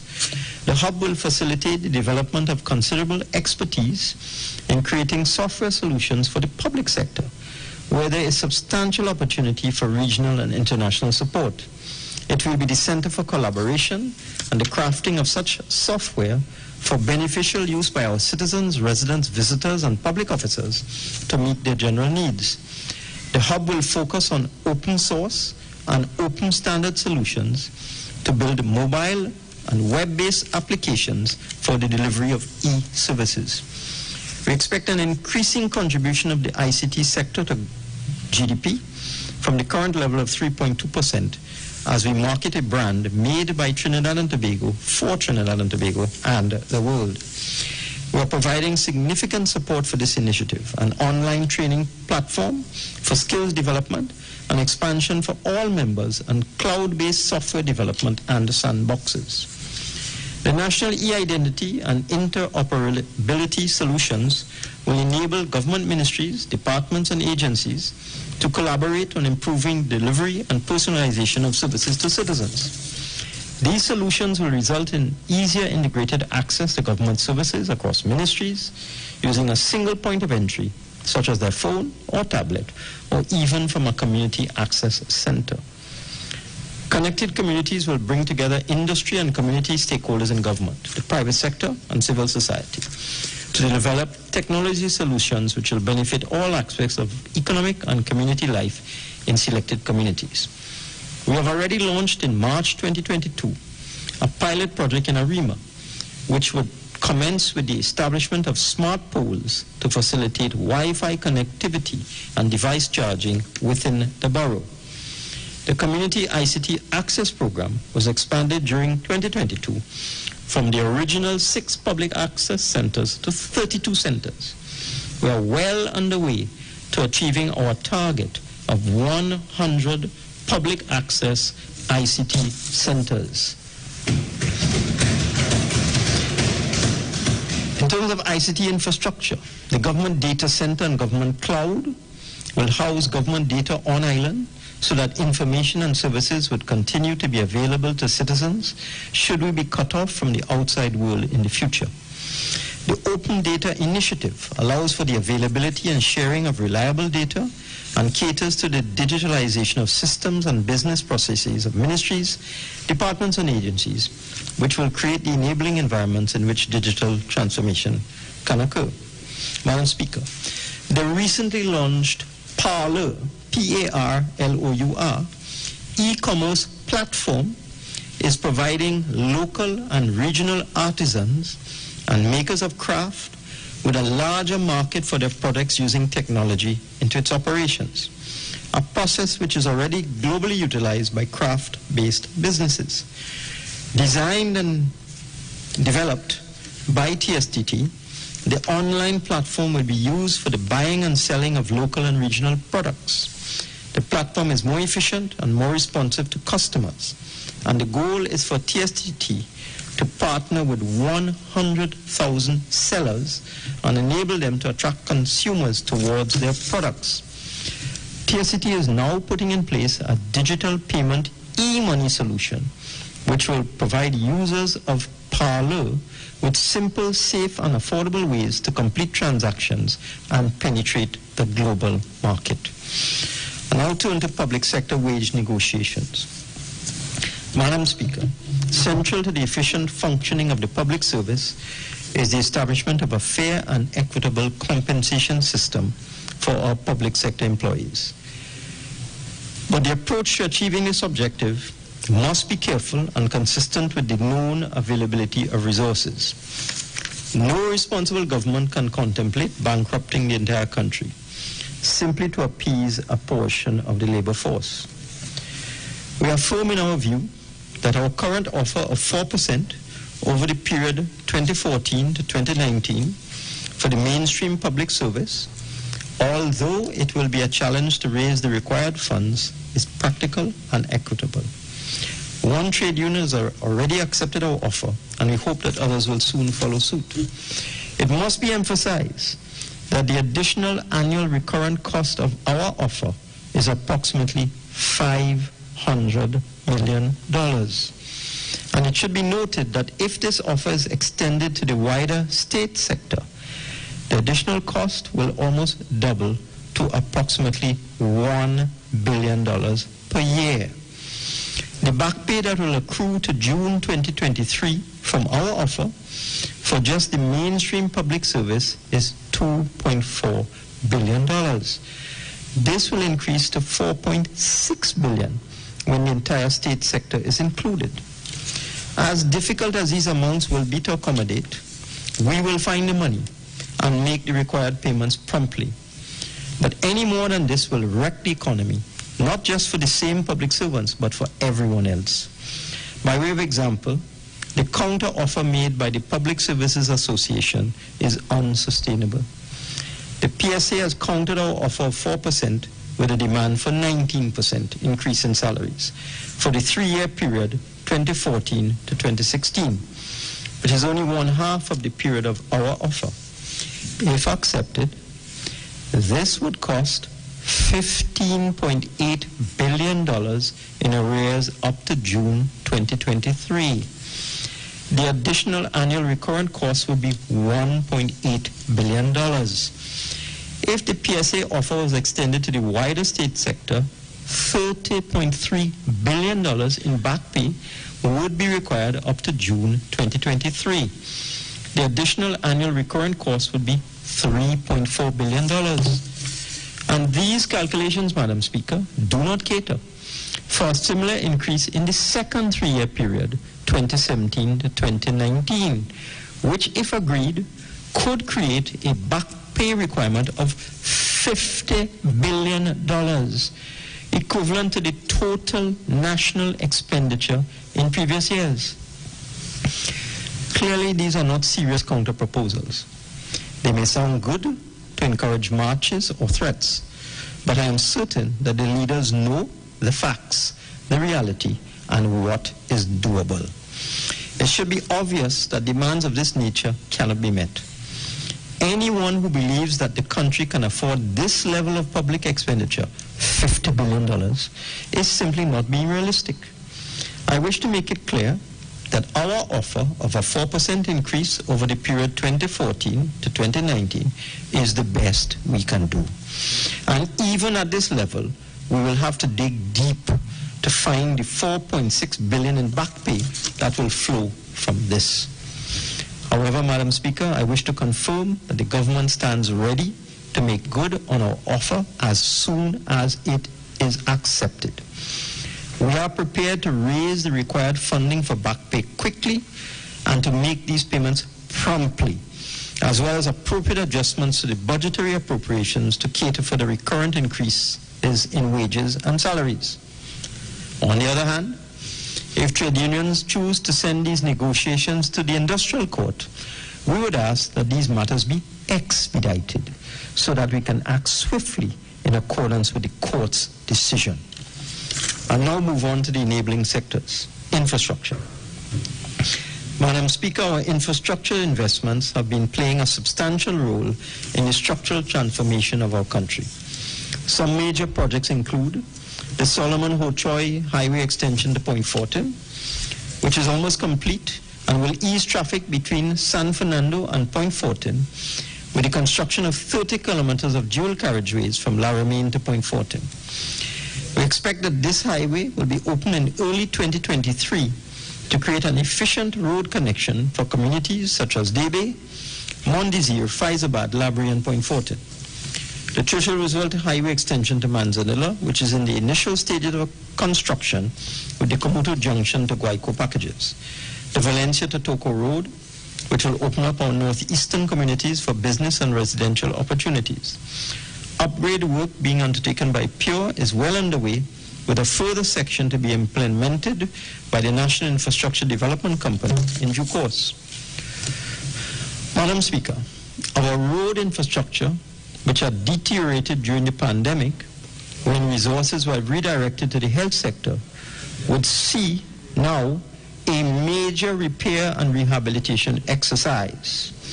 A new state company, Secondary Road Rehabilitation and Improvement Company Limited has been capitalized with an initial $100 million and a board appointed. A further $100 million has been allocated for this company in 2023, making a total of $200 million immediately available for repair of secondary roads. We expect the company to use these funds proactively to carry out much-needed secondary road repairs throughout the country. Additional allocations have also been provided for the 14 municipal corporations. We have also just raised a further $250 million in loan financing for the Program for Roads Upgrade and Enhancement, or PURE, in the Ministry of Works and Transport for use in fiscal 2023. The Ministry of Works and Transport has also been allocated a further $1 billion in its development program for 2023, as well as increased allocations in other line items for road repairs at the district level. This enhanced level of funding will ensure that proper attention can now be paid to road repairs and rehabilitation in 2023. Madam Speaker, the Diego Martin Vehicular and Pedestrian Bridge Overpass is at an advanced stage of completion. We expect this overpass to be commissioned in 2023, thereby improving connectivity for commuters from the Diego Martin Valley into the Western Peninsula. The ANR International Airport Terminal Building project is being constructed on a phased basis, with the initial phase being the upgrading of the existing terminal, which was completed in March 2022. Design and planning activities for the new main terminal building are in progress, with initial construction work having commenced.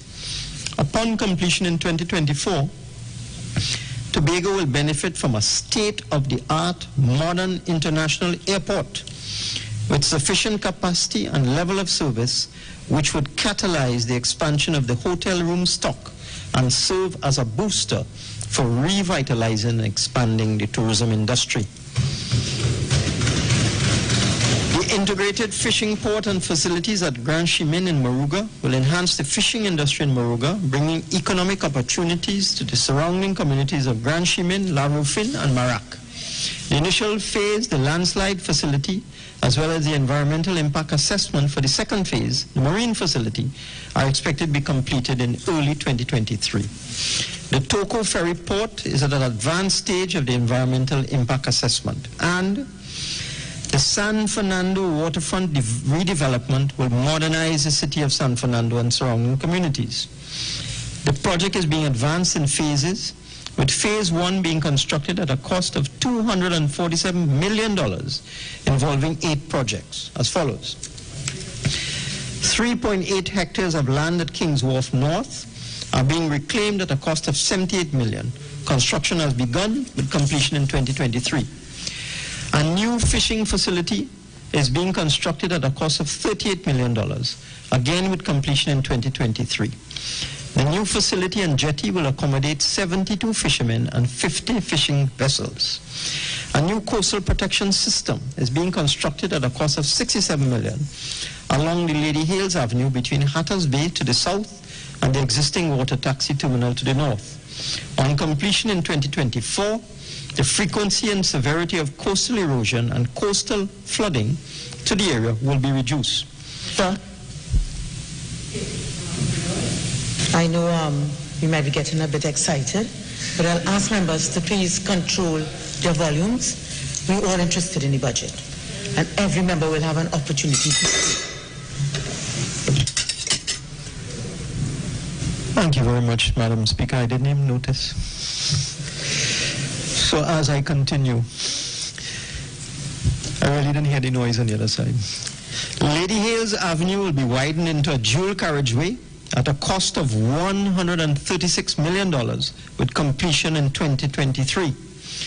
This will alleviate traffic congestion when the full implementation of the redevelopment project is completed. Commercial and residential squatters are being relocated from the redevelopment area through a collaborative effort between the Land Settlement Agency and UDICOST at a cost of $43 million. The Public Transport Service Corporation maintenance facility has been relocated from Lady Hales Avenue to Golconda at a cost of $15 million. And the mixed-use development on the site is being advanced through a PPP arrangement at a cost of $207 million for completion in 2024. And Plaza San Carlos is being upgraded at a cost of $61 million.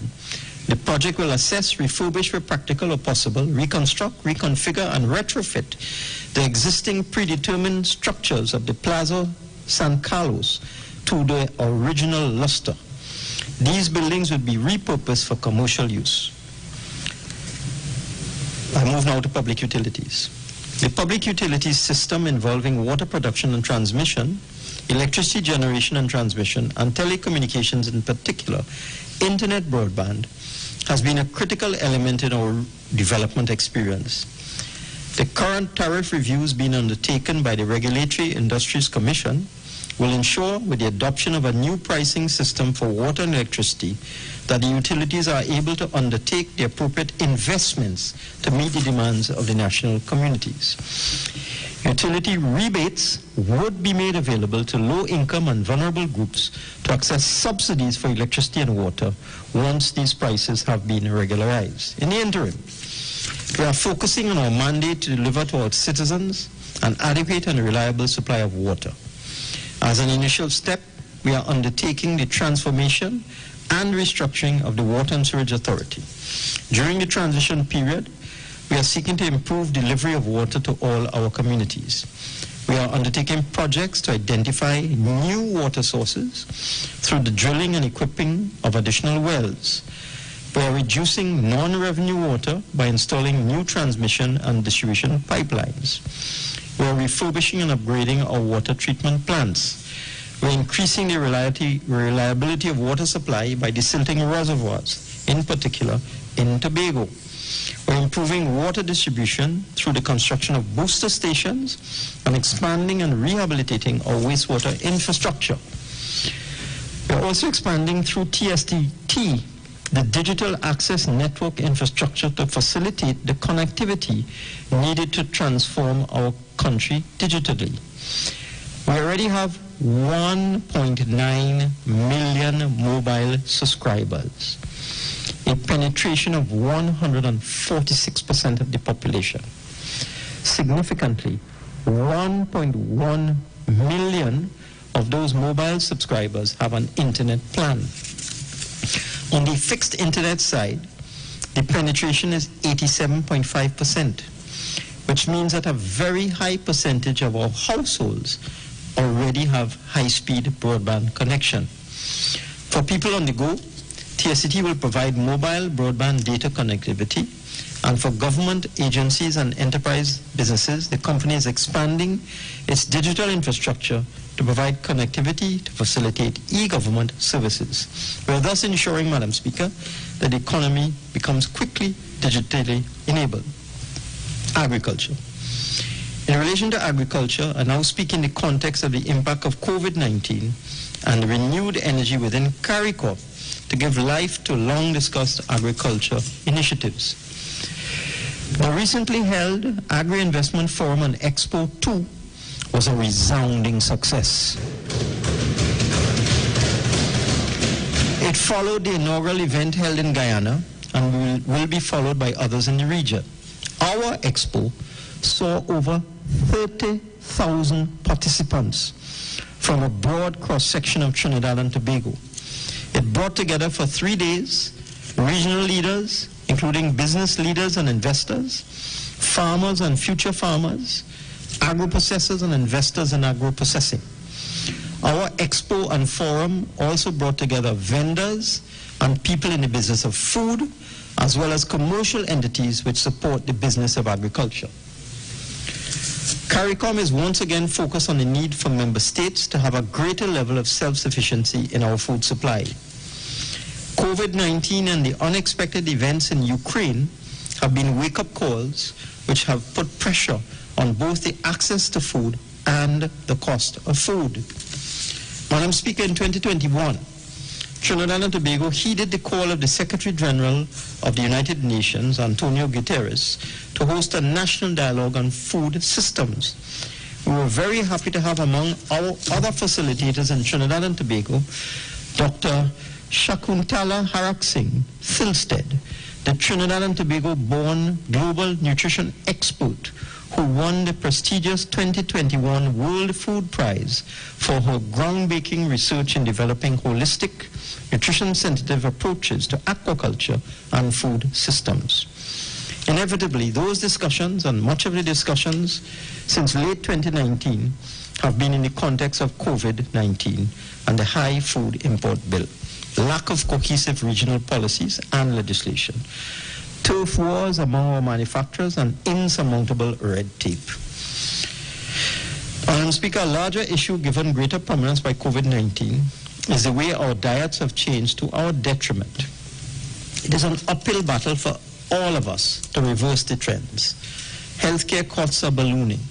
Productivity is being impacted. Longevity is at risk.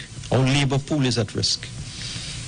The Russia-Ukraine conflict, though concentrated in the 630,000 square kilometers covered by Ukraine, impacts the ability of the world's most powerful economies to feed their citizens and fuel their nations. We are under even greater pressure. Let us use grain as an example. The well-organized, very successful poultry industry in Trinidad and Tobago has had to compete for over a decade with low-priced, low-quality imported poultry parts.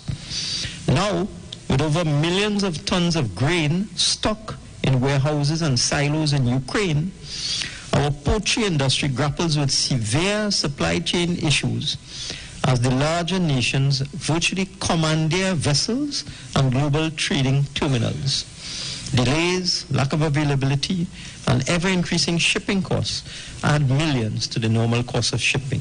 Inevitably, importers, even state-owned importers, must pass increased costs on to the consumer. The domino effect can be devastating if the situation is prolonged. For a country which depends heavily on annual food imports averaging more than 5 billion, the inability to import food can significantly affect food and nutrition security of the nation. Consequently, after broad-based consultations, we developed a roadmap to recovery to address the pandemic-induced economic decline. We remain committed to the CARICOM agenda as well as to our roadmap for agriculture. This work focuses on the following: boosting local production geared towards agro-processing to reduce our reliance on highly processed imported food.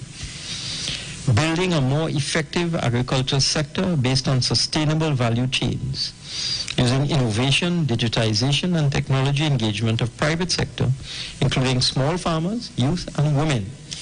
There is a direct correlation between food consumption and food systems. Addressing nutrition and non-communicable diseases, and a persistent increase and a worrying trend in obesity among children and adults. We are committed to policies via the ministries responsible for health, education, trade and industry, community development, sport, youth, and agriculture to reverse these alarming trends. Soaring commodity prices on the global market are impacting increases in wholesale and retail flour prices in the domestic market.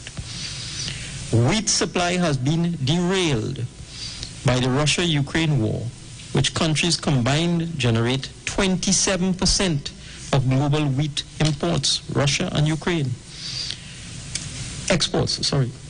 We have already experienced increases in prices of flour and associated products because of that war. To this end, we are taking advantage of this opportunity by focusing on root crop flour as a cheaper alternative to wheat flour. This product is already available in existing farmers' markets. We will therefore expand the enterprise base to produce alternatives to wheat flour.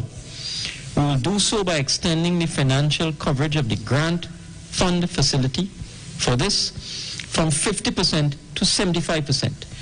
And we will increase the maximum funding amount from $250,000 to $340,000 for all producers of alternatives to wheat flour. I now take the opportunity, Madam Speaker, to express my sincere gratitude to our farmers for the excellent work that they have been doing despite the challenges. And I wish to confirm that we have once again allocated the additional sum of $300 million for agricultural incentives, infrastructure, and programs in this year's budget. Our new approach is facilitating the re-engagement of youth in agriculture, since the aging of our farmers makes imperative the increasing involvement of youth in the sector. The recently established Youth Agricultural Homestead Program, in collaboration with the Metal Industries Company Institute of Technology, is developing part-time, 18 to 35 years, and retraining, 36 to 50 years, modules for their programs. The areas which are slated to accommodate these programs are Faizabad, Field Road, at the Chatham Dairy Farm, and the Kendall Dairy Farm in Palo Seco, in Valencia, Grand Couva, Pointe-a-Pierre, Todd's Road, Lopino, and Santa Cruz. The program is targeting young nationals who will be provided access to land and the necessary financial and technical support to become successful entrepreneurs. The Youth Agricultural Shade House Project, administered by the University of the West Indies and the Agricultural Research and Extension Unit in the Cooperative Republic of Guyana, is a one-year program focusing on specialized hands-on training in intensive farming on small portions of land with very high yield. The program is encouraging young people between the ages of 16 to 35 to participate in the 12-month training period for which 100 participants will be selected. The project is anchored on a memorandum of understanding executed by the Prime Minister in May of 2022 to cooperate with other Caribbean countries to achieve food security in the region.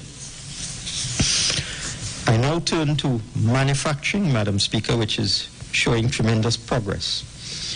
We have worked assiduously at creating the environment within which competitive businesses can grow and become locally and globally competitive. During the pandemic, our non-energy sector has risen to the occasion and is expected to grow by 2.5% in 2022. Within the non-energy sector, manufacturing remains an important and dynamic catalyst in our economy. It is a major contributor to our gross domestic product at approximately 20%. It generates significant foreign exchange, and as a major employer, it employs over 52,000 persons. This sector has exported $7.4 billion in 2020, and this amount rose to $10.8 billion in 2021. Preliminary data for the first half of 2022 demonstrates a continuation of this trend. For the first half of 2022, Trinidad and Tobago's non-energy manufacturing sector exports valued $6 billion, which was 17% higher than the same period the previous year. The industry's subsectors have been increasing when January to June 21 is compared to January to June 22. For example, food and beverage industry increased by 28% from 1.13 billion to 1.44 billion. Chemicals and fertilizers increased by 103% from 186 million to 379 million. Paper and paper-related products increased by 29% from 215 million to 278 million.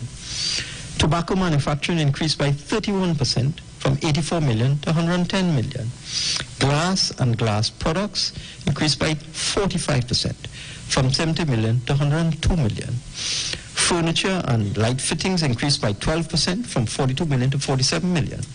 And wood and related products increased by 55% from 9 million to 14 million. We are also enhancing the human resource capacity in the manufacturing sector to address the existing gaps in labor skills. The apprenticeship program for the non-energy manufacturing sector was launched in May 2022 And the 3-year program is expected to train over 300 apprentices in the industrial areas of mechanical engineering technology, electrical, electronic technology, industrial maintenance technology, and mechatronics. And the apprenticeship program for wood and wood products manufacturing was launched just recently in August 2022. And it will transform and expand the industry to produce higher value-added products using modern technology. Wood and wood products manufacturing has become a dynamic and competitive subsector. It employs approximately 4,000 persons and is playing a key role in our diversification strategy. The program, with an initial enrollment of 50 apprentices, will address the shortage of skilled labor in the subsector. Apprentices will receive a monthly stipend for the 2-year duration of the program, which will be delivered at the St. Bede Technology and Pleasantville Technology Centers. And the Export Booster Initiative, Madam Speaker, is complementing and ramping up existing initiatives and is supported with 3 broad initiatives: the manufacturing export strategy of the Trinidad and Tobago Manufacturers Association. I turn now to the Exim Bank Forex window facilities. As part of our overall strategy, we have established 2 financing arrangements for the manufacturers and importers of essential goods at the Exim Bank. As the global economy continues to show signs of economic improvement, demand for raw material inputs will continue to be elevated. The effective management of the country's foreign exchange resources by the Exim Bank has not only facilitated the commercial resilience of the manufacturing sector, but ensured the maintenance of international supplier relationships, which remain critical to the sector's development and the overall stability of the domestic market. The Exim Bank's Forex facility has proven its importance to the industrial ecosystem by having clear and measurable success across 16 sectors, with significant absorption capacity being felt within food and beverages, building and construction, plastics and packaging. Forex sales for the period remained elevated, with total disbursements of US $285 million, ensuring the sector's operational integrity and reinforcing its economic importance. The facility sustained international exports, as mentioned previously. Data shows a 17% increase in non-oil exports for the period June to July 22 when compared to the same period in 21. The integrity of the Exim Bank system for distribution of foreign exchange was influenced by company and market analysis with the input of key stakeholder agencies, that is, the Trinidad and Tobago Manufacturers Association, the Trinidad and Tobago Chamber of Industry and Commerce, and the Ministry of Trade and Industry. The Exim Bank ensured forex distribution to small, medium, and large enterprises, solidifying our commitment to sectoral development while enabling companies of varied sizes to access the facility based on their needs and impact both the domestic and export market. Madam Speaker, the business community can rest assured. Let me repeat that. The business community can rest assured that in 2023, we will expand this forex facility and provide even greater access to this targeted foreign exchange. The benefits are clear and have significant domestic and global impact. International supplier relationships have contributed to this positive development, facilitating the smooth flow of inputs for the manufacturing sector as a vibrant generator of sustainable employment. To summarize,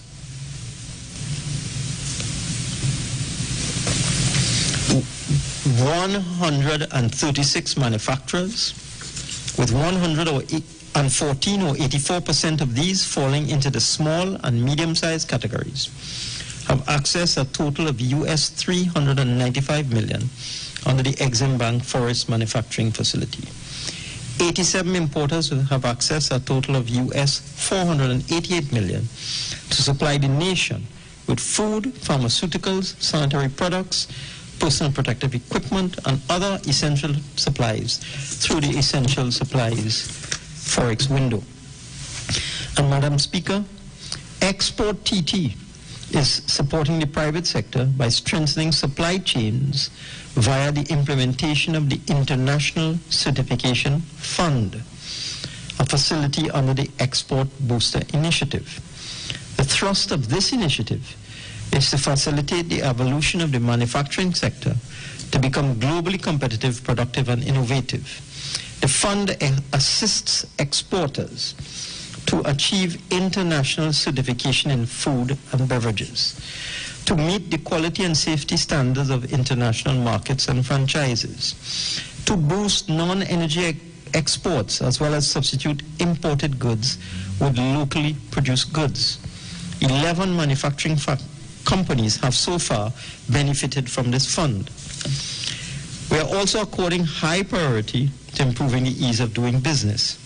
The Trade and Business Information Portal, launched in May 2022, is providing access to multiple tools and resources to allow users to seek guidance on regulatory requirements for starting a new business or expanding an existing business, as well as requirements when undertaking an investment.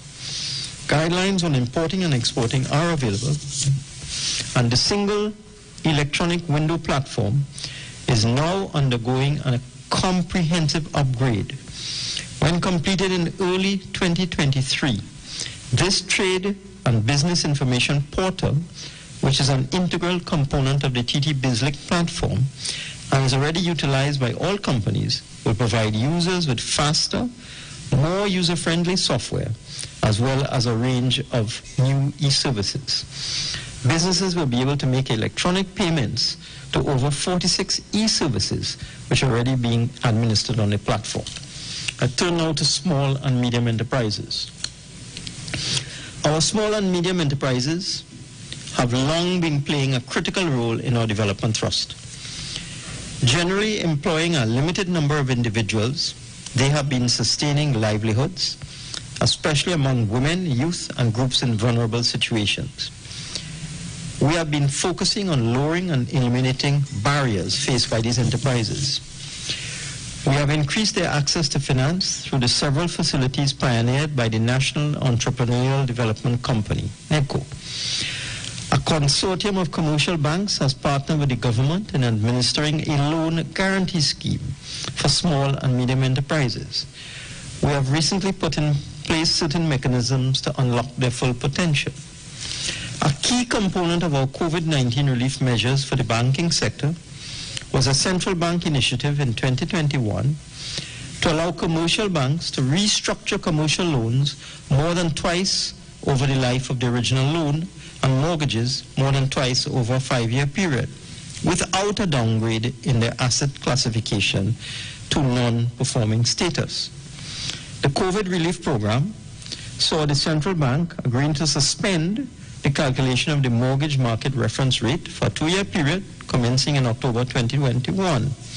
This policy allowed banks greater flexibility in lowering their mortgage rates outside of their anniversary dates and more than once a year. Both individuals and small and medium enterprises benefited from this policy. And Madam Speaker, we are also funding in the amount of $500 million and in partnership with the commercial banks, a new long-term loan guarantee scheme for small and medium enterprises. First Citizens Bank will manage this project in collaboration with other commercial banks.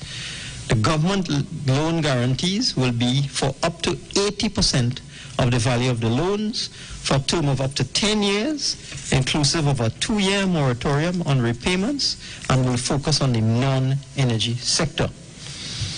We have also been providing support to small and medium enterprises through a number of facilities. The Gateway to Trade program is spearheaded by the Ministry of Trade and Industry in collaboration with the Trinidad and Tobago Coalition of Services Industries. This is a 9-month market readiness accelerated program targeted to assist small and medium enterprises in 4 service sectors: business and professional services, information and communication technology, energy services, and tourism, especially in the areas of meetings, incentives, conferences, and exhibitions. The Export Booster Initiative that I mentioned previously is being advanced by the Ministry of Trade and Industry in collaboration with the Trinidad and Tobago Manufacturers Association with the aim of enhancing market access for small and medium enterprises. We are envisaging that the export value of manufactured goods will double by 2024. The grant fund facility is administered by Export TT, whereby businesses can access individual grants from the fund up to a maximum of $250,000, now gone to $340,000 per beneficiary to finance 50% of the cost of acquisition. Facility focuses on 8 designated sectors, whereby new opportunities become available for the small and medium enterprises to engage in the production and export of high value-added products.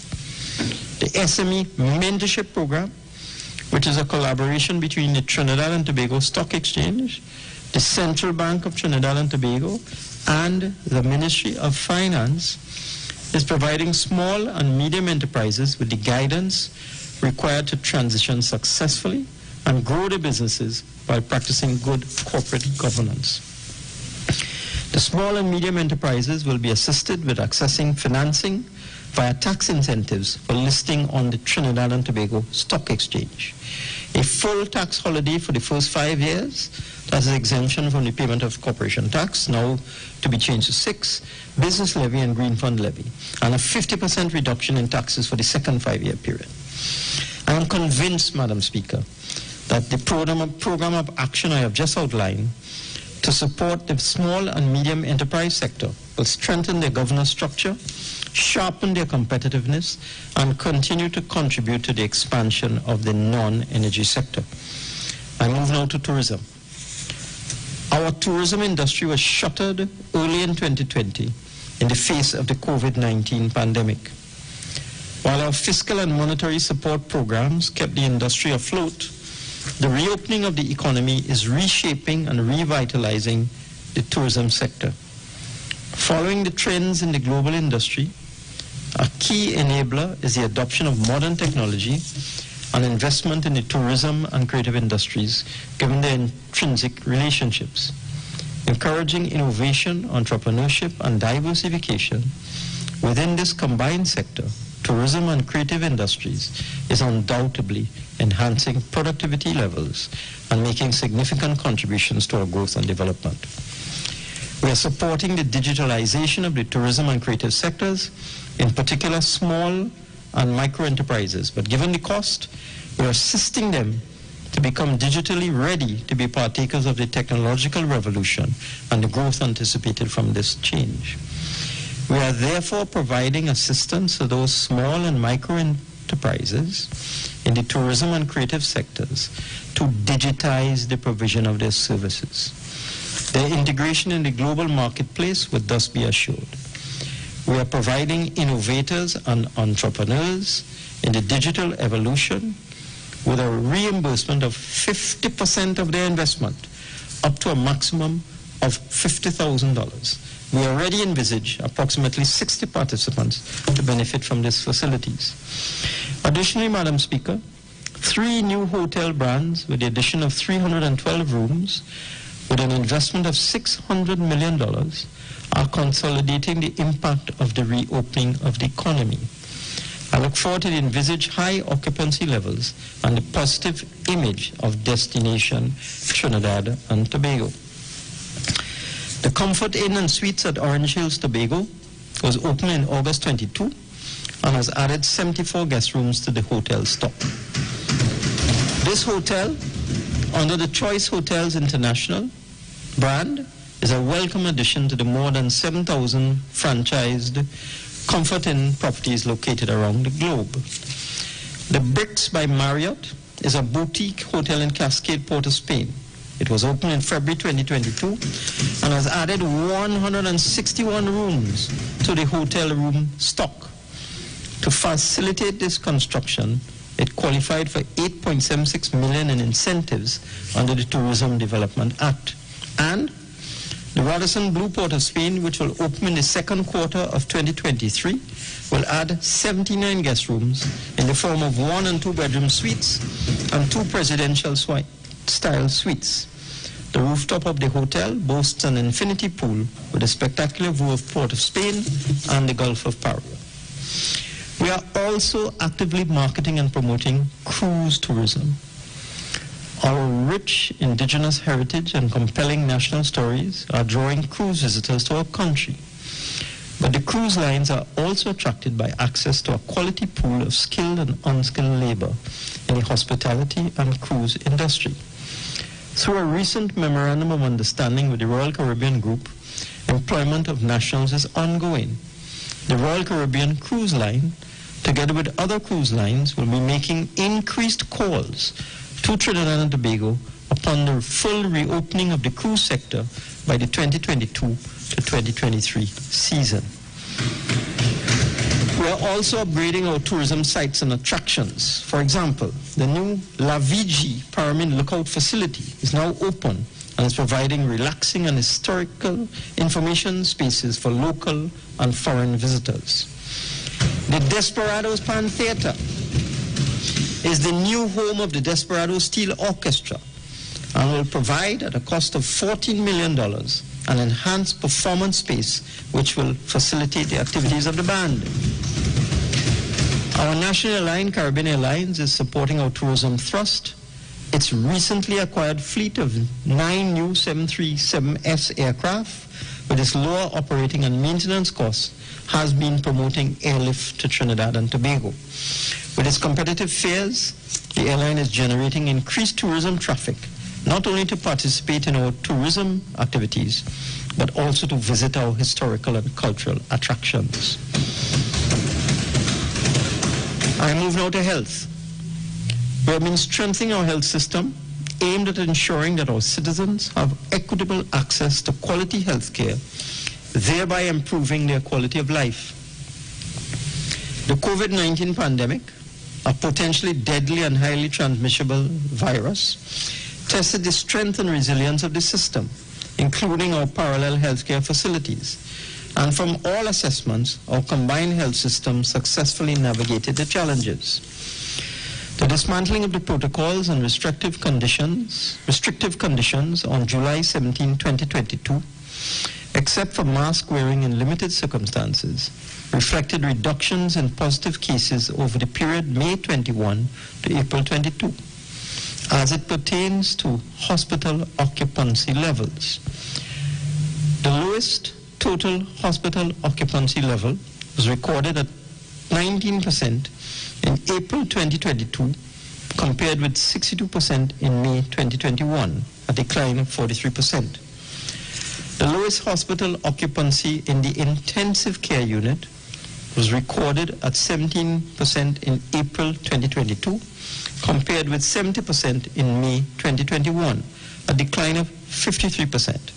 And the lowest hospital occupancy in the high dependency unit was recorded at 8% in April 22, compared with 64% in May 2021, a decline of 56%. And Madam Speaker, we have been improving our vaccination rates. The milestone of 50% of the population being fully vaccinated was achieved in April 2022, and since that time it has stabilized at about 51.2%. This notwithstanding, the recent uptick in infections, hospitalizations, and deaths is a stark reminder of the requirements for caution in all our activities. Leaving aside our management of the COVID-19 virus, since March 2020, we have been making significant strides in the achievement of the Sustainable Development Goals agenda.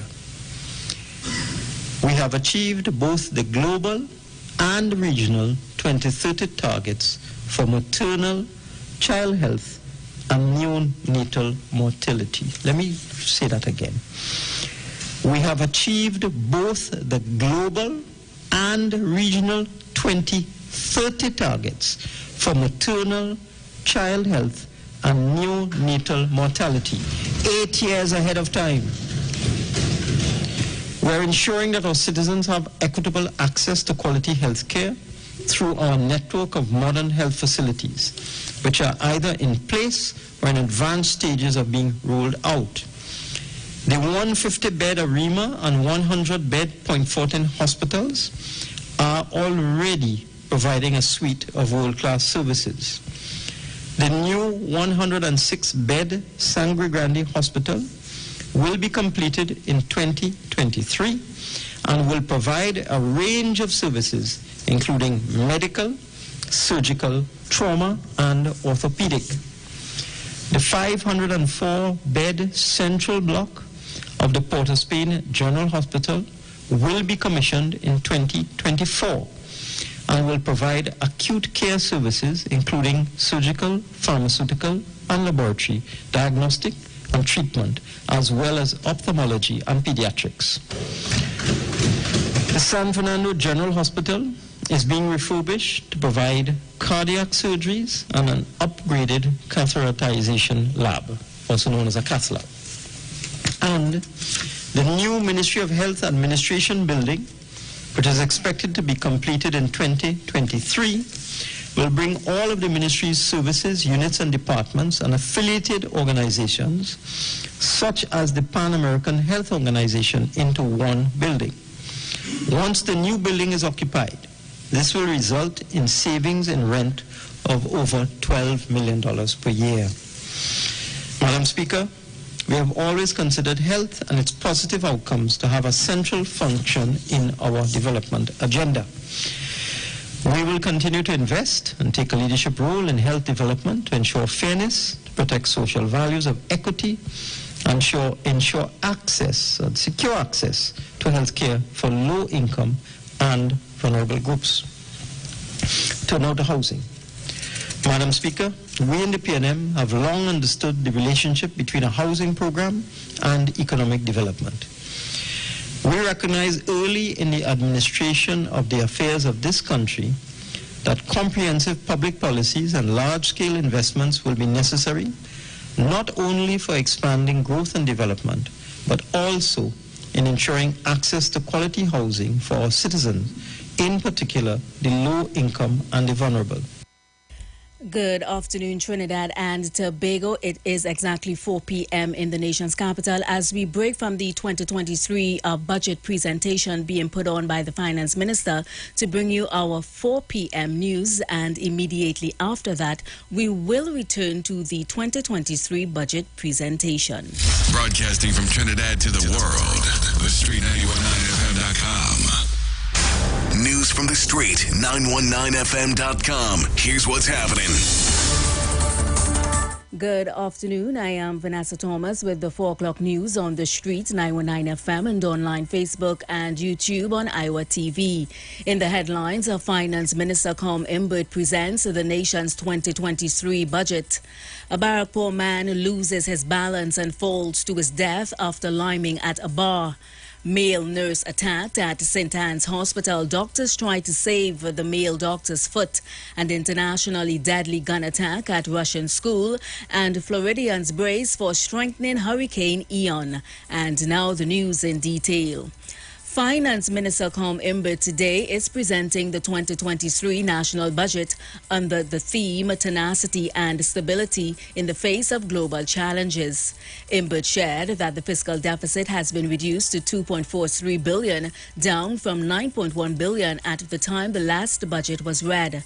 The minister started the budget with some good news, saying the decline in natural gas production that began in 2020 has been reversed. He said TNT will end the year with production of 2.75 million standard cubic feet per day, and added that the government will adjust the supplemental petroleum tax regime to motivate more companies to produce more oil. Iwer also noted that TNT's economy is expected to recover with real GDP growth of 2%. During his presentation, Minister Iwer said, based on the current borrowing and repayment schedule, TNT expects no significant increase in our debt from December 2021 to 2022. For health workers, the minister said government is to allocate $210 million for fiscal 2023 as a special payment to be distributed to health workers and involving ex gratia payments to over 20,000 health workers. The minister also boasted that over 90,000 people in the public service have kept their jobs and were paid salaries on time, adding that over 50,000 jobs in the wider sector have been kept. Where housing is concerned, Minister Iwer has stated that citizens can expect to have the full operation of Trinidad and Tobago Mortgage Bank expected in early 2023 with a merger between the TNT Mortgage Finance and Home Mortgage Bank. Iwer said government intends to begin collecting property tax in 2023. He added that the legal framework by simple amendments will be ready before the end of the year. As for road repairs, Iwer said a further $100 million will be allocated to the new road repair company, making available $200 million for the repair of secondary roads. He said additional allocations will also be provided to 14 municipal corporations. Where the public sector is concerned, Iwer says the 4% offer is the best the government can do for public servants and said government will have to dig deep to find $4.6 billion in back pay. On the issue of fuel prices, the minister said fuel subsidy will cost taxpayers $2.2 billion in the coming year. He said government is firm in their view that this level of expenditure on fuel is not productive and that taxpayers' money could be better spent elsewhere. Money spent on fuel subsidy, Iwer said, should be capped at $1 billion. During the budget presentation, Iwer again teased that a further adjustment in fuel prices is required. For agriculture, Iwer said an additional sum of $300 million will be allocated in this year's budget for agriculture incentives, infrastructure and programs. And for the Heritage and Stabilization Fund, the minister said US $163 million or 1 billion TT have been deposited into that fund. He noted that $1 billion was also spent in fuel subsidy. Just some of the things presented in the budget thus far. We will bring you more budget news in tomorrow's newscast. In other news, a 32-year-old man lost his balance and fell into a drain while returning home from liming at a bar in Barrackpore. David Stevens' body was found at Papori Road, Lengua Village, near Franco's Cafe in Barrackpore on Saturday. Stephen was said to be liming with a friend around 1:30 p.m. and became intoxicated. While walking home, he lost his balance and fell into a drain at the side of the road, hitting his head and died. Barrackpore police are investigating.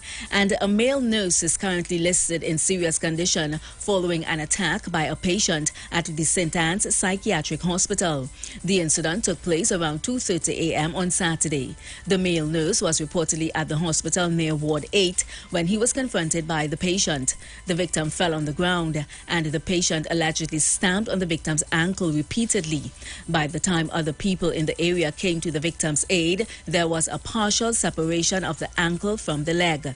The victim was taken to the Port of Spain General Hospital where he is being treated. His condition is said to be stable but serious. Doctors are hopeful that the victim's foot will be saved. A kilo of cocaine and a quantity of ammunition was found by police following a search in Maraval on Saturday night. Police said officers of the Northeastern Division's Emergency Response Patrol received information that the drugs and ammunition were being hidden in Mount Coco Road at around 8 p.m. Police went to the area and found a black bag in some bushes near the road.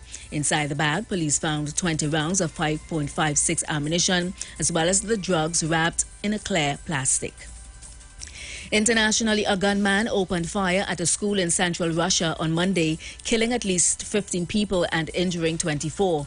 Russian officials say the victims include 11 children at the school of about 1,000 pupils in the city of Iveshk. The gunman killed himself at the scene and was a former pupil of the school. Apart from the 11 children killed, 4 adults, 2 security guards and 2 teachers also lost their lives. In more international news, authorities in Florida have urged residents to brace for Tropical Storm Ian as it strengthened into a Category 1 hurricane early this morning. Ian was forecast to move northwest progressed through the Caribbean near Cuba and the Cayman Islands and reached the state's west coast by Wednesday. The hurricane's exact path is uncertain, but Florida's Governor Ron DeSantis warned of broad impacts throughout the state. Residents have been seen stocking up on food, water, medicine, and fuel. The National Hurricane Center said it expects rapid strengthening from Ian over the next 48 hours, with maximum sustained winds of 75 miles per hour. And that was the 4 o'clock news on the street, 919 FM, and online, Facebook, and YouTube on Iwer TV. Recapping the headlines, Finance Minister Iwer presents the nation's 2023 budget. A Barrackpore man loses his balance and falls to his death after liming at a bar. A male nurse attacked at St. Anne's Hospital. Doctors try to save damaged foot. An internationally deadly gun attack and at Russian school. Floridians brace for strengthening Hurricane Ian. Do enjoy your afternoon and please continue to be safe. And now we take you back to the Honorable Iwer as he presents the 2023 national budget. News from the street. News from the street. 919fm.com. Management and the provision of financing solutions to undertake construction projects.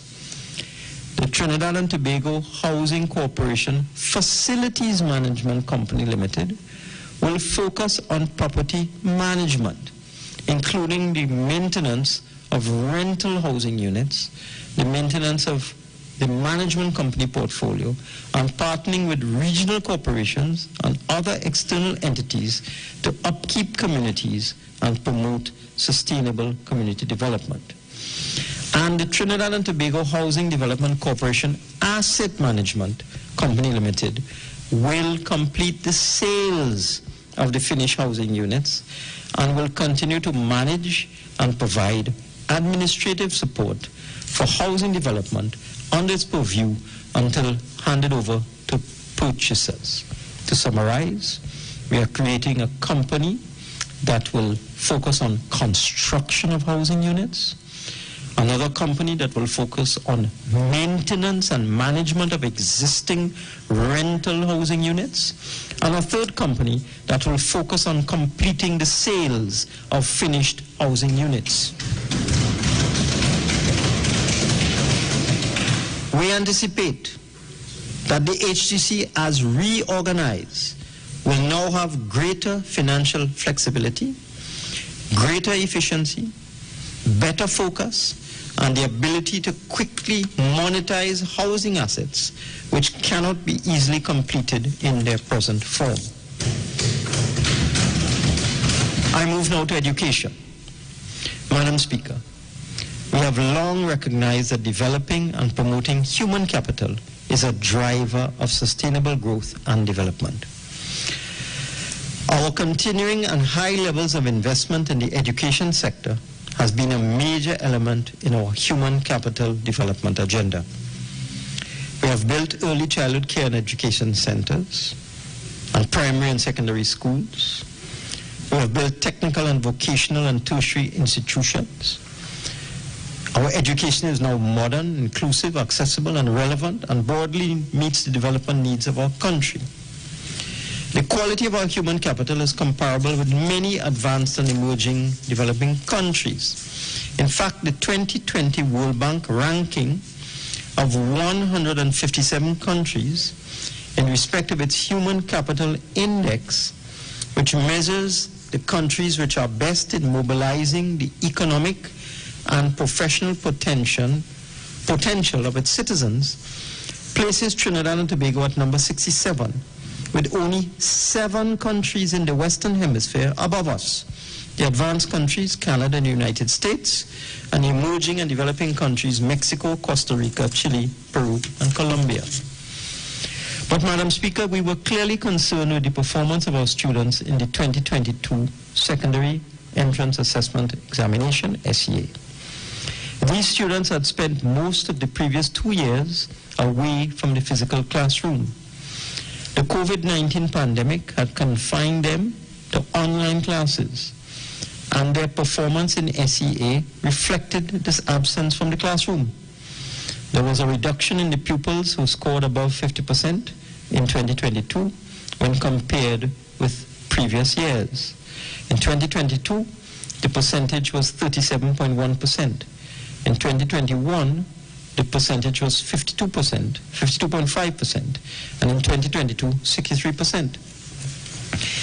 These statistics show a clear reduction of achievement, which can certainly be linked to the learning loss, which had been predicted globally and locally due to the lack of face-to-face learning. Over 9,000 students had scored less than 50% in the 2022 secondary entrance assessment examination. Madam Speaker, we thus embarked on an exercise to assist students in recovering learning lost. During the period July to August 22, we administered a vacation revision program in a face-to-face format at 26 secondary schools, which treated with remedial work for learning lost in the short term. We allocated $10 million to facilitate this program, including the training of 600 teachers. We have given these students the best chance at educational success by their return to the physical classroom. This notwithstanding, I am deeply concerned about the less than adequate participation in the program. We are taking steps to address this challenge to ensure that academic performance returns to pre-pandemic levels. Firstly, we are implementing, after 2 years in secondary school and being enrolled in Form 2, the lower secondary proficiency examination, for which students will be required to be certified to ensure they have basic numeracy and literacy skills needed to continue their education. Secondly, we have distributed 7,000 laptops to means-tested students and teachers, which brings to a total of 63,410 devices distributed between 2018 and 2022. Thirdly, as announced by the Honorable Prime Minister, we are introducing a structured remedial education program to assist those students who have fallen behind because of COVID-19 to recover and catch up with their learning. An allocation of $50 million for this purpose has been made in this budget. Turn now to GATE. The Government Assisted Tuition Expenses Program, GATE, has been providing significant financial assistance to widen access to tertiary education, thus supporting economic development and promoting social equity. This notwithstanding, to ensure that GATE expenditure would be spread as widely and equitably as possible, we amended the policy guidelines in August 2020 to restrict funding to no more than one program at the undergraduate level. However, the implementation of this new rule has been problematic for students who were endeavoring to complete their bachelor's degree through a progressive matriculation from a non-degree program. Many of these students who are seeking to improve themselves are from underprivileged or low-income backgrounds. After careful consideration, therefore, we have decided to adjust the criteria for accessing GATE to permit students in good standing enrolled in institutions and programs accredited by the Accreditation Council of Trinidad and Tobago to qualify for GATE if they have completed an initial program of study, such as a diploma or associate degree or the N1 level at UWI, and they wish to upgrade to a bachelor's degree. Similarly, students pursuing technical and vocational education and training TVET programs who have already accessed GATE for lower level TVET qualifications will now qualify for GATE for level 4 and level 5 programs that lead to an advanced diploma or bachelor's degree. In this new arrangement, Madam Speaker, the national priority needs will be a determining factor, and students in the first instance will be required to register for the higher certification within 2 years of completion of the initial course of study, and of course, successfully complete their bachelor's degree or advanced diplomas within the prescribed timeframes. We are now ensuring that GATE remains as inclusive and all-encompassing as it was originally designed within the constraints of expenditure. This adjusted approach, let me explain, where students who have accessed GATE to do an associate degree or diploma who will now be allowed to access GATE again to complete a bachelor's degree is estimated to cost the government an additional $50 million, but we believe it is necessary. Money well spent. Safety and security. Madam Speaker, we have been constantly refining the national security policy as we seek to address the multifaceted needs for managing the security of our citizens. In this regard, we have found inclusive and participatory processes to be extremely useful. We have been enhancing resource capacity and capability with the requisite infrastructure and apparatus. We have improved our offshore capabilities with the procurement of 2 Cape-class control vessels, and we are now concentrating on building onshore capabilities with an electrical upgrade for a continuous power supply to our Coast Guard facilities to provide a more efficient and safe working environment for personnel, especially in the event of national disasters. We are also upgrading the shore power supply system at the Coast Guard base in Tobago. On completion, it will facilitate the berthing of our Cape-class vessels, which will now utilize the onshore power supply instead of the vessel's generators, which will allow for less downtime and a greater Coast Guard presence in the maritime domain. In terms of new and improved technology throughout the national security services, we're improving decision-making and productivity by computerizing the National Security Head Office, thereby increasing information collaboration, data availability, and data analysis. We're installing ICT infrastructure across all camps of the Trinidad and Tobago Regiment, thereby securing connectivity between sites. We are computerizing and improving governance in the Trinidad and Tobago Forensic Sciences Center and upgrading the integrated ballistics identification system with a view towards improving examination of all firearms-related evidence linked to firearms-related crimes. We have made significant strides towards the establishment of purpose-built facilities for the protective services to place personnel in a better state of readiness. We're improving the base infrastructure of several camps at La Romaine, Felicity, and Forest Park. A fully functioning military base will enhance the capacity of the military to address efficiently its core mandate of the defense of the state and protection of critical infrastructure. The La Romaine camp will secure our national energy assets in the south of Trinidad and safeguard the country against threats to our southern border. We are purchasing specialized equipment for the Trinidad and Tobago Coast Guard and vehicles and equipment for the Defense Force to allow for multi-front operations to be executed simultaneously. We are also advancing the computerization of the Defense Force to ensure the effective governance and management of data, security, and human resources, and upgrading the automated fingerprint identification system for the Immigration Division, which will improve the border management system as a monitoring solution which limits the entry of undocumented immigrants. Madam Speaker, improving service to our citizens and solving serious crime, in particular murders and violent crimes, is central to the mandate of the Trinidad and Tobago Police Service, which is at the front line of our crime-fighting agenda. In 2023, the Trinidad and Tobago Police Service will be properly resourced and provided with the necessary funding, equipment, and support so that it can focus on the rationalization, upgrade, and expansion of facilities to meet existing and new operational requirements.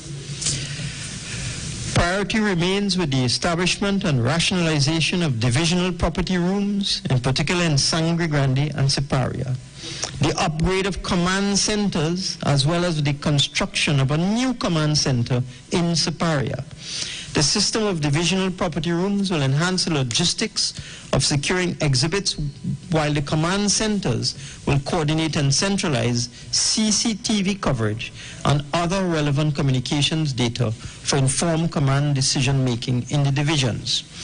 The TTPS will continue to improve its ICT capabilities.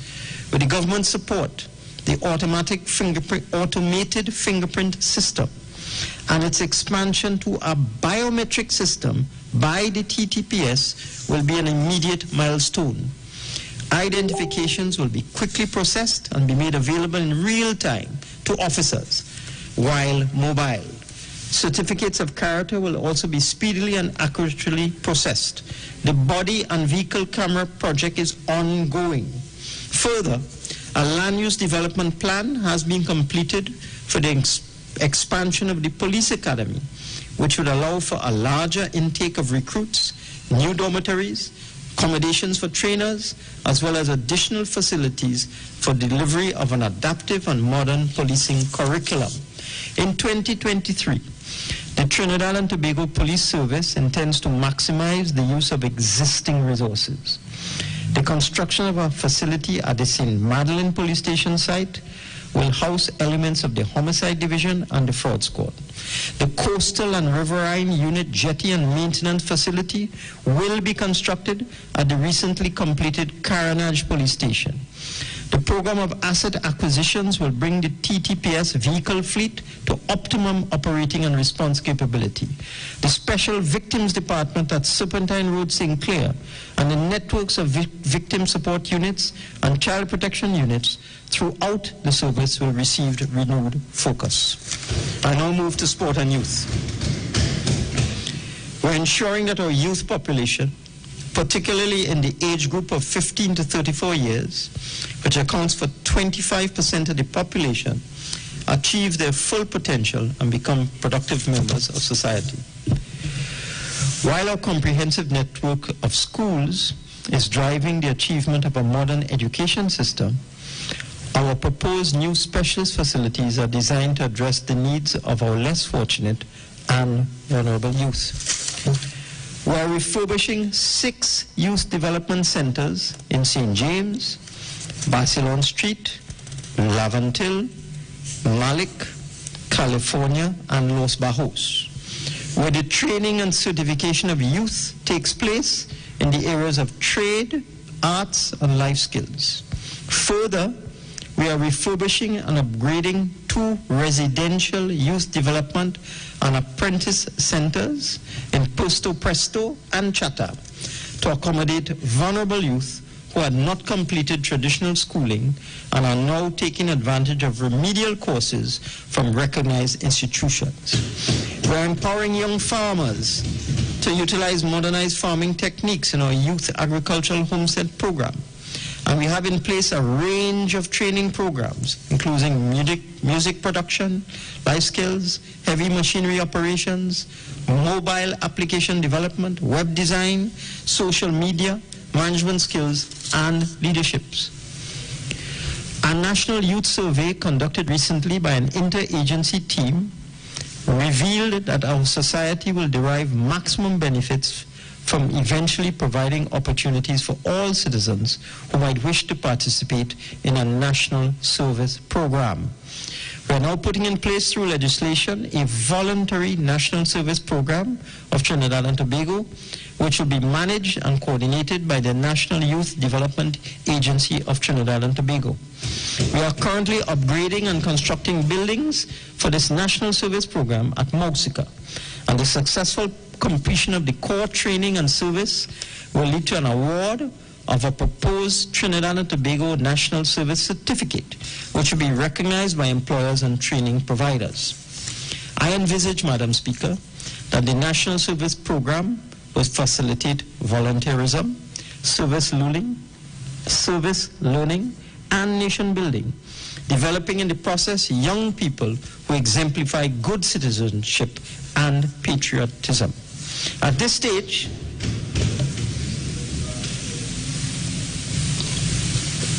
I wish to take this opportunity to congratulate and convey our congratulations to the members of our sporting team, which recently participated in the 2022 Commonwealth Games in Birmingham, England. We all applauded with pride the achievements of our medalists. Nicholas Paul, who was awarded gold in the Kieran Motor Pace cycle race, silver in the sprint, and bronze in the kilometer time trial. Jeremy Richards, who was awarded gold in the 200 meters and another gold in the 4x400 relay, alongside Dwight St. Hilaire, Asa Guevara, Marshall Sidenio, Kashif King, and Che Lara. And Jared Elcock, Eric Harrison Jr., Keon Benjamin, Kyle Griot, and Akani Hislop, who won silver in the men's 4x100 meters relay. Madam Speaker, this performance, added to that of the other athletes who also worked tirelessly, represented a fitting tribute to the achievement of our 60 years of independence on August the 31st, 2022. Indeed, we were rightfully proud when our athletes stood on the podium with the national anthem being played on the steel pan. But, Madam Speaker, our 2022 sporting contingent managed our second best performance at the Commonwealth Games. For those who are old enough to remember, our best performance came at the 1966 edition in Kingston, Jamaica, when our team won 5 gold, 2 silver, and 2 bronze medals. I'm sure they will beat that record at the next Commonwealth Games. Madam Speaker, these achievements were based on the extensive foundation which we have laid for more than 4 decades. We have the facilities, the 5 stadia, the Hazley Crawford in Port of Spain, the Larry Gomes in Arima, the Atto Bolan in Couva, the Manny Ramjohn in Marabella, and the Dwight York in Tobago, the Cycling Velodrome and the Aquatic Center in Couva, and the Racket Center in Tagariqua. We have the funding, and we have the policies and programs, including the Elite Athlete Assistance Program of $250,000 per athlete. We look forward, therefore, to the youth of the country being inspired by our successes at Birmingham, and I have no doubt that in future international games, we would be able to expand our performance from cycling and athletics to the several other sporting disciplines. I can now announce, Madam Speaker, that in 2023, we intend to showcase our youth on the occasion of the hosting by Trinidad and Tobago of the 7th Commonwealth Youth Games.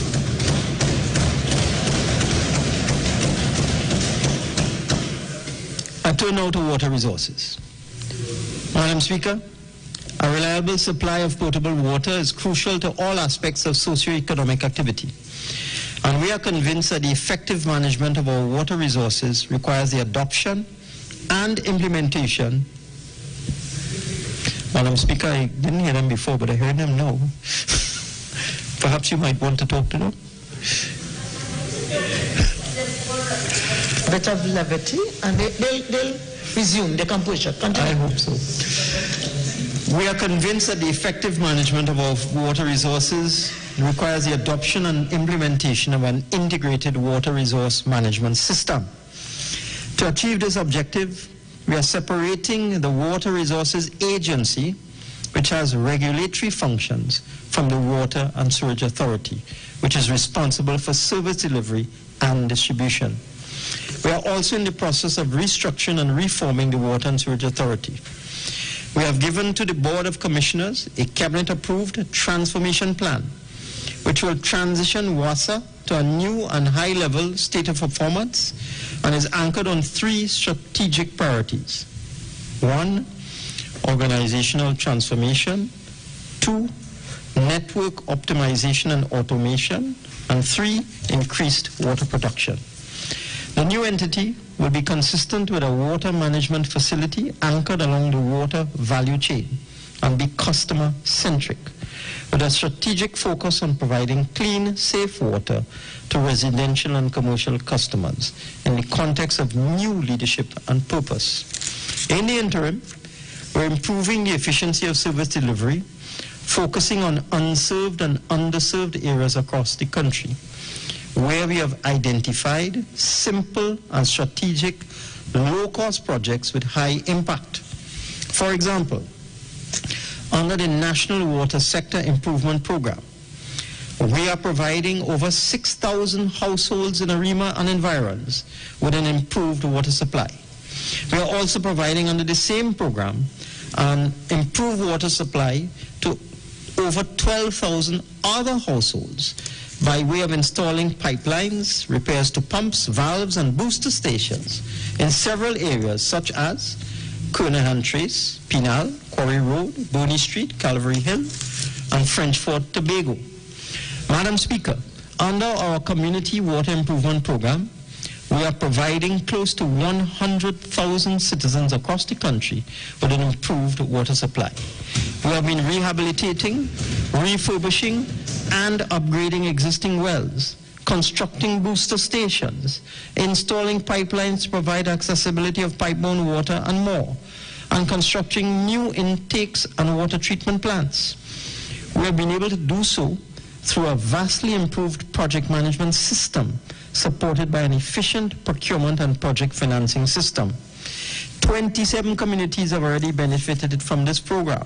The program continues and will provide more reliable access to water in other communities, additional to the existing ones, such as Manudath Road Extension, Las Lomas, Bocas Avenue, Chase Village, Howell Drive, Five Rivers, La Laja, Blanchishez, Thomas Trace, Losiro, Lupino, Brasso Seco Village in Blanchishez, Lioto Trace in Talparo, La Romaine, Picton, San Rafael, Petit Trou Road and Mon Cabrit Road, Toco, and Cameron Head in Maraval. Madam Speaker, the proposed new Office of Water Resources Management will be responsible for coordinating and collaborating with all agencies responsible for implementing various aspects of our new water supply policy, administering the abstraction and licensing system for surface, ground, and coastal waters, monitoring, analyzing, and assessing the national water resources, enforcing authority for water quantity violations, collecting and maintaining a national water resources information system, developing and publishing reports on the country's water resources, policies and plans for water resources management, exercising planning and research functions for water resources management, engaging and partnering with stakeholders in water resources management, and carrying out an education and public awareness program. In addition, the Ministry of Public Utilities, in partnership with the Water and Sewerage Authority, has completed a strategic action plan for water supply improvement in Trinidad and Tobago, along with regional water improvement plans for Northwest, Northeast, Central, and South Trinidad and in Tobago within the context of the Strategic Action Plan and Capital Investment Program. These programs across the country have the clear aim of eradicating water schedules below 24/3 and further expanding 24/7 levels of service across the country.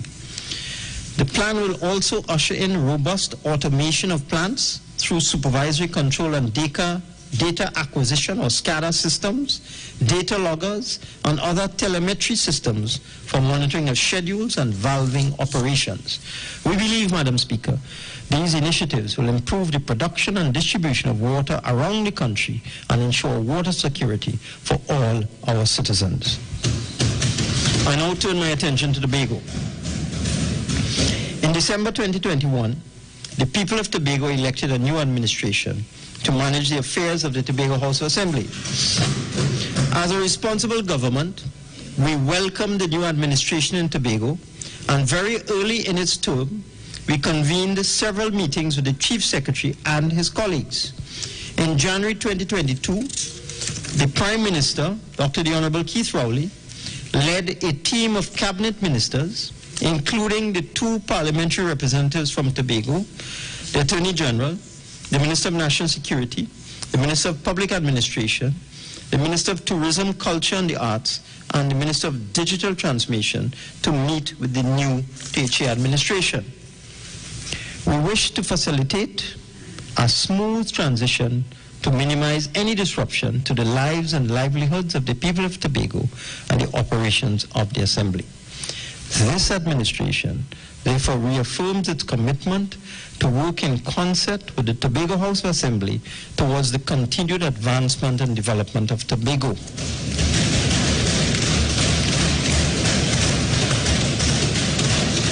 Madam Speaker, I am in broad agreement with the socio-economic agenda advanced by the new administration by the THA in its June 22 budget statement for fiscal 23.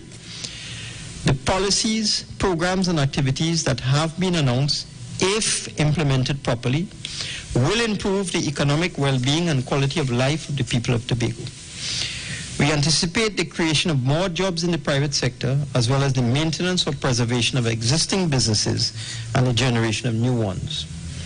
Madam Speaker, the policy agenda is being further advanced through economic momentum in the Tobago economy. The gradual relaxation of public health restrictions and the increase in government expenditure to meet the basic needs of the community in the face of the damage done to the tourism sector by the COVID-19 pandemic facilitate this process. It is expected further capacity will be developed to address COVID-related issues, focusing on an update in vaccinations, with a strengthening of medical care capabilities at the Scarborough General Hospital and a parallel system for COVID-19 patients at the old hospital. Significant social programs are available in Tobago, and we expect that these will be maintained, particularly in the areas of medical care, home improvement, and school transport. Physical in-school teaching and learning has been reinstated in all schools in Tobago. Funding has also been allocated for substantial school repairs. These measures are generally aligned with the national fiscal agenda for 2023 and the core development framework and the strategic priority areas for growth, development, and transformation in Tobago, once properly implemented, would ensure the transition to a new paradigm. However, Madam Speaker, it must be emphasized that businesses resident in Tobago and are owned and operated by Tobagonians have the same access to all the government's SME support programs as businesses in Trinidad. They have the same access. There's no distinction. And you may recall, Madam Speaker, it was the intention of this PNM administration to grant greater autonomy to the people of Tobago through the passage of 2 pieces of legislation which have been the subject of extensive and extended parliamentary attention. However, this required the bipartisan support of members opposite, which support we did not receive. The bills were also rejected in the PDP election campaign of 2022. These 2 bills, Madam Speaker, will provide the people of Tobago... Minister of Finance. Okay, so members, I know we've been here for some time, but I'll ask all members, okay, to resume their composure. No shouting across the floor, and if members are a little tired of, the discipline, they can take a little walk, come back, and resume their composure. Minister of Finance. Thank you, Madam Speaker. We will be here for a little while again. These 2 bills will provide the people of Tobago with a greater say and determination in their affairs. And I encourage members opposite to facilitate the passage of these bills and place Tobago in a better position to advance its development and to increase its contribution to national economic activity. Economic transformation and business development initiatives will be anchored on productivity growth, support for innovation, mobilization of foreign direct investment, and support for businesses. The Cove Eco-Industrial and Business Park is marketing its factory spaces The Studley Park Quarry, if properly managed, could make an immediate and sustained contribution to construction in Tobago and in Trinidad. The tourism sector is poised to expand with new hotel investors aiming to contribute to meet a shortfall of 2,500 rooms. The government fully supports and continues to encourage private sector investment in the proposed new Marriott Hotel at Rocky Point, alongside the new terminal building at the ANR International Airport and a new marina facility in southwest Tobago. When all these initiatives come together with their projects and programs, we envisage good outcomes for the tourism sector in Tobago. This is a major part of the national diversification effort. Let me repeat. The new Marriott Hotel at Rocky Point, the new terminal building at the ANR International Airport, and a new marina facility in southwest Tobago. I'm advised that the Manta Lodge and Sanctuary Resort are slated for privatization. Air and sea transport are required to be reliable, especially for the proposed Tobago Carnival in October 2022. The central government will ensure that this is achieved. Food security in Tobago will be enhanced through the revitalization of the agricultural sector. Continuous training, especially for young people, will build a cadre of skilled young and agri-entrepreneurs. Madam Speaker, I wish to record that during the height of the pandemic, we were pleased to provide Tobago with additional financial support. And in my 2022 statement, I announced several of these initiatives, including a 50 million Tobago hospitality and tourism sector support program to provide working capital to the tourism sector, 30 million for farmland development in Tobago, 50 million for the Tobago hotel industry for financial grant support, and to facilitate maintenance and upgrade works via the Tobago Tourism Accommodation Relief, and a 4 million tourism COVID relief grant allocated to render greater support to the ancillary service providers in the industry. I will now outline the allocation for Tobago in fiscal 2023.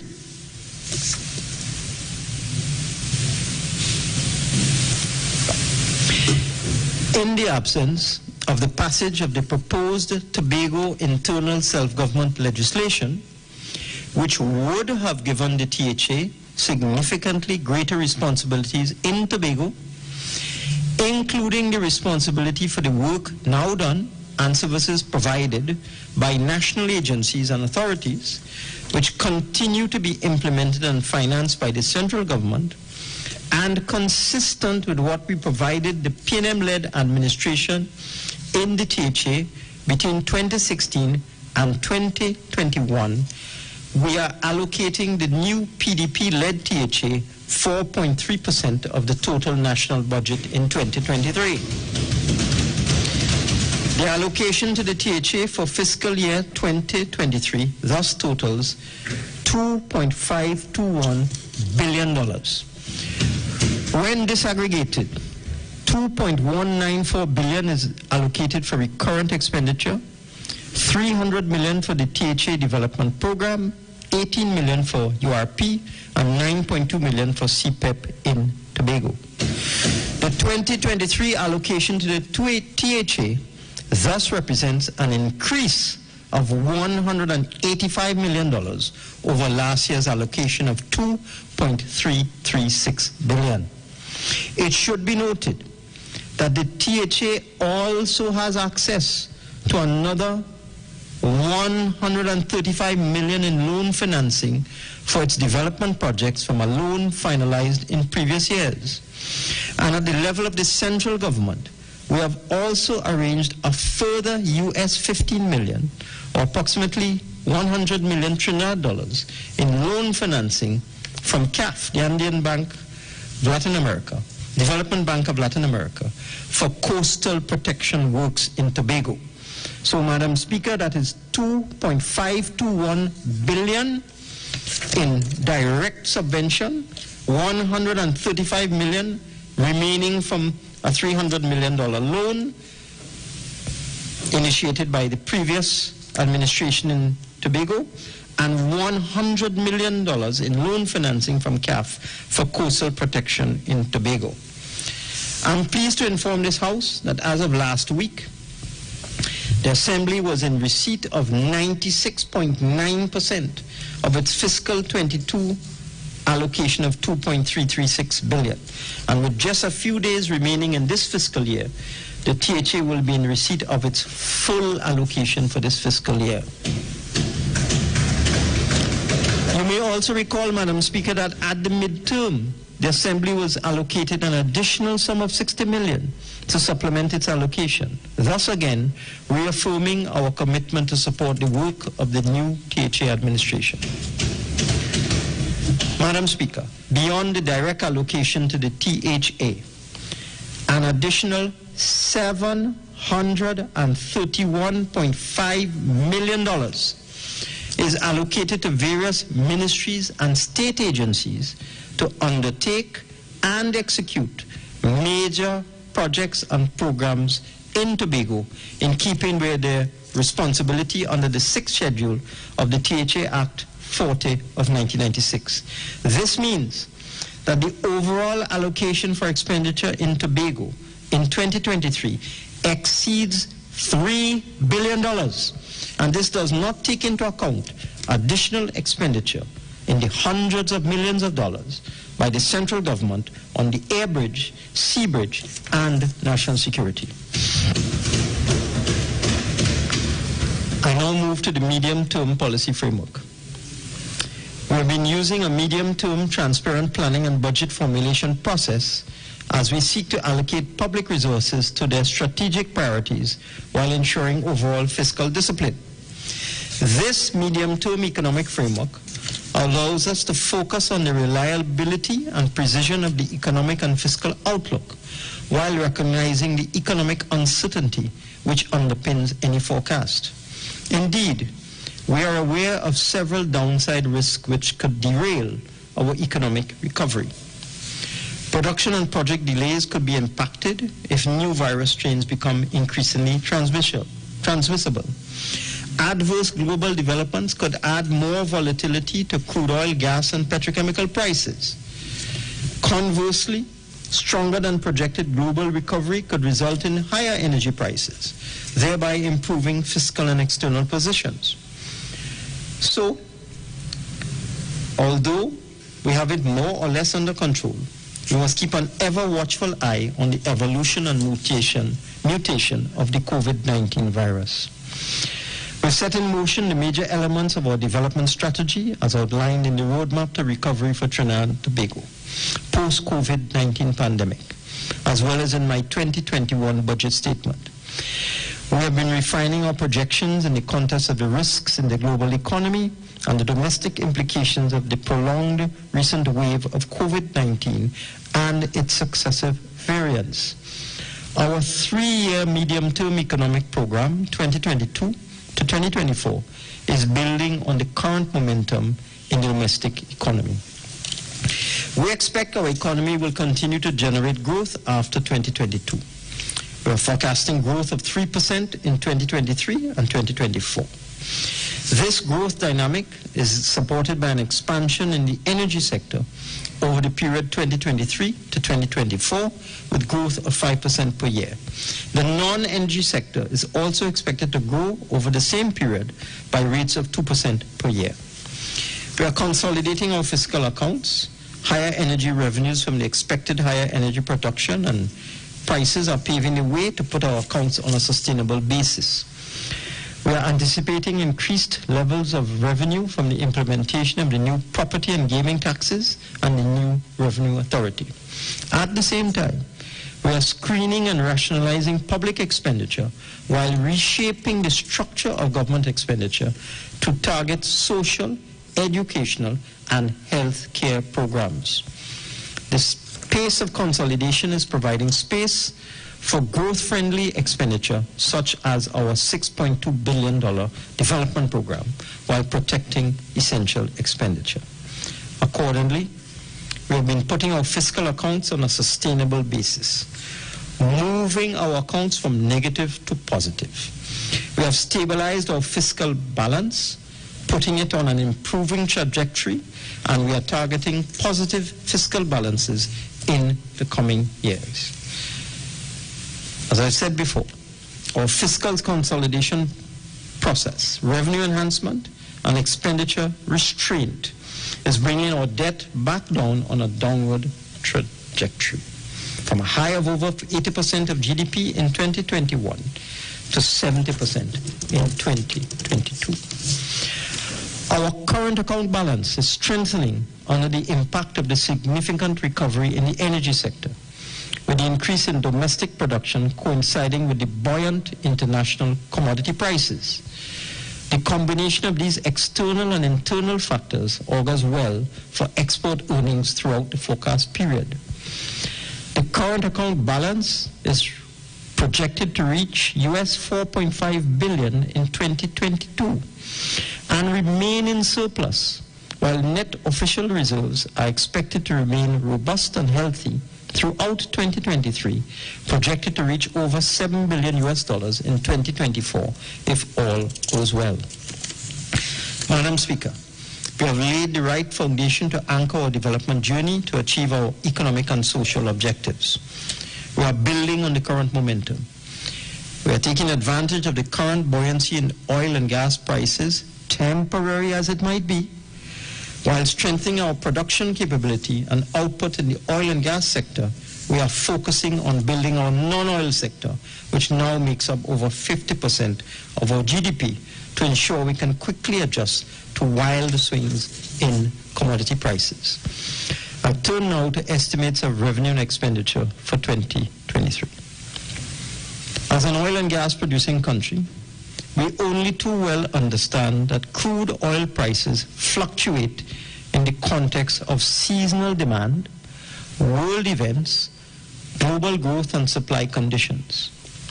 Most recently, the COVID-19 pandemic caused crude price decline through constrained demand conditions, which were aggravated further by fears of a global recession.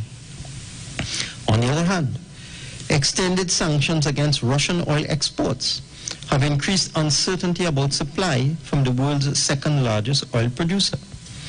Indeed, these conflicting supply and demand conditions are increasing the uncertainty in the oil price forecasts. I've kept under review the changing oil prices in 2022. US $100 per barrel in February 22, following the invasion of Ukraine by Russia. US $125 per barrel in March 2022 in response to the ban by the United States on Russian fuel exports. We are the street, the street, the 919.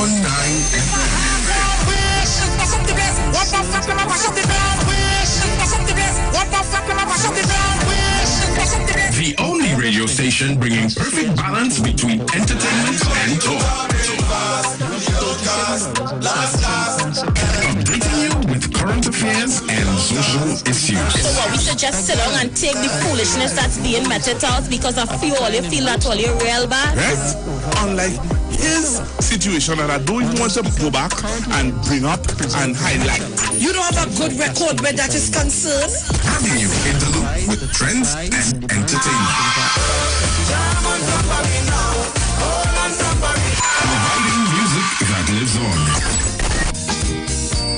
Darling, I feel the disco. And spiritual food for the body, mind, and soul. You've got bills to pay, and so do we. Let's go pay some bills on the street 919 FM.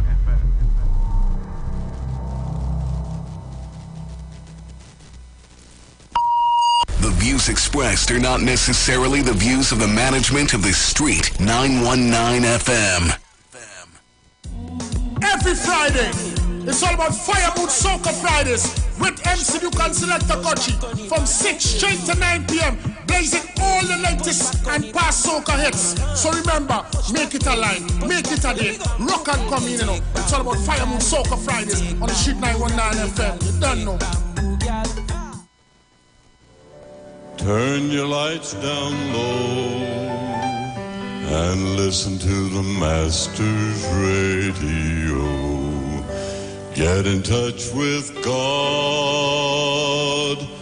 Turn your radio on.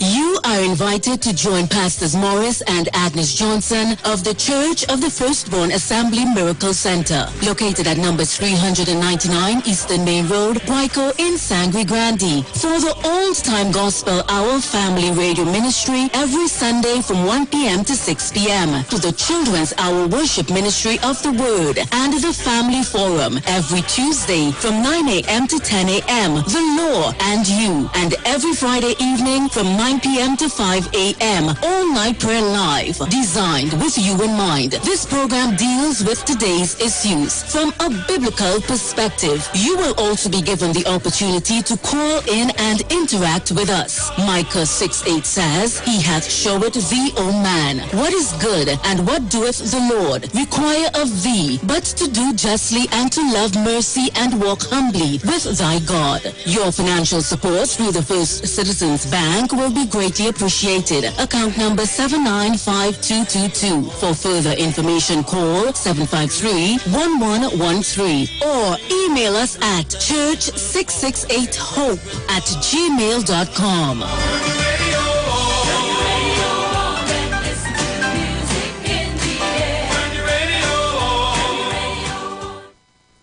Shalom. The Israelite School of Universal Practical Knowledge under commanding General Yohana will be on the street 91.9 FM every Monday from 7:05 p.m. to 8 p.m. bringing you the truth according to the Bible. The ISUPK is a non-profit faith-based community organization that will respond to the plagues that's affecting blacks, Hispanics, and Native Indians. We also have programs such as education, both adult and youth, food distribution, rehabilitation, both drug and alcohol, mentoring, counseling, and spiritual support. Remember, tune in every Monday on 91.9 FM, 7:05 p.m. Shalom. It's the launch of Legacy's 2023 presentation, A TikTok Affair. On Saturday, October 1st at Ibiza Lounge. Come TikTok yourself with Youngster, Mystical, Caution Sound, DJ Tari and Parky, Music Jazz, Nigel Snipe, and much more. Win an all-inclusive Legacy Carnival package and other door prizes. Tickets at Legacy Mass Camp, Brooklyn Bar, and Legacy Committee members. Call 622-7466 or 362-5959 for info. TikTok is trending. TikTok. At Legacy Band Launch, Saturday, October 1st, Ibiza Lounge. Courtesy, Blue Waters, Coca-Cola, Wiggins Light Effects, Forest Park Punch and Rock, and powered by Rockstone Tonic Wine. 91.9 is counting down 91 days of Christmas. Yes, 91 days of Christmas. It's karaoke, prizes to be won, giveaways. It's the 91 days of Christmas on the street. 919 FM. I could sing, I could serenade. Oh, it's Christmas. Hi, I'm Valentine Garcia. And I'm Nikki Garcia. Please join us on the Final Hour broadcast every Thursday at 9 a.m. on the street, 919 FM radio. Every week we will journey into the amazing Word of God. So please join us. See you then. If you're experiencing pain, constipation, headaches, poor blood circulation, high or low blood pressure, diabetes, cancer, swollen or darkened feet, come visit us at Health and Wealth Lifestyle, located at 73 Eastern Main Road, Barataria, opposite Eastern Credit Union. We at Health and Wealth Lifestyle offer a wide range of services. Come and experience our new 3D analyzer, which allows you to have a look inside your body. We also provide live blood analysis, iridology, ionic foot foot detox with foot soak and foot massage, aquatherapy, full body massage, and organic supplements on sale such as Nano Silver, Nano Zinc, Body Light, cold pressed sesame oil, and more. Health and Wealth Lifestyle, located at number 73 Eastern Main Road, Barataria, opposite Eastern Credit Union. For more information, call 275-8359 or 288-1108. Join Nicole Huggins for Health and Wealth Lifestyle Tuesday morning from 11:05 to 12 noon, right here on the street 919 FM. Renting a car in Tobago should be quick, affordable, and easy. Wow. Here at Onia Rentals, we make the process as simple as possible by using our easy e-sign-up. Yep, we can sign you up from just about anywhere using our tablets. See? All done. And everything goes straight into the cloud. Yeah, you're on your way. Are you coming to Tobago? Book your car rental with us and enjoy the most affordable rates in Tobago. But hurry, because cars go pretty fast. Call 361-1042. That's 361-1042. One more time, 361-1042. O'Neill Auto Rentals, Tobago, taking you further. Here at Land Capital Certificates, we provide opportunities for your money to make money. We all know saving is important, but saving alone won't get you to your financial goals. And let's face it, the bank doesn't have your best interest in mind. So this is your wake-up call. Do you have $1 million saved? Then contact us today. Spots Unlimited. Call 324-LENN. That's 324-LENN.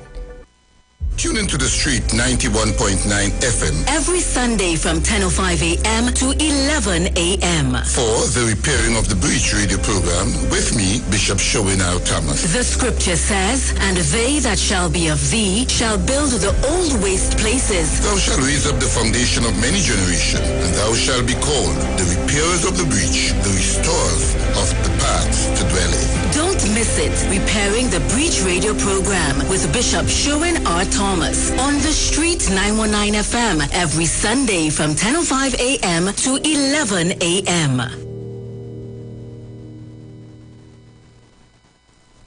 Tune in to the Street 919 FM every Thursday from 10:05 a.m. to 10:20 a.m. for the program Straight and Narrow, The Way of Life, The Health Store, being brought to you by Mrs. Arlene Collins Mohammed. For more information, check us out on Facebook or Instagram at Straight and Narrow, or visit our website at www.opulence.com/Arlene4Life. You can also call or WhatsApp at 309-4697 or 620-9379.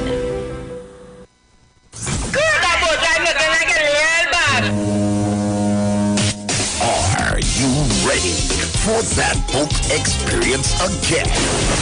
The Sea Champion and the Embassy say book with us for that unforgettable boat ride experience.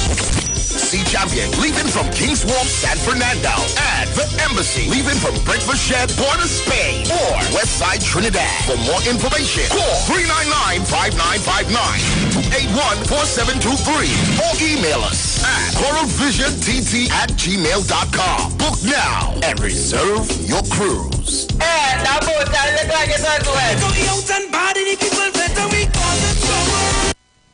Share the live. Share the live. The Street 919 FM on Facebook and Instagram. Share the live. Iowa George on Instagram. Share the live. Iowa TV and Street TV on YouTube. Share the live. The Street 919 FM. You've got bills to pay, and so do we. Let's go pay some bills on the Street 919 FM.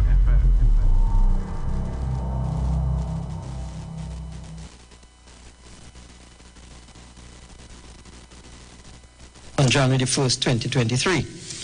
Energy. And Madam Speaker, as I indicated earlier, we are an oil and gas-based economy. And we cannot abandon oil and gas. I propose to increase the investment tax credit for energy companies from 25% to 30% to stimulate exploration and development related investments in the energy sector. The total tax loss is estimated at $20 million annually. This measure will require amendments to the Petroleum Taxes Act, Chapter 6201, and will take effect on January 1st, 2023. Supplemental petroleum tax. After careful analysis of the competitiveness of Trinidad and Tobago as an oil province for investment, I propose to enhance the current STP concession for small onshore oil producers and introduce in 2023 a tiered system of supplemental petroleum tax at lower rates for shallow water marine operators, as opposed to the current fixed rates of SPT of 18%, 25%, and 33% that kick in as soon as the price of oil crosses US $50 per barrel. Firstly, the production limit for small producers of oil on land to benefit from the previously increased threshold price of US $75 per barrel for oil before SPT is applicable will be increased to 4,000 barrels a day, and the sunset clause will be repealed. Secondly, for new oil wells in shallow water marine areas, whether in existing fields or new fields, the following rates of SPT will now apply. The current rate is 25%. These are the new rates. For oil between 0 to 50, 0%. Oil price between $50.01 to $70, 15%, reducing from 25% to 15%. Oil price between $70.01 to $90, 20%. And then the usual SPT rates will apply. $90 to $200 is the SPT rate, which will be the higher rate of 20% plus 0.2%. There's a formula. And then $201 and over, SPT rate will be 42%. These measures will require amendments to the Petroleum Taxes Act, Chapter 6201, and will take effect on January 1st, 2023. We believe, Madam Speaker, that these reduced rates of SPT for new oil production in the marine areas will allow companies to access the required financing to increase their drilling and get approval for new exploration and production programs, thus increasing the production of much needed oil. The methodology for determining what will be defined as a new well will be discussed with the oil companies before implementation of the new SPT rates in January 2023. We are also looking, Madam Speaker, at adjustment of other oil and gas taxes and other innovative fiscal incentives to encourage new investment in the sector. We'll advise on these and other adjustments to the energy tax regime in due course after consultation with the oil and gas companies. Electronic payment providers and e-money issuers. I propose to offer a one-time tax credit to approved electronic payment providers and or e-money issuers up to a maximum of $50,000 to encourage the growth of online financial transactions and aid in the development of a digital economy. This measure will require amendments to the Corporation Tax Act, Chapter 7502, and is estimated to cost $4 million. It will take effect on January 1st, 2023. Petroleum profits tax. Consistent with our move to boost oil production, I intend to incentivize crude oil production and to sustain the current level of hydrocarbon reserves. Deep water exploration costs are significant, and to increase and stimulate production in the deep water, I propose to decrease the rate of petroleum profit tax from the current 35% to 30% for companies engaged in deep water exploration. This measure will require amendments to the Petroleum Taxes Act, Chapter 6201, as estimated to cost $50 million and will take effect on January 1st, 2023. Illegal state timbering. Madam Speaker, illegal timbering remains a serious issue across state forests as individuals continue to cut down trees, transport them, and use their products such as timber for economic gains. Illegal timbering also provides the trigger for environmental risks, including flooding and disruptions to the ecological cycle. I propose to increase the fine for illegal timbering from $20,000 to $100,000. This measure will require amendments to the Forest Act, Chapter 6601, and will take effect on January 1st, 2023. Illegal quarrying. Madam Speaker, illegal quarrying not only cheats the state of revenue, but it encourages criminal activity and poses a clear and present danger to the environment. The government therefore intends to impose heavy penalties for such environmentally dangerous and illicit activities. In particular, legislative amendments will be introduced to allow the state to levy on, seize, and forfeit equipment found on site at illegal quarries in an effort to eradicate this pernicious scourge. These legislative amendments will be introduced in Parliament early in 2023. Scrap iron penalties. Madam Speaker, I propose to contain the theft of scrap iron by increasing fines for stealing or illegally obtaining old metal, selling, purchasing, trading, receiving, and dealing in stolen old metal inter alia. I propose to increase the fines for these offenses from $15,000 to $100,000. This measure will require amendments to the Old Metal and Marine Store Act, Chapter 8407, will take effect on January 1st, 2023. Approve the small company exemption from corporation taxation.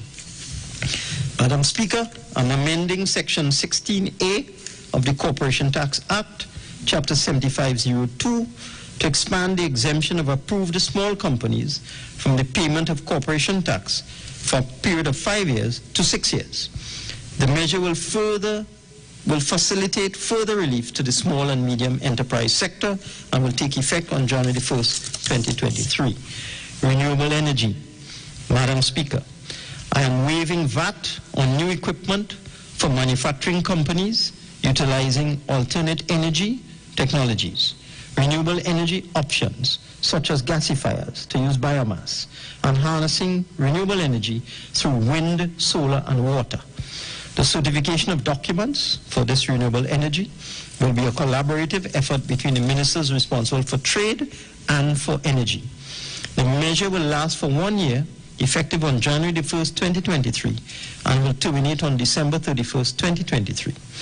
In the first instance, it is expected to support the national agenda of increasing our renewable energy output by 10% by 2023. School to work apprenticeship allowance. Madam Speaker, I'm implementing an apprenticeship allowance to encourage more businesses to hire persons aged 16 to 25 for short-term apprenticeship to provide them with relevant experience and exposure to the world of work. Companies will be eligible for an allowance of 150% for all remuneration paid under such an allowance, up to a maximum of 5% of the company's total wages and salaries billed for 1 year. To qualify for this allowance, the training program instituted by the company must be registered with the National Training Agency and the expenditure certified by the company's auditors. The period of apprenticeship will be limited to a maximum of 1 year in the first instance. This measure will require amendments to the Corporation Tax Act, Chapter 7502, will take effect on January 1st, 2023. Fees chargeable for commissioners of affidavits. I propose to increase the fees payable under the Commissioners of Affidavit Act, Chapter 652. The Commissioner's payment to the Registrar General under Section 3.2 of the Act will be increased from $200 to $400. The Commissioner of Affidavit fees will be increased from $2.50 to $10 for each affidavit sworn before him, and from 50 cents to $2.50 for each exhibit attached thereto under Section 5.1 of the Act. And the fee the Commissioner shall pay to the Controller of Accounts under Section 5.4 of the Act will be increased from $100 to $200. These measures will take effect on January 1st, 2023. Firearm users' license fees.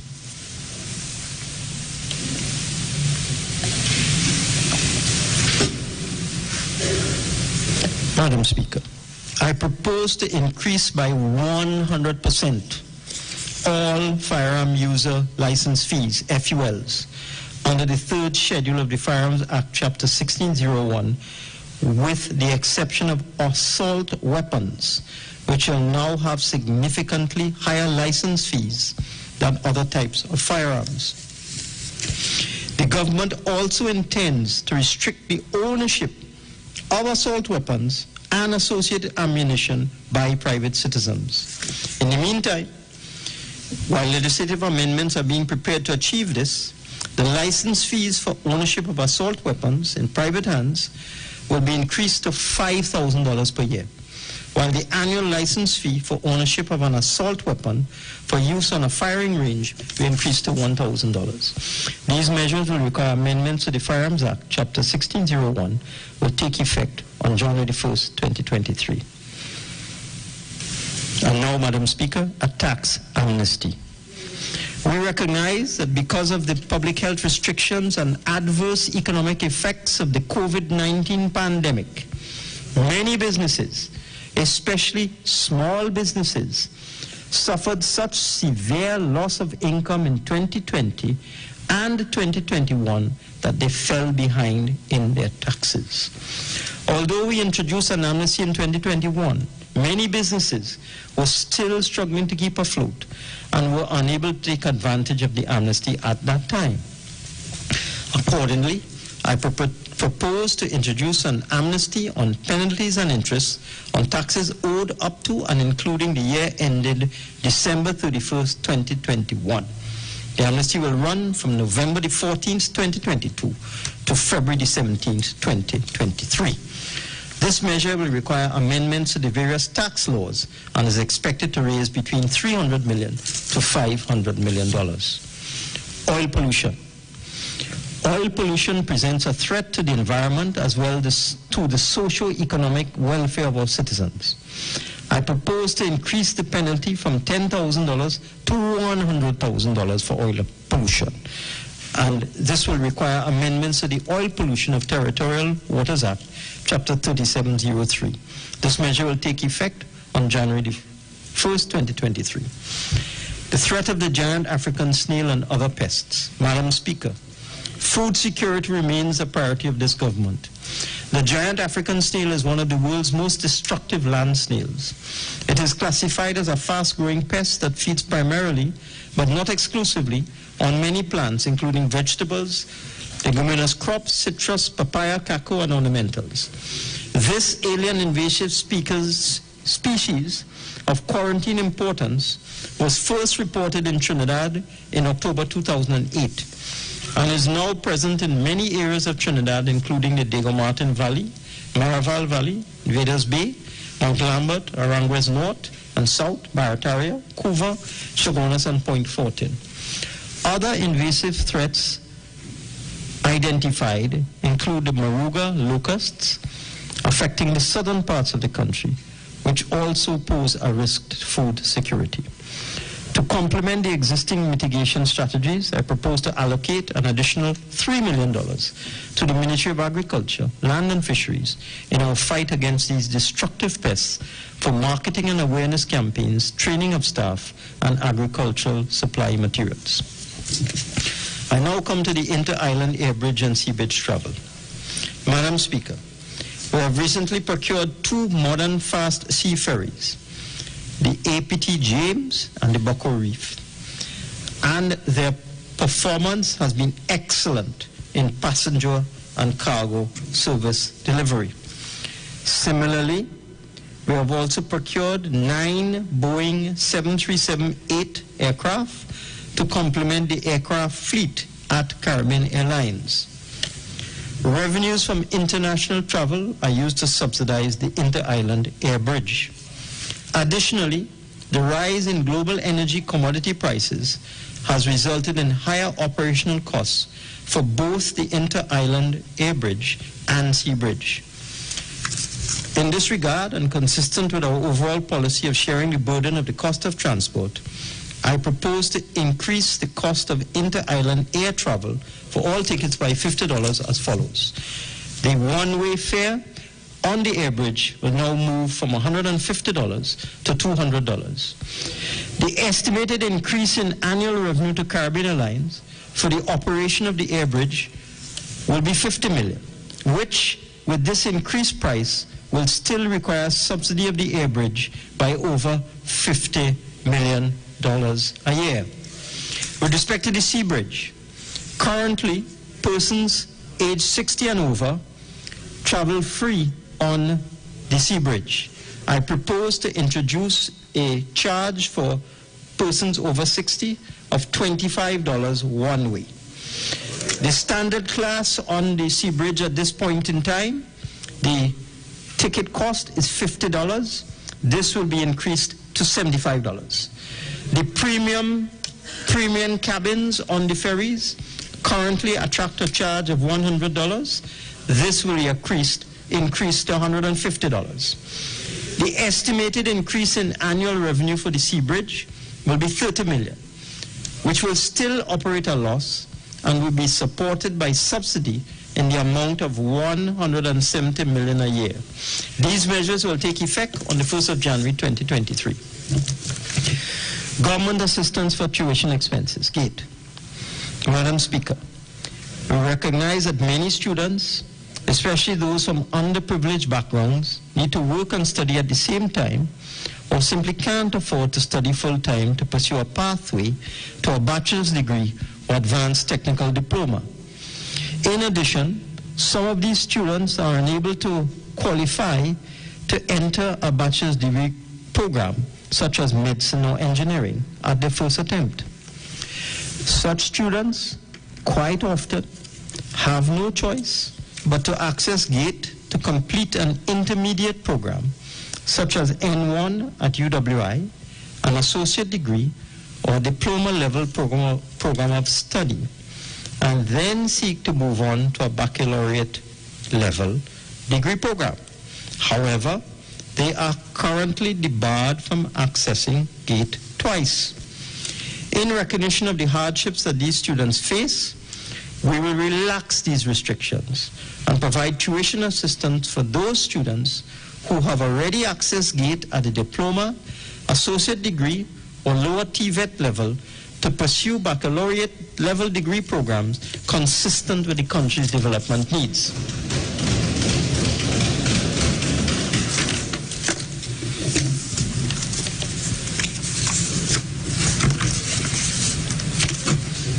I turn now to fuel prices. Madam Speaker, as indicated previously, the government is of the view that it is unproductive to spend more than $2 billion per year subsidizing fuel, and that this money could be better spent elsewhere. I have listed the areas where the government is already committed to spending billions of dollars on social grants, education, health, and transportation, among many other areas. Spending billions of dollars subsidizing fuel when this money could be directed to creating jobs and assisting the poor and vulnerable makes no sense in our view. Accordingly, with oil prices still in the US $90 range, we are of the firm view that another increase in fuel prices is regrettably required. We have therefore decided to increase, as of today, the prices of premium and super gasoline and kerosene by $1 per liter and diesel by 50 cents a liter. The new prices will be premium gasoline $7.75 a liter, super gasoline $6.97 a liter, diesel $4.41 a liter, kerosene $4.50 a liter. The cost of LPG will remain fixed at $21 for a 20-pound cylinder of cooking gas for domestic customers, which will require the government to pay an annual subsidy. Madam Speaker.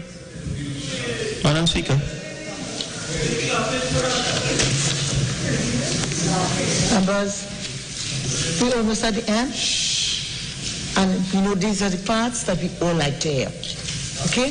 One member, please. Thank you very much, Madam Speaker. The cost of LPG will remain fixed at $21 for a 20-pound cylinder of cooking gas for domestic customers, which will require the government to pay an annual subsidy for cooking gas of $300 million.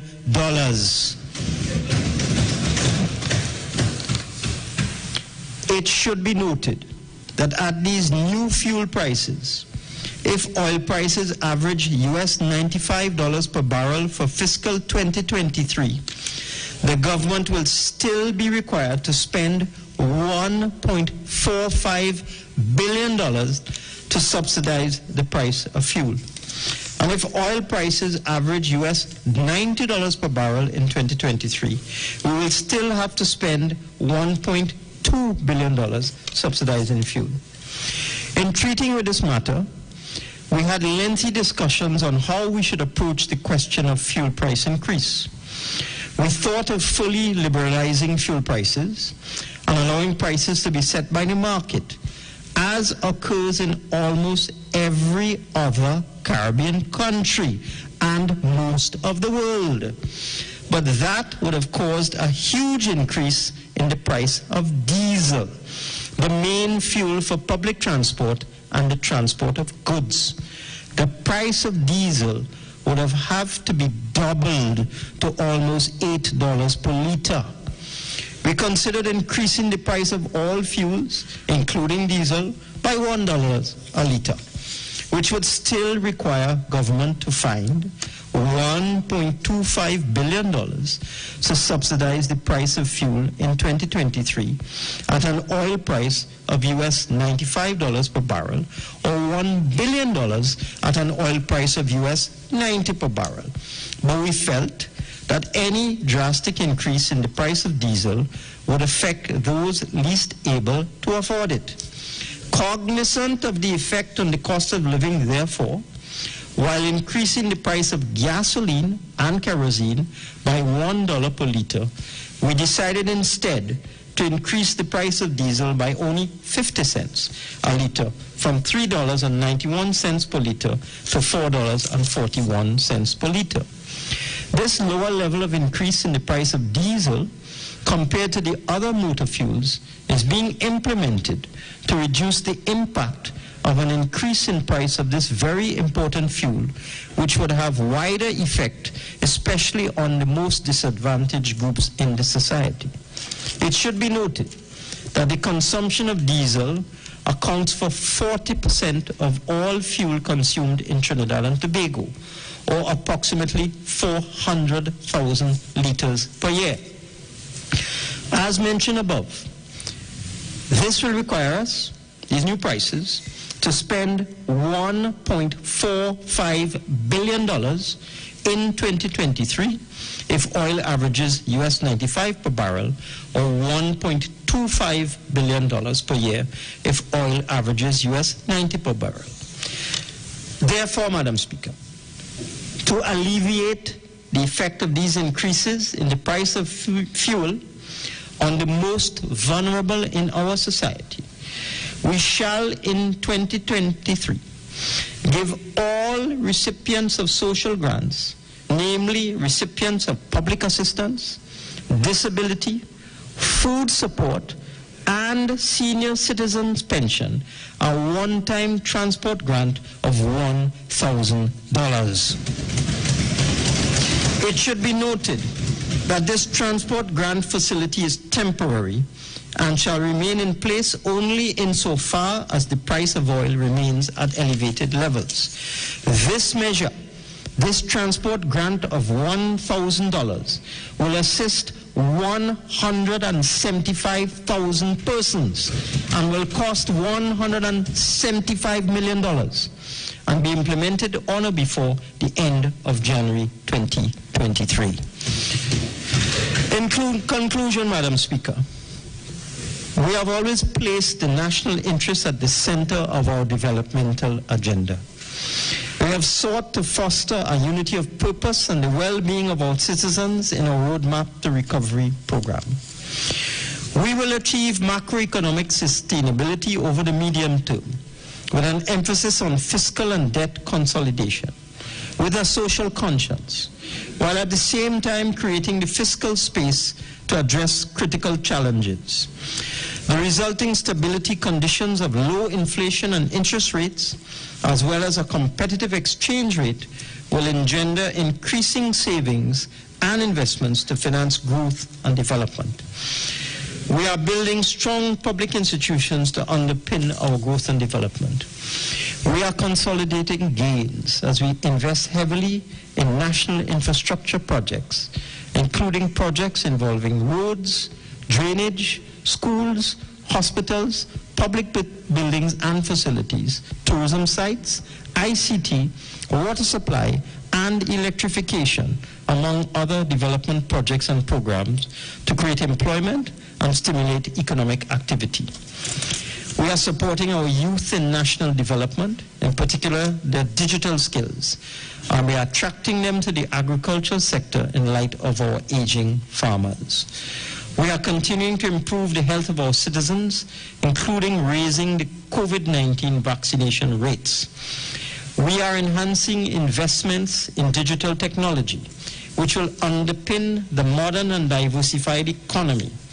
We are continuing to ensure a supportive business environment within which the private sector can strive, grow, and facilitate a buoyant non-energy sector. We are improving the investment climate as well as the ease of doing business. We are deepening human capital development through multifaceted education and training programs. And we are strengthening our security systems to adapt and respond to external and internal threats, thereby ensuring that investors and citizens can participate in ordinary life activities in a safe and secure environment. Madam Speaker, despite the enormous difficulties and challenges that we face, I am confident that the resilience and support of our citizens, combined with the wide range of policies, projects, and programs which we have put in place, will sustain the momentum of the economic recovery. Having faced and overcome the many financial and economic challenges of the last 7 years, we will make a positive difference in the lives of our citizens and leave no one behind. Madam Speaker, I thank you and I beg to move.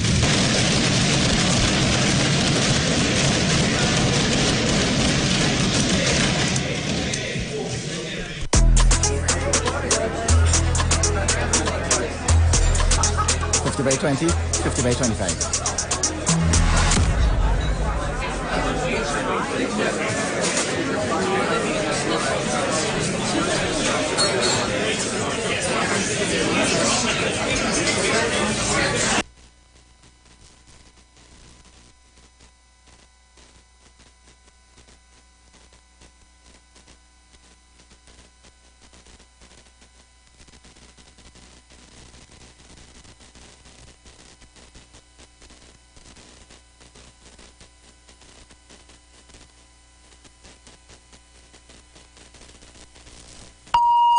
Views expressed are not necessarily the views of the management of the Street 919 FM.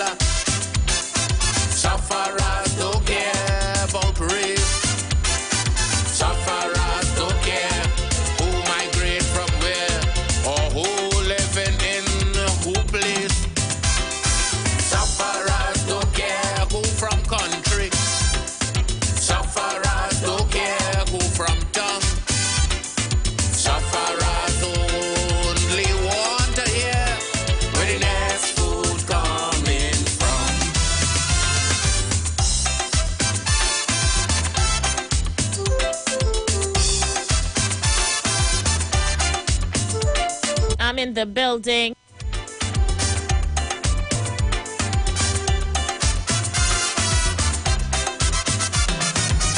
Get up early next morning. Go down in the 10 days yard. You see so much different type of people. Line up with the ID card. Or visit my village called Talparo, where they ain't get no water for years. People don't know the race. Yes, they don't know the color. With a bucket, sit down.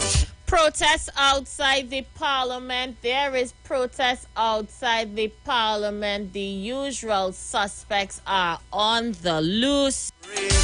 Let me start off by saying good afternoon to you, the Republic of Trinidad and Tobago. Top of the afternoon to those of you on the web. That's locking us down right now via our Facebook page and our YouTube page.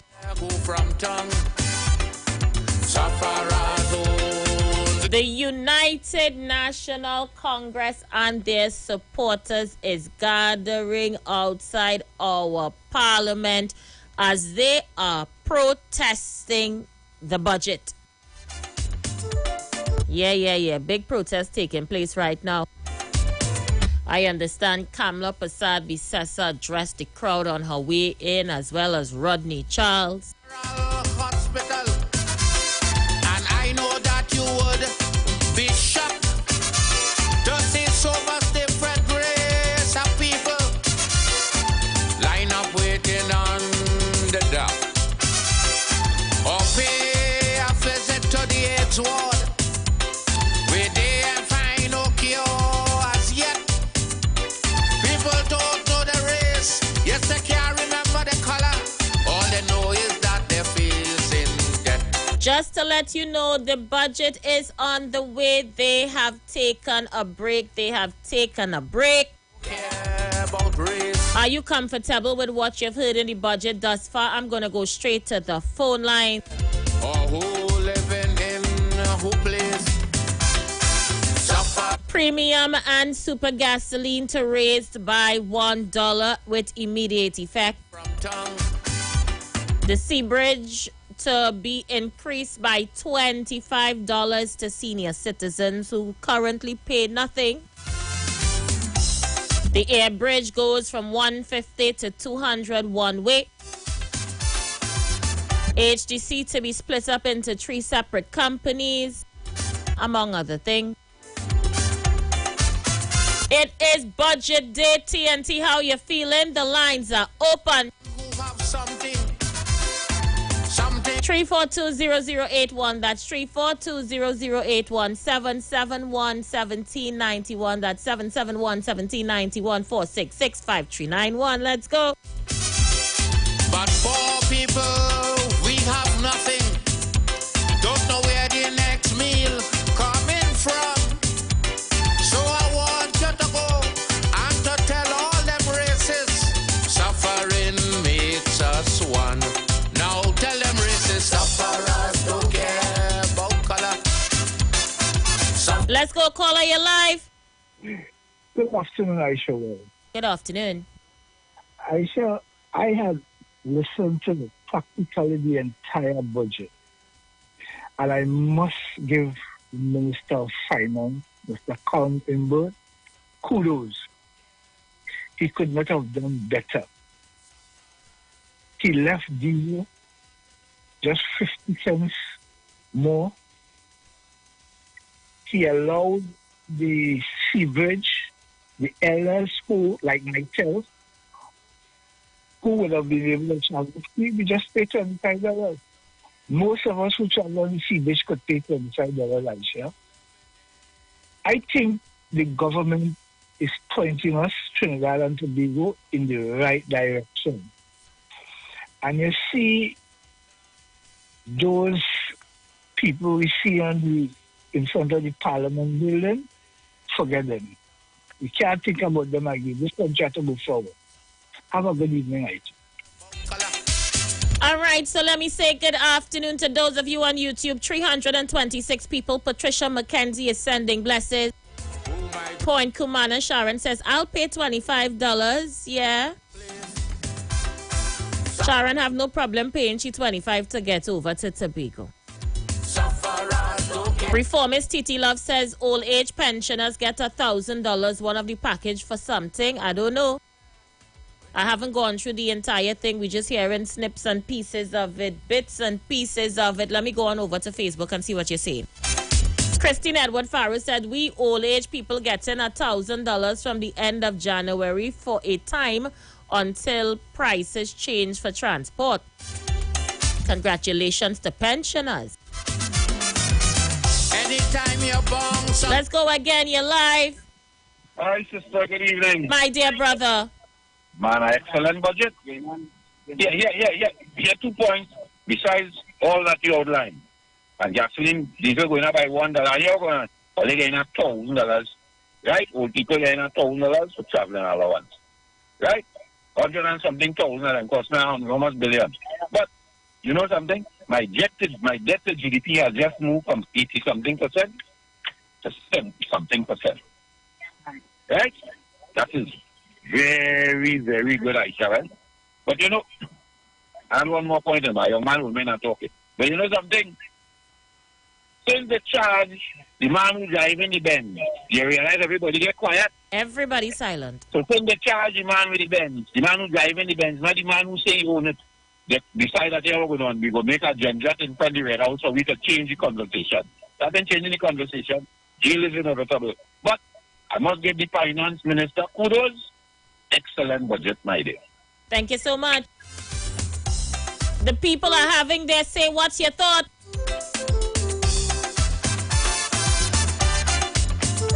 Just to bring you up to speed, education gets $7.4 billion. Health gets $6.8 billion. National security $5.7 billion. Social grants $5.4 billion. Works and transport $3.7 billion. Public utilities $2.8 billion. Rural development and local government $1.8 billion. Agriculture $1.3 billion. And housing $0.974 billion. Official allocations for budget 2023. Let's go, caller, you live. Pleasant good afternoon, Miss Wells. Can you speak up a bit? Good afternoon. And how are you, ma'am? I'm good, thank you. All right. This is Mayor PNM on the line here. Go ahead, Mayor PNM. Go ahead. Right. So, you know, I just gave Jackie Jacket and Jimmy Jim boost. I will have to say it's an excellent budget, although I didn't hear anything about Mayaro. But, I mean, nationally, it's a great budget. I mean, my only issue is the fact that where these foreigners come in here and still they are benefiting in our subsidies, because I think they should be paying a different fare to go to Tobago by our air and sea bridge. Right? But, I mean, all in all, excellent budget, and I kudos to the Minister of Finance and the government of the Great Republic. So have a wonderful afternoon, you and the listeners. Thank you so much. People seem happy with it. Everybody's talking about how excellent it is. Caller, you live. Aisha, good afternoon to my darling. Mommy, what's your thoughts? It's an excellent budget. Aisha, $25 for me to pay to go to the Tobago, that's small thing. You know what I'm telling you about, to be honest with you? Right? Honest to God. That's small. Aisha, let's be real, you understand? $25. That's just, you know, that I find it really good. Aisha, honestly, and I think now the adults will be paying $75 now to go, right? Am I right? Right. Right, okay. It's an excellent budget, to be honest with you. But Aisha, the $1,000, I know I have to wait long to get that girl. Oh, God, Mommy. Aisha, I have to wait long to get the pension. It reach just a pension. And all call me for and you're out of that. I said, don't study that. God is good. I'll reach out there, Aisha. Awesome indeed. It's an excellent budget, to be honest with you. It is.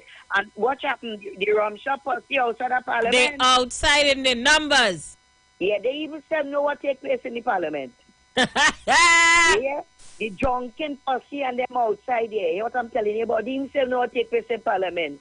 And I talk to Aisha, we will never learn.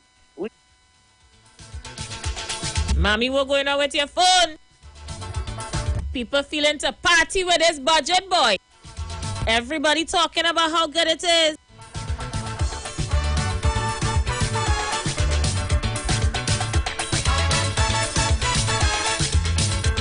$506 on the live. Mark it in the chat. Share the live.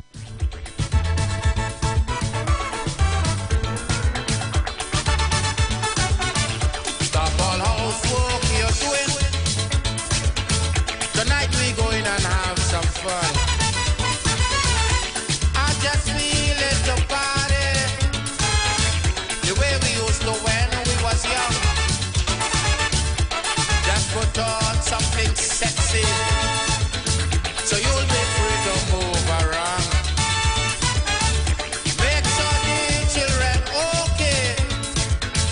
We ain't coming home until morning come. Tonight the black man feeling the party. Tonight the black man feeling the jam, jam, jam, jam, jam. Tonight the black man just feels the boogie woogie. Come on, hold on to your man. And then we do a little oh. The lines are open. We're going until 6 today, so speak now or forever hold your peace. People seem happy with the budget. Good afternoon to Brooklyn, locked on and listening. Tomorrow we will go into the depths and the crisps and the crevices of how the thing went down. But for now, we had to go with the crowd. People are happy. Caller, you live. Yeah, Mrs. Good afternoon to you, Aisha Wells. How you doing, Kingsley? I am blessed here, I said, by God, not by man or woman. Kingsley, are you outside the parliament? Of course, not Aisha Wells. How come you out there? Aisha, I've been there past that stage. Oh, okay. I've been there past that stage. I know me when you graduate, you step up in the game. Aisha Wells, you have said that people are happy. But so far, the only people are happy is the 400,000 people vote for the PNM. Aisha says yesterday that people rushing to the gas station. I didn't notice. And Aisha Wells, as I speak to you now, Aisha Wells, people are flooding the gas station. I have not noticed. They are flooding the supermarket because they know in the next 2 days everything is going sky high because of the taxman pass. Aisha Wells, the people on the streets calling this budget a hate budget against the people. I haven't heard that, Kingsley. I haven't heard that. Huh? I have not heard that. Well, you walk the streets after work, walk down for the street on Henry Street, Charlotte Street, George Street, and walk in the community. They are calling this budget, Aisha Wells, a hate budget against the lower class. Aisha, that budget was for the upper class and for the lower class in the PNM to support it. The lower class in the PNM will support it, like many mummies in this country, like many mummies in the countries will support it. And we can't have people, Aisha Wells, because in both today, say this country, Aisha Wells, but as I close, because I say tomorrow, because it's more. But I see Dr. Wadi was dancing, but why was dancing as his Stoughton was next to him? Aisha, Stoughton can't give Rowdy a breather. Oh God, Kingsley, I have to go. Bye-bye. Shucks, man. They calling it a Christmas budget. Let me play the parang. We starting it early.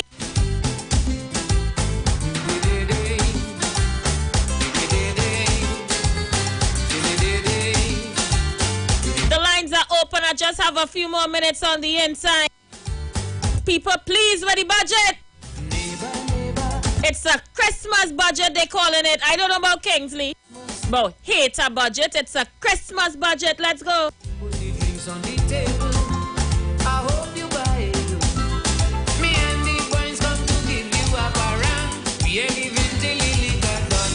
Oh yo yo yeah yeah yeah. Come on fellas, let me take a next one. Oh yo yo yeah yeah yeah. We have about 10 months to clean. Oh yo yo yeah yeah yeah. We drinking from bed to kerosene. Oh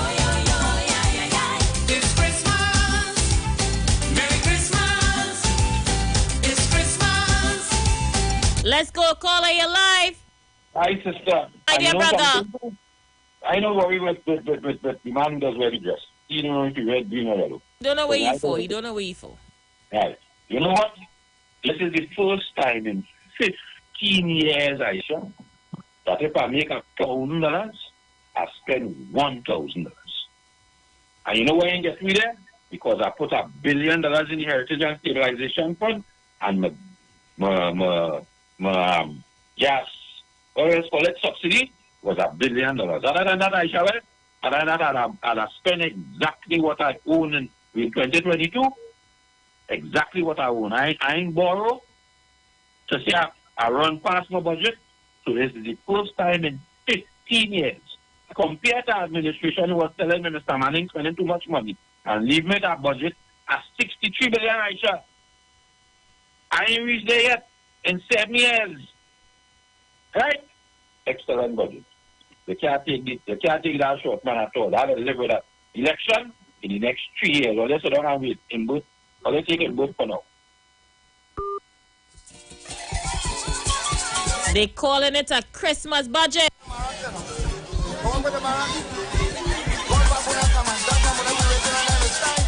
I'm getting ready to make my way out of here. You know we finish 6 on a Monday.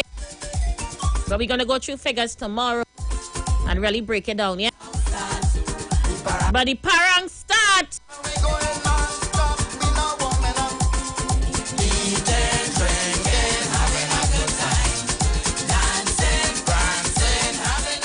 Aisha, good day, darling. The budget was good to me. I don't know about others, but I'm getting fed up right now with Kamala. And she bunch of rats on them. She mice on them. Oh, God, budget, they have no respect. Look at all of them, like they... Look, I don't wish nothing, because right now I'm not well. I'll just come and get the cold. So, you take care, Aisha.